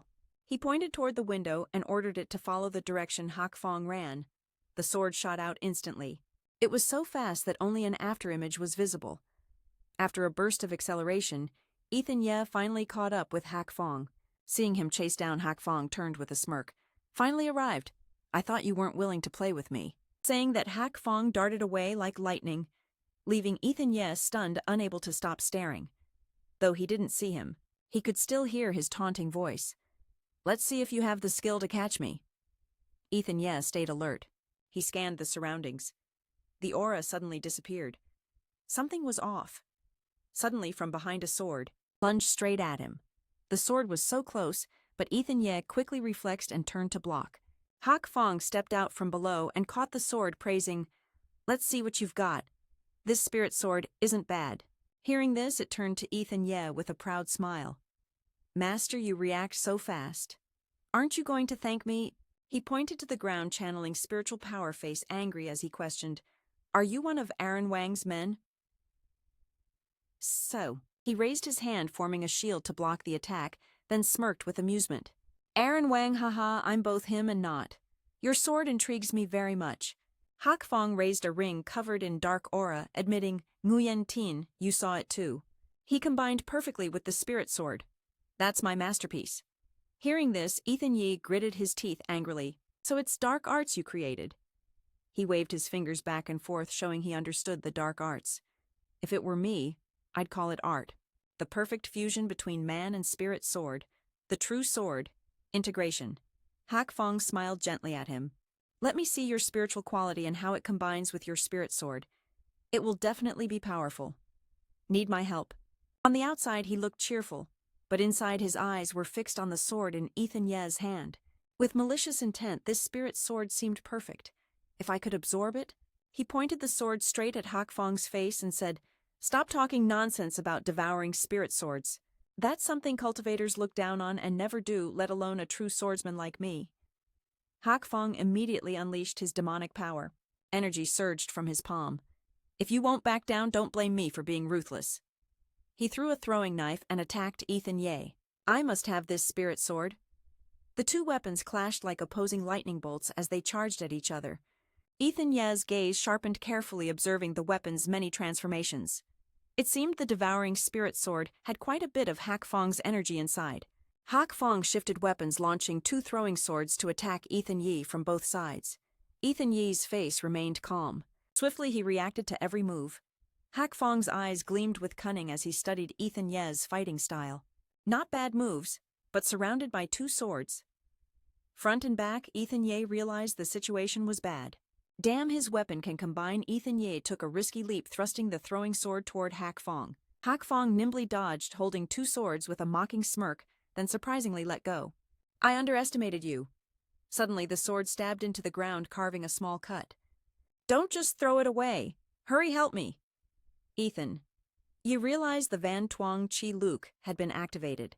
Then it suddenly floated midair, as if absorbing the essence of heaven and earth. Ethan Ye caught the sword in his hand. Along with many spirit swords clashing, the Van Tuong Chi Luke was activated. Hak Fong looked at it with disdain. What am I seeing? Ha! It really is the Van Tuong Chi Luke. He gripped the sword tightly, excitement flooding him. This is awesome. So lucky, after killing you, I'll get this rare attribute too. Hak Fong stared at the sword with a crazed expression. I have to have it. Ethan Ye raised the sword and said, Greedy demon, you've eaten enough. Now get to work. It was fully charged, laughing with delight. Feeling his body move freely, felt great. Hak Fong launched an attack, but Ethan Ye narrowly dodged. I can't wait any longer. The sword's face showed a hint of panic.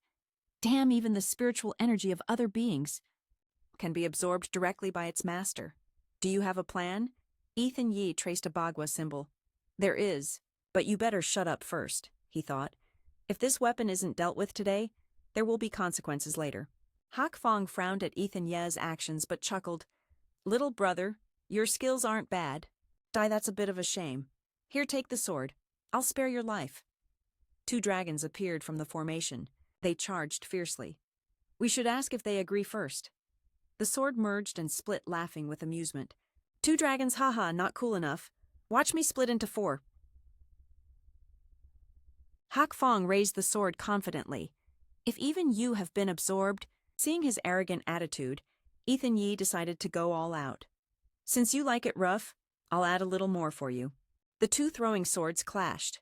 Frustrated, Hak Fong scolded himself for focusing too much on devouring, losing strength. The tips of Hak Fong's swords began to crack. The moment was ripe. Ethan Ye flew in with determined eyes. Final move, fishbone sword strike. The sword sighed, ate too much, going to explode. Ethan Ye aimed the sword at Hak Fong's throat.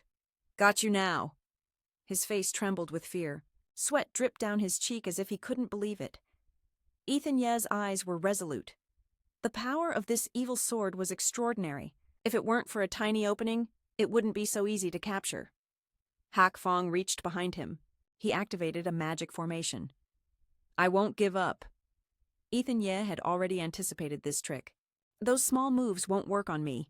Hearing this, Hak Fong got a little nervous. He tensed up. Fine, force me to use this move. Consider it your win. Suddenly a purple light enveloped him. Parts of his body started to dissolve. Ethan Ye gripped the sword tightly, watching as his opponent self-destructed, grimacing in discomfort. Cough, cough. This sword is deadly. Finally, Hak Fong vanished, leaving only residual dark energy. I remember you clearly. Ethan Ye sat down and lightly touched the blood left on the ground. Unable to fight back, he harmed himself to protect his retreat. Such a vicious sword. It jumped up angrily, urging, What are you touching? Chase after him quickly. Don't let that brat get away. However, he wasn't in a hurry. Instead, he calmly analyzed the dead end and decided not to chase. Besides, this black-clothed man seems to have some rules. But he left behind blood. Tracking him won't be a problem, said the sword with a frustrated tone. Even if he's lucky next time, he won't be spared. Ethan Ye touched the sword with his bloodied finger. It startled the sword. Oh, master, what are you doing? Ouch, ouch, ouch! He looked at the blood-emitting vapor and silently judged. Blood corrodes the spirit sword. Maybe it can't be used on you anymore. He envisioned the man. Then Ethan Ye used 2 fingers to heal its wounds. With these injuries, it felt like dying and coming back to life. No future. I'm giving you spiritual energy. Hearing this, the sword angrily objected. I'm still young. Still a baby. Can't you treat me better? His face was cold. Better, fine. Besides, our teamwork needs to be even better. Don't delay, let's train right now, Ethan. Yi immediately raised the sword high. It startled and panicked. Master, you're a demon, he quickly corrected. No, I'm an immortal elder. Without another word, Ethan Ye closed his eyes and used spiritual energy to connect with the sword. After this battle, the connection with the sword spirit grew stronger. Spiritual energy instantly surrounded it, making it frightened. What are you doing to me? My body, what's going on? Ethan Ye and the sword were enveloped in a circle of magical power. I am the sword, and the sword is me. Then one hand held the sword, while the other performed a technique. The spirit sword technique. West wall. Through and beyond. Introductory sword control activated. Inside Ethan Ye's body, a new power source emerged. That power surged into the air. Ethan Ye raised the sword high, his face full of determination. The sword and that power combined, absorbing energy. This is the moment. A circle of light appeared, lifting Ethan Ye up. The sword and wielder united. One morning at the arena, everyone was whispering. I heard that Na Tin Ha's opponent last night was found dead in his room. I heard the spiritual energy was drained, and there was no trace of his spirit body. No idea who he offended to end up like that. The 3 watched regretfully. I even thought, today we could watch those 2 fight. They all prepared, then turned to Na Tin Ha. Han, is your match cancelled? He calmly raised his hand to cover a yawn. I didn't sleep well last night. Maybe I should rest today. In contrast, ye little brother, you have to work hard for both of us. Ethan. Yi's face tensed as he rested his chin deep in thought. His spiritual energy was empty, probably related to that strange guy's technique from yesterday. He recalled yesterday's scene with curiosity. Could human spiritual energy really be absorbed? Lost in thought, Na Tin Ha pulled Ethan Ye back to reality. Little brother, what are you thinking? It's your turn. Black Wind stepped forward with a provocative expression. Looks like we're really destined rivals. He observed him for a moment, surprised. That guy from yesterday. But after one night, his kung fu and spiritual energy grew stronger. Then Black Wind removed his cloak and glanced back disdainfully. We should thank the organizers for this setup. Cut it down, I have a lot of work. Ethan Ye's eyes flashed with deep thought. His spiritual body has also changed. Most of the opponents in Tin Ha's heart were killed by him. Black Wind raised his fist toward him for the recklessness yesterday. You'll have to pay with your life. Ethan Ye showed no fear and challenged back the price you need to pay. I'm afraid it's you. Then he unleashed a series of rapid punches at him. This spiritual body is really useful. Seeing that Ethan Ye launched the sound sword at his opponent, mocking, only with a useful spiritual body can you conquer the city of Thuk. Not that fast. The sword ground its teeth angrily. The one who harmed me with blood is that damn guy. Let me go kill him. Black Wind looked at the sword advancing with full confidence.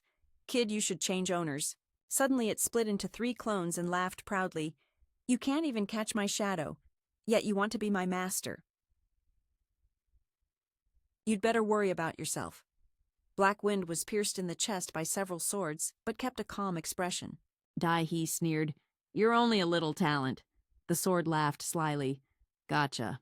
Immediately, Black Wind fell into Ethan Ye's formation, surprised. What you're using? The Water Dragon Ascension. A dragon appeared along with a mocking voice. Dealing with people like you, a few old moves are enough. Black Wind took the hit, coughed up blood, and looked exhausted. This is the 10,000 self-power. As soon as he finished speaking, he lost consciousness, legs unsteady, holding the dragon staff. Ethan Ye remained cold and stern, gripping the master's sword tightly. Didn't you want to keep him for investigation? Why did you suddenly change your mind and kill him? By the way, handsome, as you went down, Opponent 3 praised Ethan Ye. You and the bone sword coordinate perfectly.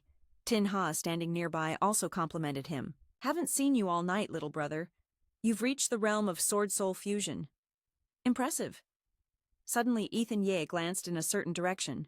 I see it clearly, no mistake. From the noisy crowd, Hao was talking.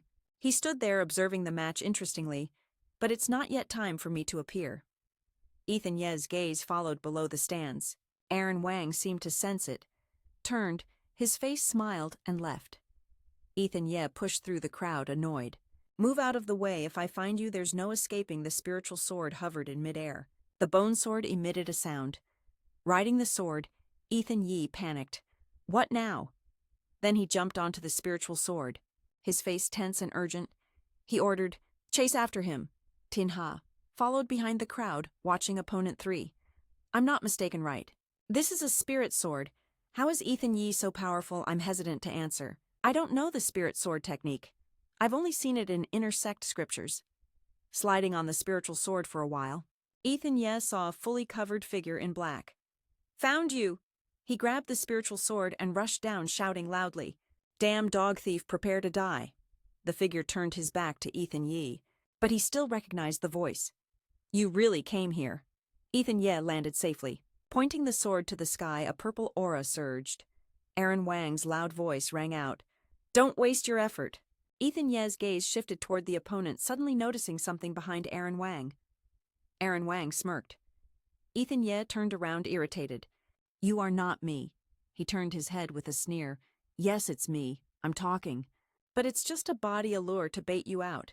Aaron Wang approached and faced Ethan Ye, opening his mouth in suspicion. Ethan Ye thought, What's your plan? Without hesitation, he heard the answer. Then he decisively launched a critical sword strike. Aaron Wang said, My plan is simple, kill you. As Ethan Ye struck, Aaron Wang vanished, but his words echoed with spirit. You're still so naive. When persuasion failed, Aaron Wang threatened with loved ones. I know you're reckless, but your acquaintances are just like you, reckless. Or is there my fiancée? The one in your heart. Snowtang. Hearing this, Ethan Ye grew angry. Aaron Wang's voice rose. I underestimated your shamelessness. What exactly do you want? He appeared like an unchanging ghost, provoking Ethan Ye. At first I thought you were just a loser, but our last fight and this tournament changed my view. Then he smiled cunningly. Ethan, you have great potential, and I, Aaron Wang, will do my best to help you unlock it. He pointed directly at Ethan Ye. Don't you like Snowtang become my subordinate? She'll be your slave, yours to toy with. Ethan Ye lifted the spirit sword onto his shoulder and asked if the Soulbone sword could convert all of his spiritual energy into fire imagery. The power would be unleashed outward, right? It immediately replied, yes, of course. But what does your master want to do? Aaron Wang seemed about to lose his mind. If you make Ethan Ye angry, don't celebrate with drinks. If you won't drink, then drink as punishment. My patience has limits. He pointed the spirit sword straight at Aaron Wang, but he wasn't intimidated or scared. Instead, he was arrogant. Ethan. Yeah, this is just a shadow of me, it won't work. Without letting him ramble further, Ethan Ye immediately unleashed the Longfire Red Lotus Blaze technique. As he finished, a golden dragon-like fire appeared beside him and then charged straight at Aaron Wang. Aaron Wang, smoke billowing thickly, said, Fool, wait until I control the Martial Dao Association this time. Even if you ally with the cultivation world of Hua country, you won't stand a chance. Ethan Ye's Longfire caused a significant shockwave. His words echoed, You don't know your own limits. Standing afar, you watched the chaos with satisfaction and said, Burn this clone to ashes.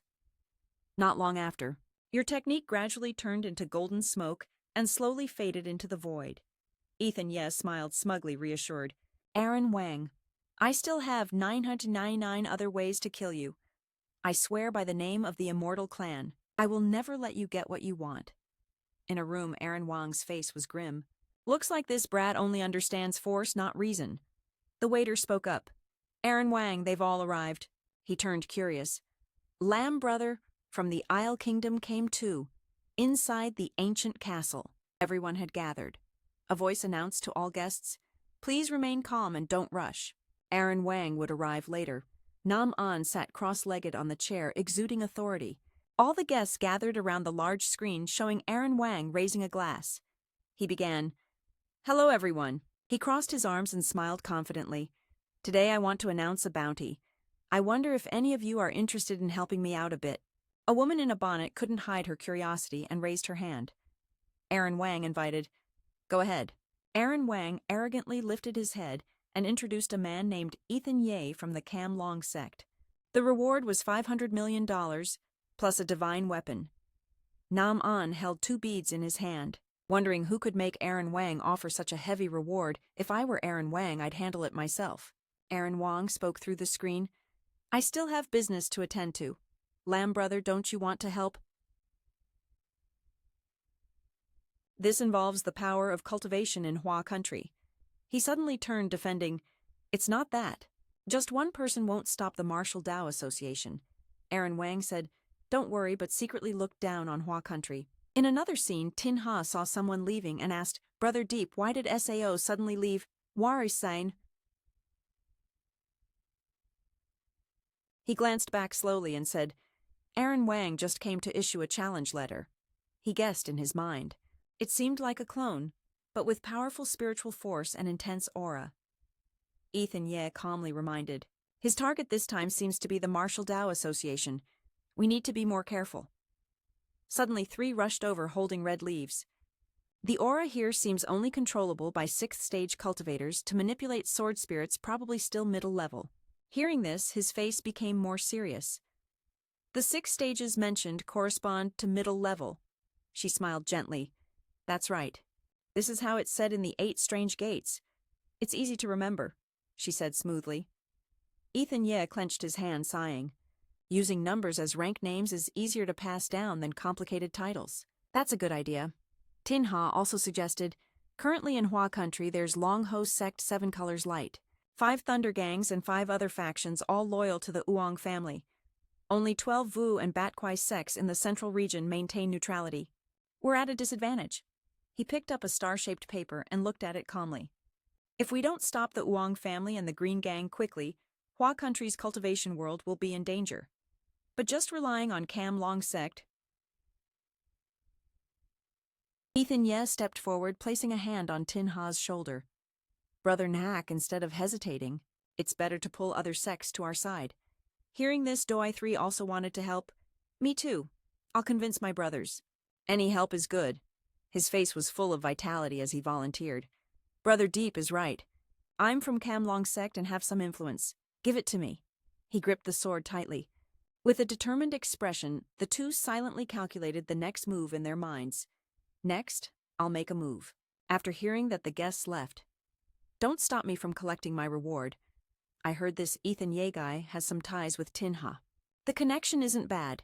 With so many of us here, why would we fear him? Just then a proud voice spoke up. Isn't that the brat Ethan? Yeah, why is he smirking? Arriving early is no match for arriving just in time. At that moment he gripped his spirit sword tightly and threw out two large kites towards Ethan Ye. Without hesitation he unleashed a sharp sword strike, knocking them away. A strange voice spoke up. Clearly you didn't need me. You could have blocked it yourself, so why drag me into this? However, they weren't cautious and bluntly declared, see where you run. No one fights me. This guy's mine. Hearing this, Ethan Ye didn't hold back either. He decisively called his men from the Wang gang to protect Hill 3. One guy broke away from the group, hands in pockets. It was that brat again. Aaron Wang's making too big a deal. He looked tired and walked off. You guys fight it out. I'm heading back to sleep. Ethan Ye stared intently at the man leaving ahead. According to those three groups, they're all cultivators at Realm 3 or 4. Many but not a serious threat. Only the one who just left made Ethan Ye tense up. This place just me is enough. Brother, take those three groups away, Tin Ha said cautiously, warning carefully. Though those small fries probably can't injure you, brother, it's always best to be careful. Ethan Ye immediately gripped his spirit sword, ready to fight. I'm here not for my head. Suddenly a guy with an axe charged up fiercely. Kid, if you want someone to blame, blame yourself for crossing the line. In less than 5 seconds, Ethan Ye had thrown him far away. The leader pointed at Ethan Ye, fear showing in his eyes. He's just a punk kid. What's there to be afraid of? The crowd behind tossed sharp weapons at Ethan Ye. So bold, huh? Your guts are way too small. Ethan Ye quickly slashed with his spirit sword, cutting them all away. Too many now, just like salt, such a pain. Then Ethan Ye raised his hand, summoning a blue circle that sucked all weapons toward it. This was a deadly move. He wouldn't hesitate at all to take my spirit sword. Seconds later, he stood atop his sword, dodging the flying weapons. Having spent a lot of spiritual energy, he couldn't keep fighting long. I guess I have to use my killing move. Suddenly something exploded, causing a powerful shockwave. Thick dust rose, darkening the sky with grime. Ethan Ye stared blankly at the smoky cloud. Suddenly those arrogant guys from before were thrown up in the air. A voice echoed, Master, we're here. Sorry for being late. The dust began to clear into nothing. Claire Shang and Lily Hong appeared together. Master, leave this to us. Suddenly an unafraid guy charged forward with an axe. The girl lightly struck him with a staff, sending him flying. The blow was so strong he coughed up blood. Lily Hong jumped up and swung with lightning speed. She sent 2 others flying. Ethan Ye smiled with delight. Wow, who are these 2 beauties? Suddenly they came to help us. Wait, there's a flat screen. Ethan Ye chuckled and introduced them. They're my disciples from Lang Thien's sect. After dealing with the thugs one by one, they approached Ethan Ye, making him wonder, why did you come here? Claire Shang frowned. Something interesting, like a martial arts contest, and you're hogging it all. Master, how could you? Ethan Ye forced a smile, thinking, what's so fun about this? Lily Hong looked worried. Master, rest now. Leave these guys to me. I won't let them off. Hey, Shorty, handle this. The girl angrily retorted, who's calling me Shorty? After receiving the orders, the 2 strode forward fiercely. Ethan Ye winked. It's been a while. They've grown quite a bit. His gaze grew more determined. Claire Shang said to spare one alive to interrogate later. Just finish them off here. Suddenly Tin Ha appeared. Deep brother, I'm here to help.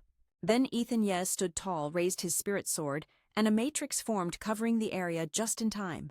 Claire Shang, Lily Hong, I'll borrow your spiritual energy for a bit. They both nodded firmly. Ethan Ye pointed 2 fingers to the sky, and objects began to levitate, following the 5 sounds sword technique from the 10 Directions Refining Chi manual. This is the path of sword cultivation. At the spiritual pinnacle stage, a golden light appeared. A spiritual sword hovered, trembling in fear. What move is this? I've never seen it before.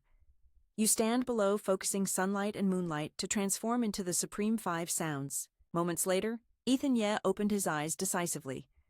The 5 sounds of Mount Tai pressed down suddenly.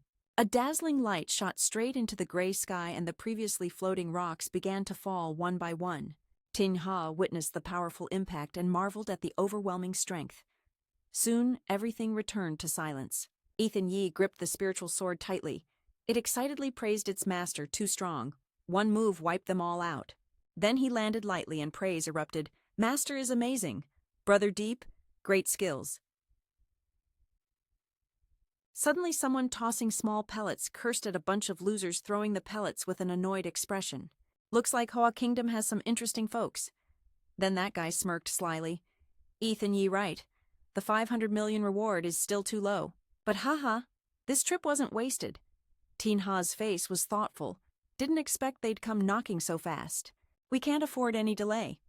Claire Shang excitedly asked Master if there's anything else you need help with, just say it.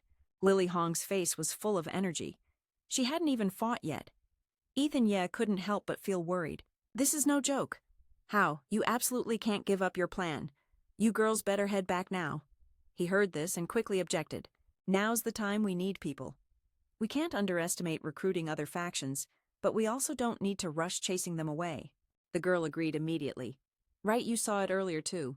We all fight them until flowers fall and waters flow. She smiled at him. Exactly. No matter what, we're disciples of Lang Thien's sect. Ethan Ye turned to Tin Ha. If you two can't be swayed, then I'll hand these 2 disciples over to Brother Nak. As night fell, he pondered, looking up at the sky, noticing someone just left. Something seemed off. On the other side, a pack of wolves advanced toward a man standing under a tree. Nam tossed a glowing orb into the air. Suddenly, a radiant light spread around it, illuminating the wolf pack. Several men followed Nam, their faces full of confidence. Let's go.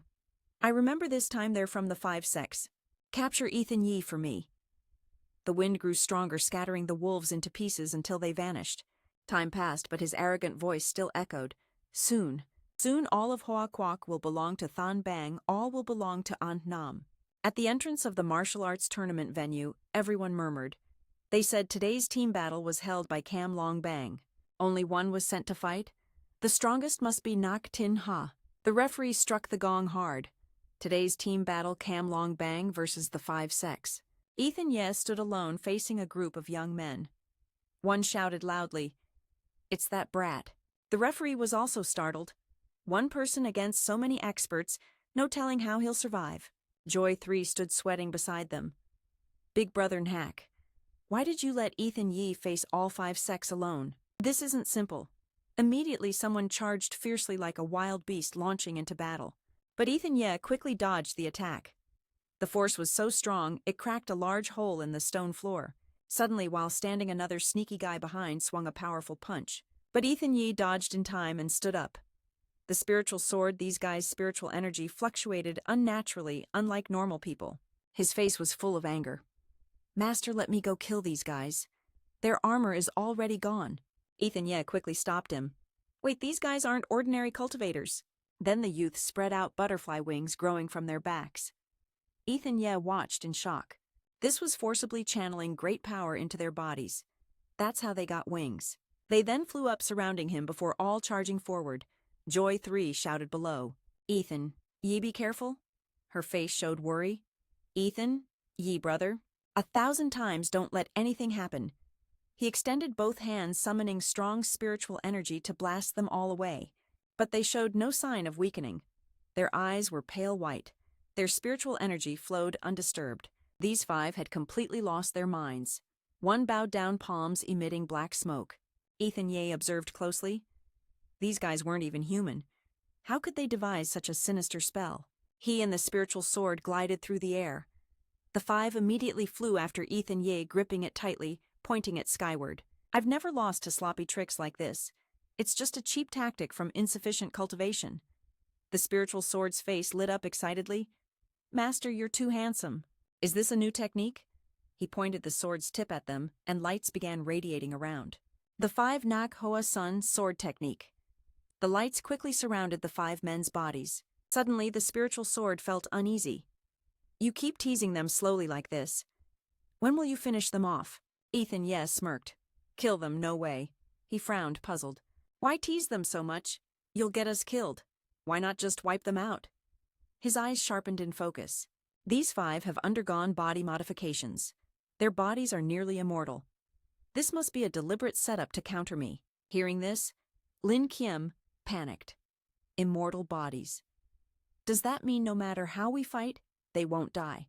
You point your sword straight again, but it might not work. Watch closely. Suddenly their bodies start to break apart. Lin Kiem was stunned. What's going on? Didn't someone say their bodies were immortal? Ethan Ye closed his eyes and smiled lightly. But their spiritual energy is limited. I just need to surprise them. Oh, you mean to drain their spiritual energy completely? Those 5 will collapse from exhaustion. Lin Kiem watched with interest. Ha, the puppets stop moving, only then can we pull their strings and find the puppeteer. You, Lin Kiem, point straight up at the sky decisively. This is the moment then. Ethan Ye gave the order. Confused, the opponents moved forward. Then he picked up a stone and smiled. Your turn. Don't run this time. In the crowd, An Nam smiled slightly and left. He might gain Aaron Wang's respect. Not bad at all. He held 2 small black orbs in his hands, wearing a proud expression.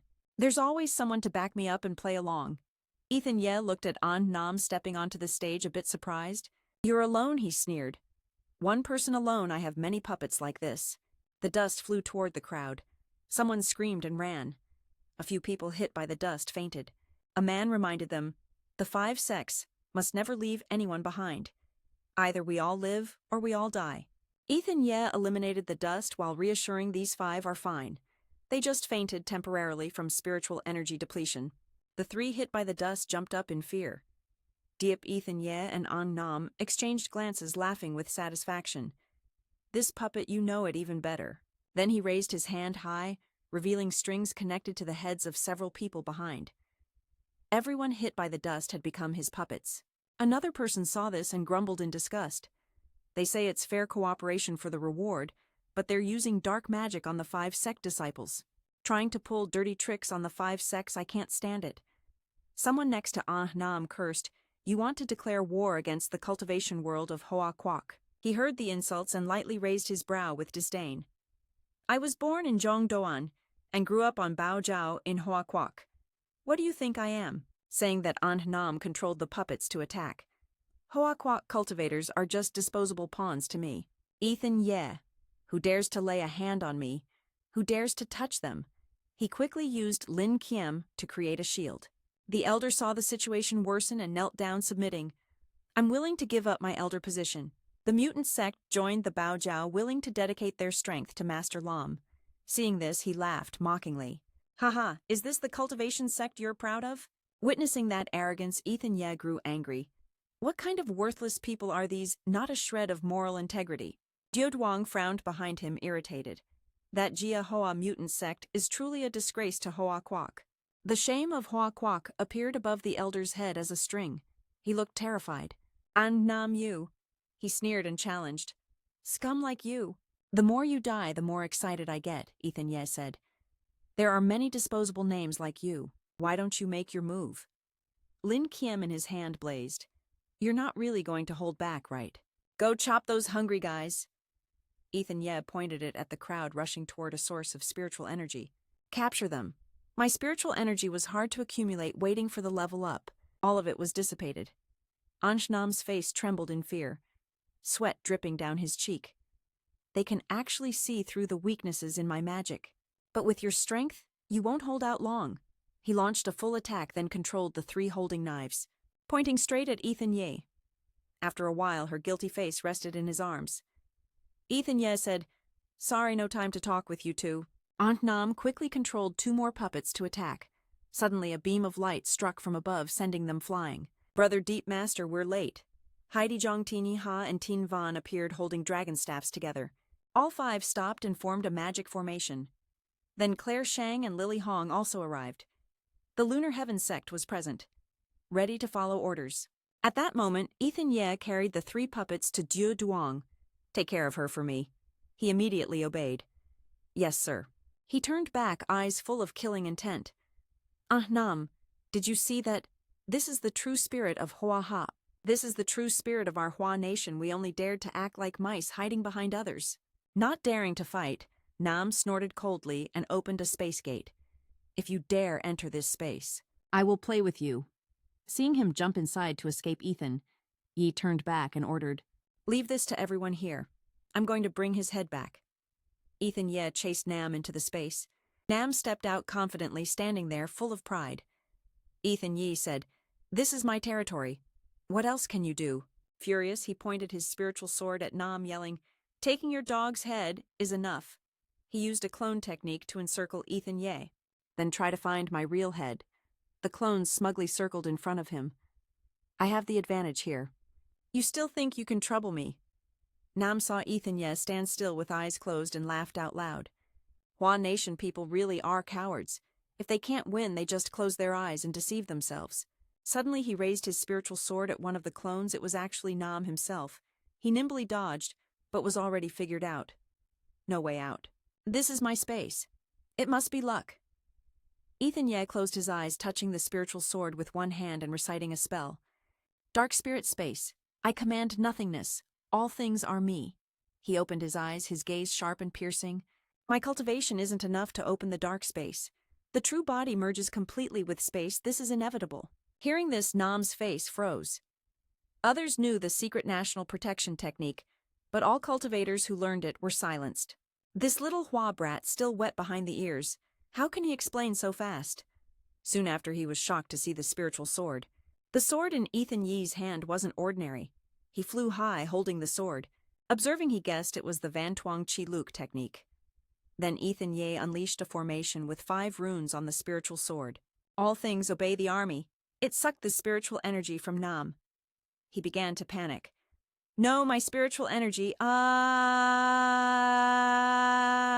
Ethan Ye's face was calm. Van Tuong Chi Luk and spiritual energy have the same origin. The root of the protection technique is also Hua Nation. Ethan Ye's expression was serious.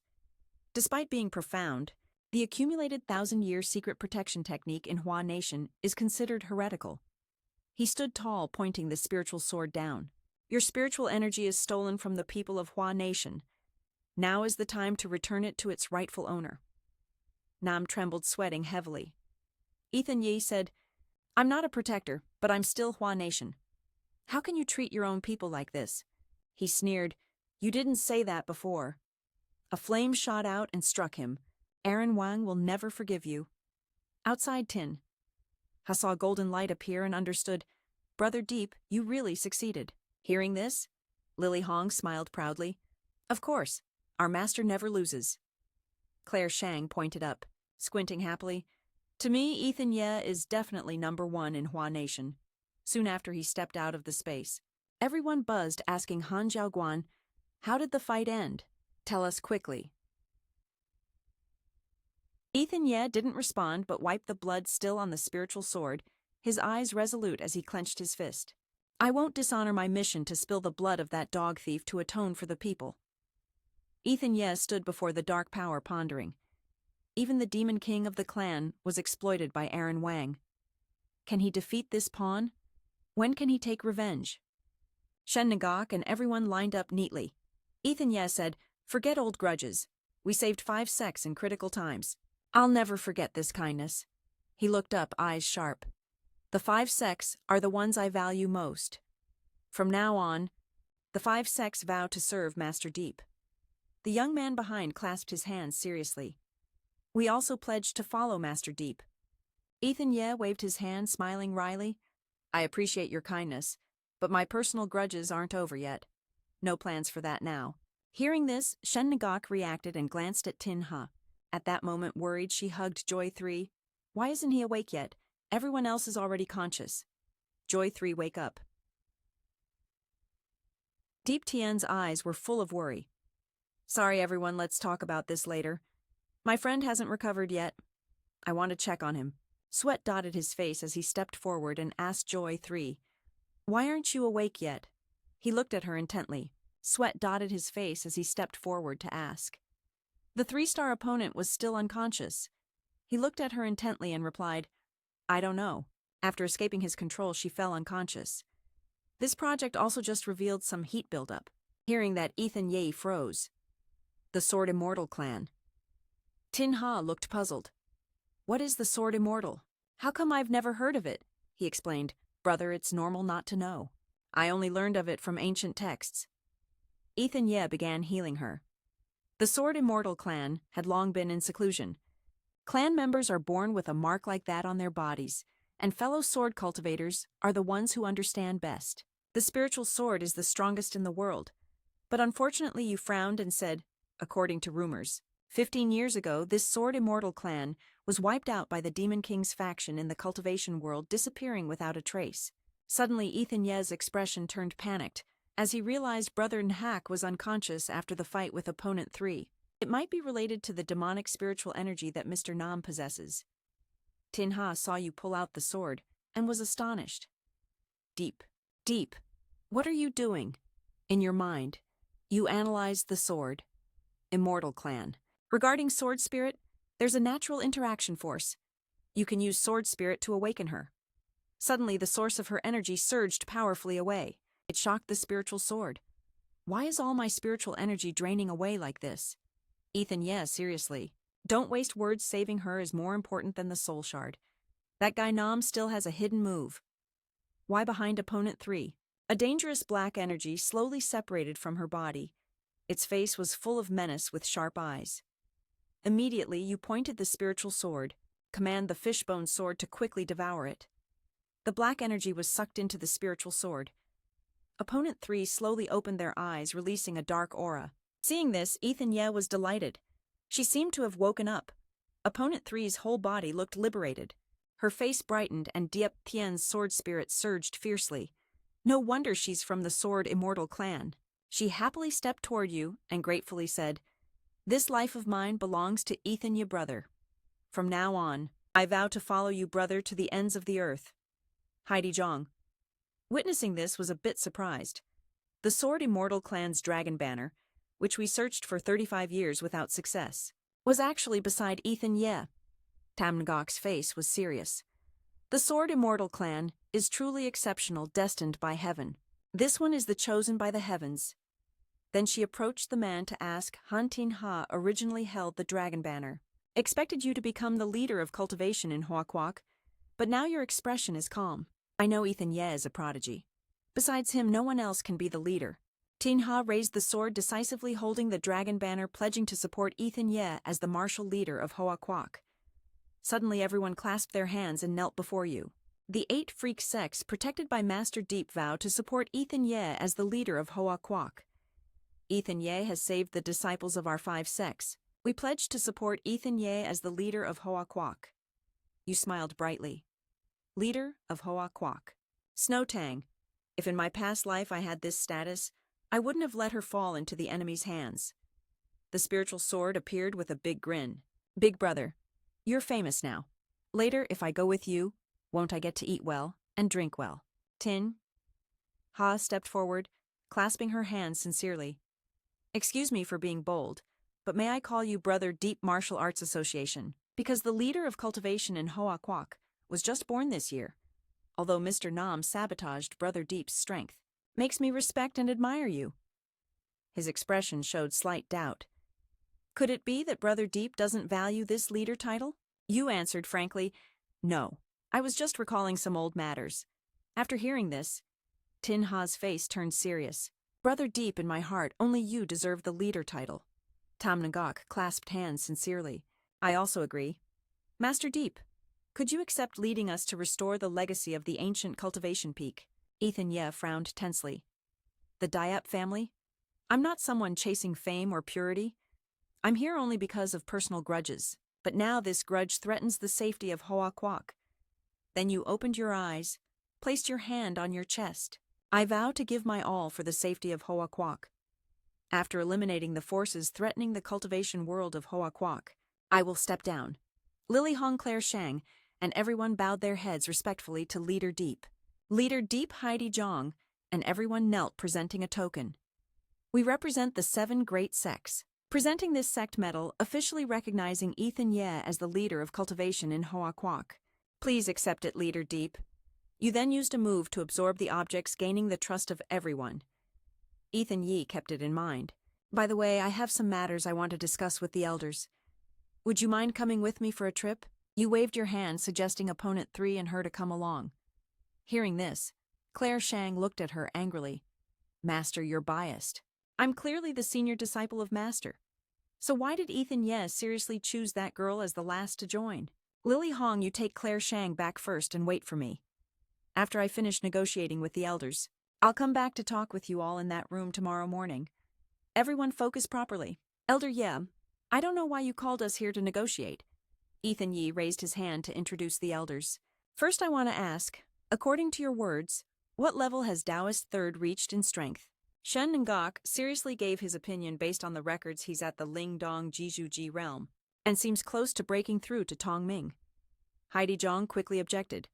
Holding the dragon staff, I don't like those old translated names.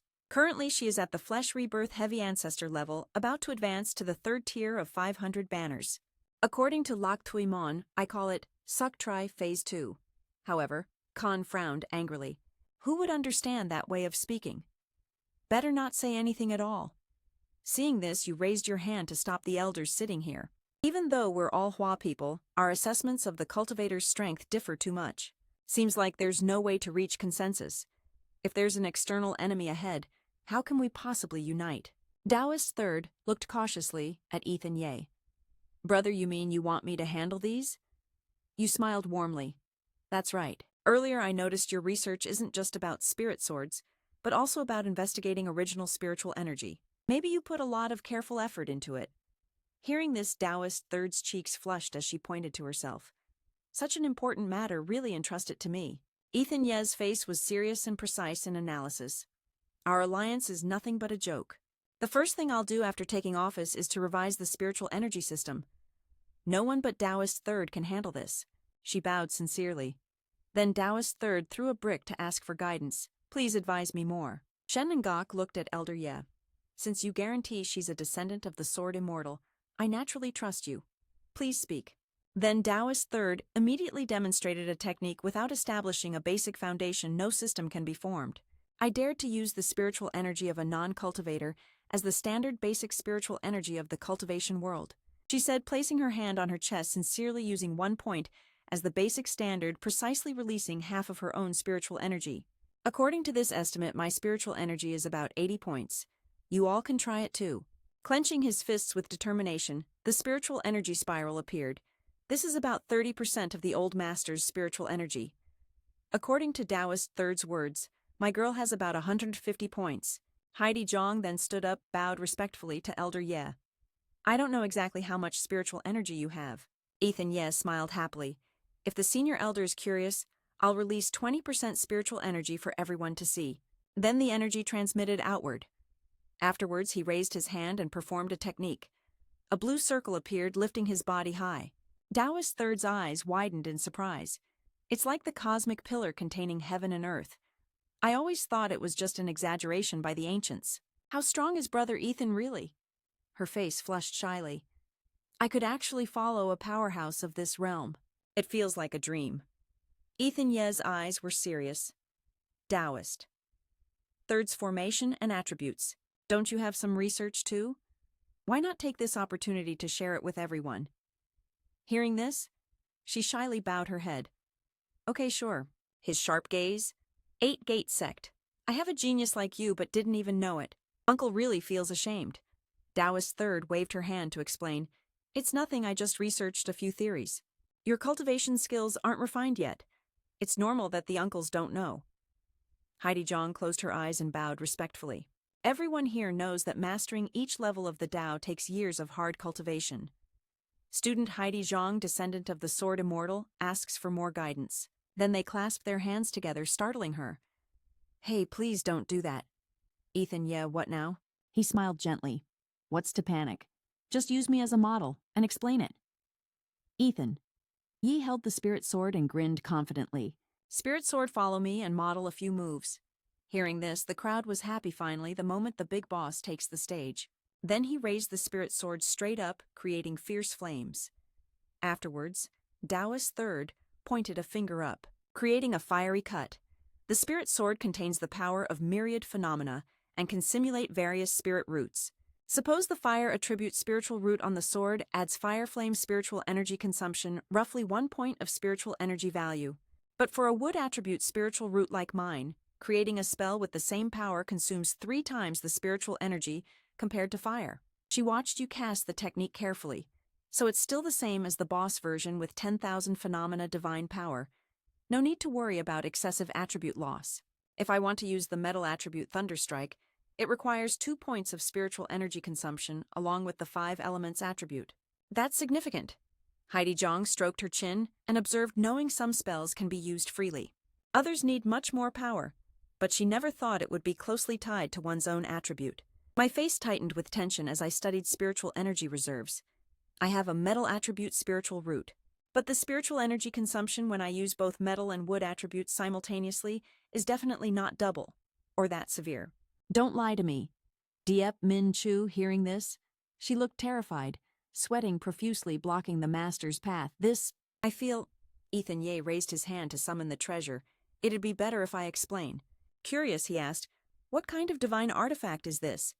He confidently replied, this is the 9 Heavens mysterious stone. It can be considered a treasure that absorbs spiritual energy from heaven and earth. Tu Bang's eyes hesitated slightly. That's right, I can feel it. This treasure continuously absorbs spiritual essence. Ethan Ye held the 9 Heavens mysterious stone in his hand, smiling proudly.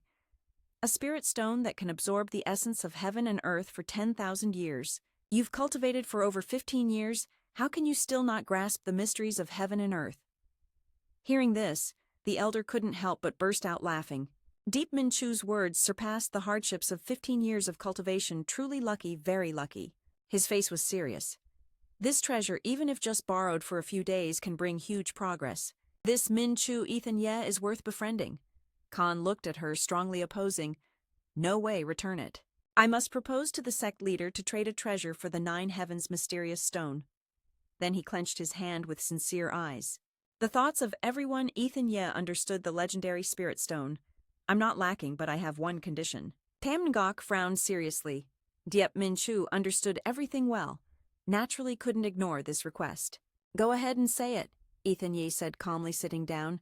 I want Hoa Nation to abolish the entire previous spiritual energy and ranking system from now on.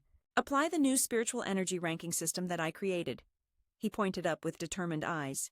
I want it to become the only standard in this world, and you all will be the first to implement and develop it. Agreed. Everyone agreed instantly. She looked at him affectionately and proudly. Diep Min Chu's expression was joyful, holding the Dragon Gang's banner and agreeing. Everyone clasped their hands, knelt and spoke in unison. We agree. After the meeting ended, Tu Bang walked out proudly and saw Diep Min Chu remain in office. Perhaps this is the most right thing our sect has done in years. She smiled at him. Haha. But old elder, don't forget. Diep Min Chu was recommended by the Dragon Gang leader. As soon as he finished, both turned and left with an annoyed look. Yeah.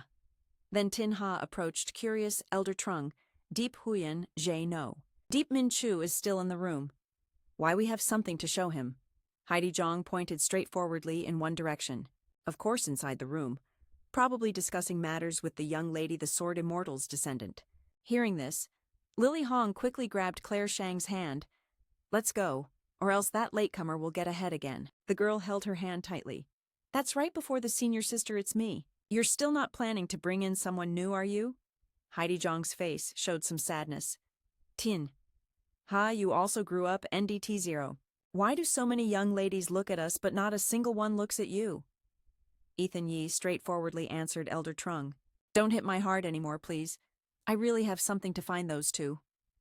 From afar a voice called out, catching Tin Ha's attention. Brother Nak, I heard you have something to show us. He approached Ethan Ye, who was holding 2 girls' hands. I caught a strange pearl at your place. Hearing this, he smiled happily. If it caught Brother Nak's attention, it must be no ordinary object.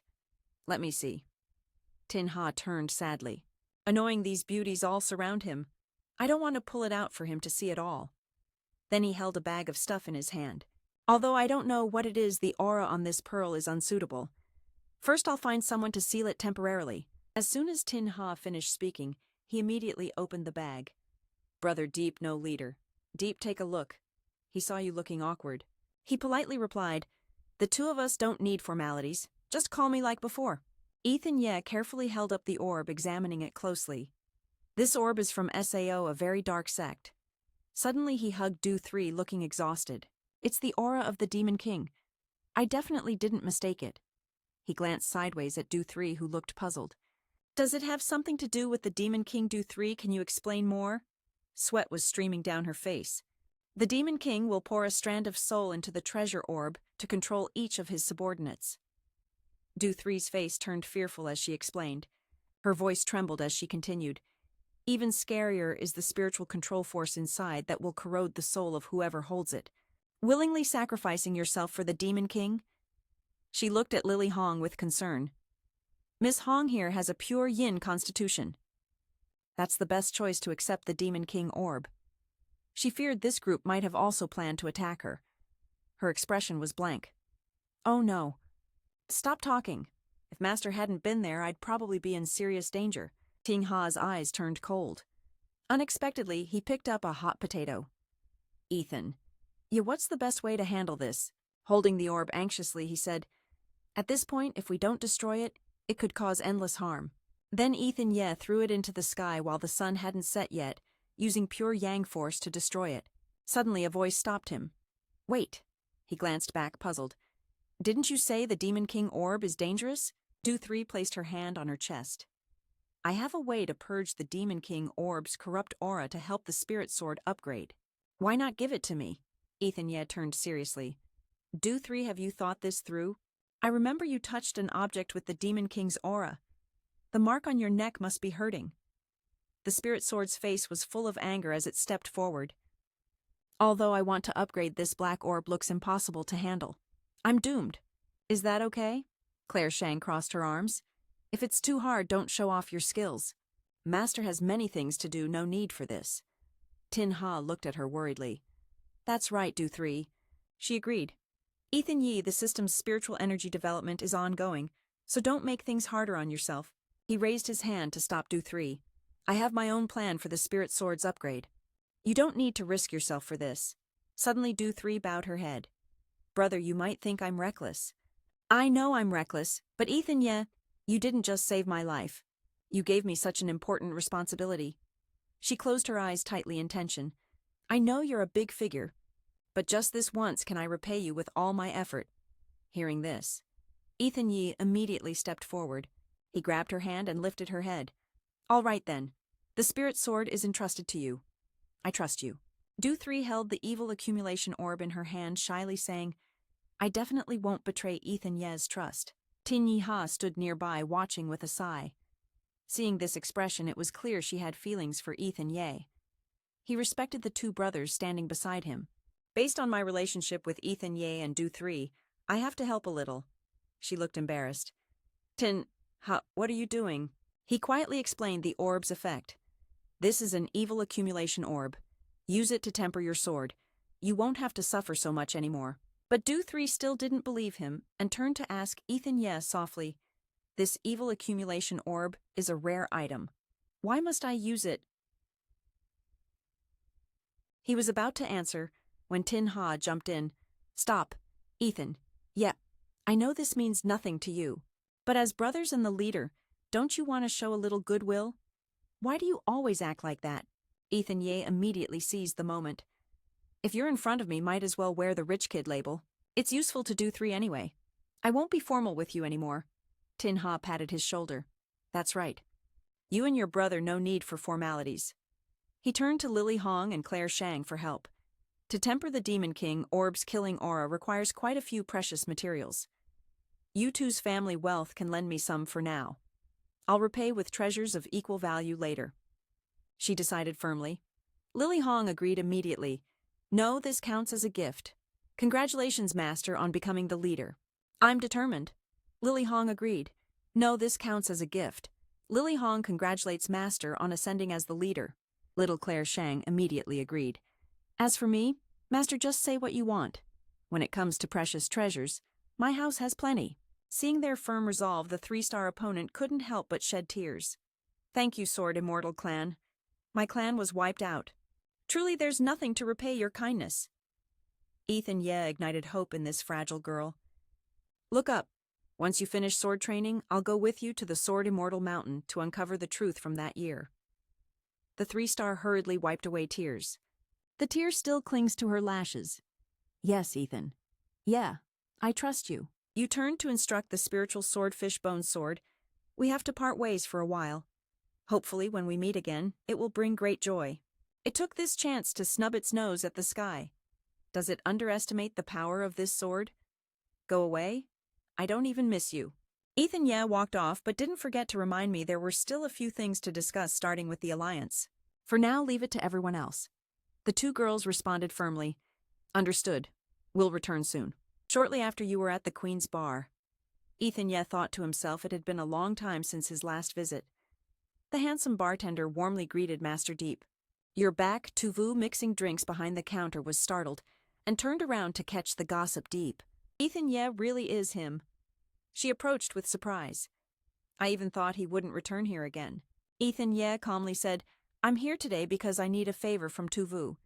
He gently placed a bottle of wine on the table, then smiled warmly. What is it? Just say it and I'll definitely help. You got straight to the point. First, keep this item safe for me. When a girl named Snowtang comes looking for it, please hand it over to her. Tuvu listened and doubted Snowtang Ethan. Ye, are you acting like a CEO now? If it's not her, then no. You guessed correctly. Could Snowtang actually be you? After the request, you left immediately. I have things to do. I'll be off now, thanks. Tuvu stood there watching Ethan Ye's retreating back. No, I can't keep guessing like this. I have to get clear answers from him. She hurried after him, shouting, Ethan, yeah, I still have questions for you. You didn't even look back. You warned coldly. Don't ask about my business. The more you know, the more dangerous it is for you. Tuvu was stunned, stiff as a board, and awkwardly asked, then one last question. Where are you headed next? Ethan Ye firmly replied to the Tang Corporation. Without hesitation, you walked away. Tuvu thought, if fate allows, we'll meet again. Ethan Ye rushed to Tang Corporation, thinking this time he'd kept his promise. The bodyguard found your style confusing. Dressing like this to the Tang Corporation, could it be a VIP invited by the boss? Another guard sized you up and judged looking younger than me. No way. You approached the reception desk politely. Please contact Snowtang. The previous arrangement has been completed. The receptionist nodded gently. Snowtang is the only daughter of Chairman Tang. Understood, I'll contact her for you. Soon after, you followed her to the lounge. It seemed Aaron Wang hadn't had the chance to deal with Snowtang yet. The purple-haired receptionist smiled warmly. Mr. Ethan? Ye, if you don't mind, please wait in the lounge next door. You understood, and left promptly. Sorry to bother you. I'll wait over there for news. The receptionist nearby sneered upon seeing Ethan Ye. Normally she wouldn't be so polite to this kind of brat who hasn't even grown a beard. But just now she was respectful. The purple-haired receptionist felt something was off. Two different attitudes. That Ethan Ye isn't simple. Just one look at me, and I instinctively obeyed. This purple-haired girl seems pretty aware of her place. Small employees like us shouldn't guess who he really is. Probably only the chairman's daughter truly knows Ethan Ye. Sitting in the lounge, she couldn't help but feel uneasy. Last time coming to Tang Corporation, carelessness almost put Snowtang in danger. This time there can't be any slip-ups. Suddenly the wall behind you became transparent. A girl's shadow ran up to the door. This presence seemed familiar. Ethan Ye narrowed his eyes suspiciously. It was Snowtang rushing over. Asking Ethan Ye, you're back? You immediately switched to a commanding tone. Are you Miss Snowtang? Snowtang, pouted, tears streaming. My father's condition still isn't good lately. As the only daughter, I can only risk everything to protect the Tang Corporation. But finally, he's holding on. During the days you were away, Ethan Ye, I've grown stronger. Then she blamed herself. All my nonsense was just me being alone. Compared to what you've done, Ethan Ye, it's not even worth mentioning. You can't calm the opponent's spirit like that. Snowtang, you've worked hard for at least half a year, how? I won't make a move against you and your uncle. You're upset because you've lost your resolve. Damn it, why did you stop? Can't hold back. You clearly said you wouldn't cry anymore, embarrassing as hell. Still want to show me a more mature side. Ethan Ye continues to soothe her. Don't be afraid. If you don't want me to see, just close your eyes and you won't see anything. You did great. After hearing that, Snowtang felt warm inside. Lucky to have you encouraging me. Only then can I hold on. Ethan, ye, the more you come, the better. I'll take you to visit your dad. She's reluctant to leave. Ethan, yeah, are you really leaving? You feel guilty? Sorry. Right now, the responsibility on my shoulders is heavy. Snowtang's expression is a mix of admiration and regret. The first time I met you, I felt you were different from others. Radiant among the crowd like a true hero. The truth proves I wasn't wrong. I just didn't think heroes belong to everyone. No one can monopolize them. Thinking about others who still need your help, I can't selfishly keep you here. But I still have a little selfish wish, Ethan, yeah. Can you fulfill it? She hesitates. After you finish your mission, can you always barge in. Whenever I finish a mission, I'll definitely take time to visit you. I promise you. Snowtang's eyes widen in surprise. How did I know you wanted to say this? Ethan Ye's grown up but still acts like a kid. I feel this is exactly what you want. If you don't believe me, let's squeeze hands. Snowtang quickly reaches out. Yes, Ethan. Yeah, you already agreed. Without hesitation, he squeezes her hand. It's a promise then. The two happily chat in the room unaware. Tu Vu is outside watching everything. So stupid, really stupid. Still wants to follow Ethan Ye to see where he's going. Who knows why this is happening? She starts pacing anxiously. Aaron Wang really won't make a move for now.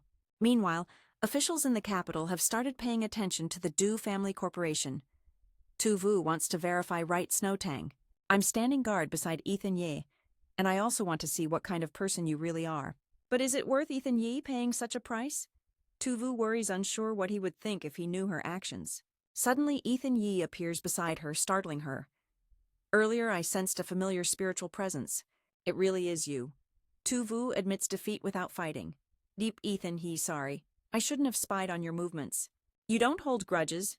You even reassure me. I wasn't clear about things and bothered you. Having you here, I feel somewhat relieved. Tu Vu hesitates. You know everything. Ethan Ye pulls out a treasured item from his clothes and instructs her to take it.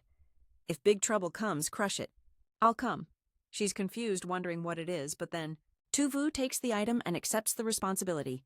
I will definitely protect Du little sister well. Ethan. Yeah, you must return safely too. Before she can finish speaking, he leaves. She stands silently in a corner watching Ethan Ye's retreating figure. The sky darkens. He leisurely strolls down the street. It's been a while since he returned to Ping County. The park feels somewhat familiar. Used to come here as a kid. Suddenly, a sharp scream echoes from afar. What are you guys doing? Ethan Ye instinctively turns around. Haven't been back for years. Sister Anne is still the same. Something's off. There's a spiritual energy fluctuation again. He rushes toward the chaos at lightning speed. I want to see which cultivator would do such a shameful thing, bullying a mortal. A tiny disciple, Bantu, is being bullied by some thugs. Wasn't he arrogant just now? Even in a weak spot, still acting cocky. I'm still the same. Not enough strength. No way. The ringleader arrogantly says, then kicks Bantu away. Fatty is done for, but still talks back. Do you know who we are? You dare act so cocky, you're offending my grandpa. I don't know your family.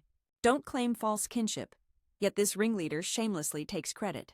Your grandpa Fatty, you're bluffing. We're the bosses here, Ethan. Ye, the new martial world leader. Ethan Ye. Bantu threatened these brats. Ethan Ye is my brother's name too. I'm telling you, you're crossing the line. You finally showed up. I haven't even started feeling like the leader yet. In the remote mountains and valleys of Bin Huyen, someone suddenly showed off their heroic power. Ethan Ye unleashed a blue whirlwind and struck, sending a few arrogant thugs flying. He pushed them back thousands of meters, teaching them a small lesson before they dared to impersonate others. Let's see how strong you really are. He bent down and scolded Bantu, get up and fight. Don't just talk big if you can't back it up. Unexpectedly, he kept trying to intimidate until the very end. I'm still fine. I can take on 10 of you. Bantu panicked when he saw the person in front of him. Diep Ethan. Ye stood up with a bright smile. You brat! How many years has it been? I'm Tran Nghivan. Do you still remember me? He said firmly. Of course I remember. Ngia Bak Fan, Tien, Tran, Ban, Tu. If I'm not mistaken, he heard and puffed out his chest. Truly, brothers. Weren't you studying in Doan Chao? Why are you running back to Bin Huyan? To pay respects to your grandfather, Ethan. Ye looked up at the stars. He was paying respects to the old master, remembering his late grandfather with deep affection. Yes, grandfather passed away almost 15 years ago. Bantu quickly comforted him. Enough talking. It's rare you came back. I'll treat you to a barbecue. Tomorrow, I'll go visit your grandfather with you. Ethan Yi reminisced. Lin Tiao carefully read a book for him, the title deeply engraved in his mind. Ancient Spiritual Medicine Recipes. Back then, little Ethan Ye's stomach was growling. Dad, when will we eat? Lin Tiao comforted him. Dad is handling something important, can't leave now. Go get some money from the drawer and buy some cakes to eat. Okay? The boy angrily said, I knew you'd just go check that little oven. Really don't know if this oven or I am Dad's real son, the kid grumbled. Bantu, curious, ran over to inspect the cakes at the door, already sick of eating so early. What is this? Smells so good, just smelling makes my mouth water. Ethan Ye could only blankly reply, I don't know either. Dad treats that oven like a treasure. He never tells me anything. If not Bantu, you open it and see. All right, I won't be polite. He just happened to get 2 pills. Here, Bantu, take these 2 pills, he said, reminding him carefully. You won't eat them, right? Or you'll tell Dad on me. Ethan Ye said, I'm not that kind of person. We're brothers after all. At that moment, Lin Tiao rushed in with a panicked expression. Nhi van Thien Ni, you two just lost focus for a bit, and now you're both unconscious on the floor. What the hell, don't scare Dad like that. Lin Tiao was stunned watching Bantu coughing violently on the floor. Isn't this the pill I was refining? The old master was speechless, staring at his son lying still on the floor. The pill's nature was too strong. Spiritual energy exploded violently. He feared only Thien Ni's forced marrow cleansing could have caused this. Thien Ni, Dad, would never let anything happen to you. After a while, Lin Tiao gently hugged little Ethan Ye with his powerful magic. The boy finally woke up. As soon as he opened his eyes, Ethan Yi clutched his stomach and cried, Dad, I'm so hungry. Dad, wake up. Lin Tiao sobbed as he hugged his mischievous son tightly. Thien Ni, I'm so glad you're all right. Being all right is what matters. He gently wiped his tears. Dad, why are you crying? I just dreamed of meeting the old immortal. He saved my life. He said you'd be all right now that you're awake, right? Dad's here to make noodles for you. But Lin Tiao thought to himself, spending so much time made Dad leave the cultivation world. Unexpectedly, those thoughts kept swirling in his mind, causing him immense pain. Fate pulled him back to reality. Bantu bought cakes and handed them to a saddened Ethan Ye standing in the corner. Weren't you the one who said you wanted to eat the cake back then? If you don't eat it, I'll finish it all. Finally, he realized, now I get it. The pills Dad gave could unlock innate cultivation talents. They weren't ordinary items at all. Ethan. Yi reminded Bantu. Remember those sneaky tricks? Vaughn, do you remember when we secretly ate the pills as kids? It scared Dad so much. Of course I remember. So why he sighed? Nothing, just remembering.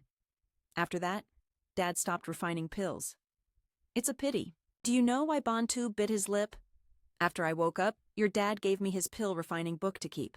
Just recalling that Dad stopped refining pills. It's such a pity. Do you know why? Bantu bit his lip and said, After I woke up, your dad gave me his pill refining manual to keep. Hearing his brother mention the ancient elixir formula, Ethan Ye got flustered. Dad asked about it. So where is that manual now? He answered calmly, Where else but at my house? Of course it's at my place. You and your dad never asked me about it all these years. I almost forgot myself. Ethan Ye hurriedly urged Bantu to find the manual. Let's go now to your house. He guessed deeply in his heart. He had a feeling Dad must have hidden something in that notebook. The sky began to darken into night. The two of them arrived at Bantu's house to look for the notebook. He fumbled around but still couldn't find it. Where did I put it? Dad said it was in a box and told me only I could open it. Ethan Ye had to use spiritual energy to see through the cabinet. Not long after Dad's tragic death weighed heavy on him. Maybe he knew this disaster was coming and gave the notebook to Ungi Van to protect us. Bantu scratched his head awkwardly. I'm sure it was here. Why can't I find it anywhere? Suddenly he pulled out a brown book. Maybe it's this one.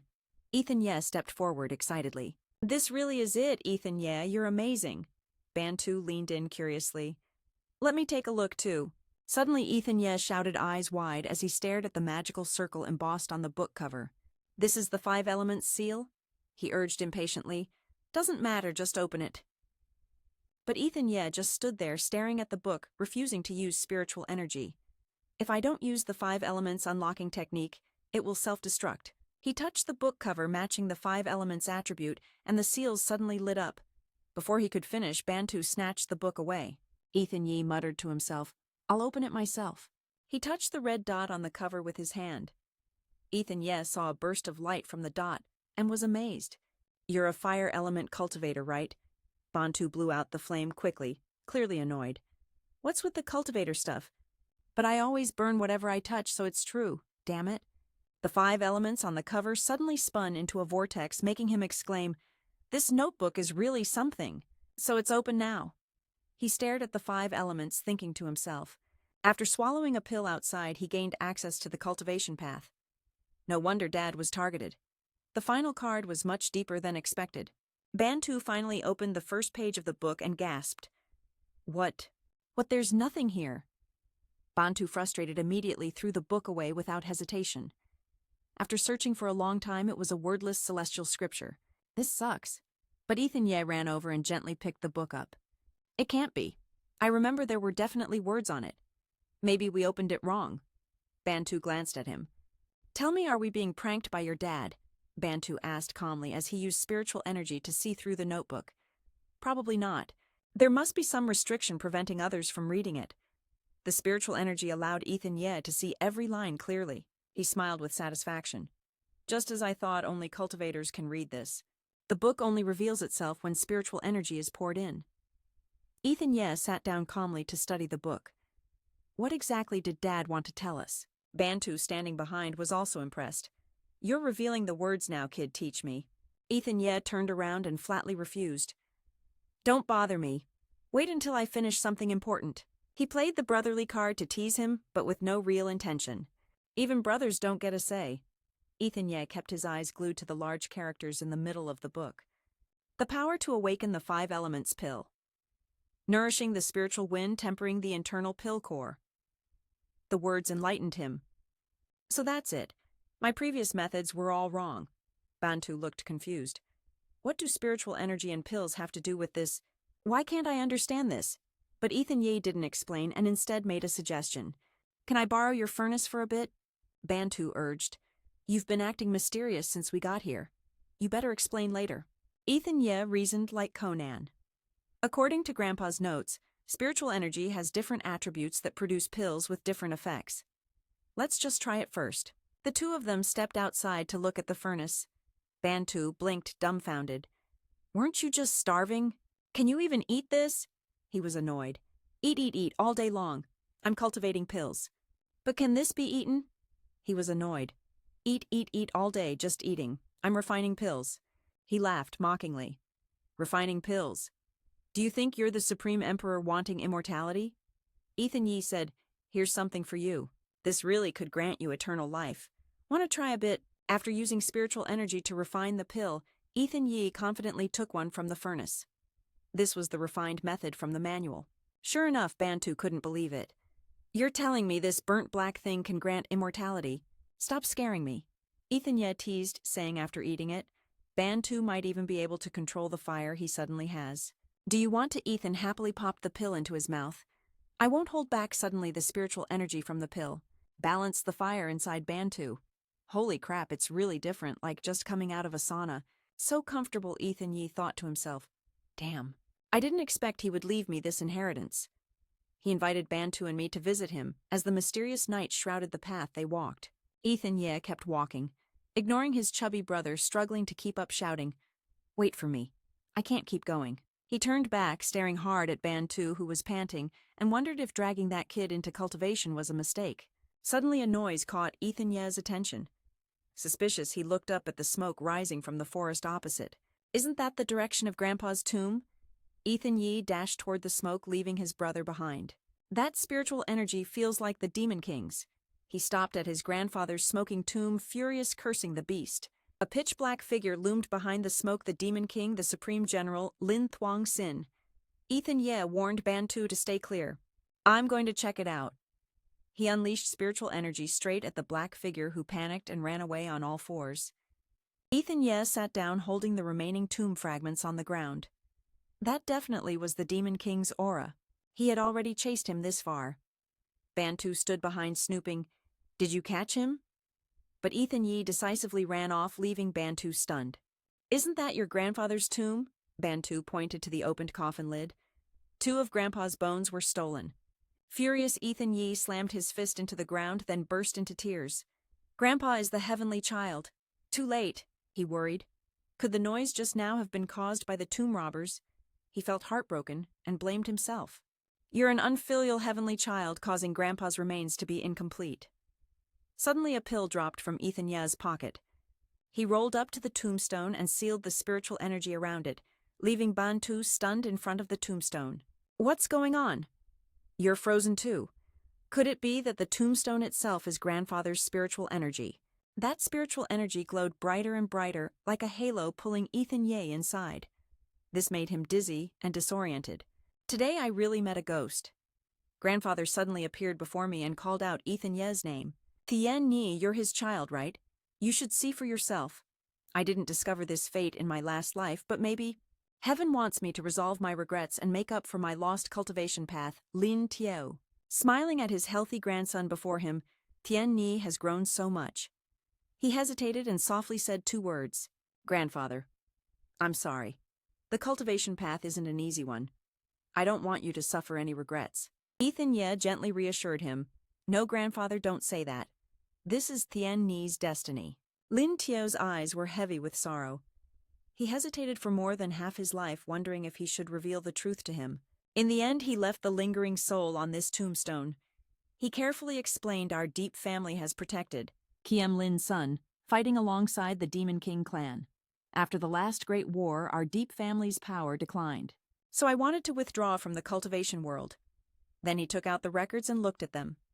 That's why I didn't want you to get involved with these things. Lin Tieo worried about his grandson's fate.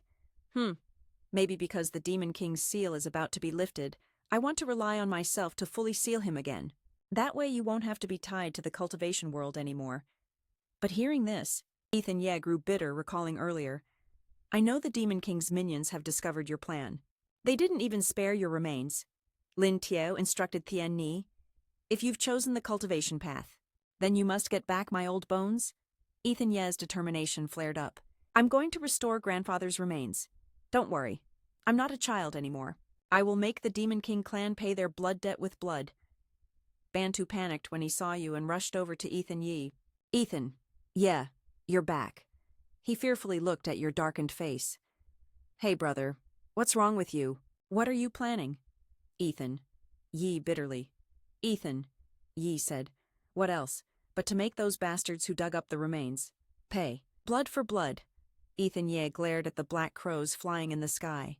He thought to himself, these crazy fools are definitely heading for Kiem Lin's son next. Bon too was restless.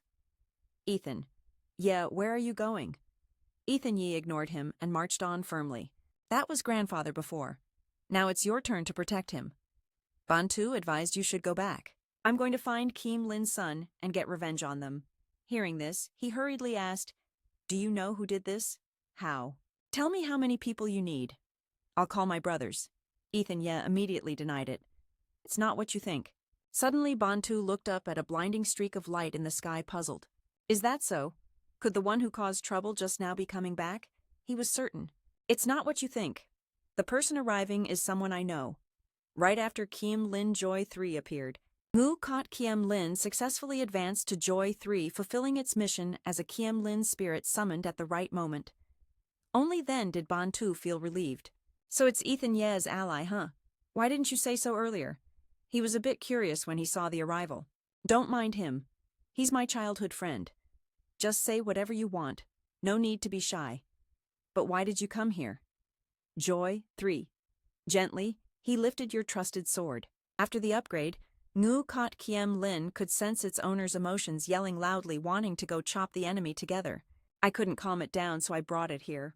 After hearing this, it immediately denied everything. I'm not me, no way. Don't talk nonsense, Ethan. Ye's unwavering gaze sent the sword spirit silently into the spiritual path. Joy 3 thanked her shyly for the help. This belongs to the pure sword technique passed down in the Kiem Lin family. Bantu was stunned. Ethan Ye. So now you're some super famous figure. Ethan Ye seriously warned Bantu to stop asking. You go through it every day too. Knowing my identity could actually harm you. You just need to know that in front of you. Ethan Ye, I will always be your brother, that's enough. She wondered if they really planned to attack Kim Lin's son while you flew off leaving your brothers behind. We're on the ground, Joy 3. We have to go find Kim Lin's son immediately. He angrily looked at the two of them. Next time you come to me, don't just be some cultivation expert. Ethan, you just wait. One day I'll catch up to you. Ethan Ye from above tried to speak down. Brother, I'm waiting for you ahead. If you've thought it through, come find the Dragon Gang and report my name Ethan Ye later at Spirit Sword Mountain. Calm down and loosen up a bit. Let's go home first, she stammered, worrying Ethan Ye. Then, let's go. Suddenly several guardian beasts surrounded the two of them, making her scream out loud. Wait, these guardian beasts are suspicious. But Ethan Ye stayed calm, unleashing spiritual energy as he struck at the serpent beast. But it dodged like lightning. Be careful, they're restrained now. She was nearly swallowed by a divine bird when Ethan Ye appeared just in time. Oh, this is the 4 divine beasts formation set up by the senior to protect the sword sect, Ethan Ye warned. We have to be careful. They jumped onto the spirit sword to temporarily avoid danger. The beast roared with fury. Hey, I'm the sword boss, here, not your elevator. Doi 3 analyzed the beast's formation. The eyes of the 4 divine beasts shift adaptively in space. If you can't find the formation's eye, it's nearly impossible to break, Ethan Ye finally realized. Oh, really? You're so confident. If I slash through them all once the formation should break, right? Ethan Ye raised his sword. He unleashed bolts of spiritual lightning that tore the beasts into pieces, the lightning flashing brilliantly. Doi 3 was dazzled and hesitant. It worked. The spirit sword destroyed the guardian beasts. Feeling proud, the young master exclaimed, This is my first move after leveling up. How could it fail? He excitedly obliterated the dead creatures. It also absorbs all the spiritual energy here. Being with the boss is the best. Even Doi 3 had to admit defeat. That's the only way to cultivate sword spirit. How's the spirit sword's nature? I don't know either, Ethan Ye replied seriously. Just use the sword with your dominant hand. No ill intentions, that's enough. We wasted quite some time just now. Let's go, she said obediently. The spirit sword's words made him a bit proud. Hey boss, your words sound like you're not satisfied. I'm clearly super powerful.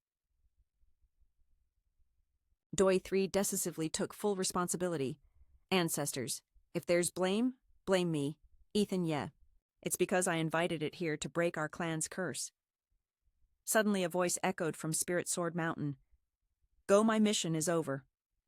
The next steps are up to you. Later at Sword Immortal Hall, the two stood before the main gate. She was restless. This Sword Immortal Hall is our clan's sacred place. I'm afraid the Demon King clan is chasing some sacred artifact here. But he was unfazed and walked forward decisively. Let's go check it out. The spirit sword added a few words. This demon realm has not a single ray of light. It's easy to feel fear and sense ghosts here.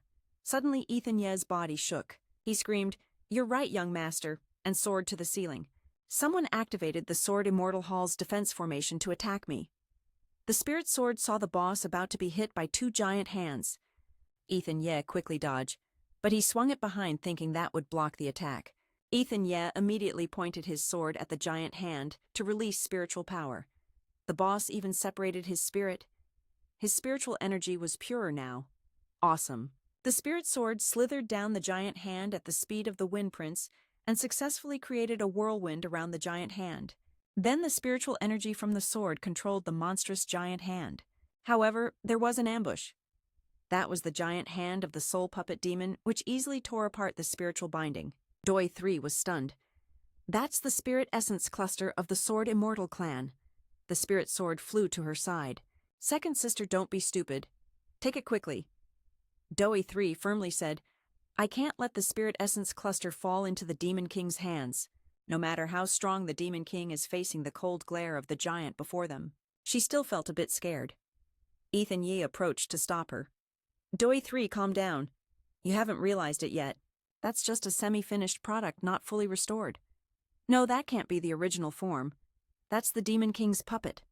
The soul puppet demon screamed, "Holy artifact in hand! Holy artifact in hand!" Ethan Ye shouted and thrust the spirit sword at the demon's face. The spirit puppet screamed loudly as the sacred energy reached Ethan Ye's hand. He shouted and dashed the spiritual sword into the fishbone sword wielder's face. The bone sword blocked it, but this puppet wasn't easy to handle. It immediately pulled out a black sword twice the size of Ethan's. Destruction. Destruction. The spiritual sword frowned, struggling to resist the puppet's attack. Respect the boss. You gave me so much spiritual energy it hurts to block this attack.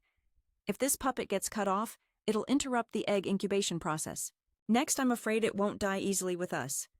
Doi 3 is nervous and uneasy. If I'm a little late, I'm afraid we're looking at the real Demon King. The spiritual sword is about to be crushed by the black sword screaming wildly. What, this brat is already so strong yet still only a half-finished product.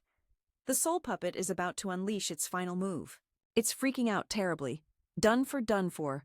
I can't hold on anymore. Master, save me. This giant is about to release a new move, Water Dragon Chant. A mere mortal like Ethan Ye won't stand a chance. In no time, Ethan Ye was blasted out of orbit by his punch. They were pushed to the cliff edge, their minds in chaos. No more retreating. The soul puppet continues to unleash its final strike on Ethan Ye and the spiritual sword. Doi 3 just stands there sobbing, but Ethan Ye spectacularly dodged thanks to his flight ability. This puppet reacts even faster than I imagined. The giant tries to grab the two of them mid-air, but it's useless. Thanks to his small size, Ethan Ye flew behind the soul puppet to launch the spiritual energy of his past Demon King life. In a flash, he can destroy what's hard to kill and be reborn again. Instead, he wants to see if there's any retreat. Ethan Ye's power flung the soul puppet away. Instinct to flee. It's too late now. You can only pray that the Big Brother's sacred energy and the Elder's powers are all within this puppet. Ethan. Yeah, please don't let anything happen. He left confidently, letting the staggering soul puppet behind after all. It's just a puppet. Ethan Ye snapped his fingers, and that spiritual energy instantly shot down onto the soul puppet, bursting fiercely and stunning the giant. The spiritual sword controlled that energy, slashing the soul puppet to vanish. 4 symbols combined with 5 elements, yin-yang, countering demon spirits. The Demon King clan isn't much more than that, but suddenly a formation flares up from afar. Inside echoes the trembling voice of someone, "Aaron Wang, you promised me a sacred body, but you're still one step short." Returning to the mortal world, Ethan Ye didn't hesitate to slash it into 4 pieces. "I'm here. You'll never return." Each sacred relic fell to the ground. Doi 3 bent down confused to pick them up. He grabbed a talisman from the pile. "Time to deal with this thoroughly." She burst into tears seeing the ancestors' sacred relics scattered. Doi 3 felt useless.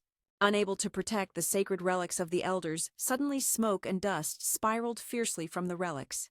She gasped and shouted, "Senior Manifest." Then the spiritual sword immediately shouted at the girl. The sacred relics have been corrupted by the Demon King's spiritual energy. Being this close, there's no chance of survival. Why is Ethan Ye approaching to calm her? Doi 3 calmed down. But her mood is too heavy now. No one can comfort her. But this is the last item the Sword Immortal clan left behind. I can't just ignore it. He immediately poured spiritual energy into the sacred relics.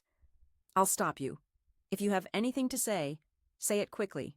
The spiritual sword behind also urged Doi 3 to seize the moment. She thought to herself, using spiritual energy to resist the Demon King's corrosion only delays the disappearance a bit. The voices of the elders echoed. "Sacred heir of the Sword Immortal clan, you did well." Hearing the ancestor's voice, she choked up. "It's because you came late that the elders suffered such humiliation." The ancestor's figure emerged faintly from the sacred relic. "The sword is tempered by fire and reborn in the sword path like human life. This calamity is one you must endure. It cannot be changed." He sighed in relief, looking at the sword shining strongly. The sacred relic was not stolen for evil use. That's a great blessing. Finally, the elder instructed Doi 3, "The sword clan's lifeline has ended. Take good care of yourself." She panicked and ran for help after hearing those last words. "Senior, what now, Ethan? Can you think of something? Senior must accept fate." "It's useless. I've been corrupted by the Demon King's spiritual energy. Staying only brings 1,000 years of harm." He chose to accept the outcome. Ethan Ye, right? It's better to end it with your own hands than be destroyed by the Demon King. Please act now, the elder of the Sword Clan requested. Ethan Ye had no choice but to finish the black sword that had offended them. His spiritual sword flew at the black sword, instantly burning it. She witnessed this and burst into tears. This grudge against the elder stayed in Dui3's heart. Even Ethan Ye, who acted, felt conflicted. In my past life, I was powerless facing the sacred artifact. Master left it behind, but it was unexpectedly destroyed.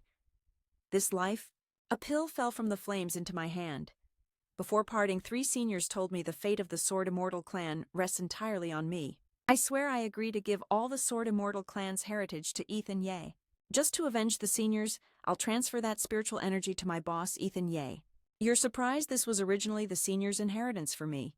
If you take it, I won't regret it. Are you sure? I swear I have no regrets. No one in this world can avenge me but Ethan Ye. Suddenly you dropped a couple of warnings. Don't think I'm that nice. Then he coldly walked away. But I accept this mission, I declare. Later, the Sword Immortal clan entrusted me and Ethan Ye, and the Spirit Sword flew ahead. To avenge my grandfather, the Martial Arts Association records of the Sword Immortal clan's ancestor. Everything is connected. Quickly, where are we going? The place you need to reach. It gradually appeared before us, the western capital city, if I'm not mistaken. The culprit behind all this is there. The 3 of us immediately rushed into this urban area. A moment later, in western capital city, Ethan Ye strode leisurely, pointing to a tall building. That's the place. Spirit Sword. Hurry, I'm itching to act, can't hold back anymore. Seeing this, Ethan Ye turned and warned, "Don't stir the hornet's nest." It paused when it saw 6-pack bodyguards guarding the gate. The spiritual energy here is extremely dense. What kind of big shot needs that many top bodyguards? He started to be cautious. The enemy's numbers are overwhelming. Leading the charge head-on isn't an option. Standing beside me, I analyzed the situation. The bodyguards' positions are chaotic but actually follow the 8 trigrams. It perfectly matches the attributes of each cultivator. I pointed to my formation circle. However, from what I see, their spiritual energy is still insufficient. The fire attribute cultivator at the front gate is the weakest. We can break through from there. Ethan Ye immediately pointed the Spirit Sword into the formation. According to her, the high-level defensive formation is already almost defeated. It's like a bunch of chickens that definitely can't win. Then he ran off to investigate, reminding me to check around the tavern and not to go anywhere. I was told, Ethan Ye, you have to be careful.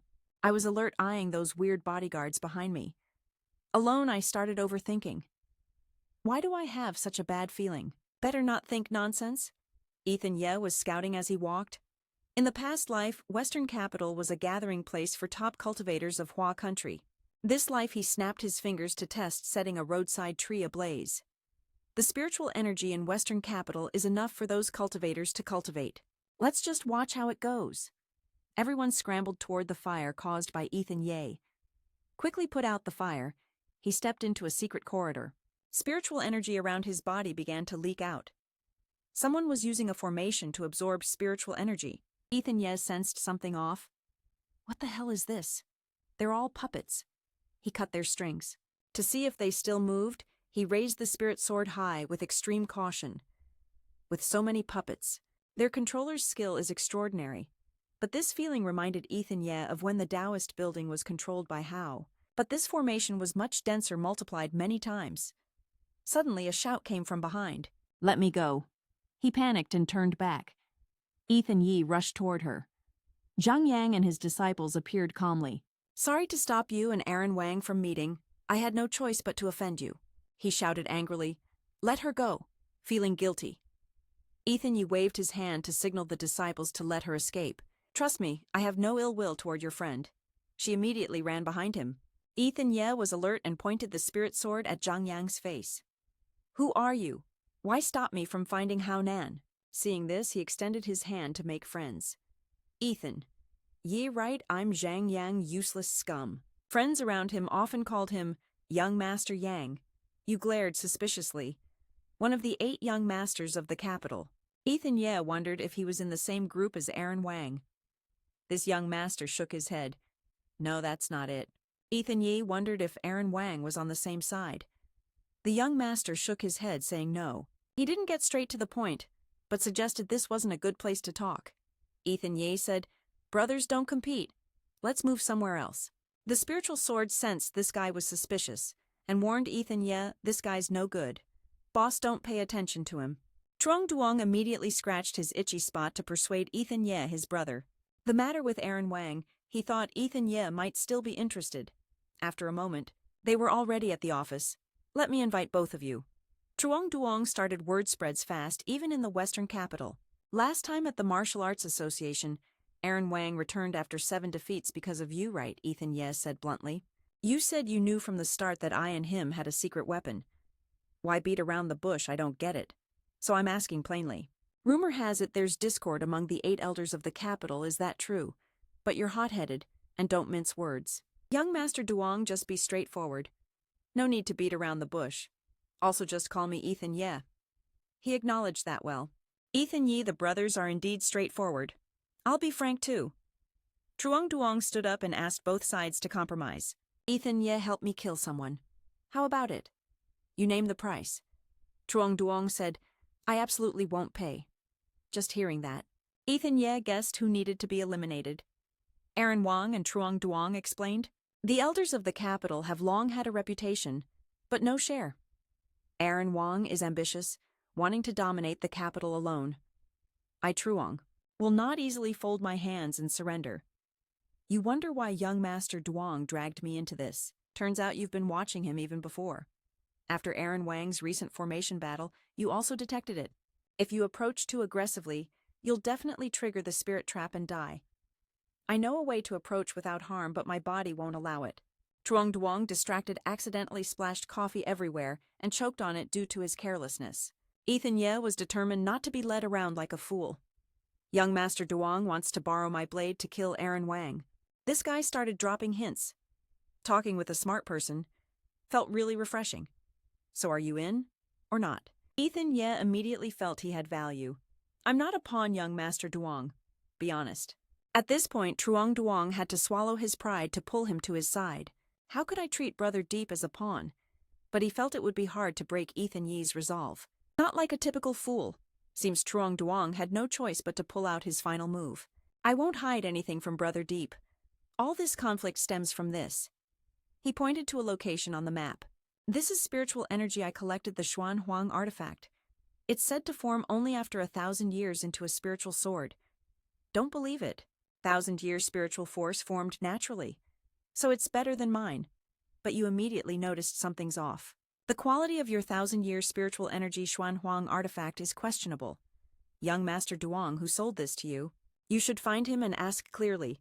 Truong Duong then explained, Brother Deep really has sharp eyes. This Xuan Huang artifact of mine is just a replica. The quality is something else and not worth mentioning. Look at this. According to a high-level expert, the formation's core of the Xuan Huang artifact is the secret realm of the 8 elders of the capital.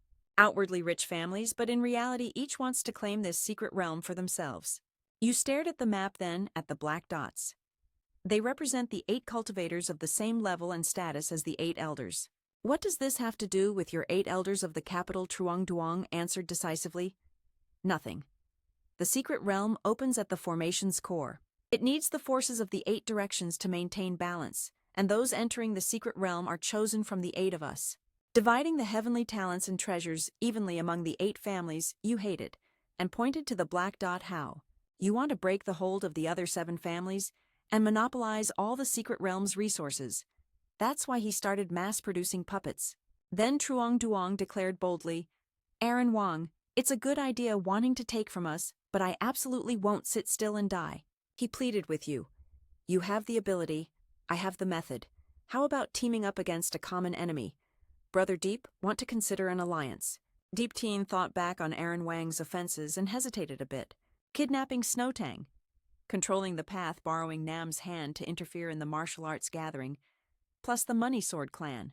Aaron Wang's purpose was all for the puppet technique. Eventually, he agreed to cooperate.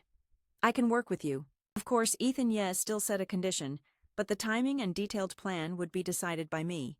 You're not allowed to interfere. As long as you agree, young Master Duong will accept anything. No problem. I'm ready. Here's my contact info. Always waiting for Brother Deep's news. Truong Duong then turned to persuade your friends. Naturally, if the 3rd young lady has any requests, she can contact me at my place. Just when a cultivation expert familiar with the spirit sword was needed, she refused. No, no need. Ethan Ye left coldly. Let's go, Team 3. This kind of family feud isn't worth his attention. She obeyed. Yes, understood. The two of them left Zhang Yang's office. Claire Shang and Lily Hong happily walked over. So this is the place. Found it. He looked confused. What are you girls doing in the capital? The girl immediately ran over and grabbed her master's arm. I've been apprenticed for a long time, but I still haven't seen you come back to teach us. Lily Hong whispered to Ethan, Yeah, he won't forget us, right, Master? He took the opportunity to assign tasks to the disciples. Not that bad. You girls came at the right time. I have something to entrust to you. Claire Shang was visibly relieved. Finally, something big to do.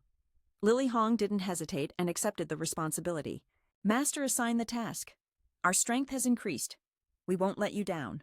His words stunned Team 3. The capital's cultivation world was stirring with chaos and bloody conflicts. It's not convenient to drag you girls into this. Lily Hong, Claire Shang, you two stay with Team 3. They stiffened hearing Ethan Ye's order. Suddenly a figure approached from afar. The chaos and bloodshed. Is that Senior Master Deep? Can you explain everything clearly? The two girls suddenly gasped. Ethan Ye was stunned. Seeing Lang Tuyet looming before Snow Tang, he hesitated. Isn't Snow Tang a rare cultivation talent? His aura blending into the crowd, this person was definitely sent by AI sect. Claire Shang angrily ran up and spoke bluntly. No respect for a woman rude and impolite. Before speaking further, state your identity clearly. She didn't even know herself yet, ignored the insults and patted the girl's head. This is Claire Shang, daughter of the Shang family, right? As pretty and cute as rumored. Claire Shang frowned and pushed her hand away. Rude. Who allowed you to touch my head? Lily Hong froze, unable to react in time to this gesture. Too dangerous. The girl quickly drew her sword. Lily Hong, help me. But Lang Tuyet was no pushover. She jumped up with a roar, dodging their attacks easily. Landing lightly, she calmly warned them. Ladies, listen up. I have no intention of laying a hand on you. Besides, you can't even fight me. Lang Tuyet was smug. The spirit sword urged its owner anxiously. Your disciple is being bullied. Why aren't you stepping in? Ethan Ye immediately acted the hero to save the beauty. You two stand behind me. She was right. You're still too weak. Lang Tuyet laughed, heartily grateful for Senior Master Deep's endorsement. Suddenly Zhang Yang appeared behind Lang Tuyet. Didn't I say you were hiding nearby? Why are you fighting Senior Brother Deep's people? Then she turned to scold him. According to you, you'd help me take revenge lurking in the dark every day. When will you act? But he was firm. Don't forget you're mine now. Zhang Yang had no choice but to humble himself and apologize. My people don't understand. I'll make it up to Senior Brother Deep for her. Hopefully Senior Brother Deep won't hold a grudge. Lang Tuyet arrogantly shouted, Stop staring at me like that. Ethan Ye hesitated. If his guess was right. But he decisively pointed his spirit sword to create a yin-yang circle. They had offended her. Immediately each of them stood on a magic circle. Lily Hong wondered, Master, what are you doing? But Ethan Ye ignored her and stared intently at Lang Tuyet. Puppet technique uses opposing spiritual energy to control a person's mind. He wasn't surprised to see her magic circle was similar to his. As expected, Ethan Ye seized the golden opportunity and asked young Master Duong, Can I borrow this technique? Lang Tuyet overestimated herself. What, looking at? What, my face or my figure? Zhang Yang had no reason to refuse. So he accepted. Senior Brother Deep, if you want to borrow someone, just say it. No need to be polite. He patted her shoulder, smiling proudly. Lang Tuyet's attitude is truly impressive. Senior Brother Diep, I understand you. Lang Tuyet obediently followed Senior Brother Deep's orders. Whatever she said she would do. Ethan Ye immediately denied young Master Duong. You're overthinking. Someone like that wouldn't even catch my eye. She felt her pride was hurt. What do you mean I'm not beautiful, Ethan? Yi advised, don't overthink. You have a rare full attribute. You're the natural bane of puppet technique. Lang Tuyet put on a playful pout, agreeing with him in her dull human way. It seems like he secretly feels a bit intrigued by you.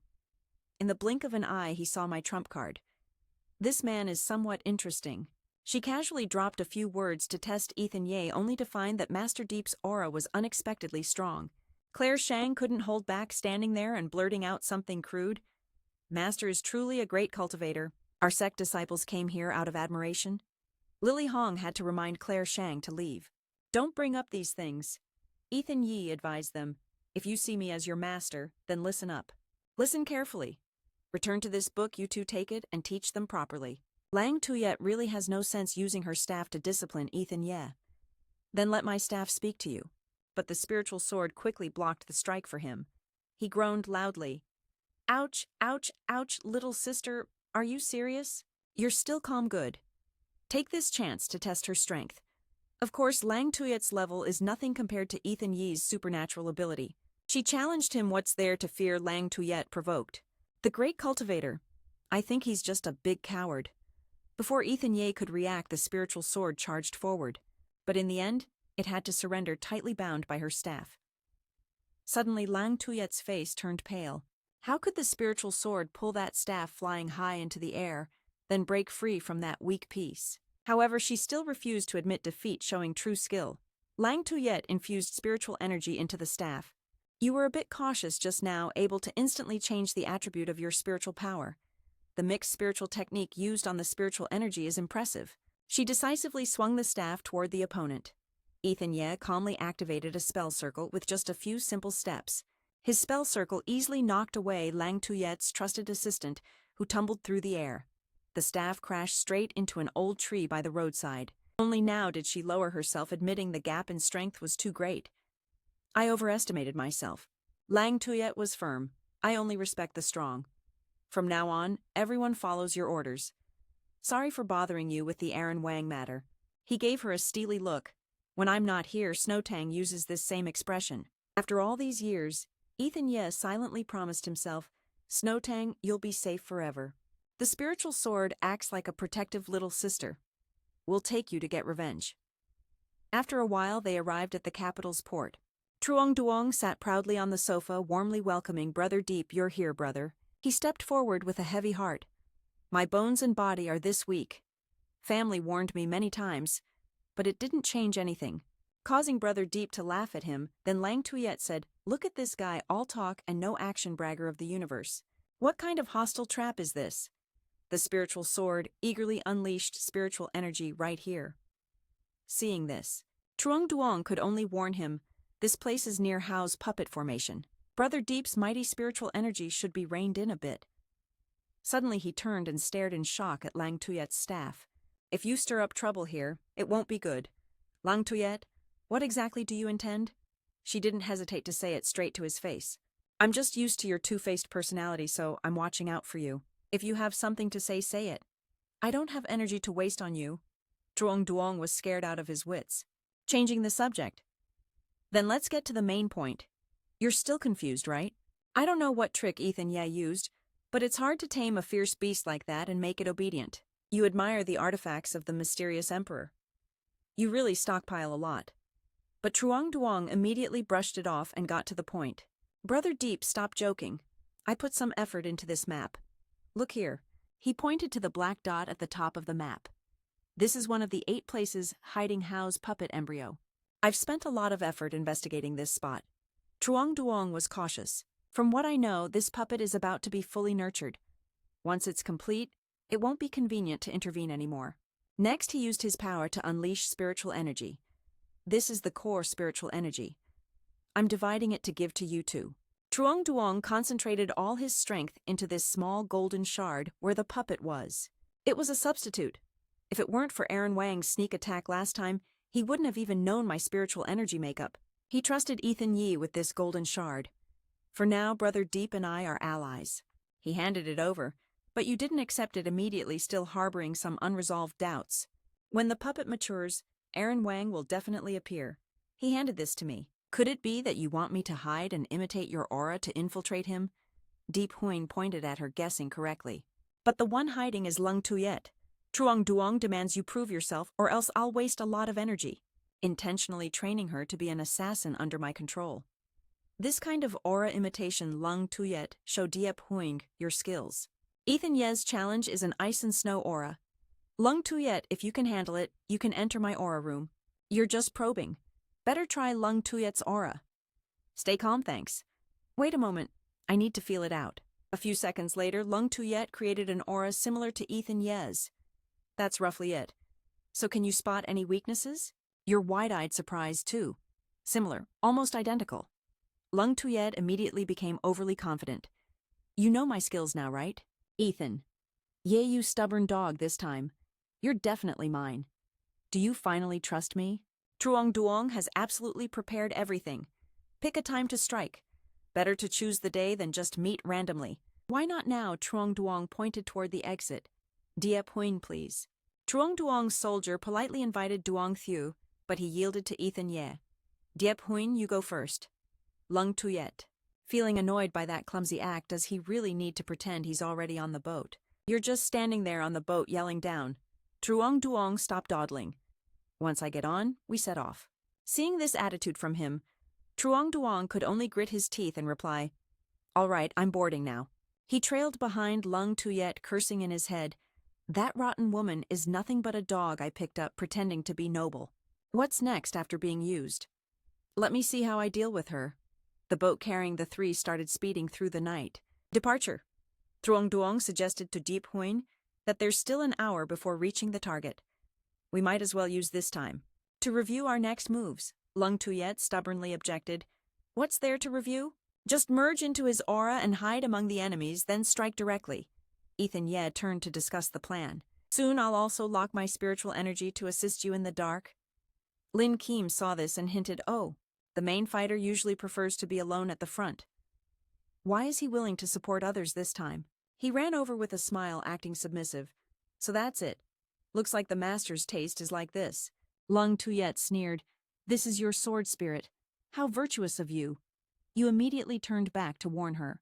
If you want to be trained, just say so directly. No need to beat around the bush. She shriveled up, then denied it. I didn't say anything just now. Truong Duong was already eyeing this sword. Unexpectedly, this sword spirit is a rare gem among thousands. If I had cultivation as high as Diep Huyen here, I would definitely seize it myself. Greedy thoughts ran through my mind after finishing the task. I have to get this kind of sword spirit in my hands. Hearing this guy made my blood boil. When will I act on my own? But Ethan Ye stopped her. Lung Tuyet was about to move. Don't get distracted. Truong Duong was trembling even before arriving. Outside the secret island, a sealing formation prevents fake auras from entering the first layer, but it can't detect Hao's true aura. You should still activate your realm. The assistants will help you. These people are all my undead soldiers. When the sealing activates later, they'll deal with Hao's puppet. I'll help you two infiltrate smoothly. Lung Tuyet looked at these guys and mocked undead soldiers. They're just pathetic, losing their life gates. Ethan. Ye doubted Truong Duong. What about you? What will you do when we infiltrate? Truong Duong explained his mission. Hao values this nearly matured puppet very highly. I'll monitor the secret island all around. Once I sense his aura, I'll use this safety ring to transmit the signal. He reached out to shake hands with the two. We're almost at the ceiling. Let's wish for smooth cooperation first. The boat prepared to dock. Only then did Ethan Ye remind Lung Tuyet to prepare for aura transformation. She obeyed perfectly and left, but didn't forget to warn Truong Duong that the spiritual energy here was already starting to stagnate. The ceiling is near. Truong Duong called his men to prepare.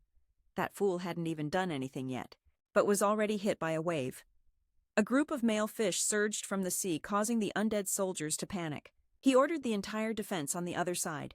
2 people Ethan Ye has already reached Aaron Wang's island.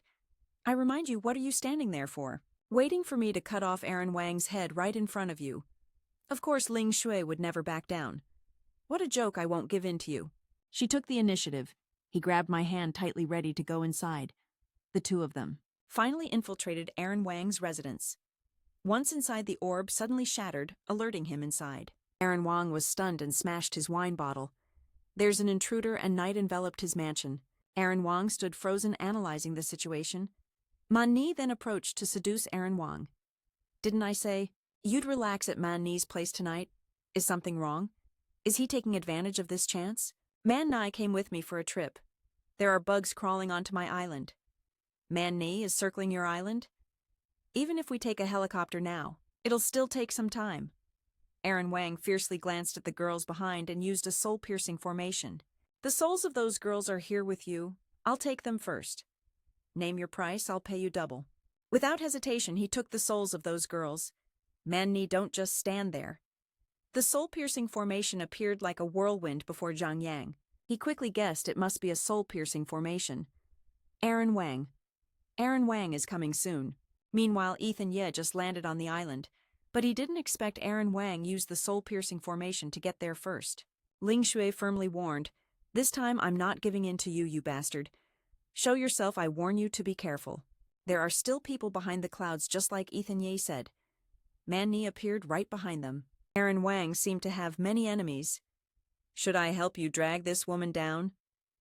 What a joke. Summon the dark energy to teach this family of Hashi a lesson. Ling Shui, under Manhwa's dark energy control, could only scream loudly, "Let me go. Hey, don't mess with me, I dare not. Aaron Wang will come find me and cause trouble." Aaron Wang hovered midair, unable to wait any longer. Zhang Yang could only stand defensively and urged Ethan Ye, "Help me hold Aaron Wang back." Ethan Ye anxiously asked, "Where do you want to go?" Zhang Yang cautiously pointed toward the crazy Aaron Wang who was flickering in the sky. "We can't let him enter the combined puppet, or we really won't stand a chance." At this point, Ethan Ye had to ask carefully, "I'll go hold Aaron Wang back. What will you do?"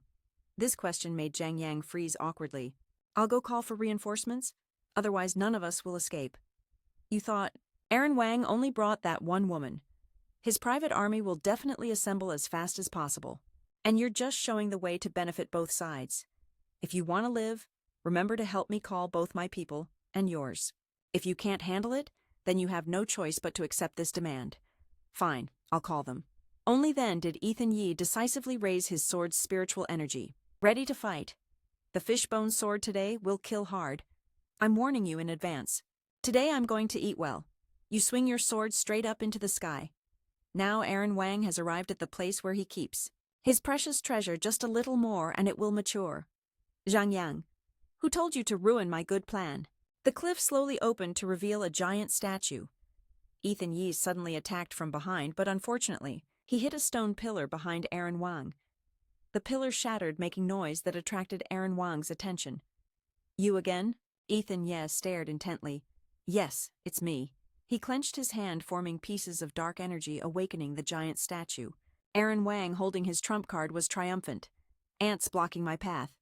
I'll show you what happens when you anger me." At this moment, Hao An used the hidden puppet technique, disguising himself as a stone figure. The giant laughed mockingly, watching the spirit sword strike without a scratch. "Ridiculous, this level of power isn't even as good as an ant's bite." "You want to kill me too, Ethan?" Yi reached out to catch the returning sword, speaking seriously. "Boss, this giant isn't simple. Inside each stone is a trapped soul. One strike is really like a hellish spirit's curse." The giant's fist immediately lunged toward him. "Don't worry, I won't let you die that easily." The giant's fist instantly lunged toward him. "Don't worry, I won't let you die that easily." Ethan Ye jumped back to dodge, launching a counterattack, while suspiciously asking the fishbone sword, "Speaking of the fishbone sword, aren't you stabbing into the core of Aaron Wang's true body?" It quickly replied, "If all were like that big rock, finding the real soul wouldn't be hard. But inside there are all kinds of souls." He spun around and attacked. "Don't expect anything from you. I'm on my own." Hearing that, he felt frustrated. "Boss, what you said just hurt the sword's heart. I'm not saying this just for show. The power barely affects the inside of this giant stone. It's just a flick of its hand." The counterattack was blocked. Aaron Wang shouted arrogantly, "Why do you act so tough but fight like a scared cat?" Ethan Ye, "Didn't expect you to be so weak." Ethan Ye nimbly dodged the massive force. The spiritual sword urged fiercely, "Boss, what's wrong? Go attack. You're standing firm on the sword," he sternly reminded. "Not yet. Don't waste words, it slows the sword's speed." Seeing Ethan Ye riding the sword facing him, Aaron Wang kept his arrogant, disdainful expression. "Sword NDT0, but you won't believe that with just this small sword you can fight me. You're skilled dodging and flying down to the giant stone's foot, ready to fight or not. That depends if you can even catch me." Aaron Wang laughed mockingly as his arm swung forward. Suddenly it turned into sharp stone spikes. "Did you really think this form of mine has only a little effect? No way." Ethan Ye struck at the stone spikes with strength, but nothing changed. Aaron Wang laughed louder. "Unexpectedly, this rock armor, each stone piece, is a magical weapon." Ethan Ye backed off, trying to avoid the countless stone spikes. They aimed straight at him, rushing forward. Ethan Ye spun, standing on the spiritual sword, flying as fast as possible. He wasn't happy and complained, "Ugh, this is killing me. I can't rise like the previous owner. Why hasn't he cut me yet?" He glanced left of the giant stone, still not circling to the spiritual sword, confused. "Master, what do you mean by that? This spiritual sword?" "Huh?" Aaron Wang rolled his eyes, looking down at the two below. His tone was mocking. "At first I hadn't looked closely." "Ethan Ye, aren't you the one who likes Snowtang? Found a substitute, huh?" He controlled the giant stone, swinging his arm high toward the two girls below. "I'm telling you, Snowtang belongs to me. Don't think you can keep even the substitute. You don't deserve it." Below Man Ni nimbly dodged aside. Aaron Wang sulkily said, "I almost got hit." Lung Tuyet, who was startled. Quickly, Ethan Ye grabbed her hand, avoiding the giant stone's powerful punch. She complained irritably, "That hurts. Can't you be a bit gentler?" The two quickly moved to another corner. Lung Tuyet turned puzzled. Aaron Wang asked, "What's with this giant stone?" The spiritual sword flying beside her quickly answered, "That pile of hard, rotten, crumbling rocks is actually Uong Hao. He hides inside and attacks normally, but it basically doesn't affect him." She frowned, tightening her grip. "Damn it. I should have brought explosives from the start." The large figure immediately turned, aiming straight at them. Ethan Ye dodged east and west. He really felt like a bug just causing trouble. Seeing he still wouldn't move, Lung Tuyet shouted anxiously, "Hey, idiot, he's attacking here. Why are you just standing there?" Ethan Ye just closed his eyes to sense a smirk forming. The left side was a bit slower than the right, the front a bit faster than the back. He immediately raised his hand to block the giant stone's strike, catching it. With the other hand, he launched the spiritual sword straight at him. Aaron Wang suddenly felt pain from below. Frowning, he spat a mouthful of fresh blood, sweating profusely as he bent down. Looking at the sword's position, he couldn't believe it. The spiritual sword excitedly pierced through the giant stone's body. Just one strike hit the master. How did he do that? So powerful, Ethan. Yi reached out to grab the sword. The structure of this giant stone puppet is so complex, its inside full of random souls. This is both its strength and weakness. He still didn't fully understand, so asked again, "Master, can you explain more clearly?" He patiently explained. Even with his power, Aaron Wang controlling this puppet isn't easy. His spiritual energy flows quickly throughout, but different parts are controlled separately, so movements vary in speed. The giant stone's body collapsed, one leg buckled on the ground. Aaron Wang angrily glanced at his useless arm. Damn it. Ethan Yi stood there observing and continued, "So over time, we can roughly pinpoint his position inside this puppet." Finishing his words, he immediately pointed his sword forward and explained, then added, "Only that bastard is left." The spirit sword cheered joyfully. The master's aura was truly overwhelming. At that moment, the puppet controlled by Aaron Wang was no more. He lightly landed on the ground, then looked up arrogantly.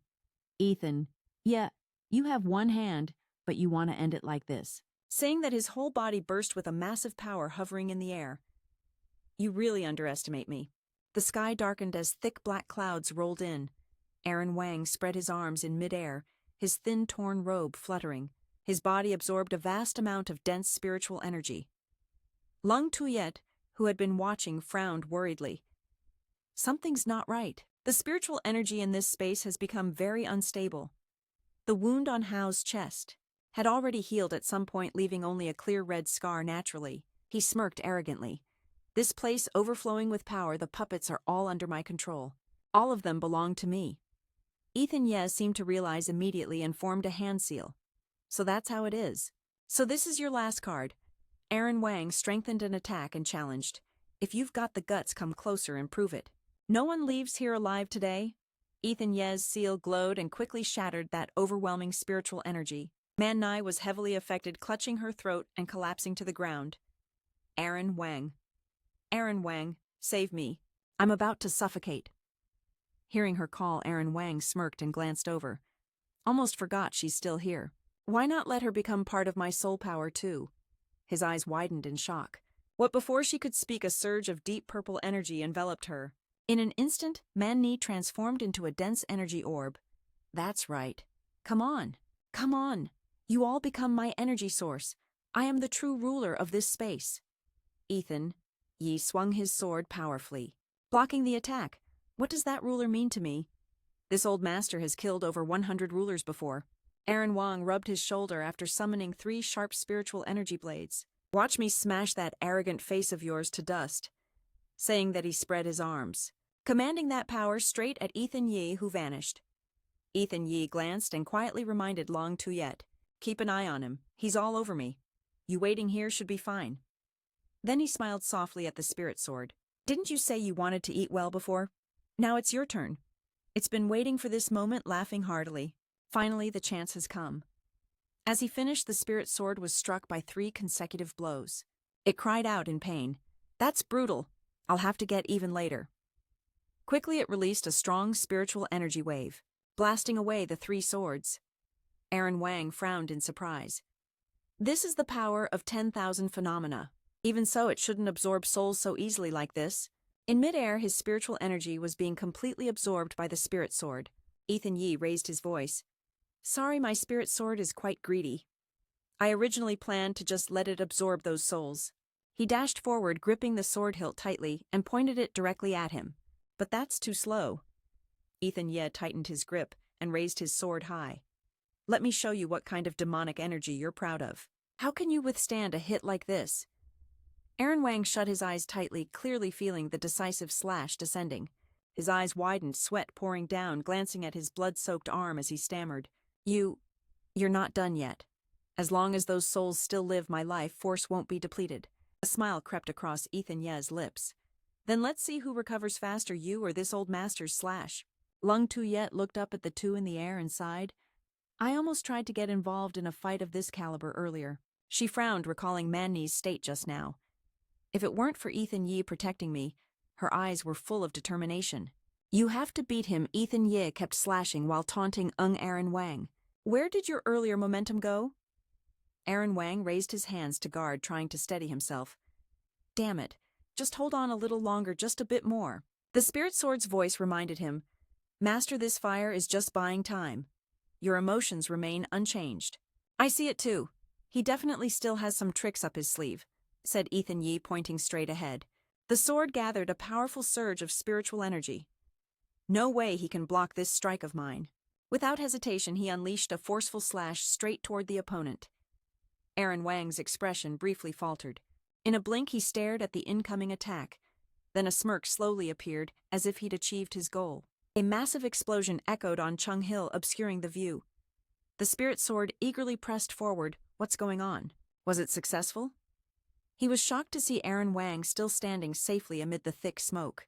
Confused, he exclaimed, How is this possible? Ethan.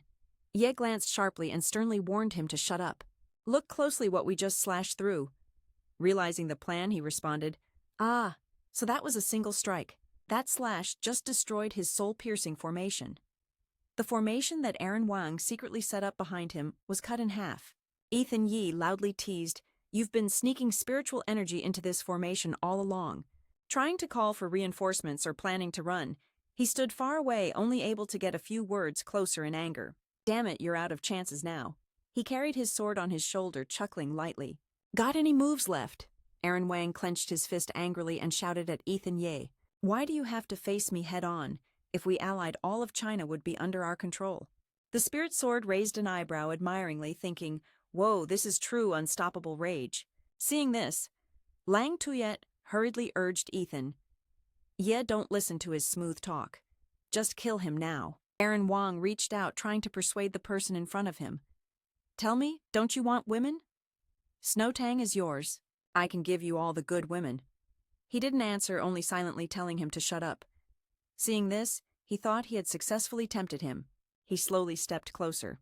Trust me, we can deal with those useless young masters. Take over all the treasures of the secret realm. He arrogantly raised an eyebrow. Isn't that a win-win for you? Suddenly, Ethan Yi closed his eyes, letting out a light laugh that gradually grew into a loud one echoing through the space. He immediately swung his sword straight at Aaron Wang. You're not serious, are you? Did you really think those small benefits could tempt the resolve of this master? Aaron Wang froze, furrowing his brow as he glanced at Ethan Ye's sword. His eyes lit up with interest. I just find it ironic. The pain from my past life made me regret 100 times, yet it's all something so shallow and petty. Aaron Wang used his remaining spiritual energy to hold tightly to the sword at his throat. It seemed the negotiation was broken. He glared fiercely and shouted, "Then come with me to hell." His power surged wildly, engulfing his opponent in overwhelming rage. "I don't care what happened in your past life. In this life, you'll pay the price with me." The spirit sword raised its blade. "Ethan." Yi sensed the danger. What now? He wanted to explode all the souls inside him. Ethan Yi didn't reply, just swung hard, knocking Aaron Wang's hand away. Gritting his teeth with a fierce look, Aaron Wang leapt straight at him, shouting loudly. Ethan Ye dodged the sudden attack with a cold glare. "Caught your arm, got you. Don't even think about running." Ethan Ye quickly swung his sword hard at Aaron Wang's other hand, but it didn't faze him at all. Aaron Wang glanced and laughed provocatively. "Your sword swings are so light, are you already out of strength?" he sneered. Ethan Ye coldly replied, "I don't even need to use force against you." Aaron Wang smirked, mocking, "You're about to die and still can't shut up." Suddenly Aaron Wang's eyes widened in shock. He panicked, staring as spiritual energy continuously leaked from his arm. "What's going on? The souls inside my body aren't obeying me." The spirit sword slanted and slashed his arm. Aaron Wang sneered, "You're not done yet. Here's a little extra while you're distracted." Ethan Ye suddenly lunged forward and tightly grabbed his neck before he realized it. Just now, he rushed over in a hurry. "Why are you running now?" Aaron Wang was startled, bowing his head as his throat was squeezed by Ethan Ye's calm grip. He looked at the struggling man, noticing the strong spiritual energy being gradually drained by the spirit sword. "You're completely defeated. The spirit sword devoured your spiritual power. You can't even hurt yourself now." Sweat poured down relentlessly. Aaron Wang's face turned pale as he struggled to speak. Based on what? 3 long years of scheming clearly lacked just one step. The hand tightening around his neck loosened slightly. He rolled his eyes, breathing heavily and painfully. Yet he was defeated so easily by that Lung Thu Than guy who appeared out of nowhere and attacked without care. Ethan Ye glanced coldly at him. "The grudge between you and me was set hundreds of years ago. Today, I'm just here to end it." In the endless night, Lung Tuyet smiled faintly. The battle was over.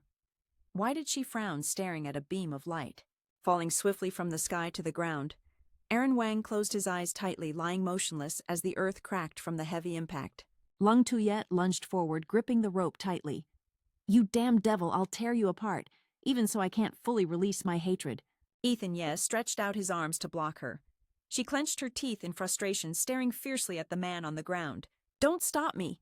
I have to personally send him to hell," he interrupted her sternly. "Hell. He will go there immediately." Ethan Ye stood watching Aaron Wang, his body covered in wounds. "But before that, I still have a few questions." He rolled his eyes and smirked coldly before the immortal lord kills anyone. "I like to interrogate a bit." Ethan Ye's voice was cold. "Besides me, have you met other immortal lords?" Aaron Wang frowned but answered honestly no. "But if you hadn't appeared, maybe I could have entered the secret realm. To meet a true immortal lord. You're impatient, huh?" He immediately pointed his sword at Aaron's face, threatening the secret realm. "You say it. I'm listening. Zhang Yang said so too. So what kind of place is it?" He chuckled lightly. "Don't be so tense. I won't resist anymore." Ethan Ye repeated coldly, answering, "It's my question." Aaron Wang turned, trying to move but couldn't. "Now the one you should watch out for isn't me anymore." Suddenly sensing something wrong, he quickly turned his head to look. Rong Lung Tuyet was gone. He frantically searched around, shouting loudly, "Zhang Yang, come out. Help me from the smoke and dust." Several figures appeared. What a spectacular fight.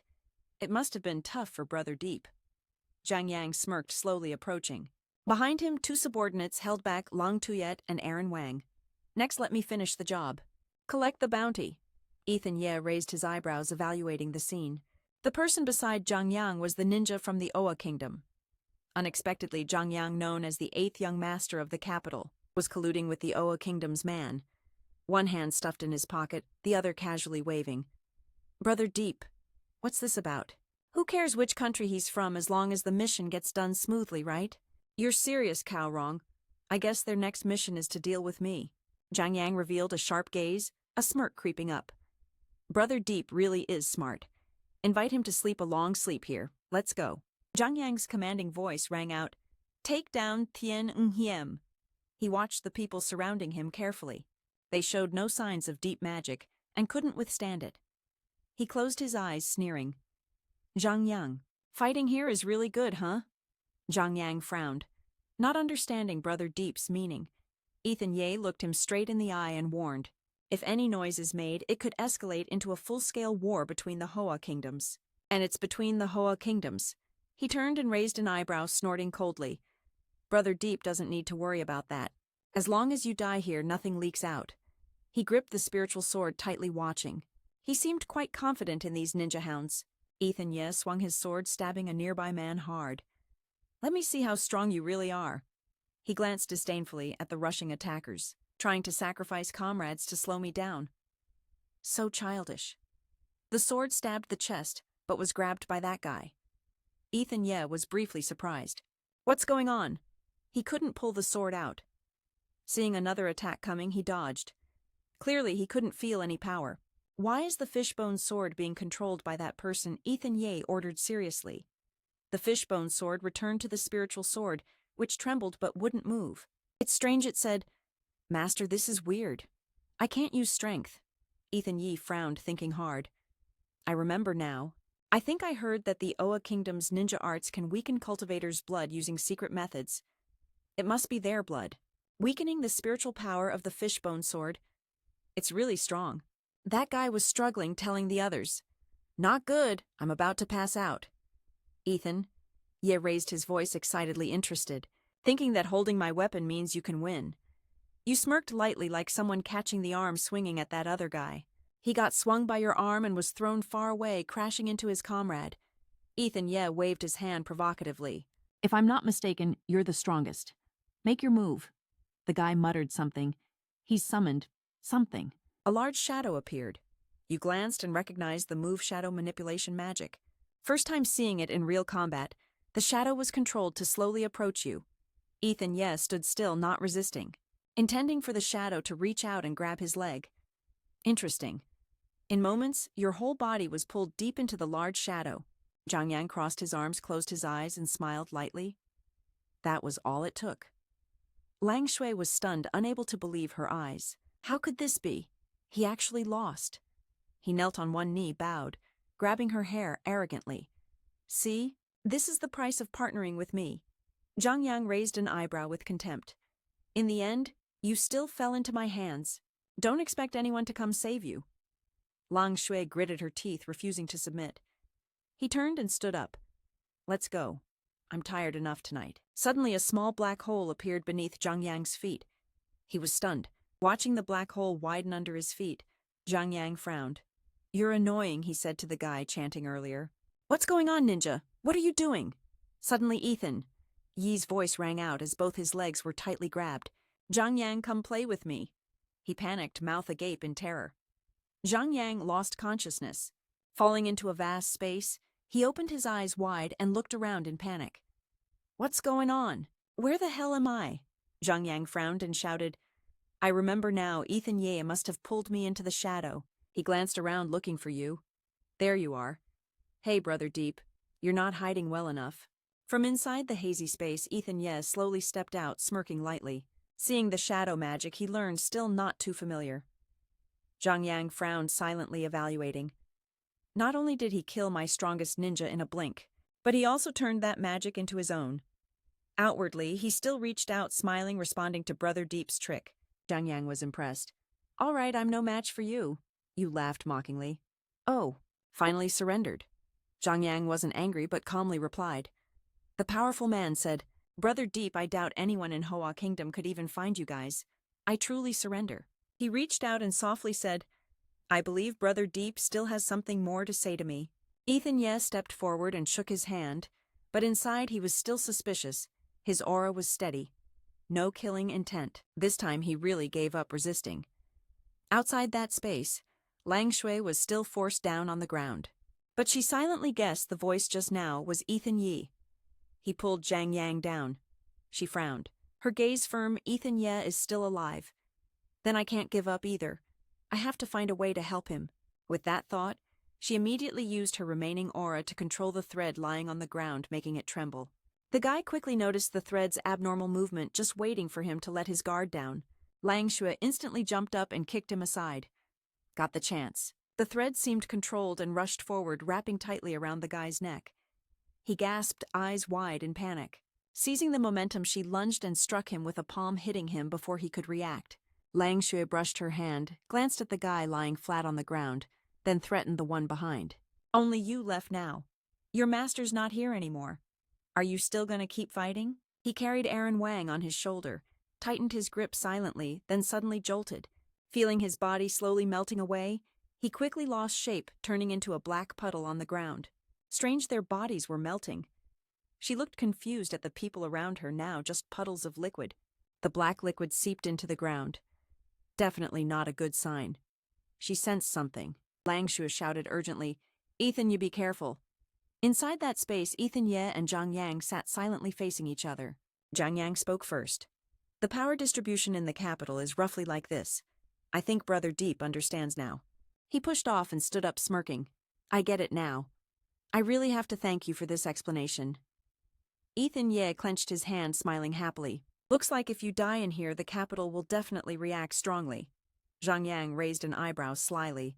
"I could tell right away Brother Deep wouldn't let me off that easily as soon as he finished speaking."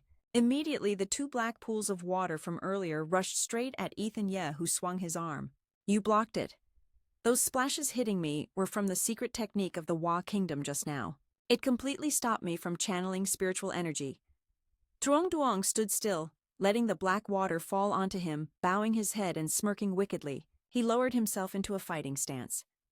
"Brother Deep also gave me one last chance to teach a lesson."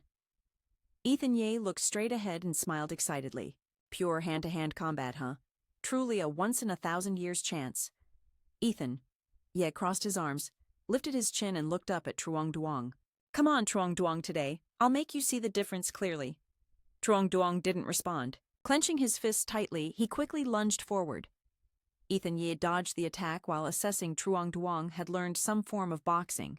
Moreover, his skill level wasn't low. The punch lunged forward, forcing Ethan Ye to jump back to avoid it. Truong Duong raised his leg high and kicked at his arm. This was a Taiji move.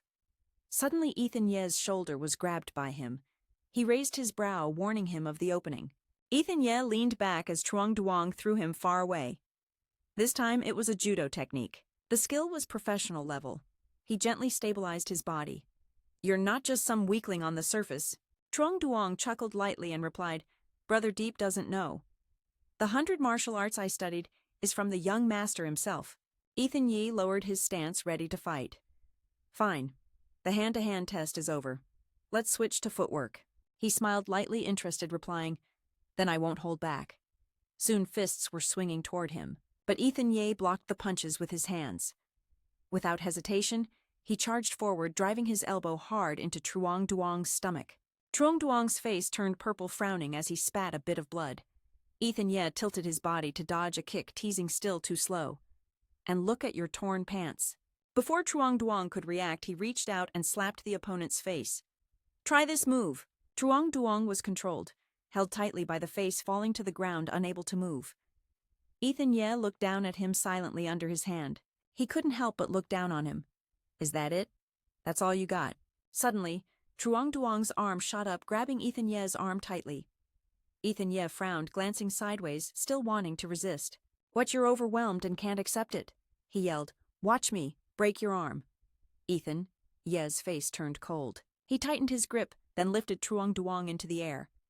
Truong Duong was sweating heavily, thinking. He was helpless, unable to break Ethan Ye's arm. It was as hard as a steel rod. Still he tried to yell out, Why? Even though you can't cultivate spiritual energy, you still have such monstrous power." Ethan Ye just raised an eyebrow. "Those Western martial arts moves of yours? The kicks and hand movements are nothing worth mentioning in front of me." With that, Truong Duong was struck down once again, weak and dazed, his body covered in countless wounds. Ethan Ye turned coldly and walked away. Such martial skill, yet not used in the righteous path. What a pity. His gaze grew more serious. "Looks like this shadow space can't last much longer. I should get out now." Ethan Ye glanced back at Truong Duong one last time. "This place is the end." Then it collapsed and disappeared along with the shadow space. After saying that, he quickly jumped out of that space. Seeing him appear, Lang Tuyet hurried over to check on him. Ethan, yeah, are you okay? She asked softly. He replied, yeah, the dust has settled. She reached out, creating a small source of demonic power. I'll help you clean up a bit. Ethan Ye smiled politely. Thanks a lot. Ethan Ye looked at the sunset shimmering on the sea surface and sighed. What a beautiful dawn. At this moment, Ethan Ye still didn't realize that tonight had become a turning point on his cultivation path. Returning to the vast city with towering skyscrapers, news spread quickly about 2 of the 8 young masters of the capital disappearing overnight, shocking the entire cultivation world of the Wa Kingdom. At Baiguai's sect, some men gathered, whispering excitedly. They said that night the entire capital was shaken. Yeah, some even saw the ring fighters. At one of the 5 sects, Tam Ngok sat solemnly in his chair, his expression serious. In one night, 2 young masters of the capital were continuously slaughtered. Who on earth was responsible elsewhere at Cam Longgang? Ting Ha held a sword in his hand, looking up. I know, Brother Deep. Are you sure it's you? He swung his arm, cutting the air with a sword, creating a loud explosion. Ting Ha closed his eyes and sighed. Looks like I still have to keep chasing after you. The dazzling sunlight shone down, a large house with closed doors. Ethan Ye lay on the bed, slowly opening his eyes. Huh. He was briefly surprised to see all 3 of Lily Hongdoi 3 and Claire Shang intently watching him. Claire Shang was the first to speak. The girl excitedly raised her hand. Master is awake. I told you it would be fine. Lily Hong immediately lightly tapped the girl's head to remind her not to shout and disturb the master. Then she gently asked the person on the bed, Ethan, yeah, how are you feeling? Ethan Ye gently reached out lightly, rubbing her head to reassure her. No need to worry, I'm fine. He furrowed his brow, seriously reflecting. After that brutal battle that night, I've been resting quietly in Lang Tian's sect. Ethan Ye recalled the scene from that night. The corrosion from the Oaquak secret technique was worse than expected, yet it still damaged my chi shield. He glanced around at everyone. After repairing my internal realm, I still fainted and needed them to wake me up.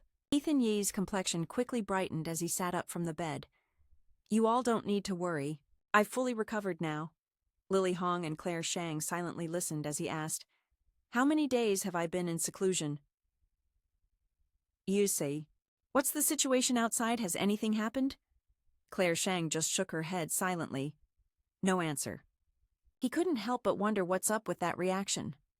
Lily Hong calmly explained, Actually, in these past few days, many storms have hit Hoa Quoc because of the deaths of Truong Duong and Uong Hao. Taikin City has fallen into chaos. Suddenly, a building caught fire, trapping people below. Continuous conflicts broke out. Their corporation is like a headless dragon. The remaining forces are fighting over resources and shares. Her tone stayed steady. During the struggle, a major family was destroyed. So now Taikin City only has 5 major powers left battling each other. Ethan Ye's face darkened. So that's what's going on. Judging by their reactions, it's probably even worse. He looked up and asked, Is there anything else you haven't told me? But this time Lily Hong fell silent, her eyes flickering hesitantly, her hands clenched tightly under the table, trembling. Claire Shang couldn't stand it and almost left. Let me tell you, no matter what, it's my responsibility. The girl seriously recounted what happened. Master, while you were in seclusion, a group appeared impersonating Lang Tian's sect. They raised the master's banner but claimed they were the ones who killed Aaron Wang. The silhouette of a young man appeared, standing out to argue with the group. Claire Shang frowned angrily. We investigated this thoroughly. Unexpectedly, Ethan Ye hurriedly asked, Unexpected what? Lily Hong stepped forward, gently placing her hand on Claire Shang's shoulder to reassure her. The impersonator's identity turned out to be the future head of the Duong family. He narrowed his eyes suspiciously. Thinking of Snowtang, he exclaimed in shock, The Duong family. Ethan Ye frowned angrily and got out of bed. Why would Duong family members impersonate people from Lang Tian's sect? Claire Shang immediately answered, The Duong family is in chaos now. The girl closed her eyes and recounted, At that time, we went to visit the Duong family, to demand answers a few days ago at the tall Duong family building. Tony Tang and Snow Tang were slightly surprised when Lang He and Claire Shang entered. Lily Hong respectfully clasped her hands. Sorry to bother you today, but there's a scammer outside the Duong family. Elder Duong, are you aware of this?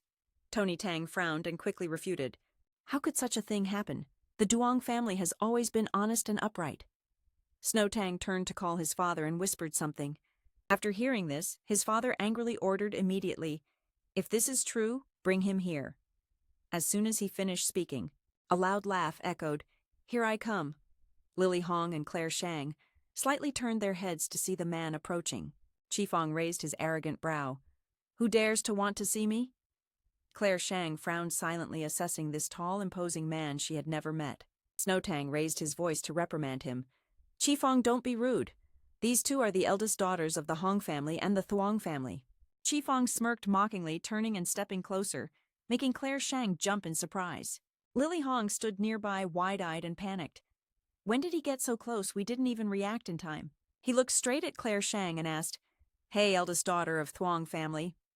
But she didn't show weakness, and loudly replied, "That's right, what do you want?" But he just lightly poked her cheek with his finger, making her blush fiercely. "Times have changed, eldest daughter. Don't think the Thuong family still has control over Duong family." Tony Tang stepped aside and rudely shouted at Duong Qifeng, "You be quiet." Claire Shang glared as he turned his back, angrily shouting, "Who exactly are you? Are you the imposter outside impersonating Lang Tianmon? How could you?" Qifeng faced Tony Tang with a cold smile. "Didn't expect to be discovered so quickly." "Then we don't need to hide anymore." He couldn't help but raise his voice in anger, scolding the person in front of him. "So it really is you from Lang Tianmon causing this? You show no remorse at all." Tony shrugged casually.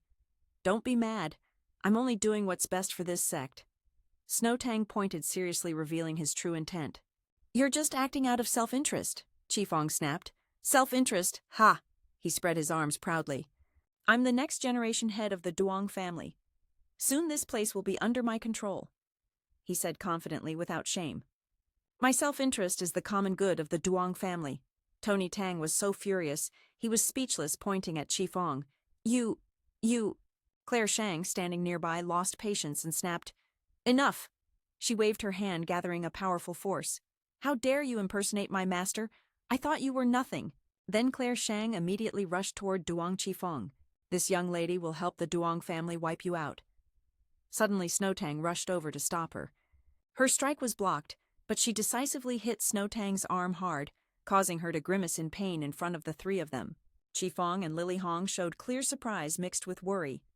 Ethan Ye silently faced his three disciples. He frowned coldly. So originally she planned to let Duong Qifeng suffer a bit, but accidentally hurt Snowtang. Thang Than looked pitiful, tears welling up at the corner of her eyes. I didn't expect her to charge out like that." Ethan Ye asked seriously, "What kind of injury did Snowtang get?" Lily Hong replied, "Fortunately, it's just an external injury. When Claire Shang hit Snowtang, she stopped in time, so no internal damage." At that moment, he turned to Claire Shang and gently patted her head to comfort her. "It's okay. Everyone makes mistakes." The girl's eyes widened with sparkling tears, looking at her master. "You're not blaming me." Ethan Ye smiled gently. "You know it was a mistake, right? I'll investigate this thoroughly." He glanced with slight suspicion. "Honestly, I just noticed the abundant, stable spiritual energy on you all just now." The third disciple quickly responded, Yes, that's right." Ethan Ye calmly continued, "Looks like I'll be teaching you alchemy. You're learning alchemy. Take me along to see."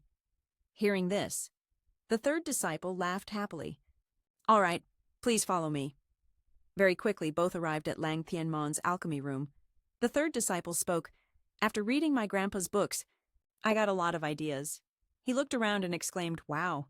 She pointed with a bright smile, introducing various items she combined with her own ideas to create many unique alchemy containers. Ethan Ye's lips lifted with interest. "Usually I make pills using my own spiritual energy, but she found a different path." He turned to ask, "Do you have any special results now?" The third disciple pointed and replied, "Yes, I think Ethan Ye, you'll need this now." She slowly approached a nearby alchemy furnace. "For example," she said quickly. The third disciple took out a glowing red pill and held it before him. Ethan Ye frowned, glancing at the radiant pill in her hand. "Is this a joke?" At the same time, in the Duong family building, Qifeng crossed his arms, watching a set of screens before him. He silently rubbed his chin, deep in thought. The person in front of the screen showed a displeased expression. Duong Qifeng said, "You called us here to gather. What nonsense is this? Another woman interrupted. I heard the people from Langtianmon came to the Duong family. You're not having any unexpected problems, right? Qifeng closed his eyes and sneered disdainfully. What can those girls really do? Complaints kept sounding from the screen. But the current head of Langtianmon is the martial arts leader. If he comes himself to seek justice, you're done for. Qifeng angrily slammed his hand on the table. Enough! He furrowed his brows in rage, questioning, You useless people dare to doubt my ability.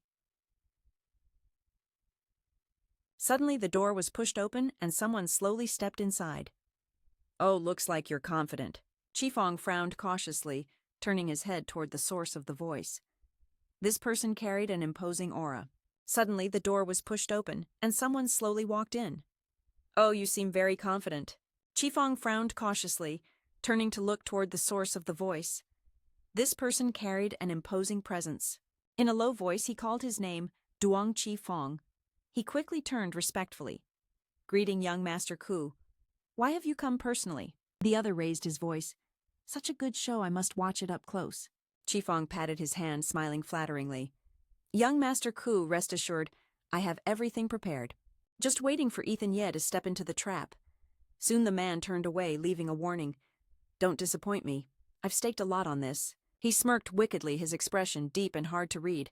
Inside the Ling Tianmon courtyard, 4 figures appeared. Ethan Ye sat opposite 3 people, Claire Shang, Lily Hong, and Doi 3. He slowly lifted a teacup, pouring carefully into each glass, then calmly enjoyed the tea in hand. Claire Shang stood up, irritably shouting, Enough. The hot-tempered girl looked at Ethan Ye with confusion. Master, why are you so relaxed? Those guys outside definitely have demons.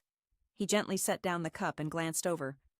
Why haven't you come to settle accounts? Instead, here you are drinking tea. Ethan Ye chuckled softly. Settle accounts. We already injured Snowtang. So who's settling with who? Claire Shang was silenced, unable to argue.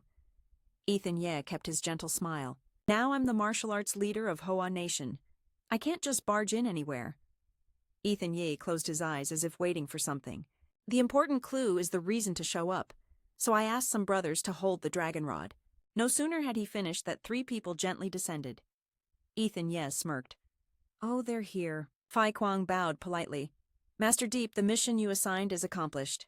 Ethan Ye quietly invited him to speak. With permission, he solemnly reported, The real power controlling the Duong family now is Duong Qifeng. Fei Kuang recounted the investigation findings. Duong Qifeng was originally a branch relative of the Duong family. He shouldn't have interfered in family affairs, but this guy had the means to deal with many enemies. Outside enemies of the Duong family, Qifeng's ruthlessness and cruelty in bullying the weak built his reputation. Gradually, that turned into burning ambition. After taking over as family head, he arrogantly stood at the top. Ethan Ye calmly asked for details.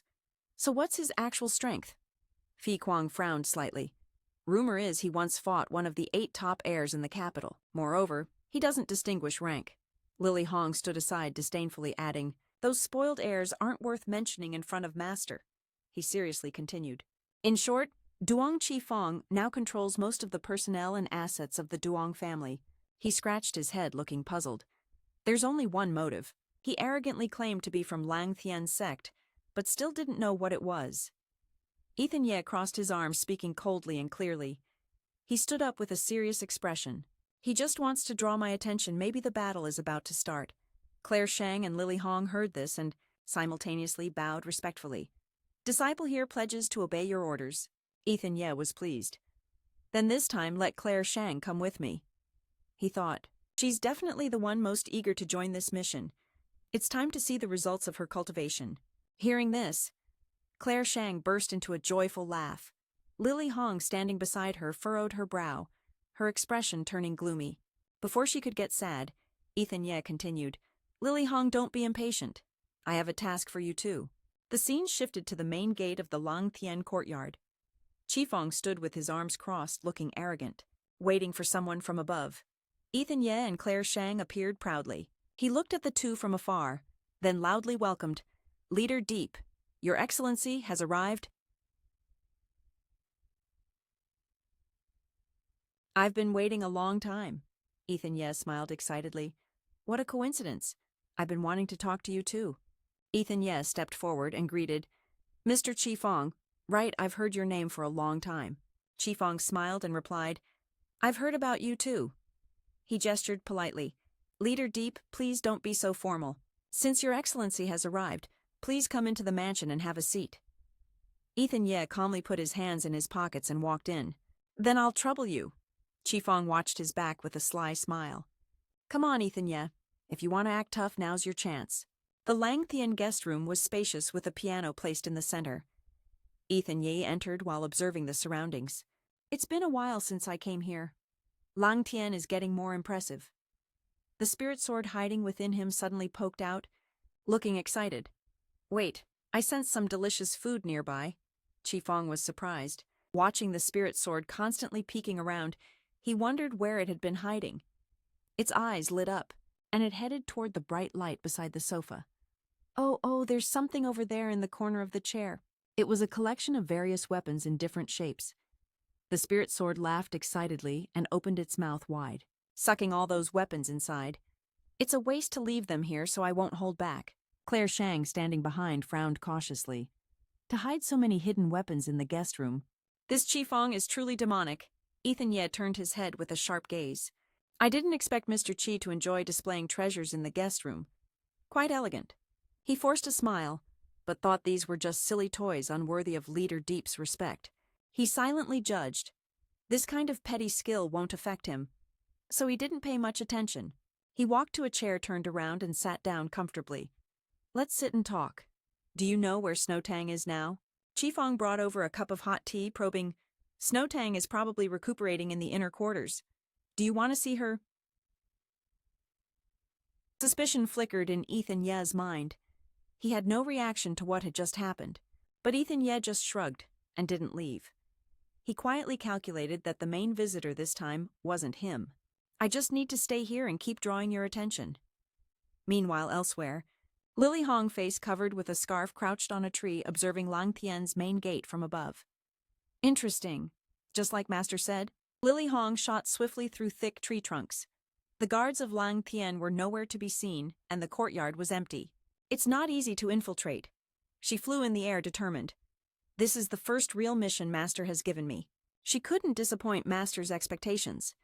The corridor ahead was deserted without a single person. Lily Hong frowned and clenched her right hand tightly. She had to find a way to locate Snowtang.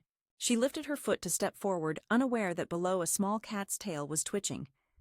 The sensitive cat was stepped on and startled. The cat let out a sharp yowl.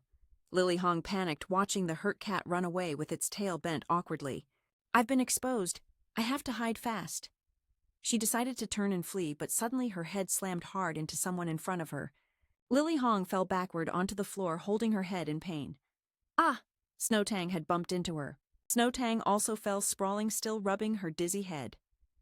Lily Hong stared at the person before her in shock and said, You're Snowtang. In the living room, Ethan Ye and Qifeng were still talking. The man sitting in the chair watched their images displayed on the surveillance screen in another room. He looked at the person on the screen and asked if this was Ethan Ye. Cao Min stood beside him, bowing respectfully. That's right. Rumor has it, he's the one who killed Truong Duong and Aaron Wang. The man's voice tinged with mockery. He really looks like a dull man, but there's no doubt about his strength. He tilted his head, resting it on his hand, as if watching a show. The screen showed an image of Lily Hong. He raised his voice, clearly interested. Looks like there's a little pest sneaking around over here. Cao Min turned serious and asked, Should we inform Duong Qifeng? The man's voice remained calm. No need. Let me see if it gets more interesting. On this side, Lily Hong put a hand on her hip, frowning tightly. Why are you here? She asked quietly, reassuring herself to stay calm. She's not Snowtang. She's the woman challenging us in Taikin Lung Tuyet, reminded gently. She lightly stroked the cat whose tail had just been stepped on, still trembling. Stop scaring it. Are you not satisfied with all the noise already? Lily Hong paid little attention and kept pressing. Be honest, what are you doing here? Lung Tuyet replied calmly. I've been here a long time. Suddenly she stepped forward, pointed at Lily Hong and taunted, I should be asking why you snuck in here. You're not Ethan Ye's woman, right? Lily Hong looked at her irritably. Don't talk nonsense. It's Ethan Ye. Master told me to infiltrate this place. Lung Tuyet seemed intrigued as if she just heard something interesting. Oh, Ethan, you must be interesting to you. Calm down and keep investigating Lily Hong. Ethan Ye isn't just some noble lady. You're here on a solo mission, so he came to Duong as well, right? Lung Tuyet stepped closer, trying to apply pressure. He came because of Snowtang. You grew up like me, so your mission is to find her location. Am I right? Lily Hong was being interrogated relentlessly, to the point where she held her head feeling dizzy. This female master seems really tough to deal with. Suddenly she glanced at the cat trying to sneak away. Lily Hong frowned and said, "Don't run." Lung Tuyet looked at her and was about to chase the cat, then paused confused. "Why do you need this cat?" Lily Hong quickly turned to explain. "I can sense a bit of Snowtang's aura on it. Maybe it's a clue." Hearing this, Lung Tuyet bent down and quickly gave chase. "If that's the case, we can't let it go." She ran while thinking, "I've been undercover here for days and never noticed anything weird about this cat." Then she glanced over, assessing Lily Hong. Yet this lady sensed the aura in an instant. The two hurried after the cat, one following the other. It seemed she wasn't simple either. The cat stopped and jumped onto the windowsill, flicking its tail. Lily Hong also stopped and said to Lung Tuyet, "Right behind there, I can feel Snowtang's aura. Very close." Lung Tuyet rolled her eyes and looked around. Sure enough, this place was the most heavily guarded area of Duong. She immediately drew her weapon anticipation on her face. This had come to a critical point. "Prepare to fight, Miss Lung Tuyet." She stepped closer to the door and asked, "Is it behind this door?" Lily Hong behind her gave a short confirmation. "Yeah." Upon hearing this, Lung Tuyet kicked the door hard, and the two entered, surprised to find the room empty. No one was there. Lung Tuyet frowned, confused. This can't be right. Before she finished her thought, Lily Hong felt someone behind her rush forward to attack. She swiftly turned and dodged the sudden strike. Lung Tuyet was momentarily startled as two large men appeared out of nowhere. She stepped back and dodged a punch from one of them. Clearly, they had been lying in wait. She glanced at the two men and charged. "They knew we'd come here," Lily Hong said loudly while swinging her weapon. "Don't expect to hurt me." One of them carried a sword on his shoulder, looking amused. Honestly, these two sisters are top-notch. Lily Hong crouched into a defensive stance, trying to gather more info. "You're all underlings of Duong Chi Fong." Lung Tuyet, standing nearby, interrupted. "Isn't that obvious? So Lung Tien Mon, you've been tricked." Then she swung the rope in her hand, tightly wrapping it around a nearby guy, but suddenly another guy grabbed her neck from behind. Lang Tuyet winced in pain, frowning and cursing that damn ambusher who was really sticking close. Lily Hong saw this and immediately rushed forward, slashing hard at that guy's back. "I'm here to help you." Lang Tuyet turned her head and shouted loudly, "Watch out behind you." No sooner had she finished than a sword-wielding guy charged in contemptuously. "You still want to save others?" Worrying about herself, suddenly a shadow slowly stepped in, cutting through the chaos. Ethan Ye calmly stopped her and asked the guys inside, "Do you know who I am?" Those guys barely got a good look at him before. Their eyes widened in shock. He leapt at the rude guy who had attacked Lily Hong earlier. "How dare you lay a hand on a disciple of Lang Tian's sect? Pay for this!" The entire body of that guy was blasted away by a powerful force, slammed hard against the wall, and collapsed to the ground. The guy standing nearby widened his eyes in fear, trembling as he pointed at Ethan. Who are you?" Ethan Yi nonchalantly put his hands in his pockets and smirked coldly. "Just a random immortal passing through." Flashback a few minutes earlier in the living room, Chi Fong finally summarized the recent activities of the Duong family. "That's right," Ethan Ye replied calmly. "I understand." Suddenly his gaze sharpened. As if sensing something, Ethan Ye stood up from his chair, frowning slightly. "Mr. Duong, it seems there have been some fights lately." Hearing this, Chi Fong couldn't help but be surprised. "Fights? What kind of fights?" he wondered silently. In the courtyard where the guards stood near that room. Could it be before he could finish Ethan? He had turned and headed toward the door. "Don't worry too much. I'll go check it out." He raised his hand to stop him, but in the blink of an eye, Ethan Ye was gone. "Wait!" Chi Fong hurried down the hallway, but it seemed he couldn't quite catch the direction. Ethan Ye left at a terrifying speed. Frowning, Chi Fong pushed open the door and stepped inside. Qifeng saw his subordinates sprawled on the floor. Sure enough, this was the place. Ethan Ye turned his head and smiled lightly. Ah, Mr. Duong, it seems the Duong family's security needs some improvement. Angry, he scolded loudly. Leader Diep, why did you attack the Duong family's guards? Qifeng raised his brow and pointed at them, coolly replying, What? Really sorry. I saw these three looking like thugs and thought they were thieves breaking in. Lang Tuyet and Lily Hong stood aside, covering their mouths, giggling. Qifeng pointed at Ethan Ye and stammered, You. Ethan Ye smirked, reminding the Duong disciples, You guys should really cultivate yourselves more. Getting angry, he cut him off. Enough, stop pretending to be dumb with me. You don't hold back and just mock me directly. That's just a little provocation. You couldn't even see that coming and had your face torn apart. Qifeng quickly formed a formation to summon power. And your echo. Stop right there. Ethan Ye's lips curled as he silently appraised Duong Qifeng. If you want to succeed, that little generosity won't cut it. Lang Tuyet, watching the scene, warned Ethan Ye, Be careful, they've long had a scheme. This place is a trap. Calmly, he formed a large formation. No problem. You two don't leave my side. Qifeng laughed loudly, full of confidence. Ethan Ye, you've never seen magic like this before, right? I carefully prepared this just for you. Ethan Ye silently observed his formation, noticing the extremely complex magic. If only a small part was destroyed, it wouldn't stop him from activating it. He looked down at the small pill in his hand. If it were before, this might have given him a headache. But now, seeing he didn't respond, he couldn't help but feel arrogant. Scared, speechless already? What's wrong, Duong? The Duong immortal is surely not that cowardly, right? Ethan Ye closed his eyes and slowly raised the pill to his mouth. His whole body seemed to absorb more power. A mark flashed on his forehead. Although in my past life, I saw the heavenly world's secret arts, I honestly can't say there's anything I don't know. But never seeing something doesn't mean I can't handle it. Ethan Ye leaned back, feeling a surge of magic energy within his body. He opened his eyes wide and pointed at Qifeng. Have you ever heard of the one force that breaks all magic? Qifeng kept his scornful smile, chuckling. One force, I'm way beyond that level. Today at 1:12 I'm at the Lang Tien sect refining room.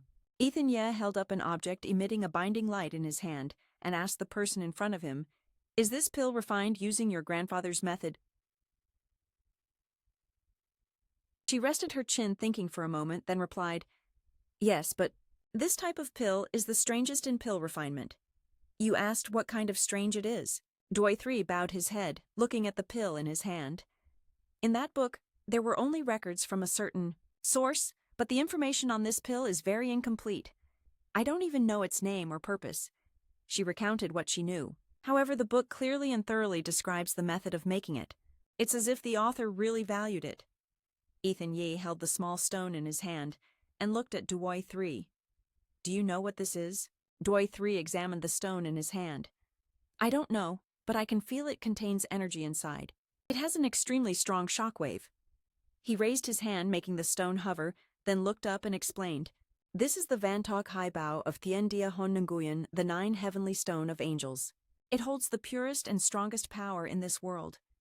Hearing that, she couldn't help but be amazed. This legendary treasure is not something ordinary people can easily encounter. Even after thousands of years, it's rare to have such a chance. That's why it manifested. Ethan Ye seriously looked at the pill in his hand. But just now, I sensed an aura inside this pill similar to it. Doi 3 covered his mouth in astonishment. How is that possible? I only made it following the instructions in the book. He fell silent for a moment. That's right. How is that possible?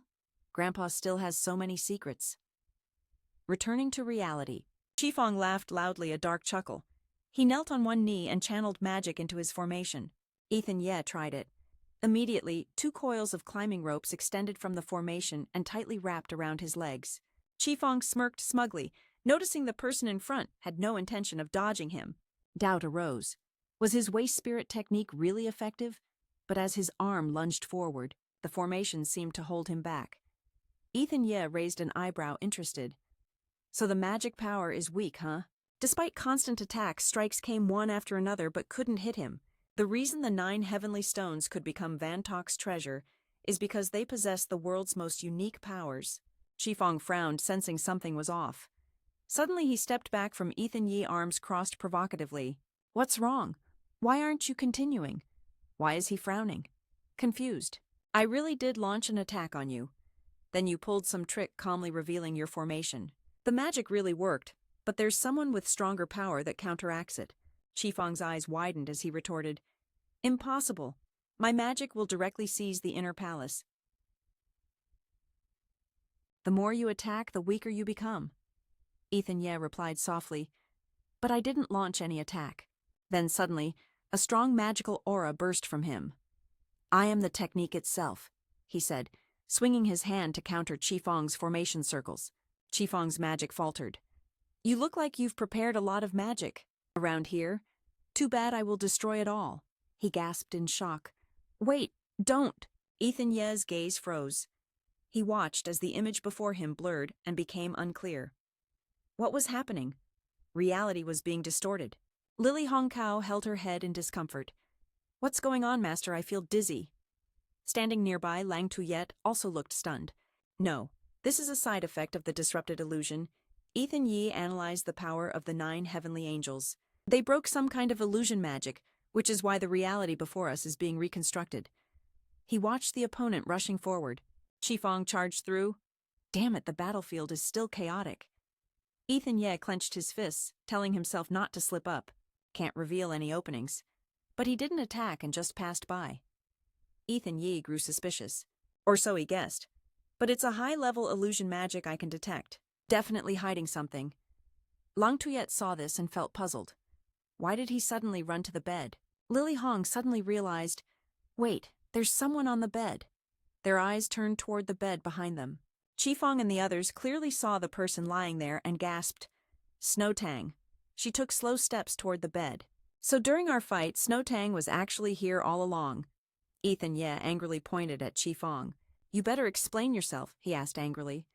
Explain? You barged in without a word, and now you have the nerve to ask me. Ethan Yi questioned. Could it be that you purposely set a trap here, then used Snowtang's aura to lure Lily Hong over? Why?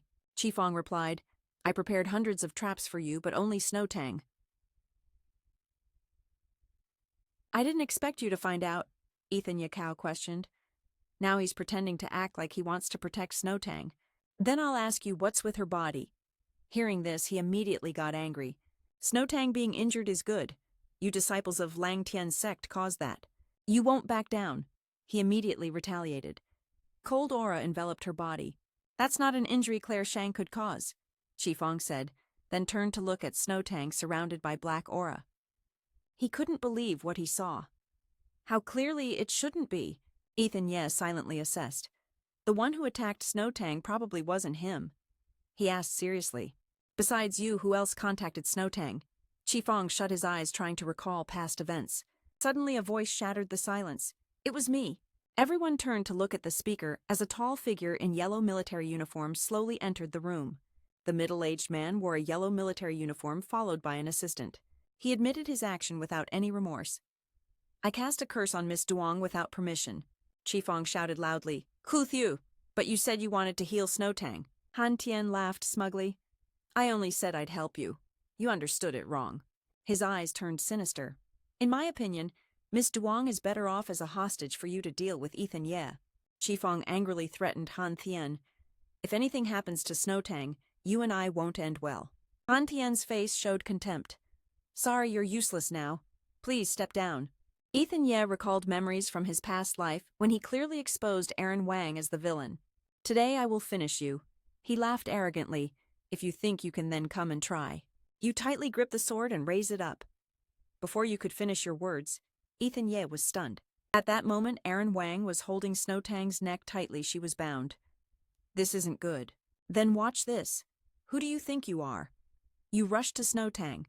Don't be afraid, I'm here to save her. His expression turned cruel, his strength in his hands growing stronger. You can't save anyone. Ethan Ye panicked, reaching out, then despairingly shouted. Moments later, Snowtang fainted and fell to the ground. Memory ends. Back to reality, you face Han Tian, who wears a cunning smile. I came here on purpose to watch over the young lady, hoping to meet the great master Ethan Ye. Ethan Ye confidently said, No doubt about it. before I wondered where this world dug up those guys. Your eyes fixed on Han Tian, who leisurely lit a cigarette. What they did reminded Ethan Ye of what Aaron Wang did in his past life. Ethan Ye's gaze revealed clear self-blame for putting Snowtang in danger. You firmly pointed your sword forward. It seemed no matter the lifetime this calamity was always destined. He glanced at you. Oh, Ethan, the master finally wants to join the fight. Qifeng, who had been silent, suddenly shouted and rushed toward Han Tian. Don't underestimate me. Before he could get close, 6 guards beside Han Tian threw Qifeng far away. Severely wounded, coughing blood. Qifeng struggled to sit up. Damn it, it's not over yet. Suddenly a tall figure, Gao Jiao, stood seriously in front of Qifeng, blocking him. With me here, don't think you can bother, Master Ethan Ye quietly observing from a corner. So fast his steward wasn't ordinary. Lily Hong drew her sword. Master, please help. Lang Shui also drew her weapon. In short, he was the mastermind behind this. To defeat the enemy, capture the king first. Han Tian remained calm, smoking casually, showing no fear. 2 beautiful women, I can't bring myself to harm you. She lost patience hearing this and charged forward. Let me show you how powerful I am. Seeing this, Ethan Ye quickly stopped her. Wait. He gently waved his hand, releasing thick smoke. The gray smoke quickly flew toward Lily Hong. In an instant she vanished without a trace before everyone's eyes. Lang Shu gasped. Lily Hong disappeared. Han Tian raised his cigarette and took a drag. This place is a battlefield. I put a lot of effort into setting this up, especially to interact with Master Deep. He spoke casually, so weak women like ants shouldn't blindly get involved. Lang Shu frowned in annoyance. Another bastard who disrespects women. Ethan Ye silently thought on the side. How did he make Lily Hong disappear? What exactly is that smoke? You watched the white smoke surrounding. Han Tian tested the truth first, wielding the heaven-slaying sword, then rushed from behind. Yet you didn't dodge at all. A burst of energy surrounded the spirit sword, startling it. It's too dark. Where is this? In the blink of an eye, the spirit sword vanished from your hand. Han Tian smirked. Good reflexes, but my eyes almost can't keep up with its speed. Suddenly it reappeared mid-air. Ethan Ye caught the spirit sword. Stop pretending. I think it's pretty much what I guessed. Let's test it one more time. Ethan Ye whispered to Lang Shui, who replied, Okay. Han Tian pointed at 2 people, whispering, Master Diep, any damage on Fong Pham in the battlefield? Hearing this, you turned and controlled the spirit sword to fly toward Fong Pham. Then it split into countless sword blades. Ethan Ye confidently swung. Try to hold Fong Pham. Under my sword. The sharp blades obeyed your command and charged straight at him. Han Tian calmly watched each attack being gently blocked by the white smoke. A sly smile appeared at his lips. So that's how it is. Han Tian reached out and easily caught the cloud whip Lang Shui swung down. So fast and already spotted, Ethan Ye gripped the spirit sword tightly. Child's play. That smoke of yours is just a cover. Your real power is the space magic hidden inside the smoke. You recalled the image of Lang Ni being swallowed by the smoke. Ethan Ye started analyzing. But your reaction was too slow, so you could only rely on magic to automatically distinguish attacks and launch counterattacks. And a normal ROI without spiritual energy could already break through your defense. Look, the 2 in front are still struggling. Ethan Ye smiled and raised his spiritual sword. Well then, let's see what happens next. Let's see if your smoke is faster or my sword is. Han Tian laughed heartily, clearly unable to hide his excitement. He placed his hand on his chest and admitted frankly, Mr. Ye, you're right. I'm just a weak-bodied magic user, Han Tian said with a sly grin. So under normal circumstances, I'm not the one fighting up front. As soon as he spoke, Liu Zhang rushed quickly toward you. Ethan Ye nimbly used his sword to block a powerful punch from the man, and Lang Shui looked around worriedly, turning her head. The steward turned back. Then where's Duang Qifeng? She saw him in pain in a corner and shouted loudly. Duang Qifeng. Liu Zhang, on Han Tian's orders, immediately jumped up and headed over. Mr. Yi, you can't get any closer to me. Han Tian looked back at Qifeng sitting weakly on one side. We thought Duang Qifeng could at least deal some damage to Ethan Ye, but he failed miserably. He even tried to turn back and bite me with a bitter look on Han Tian's face. A useless guy is just useless. He turned to Ethan Ye across from him and left. You still have to rely on yourself. In an instant you leapt close to Han Tian. Ethan Yi closed in and slashed hard, forcing him to retreat. Han Tian's expression then paled somewhat. Damn, his speed just now was faster. Then you saw a white smoke drifting to his feet, and he muttered disdainfully, "These annoying smoke clouds, such a hassle." A rough hand grabbed Ethan Ye's shoulder from behind suddenly. Liu Jiang slowly emphasized each word like a warning. "Stay away from the young master." A moment later he flung you far away. Ethan Ye landed near the wall. This guy's strength is huge, yet he could forcibly throw me that far. Seeing Liu Jiang still rushing at you, you doubted it, but dodged his kick. It smashed a deep hole in the wall. You glanced excitedly at the mark Liu Jiang left. "Awesome. It's been a long time since I've seen such a brutal move," Ethan Ye challenged with excitement. "If that's the case, let's test our strength." In just moments their punches collided. His arm trembled. Then a sharp pain spread. Seeing this, you smirked mockingly. "What's wrong?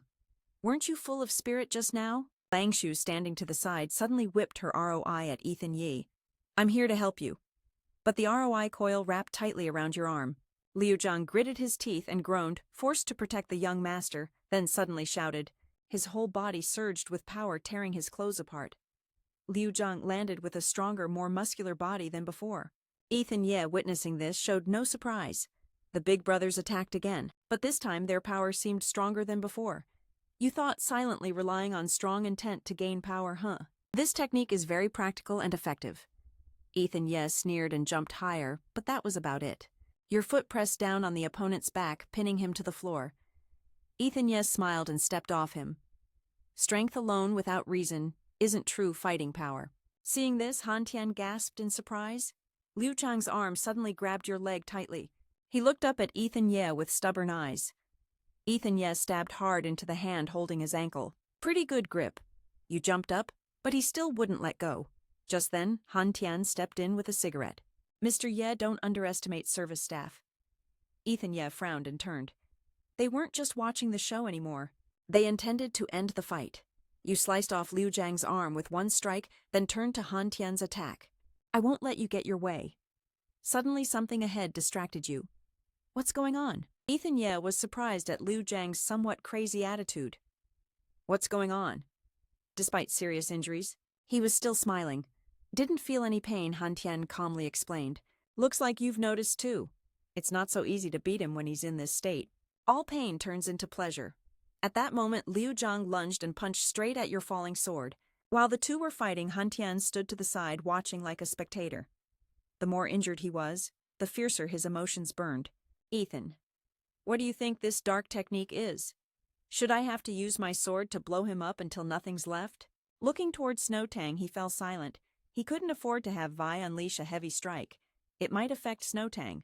While focused on fighting him, Han Tian's smoke flew over to ambush, but Ethan Ye noticed and slashed it away. "Don't even think about pulling that off." While Li Tang was distracted, Lang Shui used her rope to choke him. She tightened the grip, making Li Tang grimace. Ethan Ye said, "This crazy guy, I'll handle him. You go chop up that smoke guy." He gritted his teeth. "Don't block me, Lang Shui," but she ignored him and kept pulling the rope. "You just dared to cut my rope earlier. You owe me for that." Meanwhile, Han Tian angrily pointed his cigarette at the woman. "Get lost. There's no place here for you to interfere." Then the smoke flew forward straight at Lang Sui. Suddenly a flash of light shot out. A dazzling silver light swirled, followed by a gust of wind screaming from the shadows. That light pierced through, blocking the fatal strike aimed at her. Ethan Ye stepped forward with a disdainful expression and attacked. "Women aren't exactly warriors, huh? Ha ha ha. Your shredded smoke won't work against my Van Tuong force." Han Tian's face darkened. "Mr. Deep, I didn't expect you to be even more boring than I imagined." He flew up high, stunning him. "Boring or not?" Ethan Yi smirked and raised his sword. "I don't care how the weak define me." Han Tian's face hardened as he looked at the sword and swung down. Ethan Ye unleashed a palm strike. It left a deep dent. He brushed dust off his shoulder, pretending the fight should be over by now. Li Tang shouted, "Young Master Ethan Ye." He turned with a mocking attitude, ignoring the angry man charging toward him. "Almost forgot there's still you." He didn't hold back, slicing a path. "Then you can join your master too." Lang Shui glared at him. "Ethan Ye, you stole my prey. I was about to finish him." Ethan Ye turned and teased. "Then you better be faster next time." He walked toward the bed, satisfied. Snowtang, I finally succeeded in protecting you this lifetime. Ethan Ye gently touched her face. Suddenly a strange light flashed before Snowtang's eyes, blocking him. Ethan Ye was startled and withdrew his hand. What's going on? Something's still trapping Snowtang. He turned back and looked closely at Han Tian. The smoke hadn't disappeared. Looks like the enemy isn't defeated yet.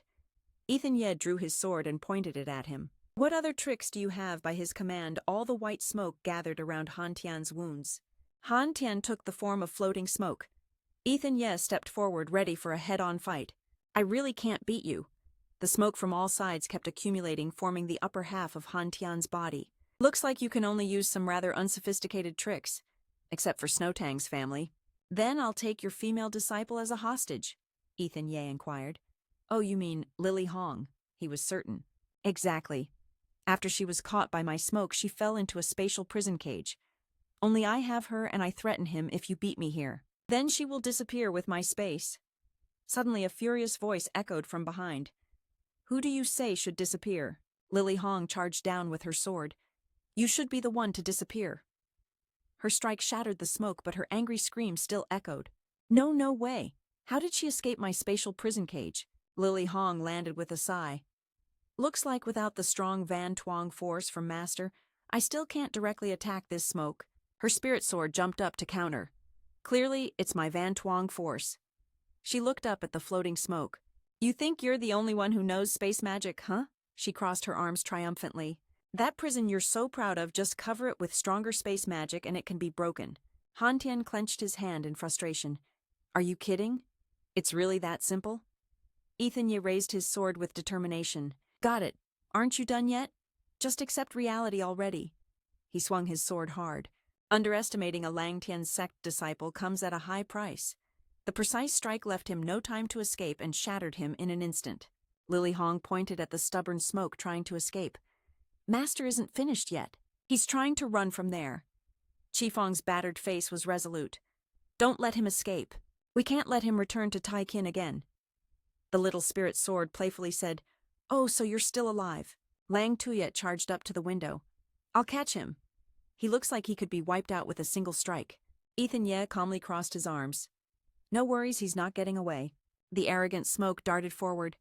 You guys are still too careless. The victory's still ahead. Because of its arrogance, Claire Shang's foot crushed it into pieces. The girl even looked surprised after stepping on it. Hey, nothing left. Could it have been just an insect after this? Claire Shang ran over to Ethan Ye. Master Ethan Ye, the tasks you assigned me are all done. She clasped her hands respectfully. Yes, Master, I successfully completed all the missions you gave me. He gently praised her. So NDT0, you worked hard for her. Lily Hong stood aside, pouting. That tiny mission of hers doesn't even count. I even fought side by side with Master. Praise me too, Claire Shang shot back. What do you mean, tiny mission? I was out there alone stopping all the chaotic trash troops. She was angry and competitive. Qifeng stood nearby, looking reluctant. No wonder reinforcements from other clans are still slow. No response. He put his hand on his forehead, helpless at the sensitivity of the big clans. Yet they were stopped by a little girl like this. Lang Tianmon is so deep it's impossible to detect. Ethan Ye stood aside, watching the two girls compete over their achievements with a smile. Suddenly, a voice called from behind deep Ethan Ye. Snowtang didn't know when she woke up or when he arrived. He was both surprised and happy. Snowtang. I'm awake, she thought, breathing a sigh of relief. That's great. The curse from that bastard is lifted. Ethan Ye came to the bed and asked Han, Do you feel any discomfort? She hesitated before answering. No. Actually, I'm a bit dizzy. His eyes suddenly darkened, thinking of Hao gripping Snowtang's collar. She vaguely sensed that she had probably been asleep for a very long time. Ethan Ye was overjoyed. That's great. He couldn't hold back and hugged Snowtang tightly. Finally it happened, leaving her body stiff. What Ethan Ye was beside Qifeng, who coughed softly. Ethan Ye noticed the atmosphere was a bit awkward, so he quickly let her go. He placed his hand on his chest, admiring himself. Although he didn't want to admit it, he lost and conceded defeat. Ethan Ye's eyes sharpened, wanting to show his sincerity as the loser. Let me tell you some interesting things. Your danger is far from over.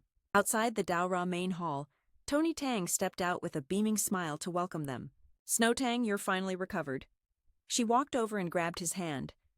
Yes, father. You had us worried. The two embraced, reunited after days apart. Ethan Ye suddenly realized something. He had known there would be a fierce battle today, so he told all Dao Ra members to hide. Qifeng calmly replied, I don't intend to drag our clan into this. Claire Shang looked on, admiring his roguish face. That's pretty loyal of you. The compliment made him grin. This is the kind of potential a future Dao Ra head should have. Suddenly Tony Tang interrupted loudly. With a mess like this, Qifeng, do you still expect to be head of the family? He angrily accused him of arrogance and tyranny, calling everywhere enemy territory, and even bringing wolves into the house, seriously injuring Snow Tang. Your crimes are enough to get you kicked out.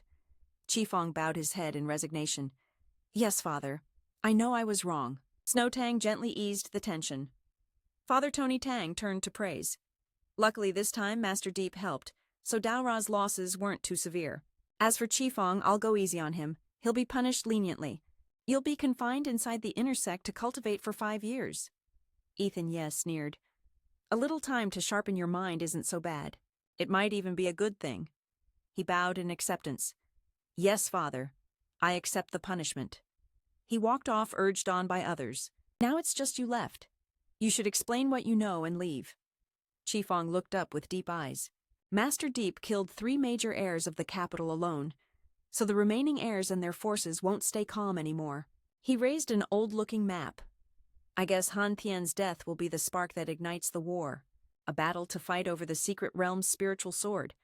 Shocked, they saw the map was divided among many. Lily Hong rested her chin, thoughtful. I get what you mean. Once the fight starts, Qifeng continued, Master Deep will be the first target to be eliminated. He delved deeper. Previously, the Martial Alliance was organized by major sects and city forces independently. His eyes darkened. But now Master Deep's big move will undoubtedly be seen as a declaration of war by the Alliance against the 4 capitals. Ethan Ye shrugged beside him. Declaration of war. I'm just clearing the trash from my cultivation path. Claire Shang looked puzzled. Why is this secret realm so attractive? Isn't it just because it can produce genius earth treasures? Exactly, he agreed. This is the key point I want to make. This secret realm seems to allow people to travel through time, back to the past. Hearing this, he looked stunned. You're starting to remember. Ethan Ye suddenly burst out laughing as if realizing something. Ha ha! He waved his hand, appearing ready to head off on a trip. Change of plans, we have to enter this secret realm before everyone else. In Lang Tian's sect, chandeliers hung suspended, looking ancient. At table 3, someone flipped through pages without taking their eyes off her. She turned back with a worried expression. I wonder how Ethan Ye and the others are doing. Suddenly Claire Shang waved and entered. Table 3, we're back, she asked cheerfully. Did you complete your mission smoothly? Snow Tang looked around. So this place is Lang Tian's sect. Table 3 blushed, staring at Snow Tang. She is Snow Tang. Ethan Ye had mentioned her. She's really beautiful. He calmly reminded Table 3, who was still studying cultivation techniques. You should take breaks sometimes. Snow Tang greeted warmly. She was Table 3. Table 3 responded, I'm Snow Tang. She smiled brightly. This time Ethan Ye saved me. Luckily your pills helped with a big problem. She grasped Table 3's hand. Thank you so much. Table 3 humbly replied, It's nothing. Mostly it's the knowledge of Ethan Ye's grandfather. I'm just drawing a tiger by painting a cat. Standing aside, he nodded approvingly. Indeed, bringing Snow Tang to Lang Tian's sect was the right move. Dao Ra is seriously injured now. She's safer staying here. Ethan Ye admired that alchemy book. It's not something ordinary people can cultivate. This triple move wasn't easy for her. You scratched your chin, clearly deep in thought. But honestly, I'm suspicious about Grandpa. Why would he leave behind such a powerful secret? Inside, I was still troubled. Grandpa's spirit said the Deep family is a declining clan guarding the spirit sword. But is that really true? Ethan Ye pictured Lin Tio in his mind. That's why we have to use that secret realm to probe the past. What secret does the Diep family's ancestor really hold? After hearing this, all 3 girls looked stunned. You seem worried, asking about the secret realm. What should we do to enter it? Claire Shang's eyes focused intently on the map. The Huyan Huang map only sketches the general area. It doesn't reveal the secret realm's exact location. Snow Tang's eyes widened. Isn't this in Qifeng's map? Why is it here? Ethan Ye sighed helplessly. She keeps insisting on this. You fake a cough softly and say, I've said it several times, the Huyan Huang map is fake. It definitely can't be used. Ethan Ye proposed a solution. Our first step is to get the real Huyan Huang map. This scene shifts to a simple house nestled in the forest, feeling completely out of place. Outside in the western capital, Ethan Ye and Claire Shang fly down from the sky. We're here. This is the Heavenly Mechanism Bureau, the girl said seriously. Master, you just spoke. This bureau is the most prestigious and mysterious treasure vault in the nation. She looked down at the humble house, evaluating it. But this place is just a small park collecting scrap and waste, you assured confidently. Claire Shang rushed. Again, I told you not to judge things by their appearance. She pointed straight down. Ethan Ye looked inside the trash heap below. There seems to be something beneath the dirt and rocks. A group of people with yellow talismans pasted on their chests looked up. You sneered. Haha, looks like someone prepared well and welcomed us. Claire Shang stayed calm. The talisman guards were confused.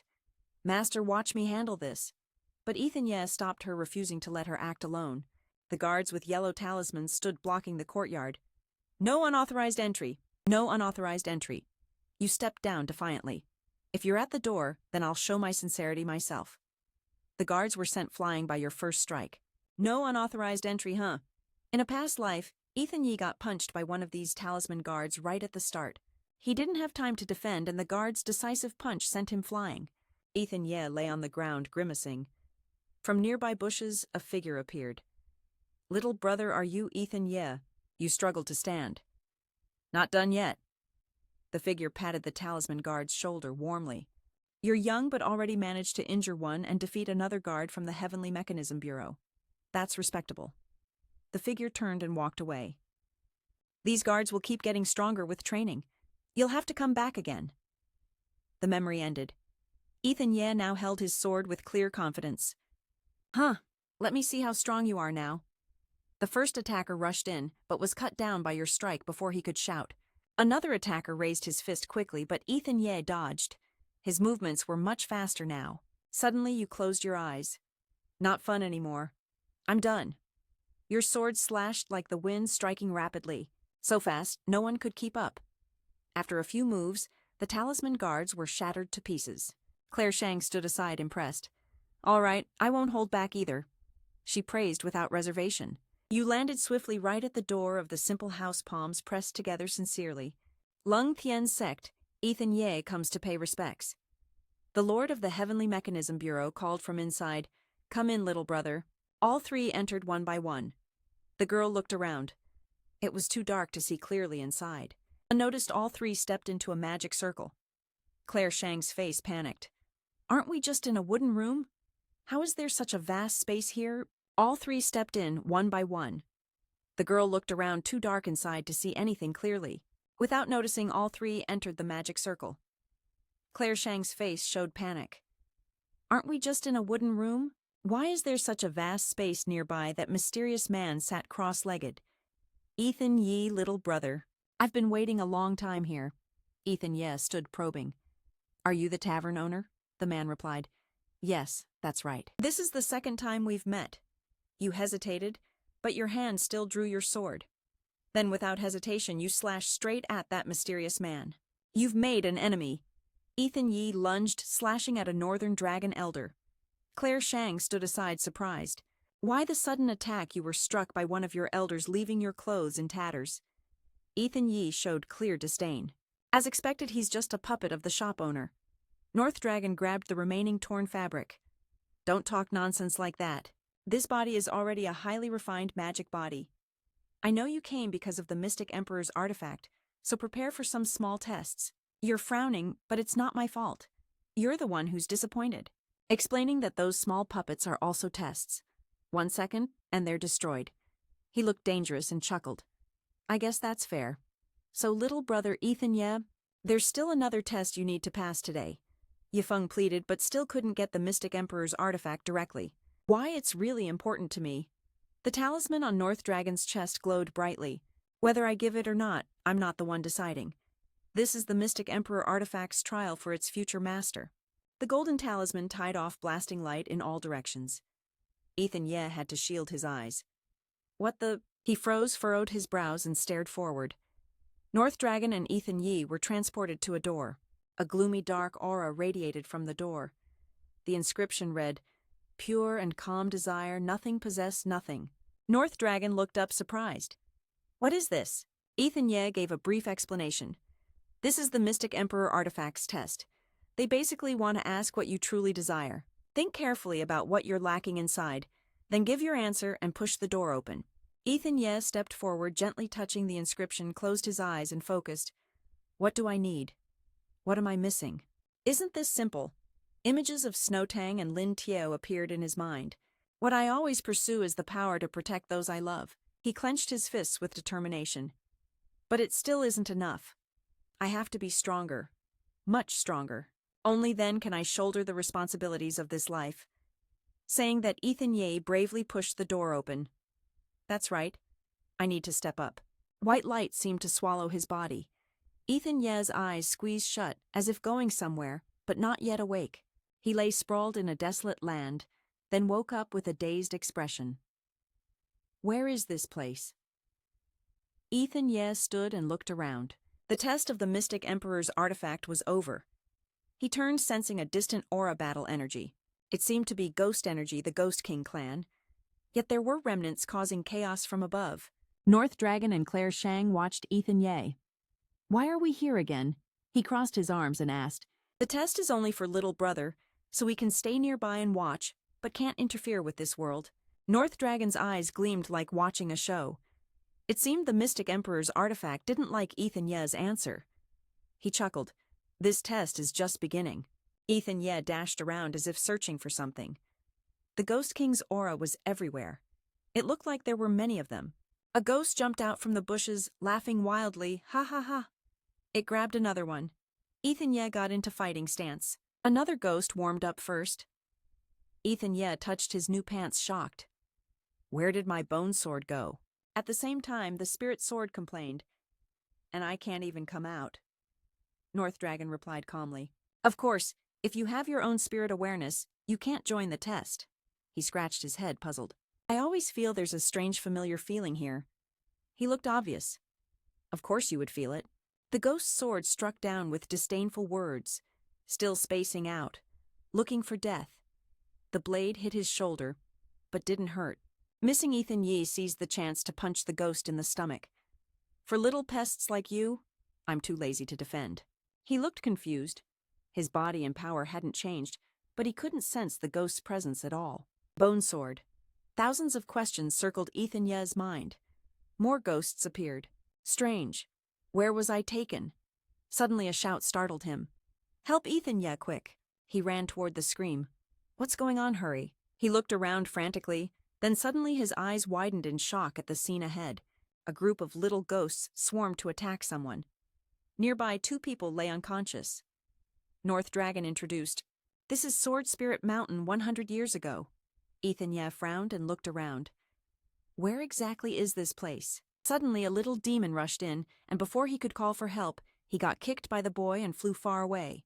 The noise caught the attention of the others. "Hey, it seems like there's an insanely powerful guy over there." 10 of them charged like hungry tigers. Hoo-hoo! Lin Tiao was holding hands to fight, but when he looked back there wasn't a single demon left. Ethan Ye had calmly taken them all down.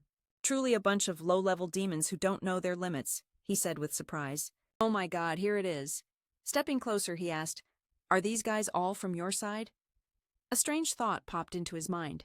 This guy seems familiar somehow. He looked calm on the outside. Then Ethan Ye suddenly widened his eyes. He furrowed his brows like he just realized something. Next to him, Lin Tiao scratched his head in amazement. Looking closely, they were all the same level. Killing them like that is seriously impressive. A flash of his grandfather's image crossed his mind.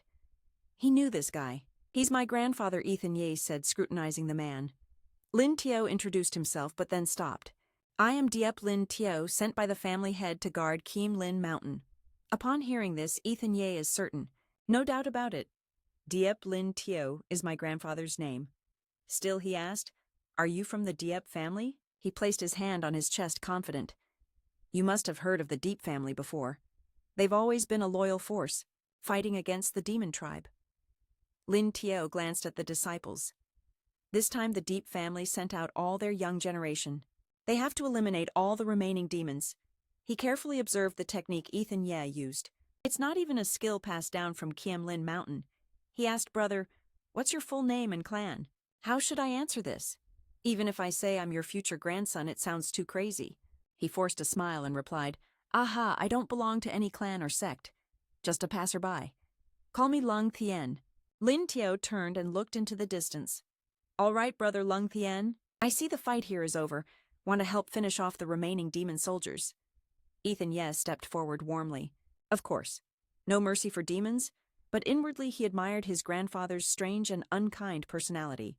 Who would have thought he was so passionate when young A Grand Hall in ancient style appeared the Sword Immortal Hall? In the courtyard, 3 demon kids looked nervously at the people gradually surrounding them. The orange-haired demon stood scared and hid nearby. What to do? Is it just us? The demon leader tried to reassure them, struggling to hold on a bit longer. Some sneaked into the hall. "The job's almost done," said the blue-haired one, sweat streaming down. "If they don't come soon, we're done for." Lin Tiao pointed his sword at them. "Your kind has all been wiped out by humans. Surrender now, and you might still die with some dignity." Behind him, Ethan Ye was still puzzled, feeling something was off. He still didn't understand why he appeared here.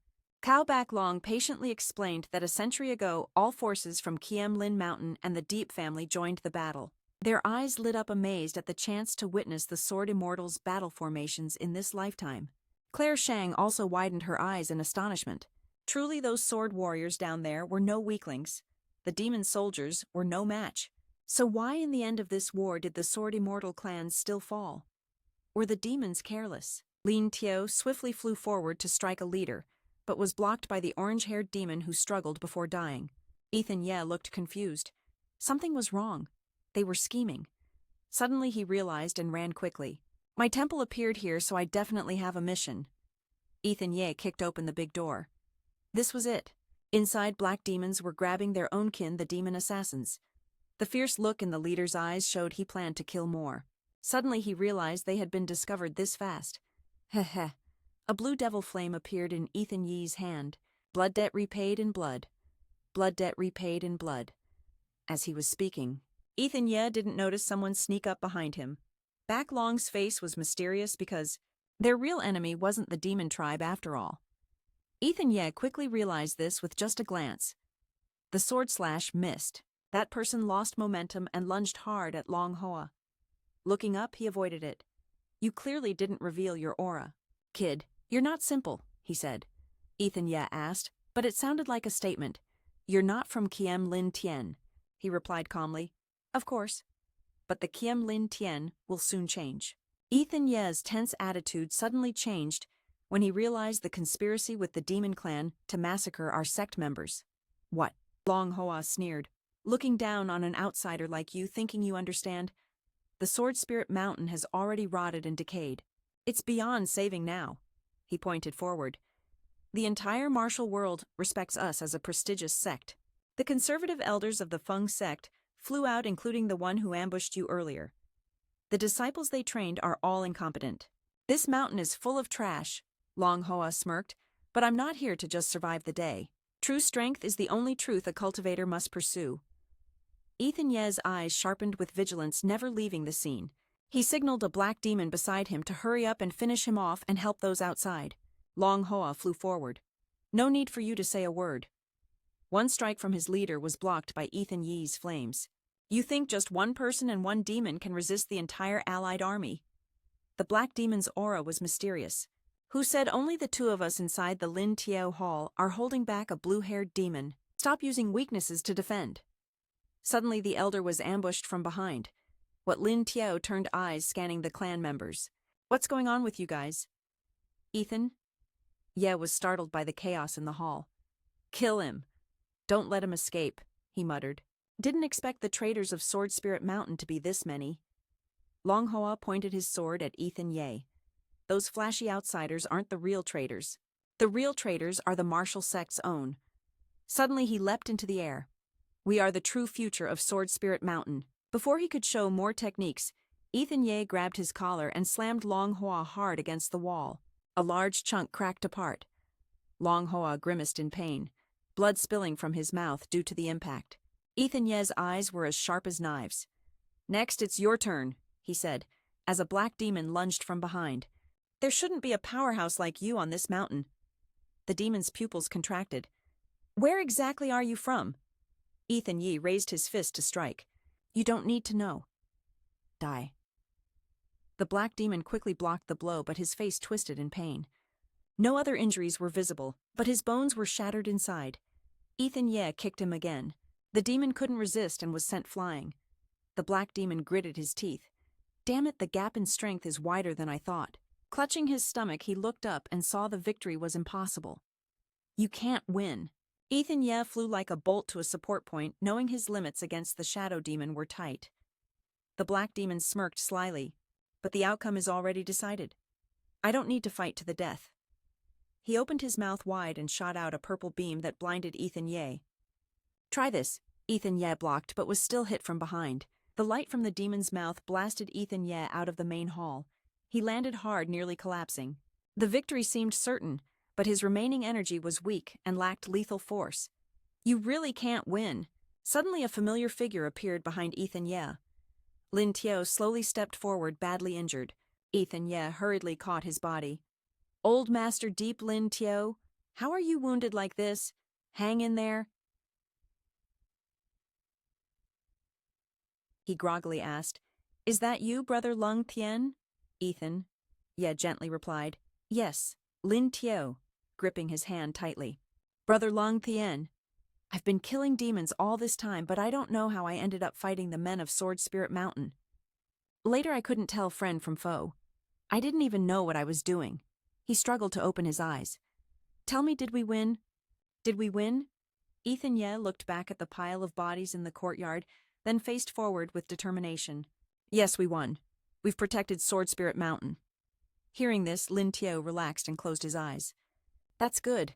The Diep family won't be disgraced." With those words, he collapsed. Like resting peacefully at Ethan Ye's feet, dark clouds gathered heavily overhead. As if to let Ethan Ye release all his feelings, a heavy downpour started, but Ethan Ye stood still, unmoving. Joy 3 anxiously called out, "Diep Tien, Claire Shang is still wondering, is that the master's grandfather? What will happen to him now?" Back Long calmly explained, "Lin Tiao was later rescued, but others from the Diep family weren't so lucky. From then on, the Deep family gradually declined. By the time Ethan Ye was born, it was already a fallen house. The rain seemed to wash away the heavy burden from someone like him." His face darkened. He sensed the surrounding space shifting right before him. A massive door appeared standing tall. "Little brother, I'm really curious, can you give me a new answer?" Ethan Ye exhaled deeply, as if he had made an important decision. He slowly sat down, eyes still tightly shut. Ethan Ye meditated, but inside he was still lost in thought, calm and composed since arriving in this world. "My mind has never wavered or felt uneasy like this before. I traveled across worlds to the great sword battle at Lin Sun family, as Elder once mentioned. Moreover, seeing the outcome, his lips pressed tightly, wearing a thoughtful expression, Huyen Huang Zhou. What was the real intention? Is my answer wrong?" "Ethan?"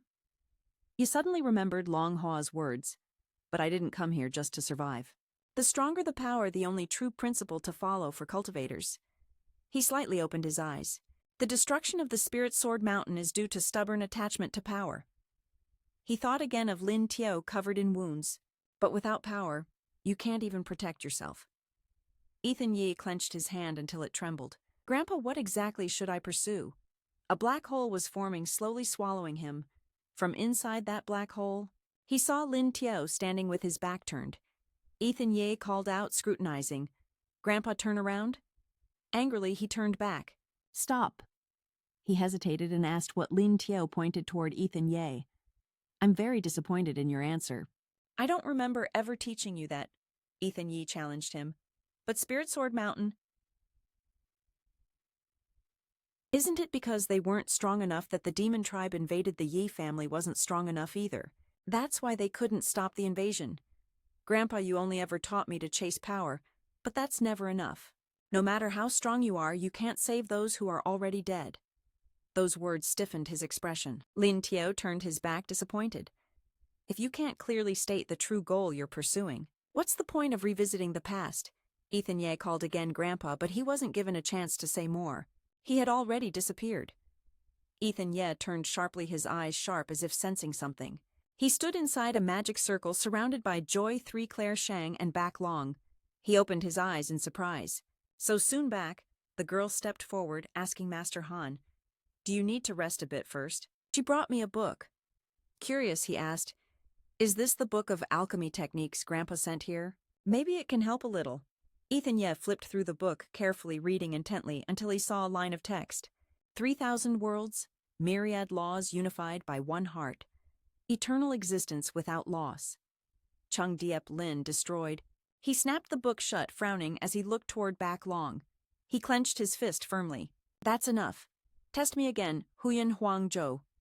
Back Long smiled teasingly. "Looks like you're inspired again. Young people really are quick thinkers." But Ethan Ye's face was serious.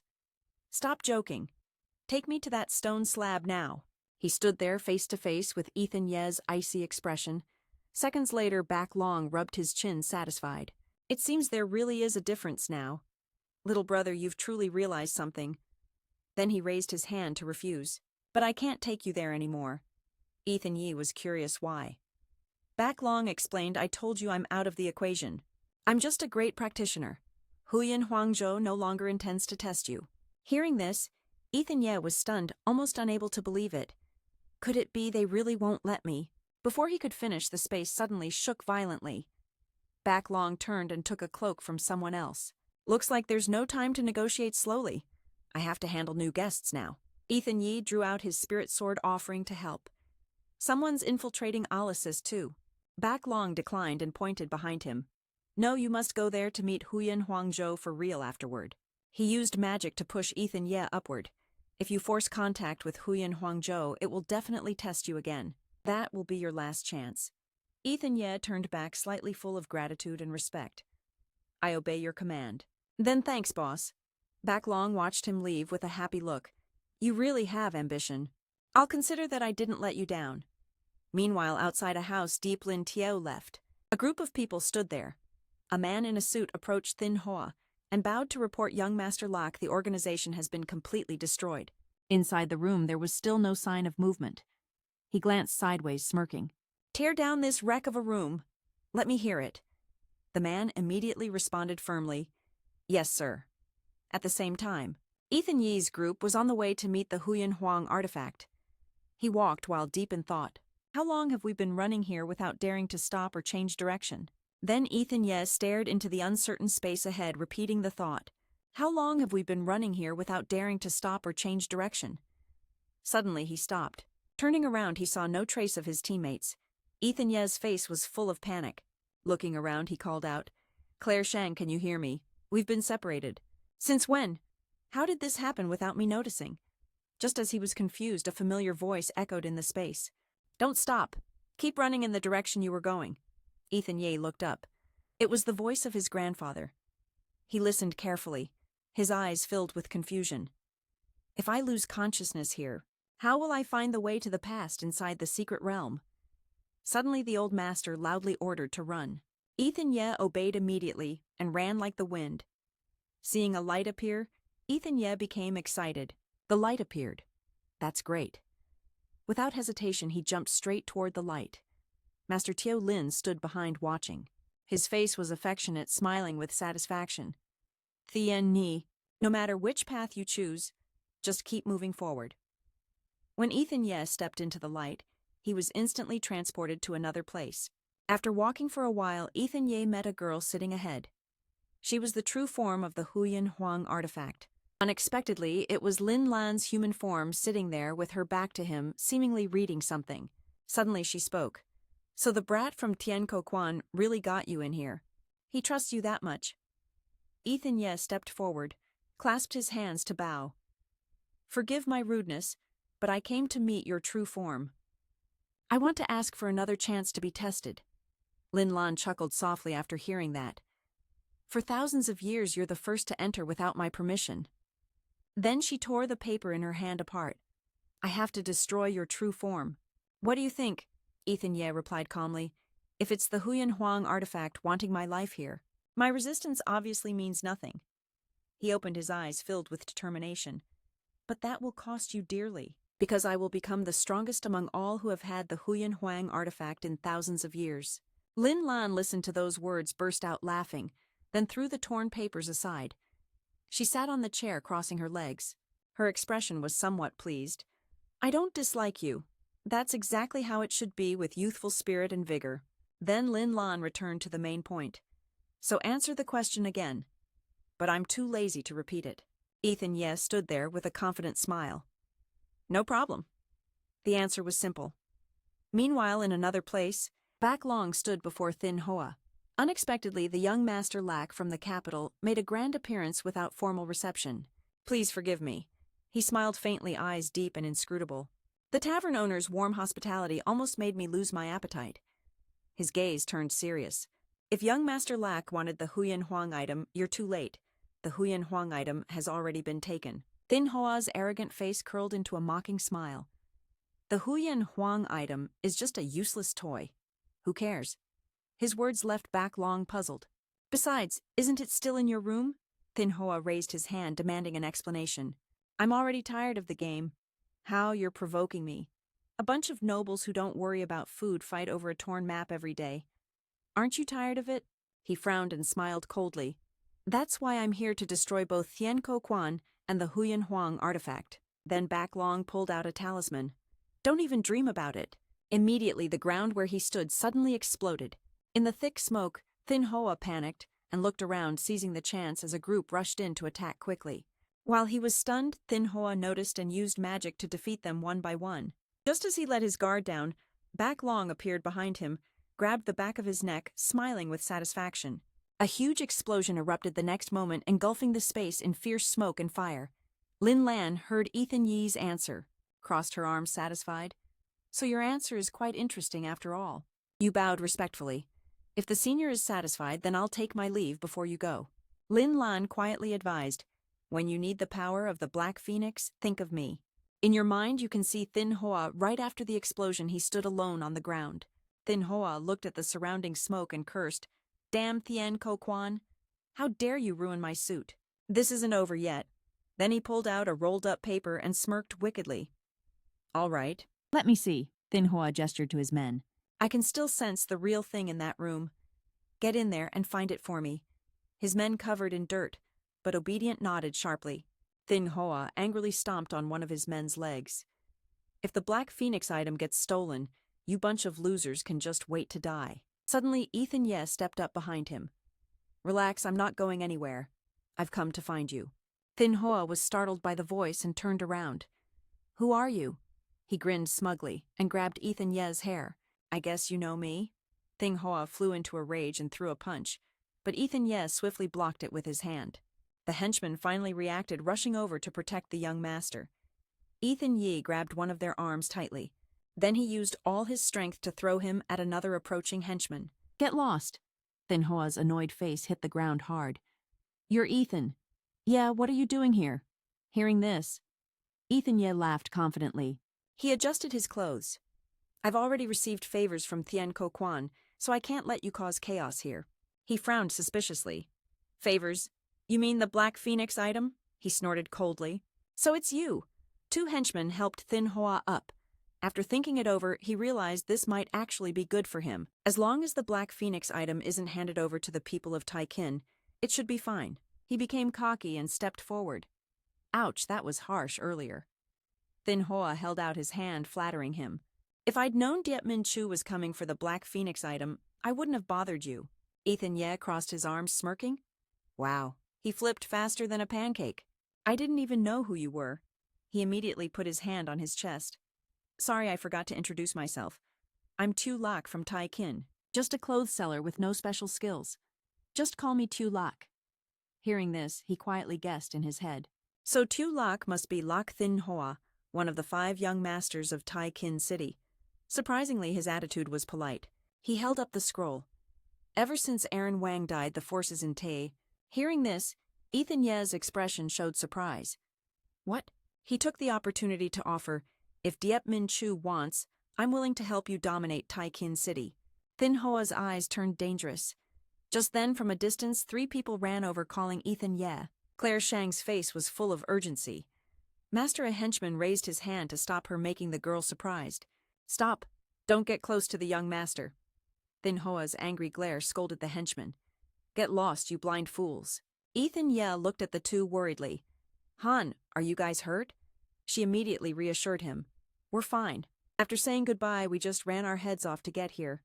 He looked at them and praised. "After saying goodbye, we just ran headlong here." He looked at them and praised. "I'd heard the disciples of Lung Tian's sect are all exceptional fighters. Meeting them here today is truly no mistake." You glanced at Thin Hoa. Your face turned serious. "All right, what did you mean earlier about dominating Tai City?" He held out a scroll. "After Aaron Wang died, the forces in Tai." Thin Hoa brought the scroll in front of Ethan Ye because their faction had spread rumors all over the country to fight for it. They even recruited smaller clans to strengthen their power. Ethan's sharp gaze showed he understood everything. "So that's how it is. I was wondering why Duong Road has connections with Tai Capital." He felt a bit worried, but now the real item was in Master Deep's hands, and they would all be targeting him. Thin Hoa smiled, revealing his plan. "I'll pretend to ally with them, then dismantle that organization from within." Ethan Ye was cautious. "You want me to challenge the entire Tai Capital? Why should I trust you?" Claire Shang looked at him worriedly. "Master, I feel this guy isn't trustworthy at all." Immediately, Thin Hoa crumpled the paper and said, "Listen to me. I actually have no interest in this item. I won't compete with you." His eyes were full of determination. "But after you travel back in time, someone has to help you handle the chaos in Tai Capital." Hearing this, Doi 3 covered his mouth in fear. "So you also know about going back in time?" Ethan Ye put his hands in his pockets and chuckled coldly. "Yeah. Looks like it's no longer a secret." Then Thin Hoa turned and left. "In short, you can think about my proposal. I'll wait for your answer." A clear morning 2 days later, right in Cam Long Bang's territory. In a room, everyone kneeled respectfully before Tin Ha. "Congratulations to the Bang leader's ascension." He waved his hand, amused. "No need for formalities. I'm honored to be the new Bang leader. I hope everyone will support me." Heidi Zhang stepped forward and praised NDT0 Tin Ha is the youngest Bang leader in Cam Long Bang's history and has an excellent reputation. Tin Ha turned back and smiled warmly. Elder Trung joked, "Then for clan matters, I'll still need your guidance." The elder gave instructions, then handed him a letter. "Here, go check this out." Tin Ha looked suspicious, but accepted the letter. "Here it is." Heidi Zhang immediately probed. "So are you interested?" He glanced up and smiled. "Of course, I'll personally contact Brother Deep about this matter. Cam Long Bang will also participate." She touched her cheek and sighed softly. Cam Long Bang truly has a worthy Bang leader, NDT0. In Tai Capital, skyscrapers towered in the center as Thin Hoa stepped out of his car. Looking around, he sighed. "It's been a while since I've been here, and it still makes people uneasy." A loud call nearby caught his attention. Thin Hoa hadn't seen him in a long time. A blond man with curls walked over and waved. "I really missed you, and you're still dressed like that." Seeing him, he gave a polite smile. "Mr. Vuong." "Hello?" But inside, he silently cursed. Why is the first person I meet always him? The notorious one of the 5 young masters in Tai Capital. Vuong approached and patted Thin Hoa's shoulder affectionately. "When are we going to your place to drink?" He closed his eyes, exasperated. Who would have thought that this rogue would become the boss of the richest security company in Tai Capital? Then Thin Hoa had to walk toward the opposite building. "Let's go, Mr. Vuong." Let's head to the meeting room. He sighed and followed. "Tell me what's up." Suddenly, the prince called the 5 of us for a meeting. Thin Hoa pushed open a door and responded coldly. "How do I know? You'll find out once you go in." The CEO of the Hui Huang Group, Feng Huang, saw them arrive. He smiled and welcomed them warmly. "Welcome, Mr. Locke, Mr. Vuong," they politely responded. "Long time no see, Feng Huang. You really haven't changed at all." Locke greeted the prince warmly. He was courteous. "Make yourselves comfortable. Doi Hung will arrive soon. We'll start without him." Thin Hoa wondered, "Where's Cao?" Feng Huang replied, "I couldn't reach him. Maybe he's in some trouble." Lack lazily leaned back in his chair. "What's going on today? I'm dying to know." "Spill it." He quickly projected a photo of Ethan Ye on the screen. "This is the new martial arts leader. Everyone already knows about Ethan Ye, right?" Feng Huang announced. "He wants to organize. the Hoa Kwok Martial Arts Association in Tay Capital. Hearing this, the man was stunned. What, it was just formed not long ago, wasn't it? Feng Huang speculated. It's really too soon. So I can only assume he's declaring war on Tay Capital's powers. Thin Hoa silently sat aside thinking, Ethan Ye has indeed taken action. What I want is exactly this. Feng Huang declared the purpose of his plan, which we all understood. We can't just ignore him. Let him do whatever he wants. This time the Martial Arts Guild in West Capital must take action. King Chiet laughed loudly with excitement. The more chaotic it gets, the more I like it. Thin Hoa hesitated and asked about Joy Hung. Why hasn't he arrived yet? He's not usually late. Just as he finished speaking, someone was thrown through the door covered in wounds sliding across the floor. Thin Hoa rushed over to Joy Hung's side. What happened? Why are you so badly hurt? Though he showed concern, he already had an answer in his mind. Hurt like this. Suddenly a voice spoke up, drawing everyone's eyes to the door. Good afternoon, gentlemen. Ethan Ye's sword slung over his shoulder stepped in casually. Meeting for the first time, consider this a welcome gift. Hope you don't mind. Feng Huang recognized who had arrived immediately. He exclaimed in surprise. Ethan Ye Thing Hoa thought about the territory Joy Hung controlled. Logically, it's nearby us. Fights between the two of them are pretty common. He looked down at the unconscious man on the floor, but in one-on-one fights, he'd never beaten Joy Hung before. Someone this formidable. Thin Hoa glanced at him and wondered how a nobody like this guy could have defeated him. Just how strong is Ethan Ye? His gaze lingered on Feng Huang, but there was also a monster in West Capital. He remained silent, facing Ethan Ye. He smirked originally, just wanting to test the abilities of the Big Five Elders of the capital. Unexpectedly, things went awry. Ethan Ye suddenly realized, this isn't the old friend who ambushed me on Lin Sword Mountain. He recalled the image of Feng Huang from that day. His expression showed clear dissatisfaction. Ethan Ye said, this is a private meeting. I don't remember inviting you here. Please leave immediately. Ethan Ye ignored Feng Huang's words and sneered. Don't be so picky. Don't you want to continue this on Lin Sword Mountain? Hearing that, his face showed panic. I don't know what you're talking about. Go away. Feng Huang's thoughts became chaotic as he mentioned Lin Sword Mountain. 100 years ago, I met him there. Ethan Ye waved his hand regretfully. Forgot already. It wasn't interesting anyway. So forget it. He quietly doubted why he didn't remember him. Something strange is definitely going on here. Ethan Ye pointed his sword at them. I'm here today just to announce to you all in West Capital. The date for the Hoa Kwok Martial Arts Guild meeting is set for 3 days from now. After saying that, he turned and left.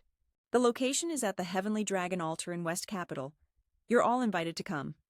Suddenly, a hand grabbed Ethan Ye's shoulder from behind. He immediately raised his hand to strike, but King Cheat easily blocked the attack with one hand. A smirk spread across his lips. Both swung their weapons at each other simultaneously. 2 swords clashed, creating a sharp ringing sound. Ethan Ye became cautious.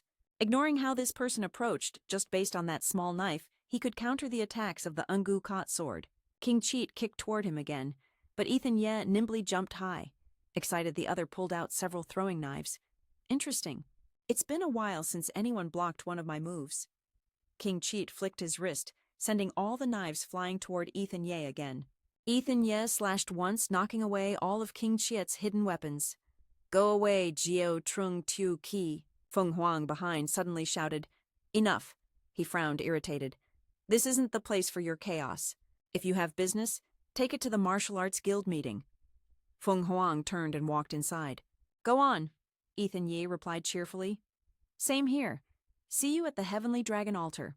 3 days from now, the Hoa Kwok Martial Arts Guild meeting hosted by Ethan Ye officially opens.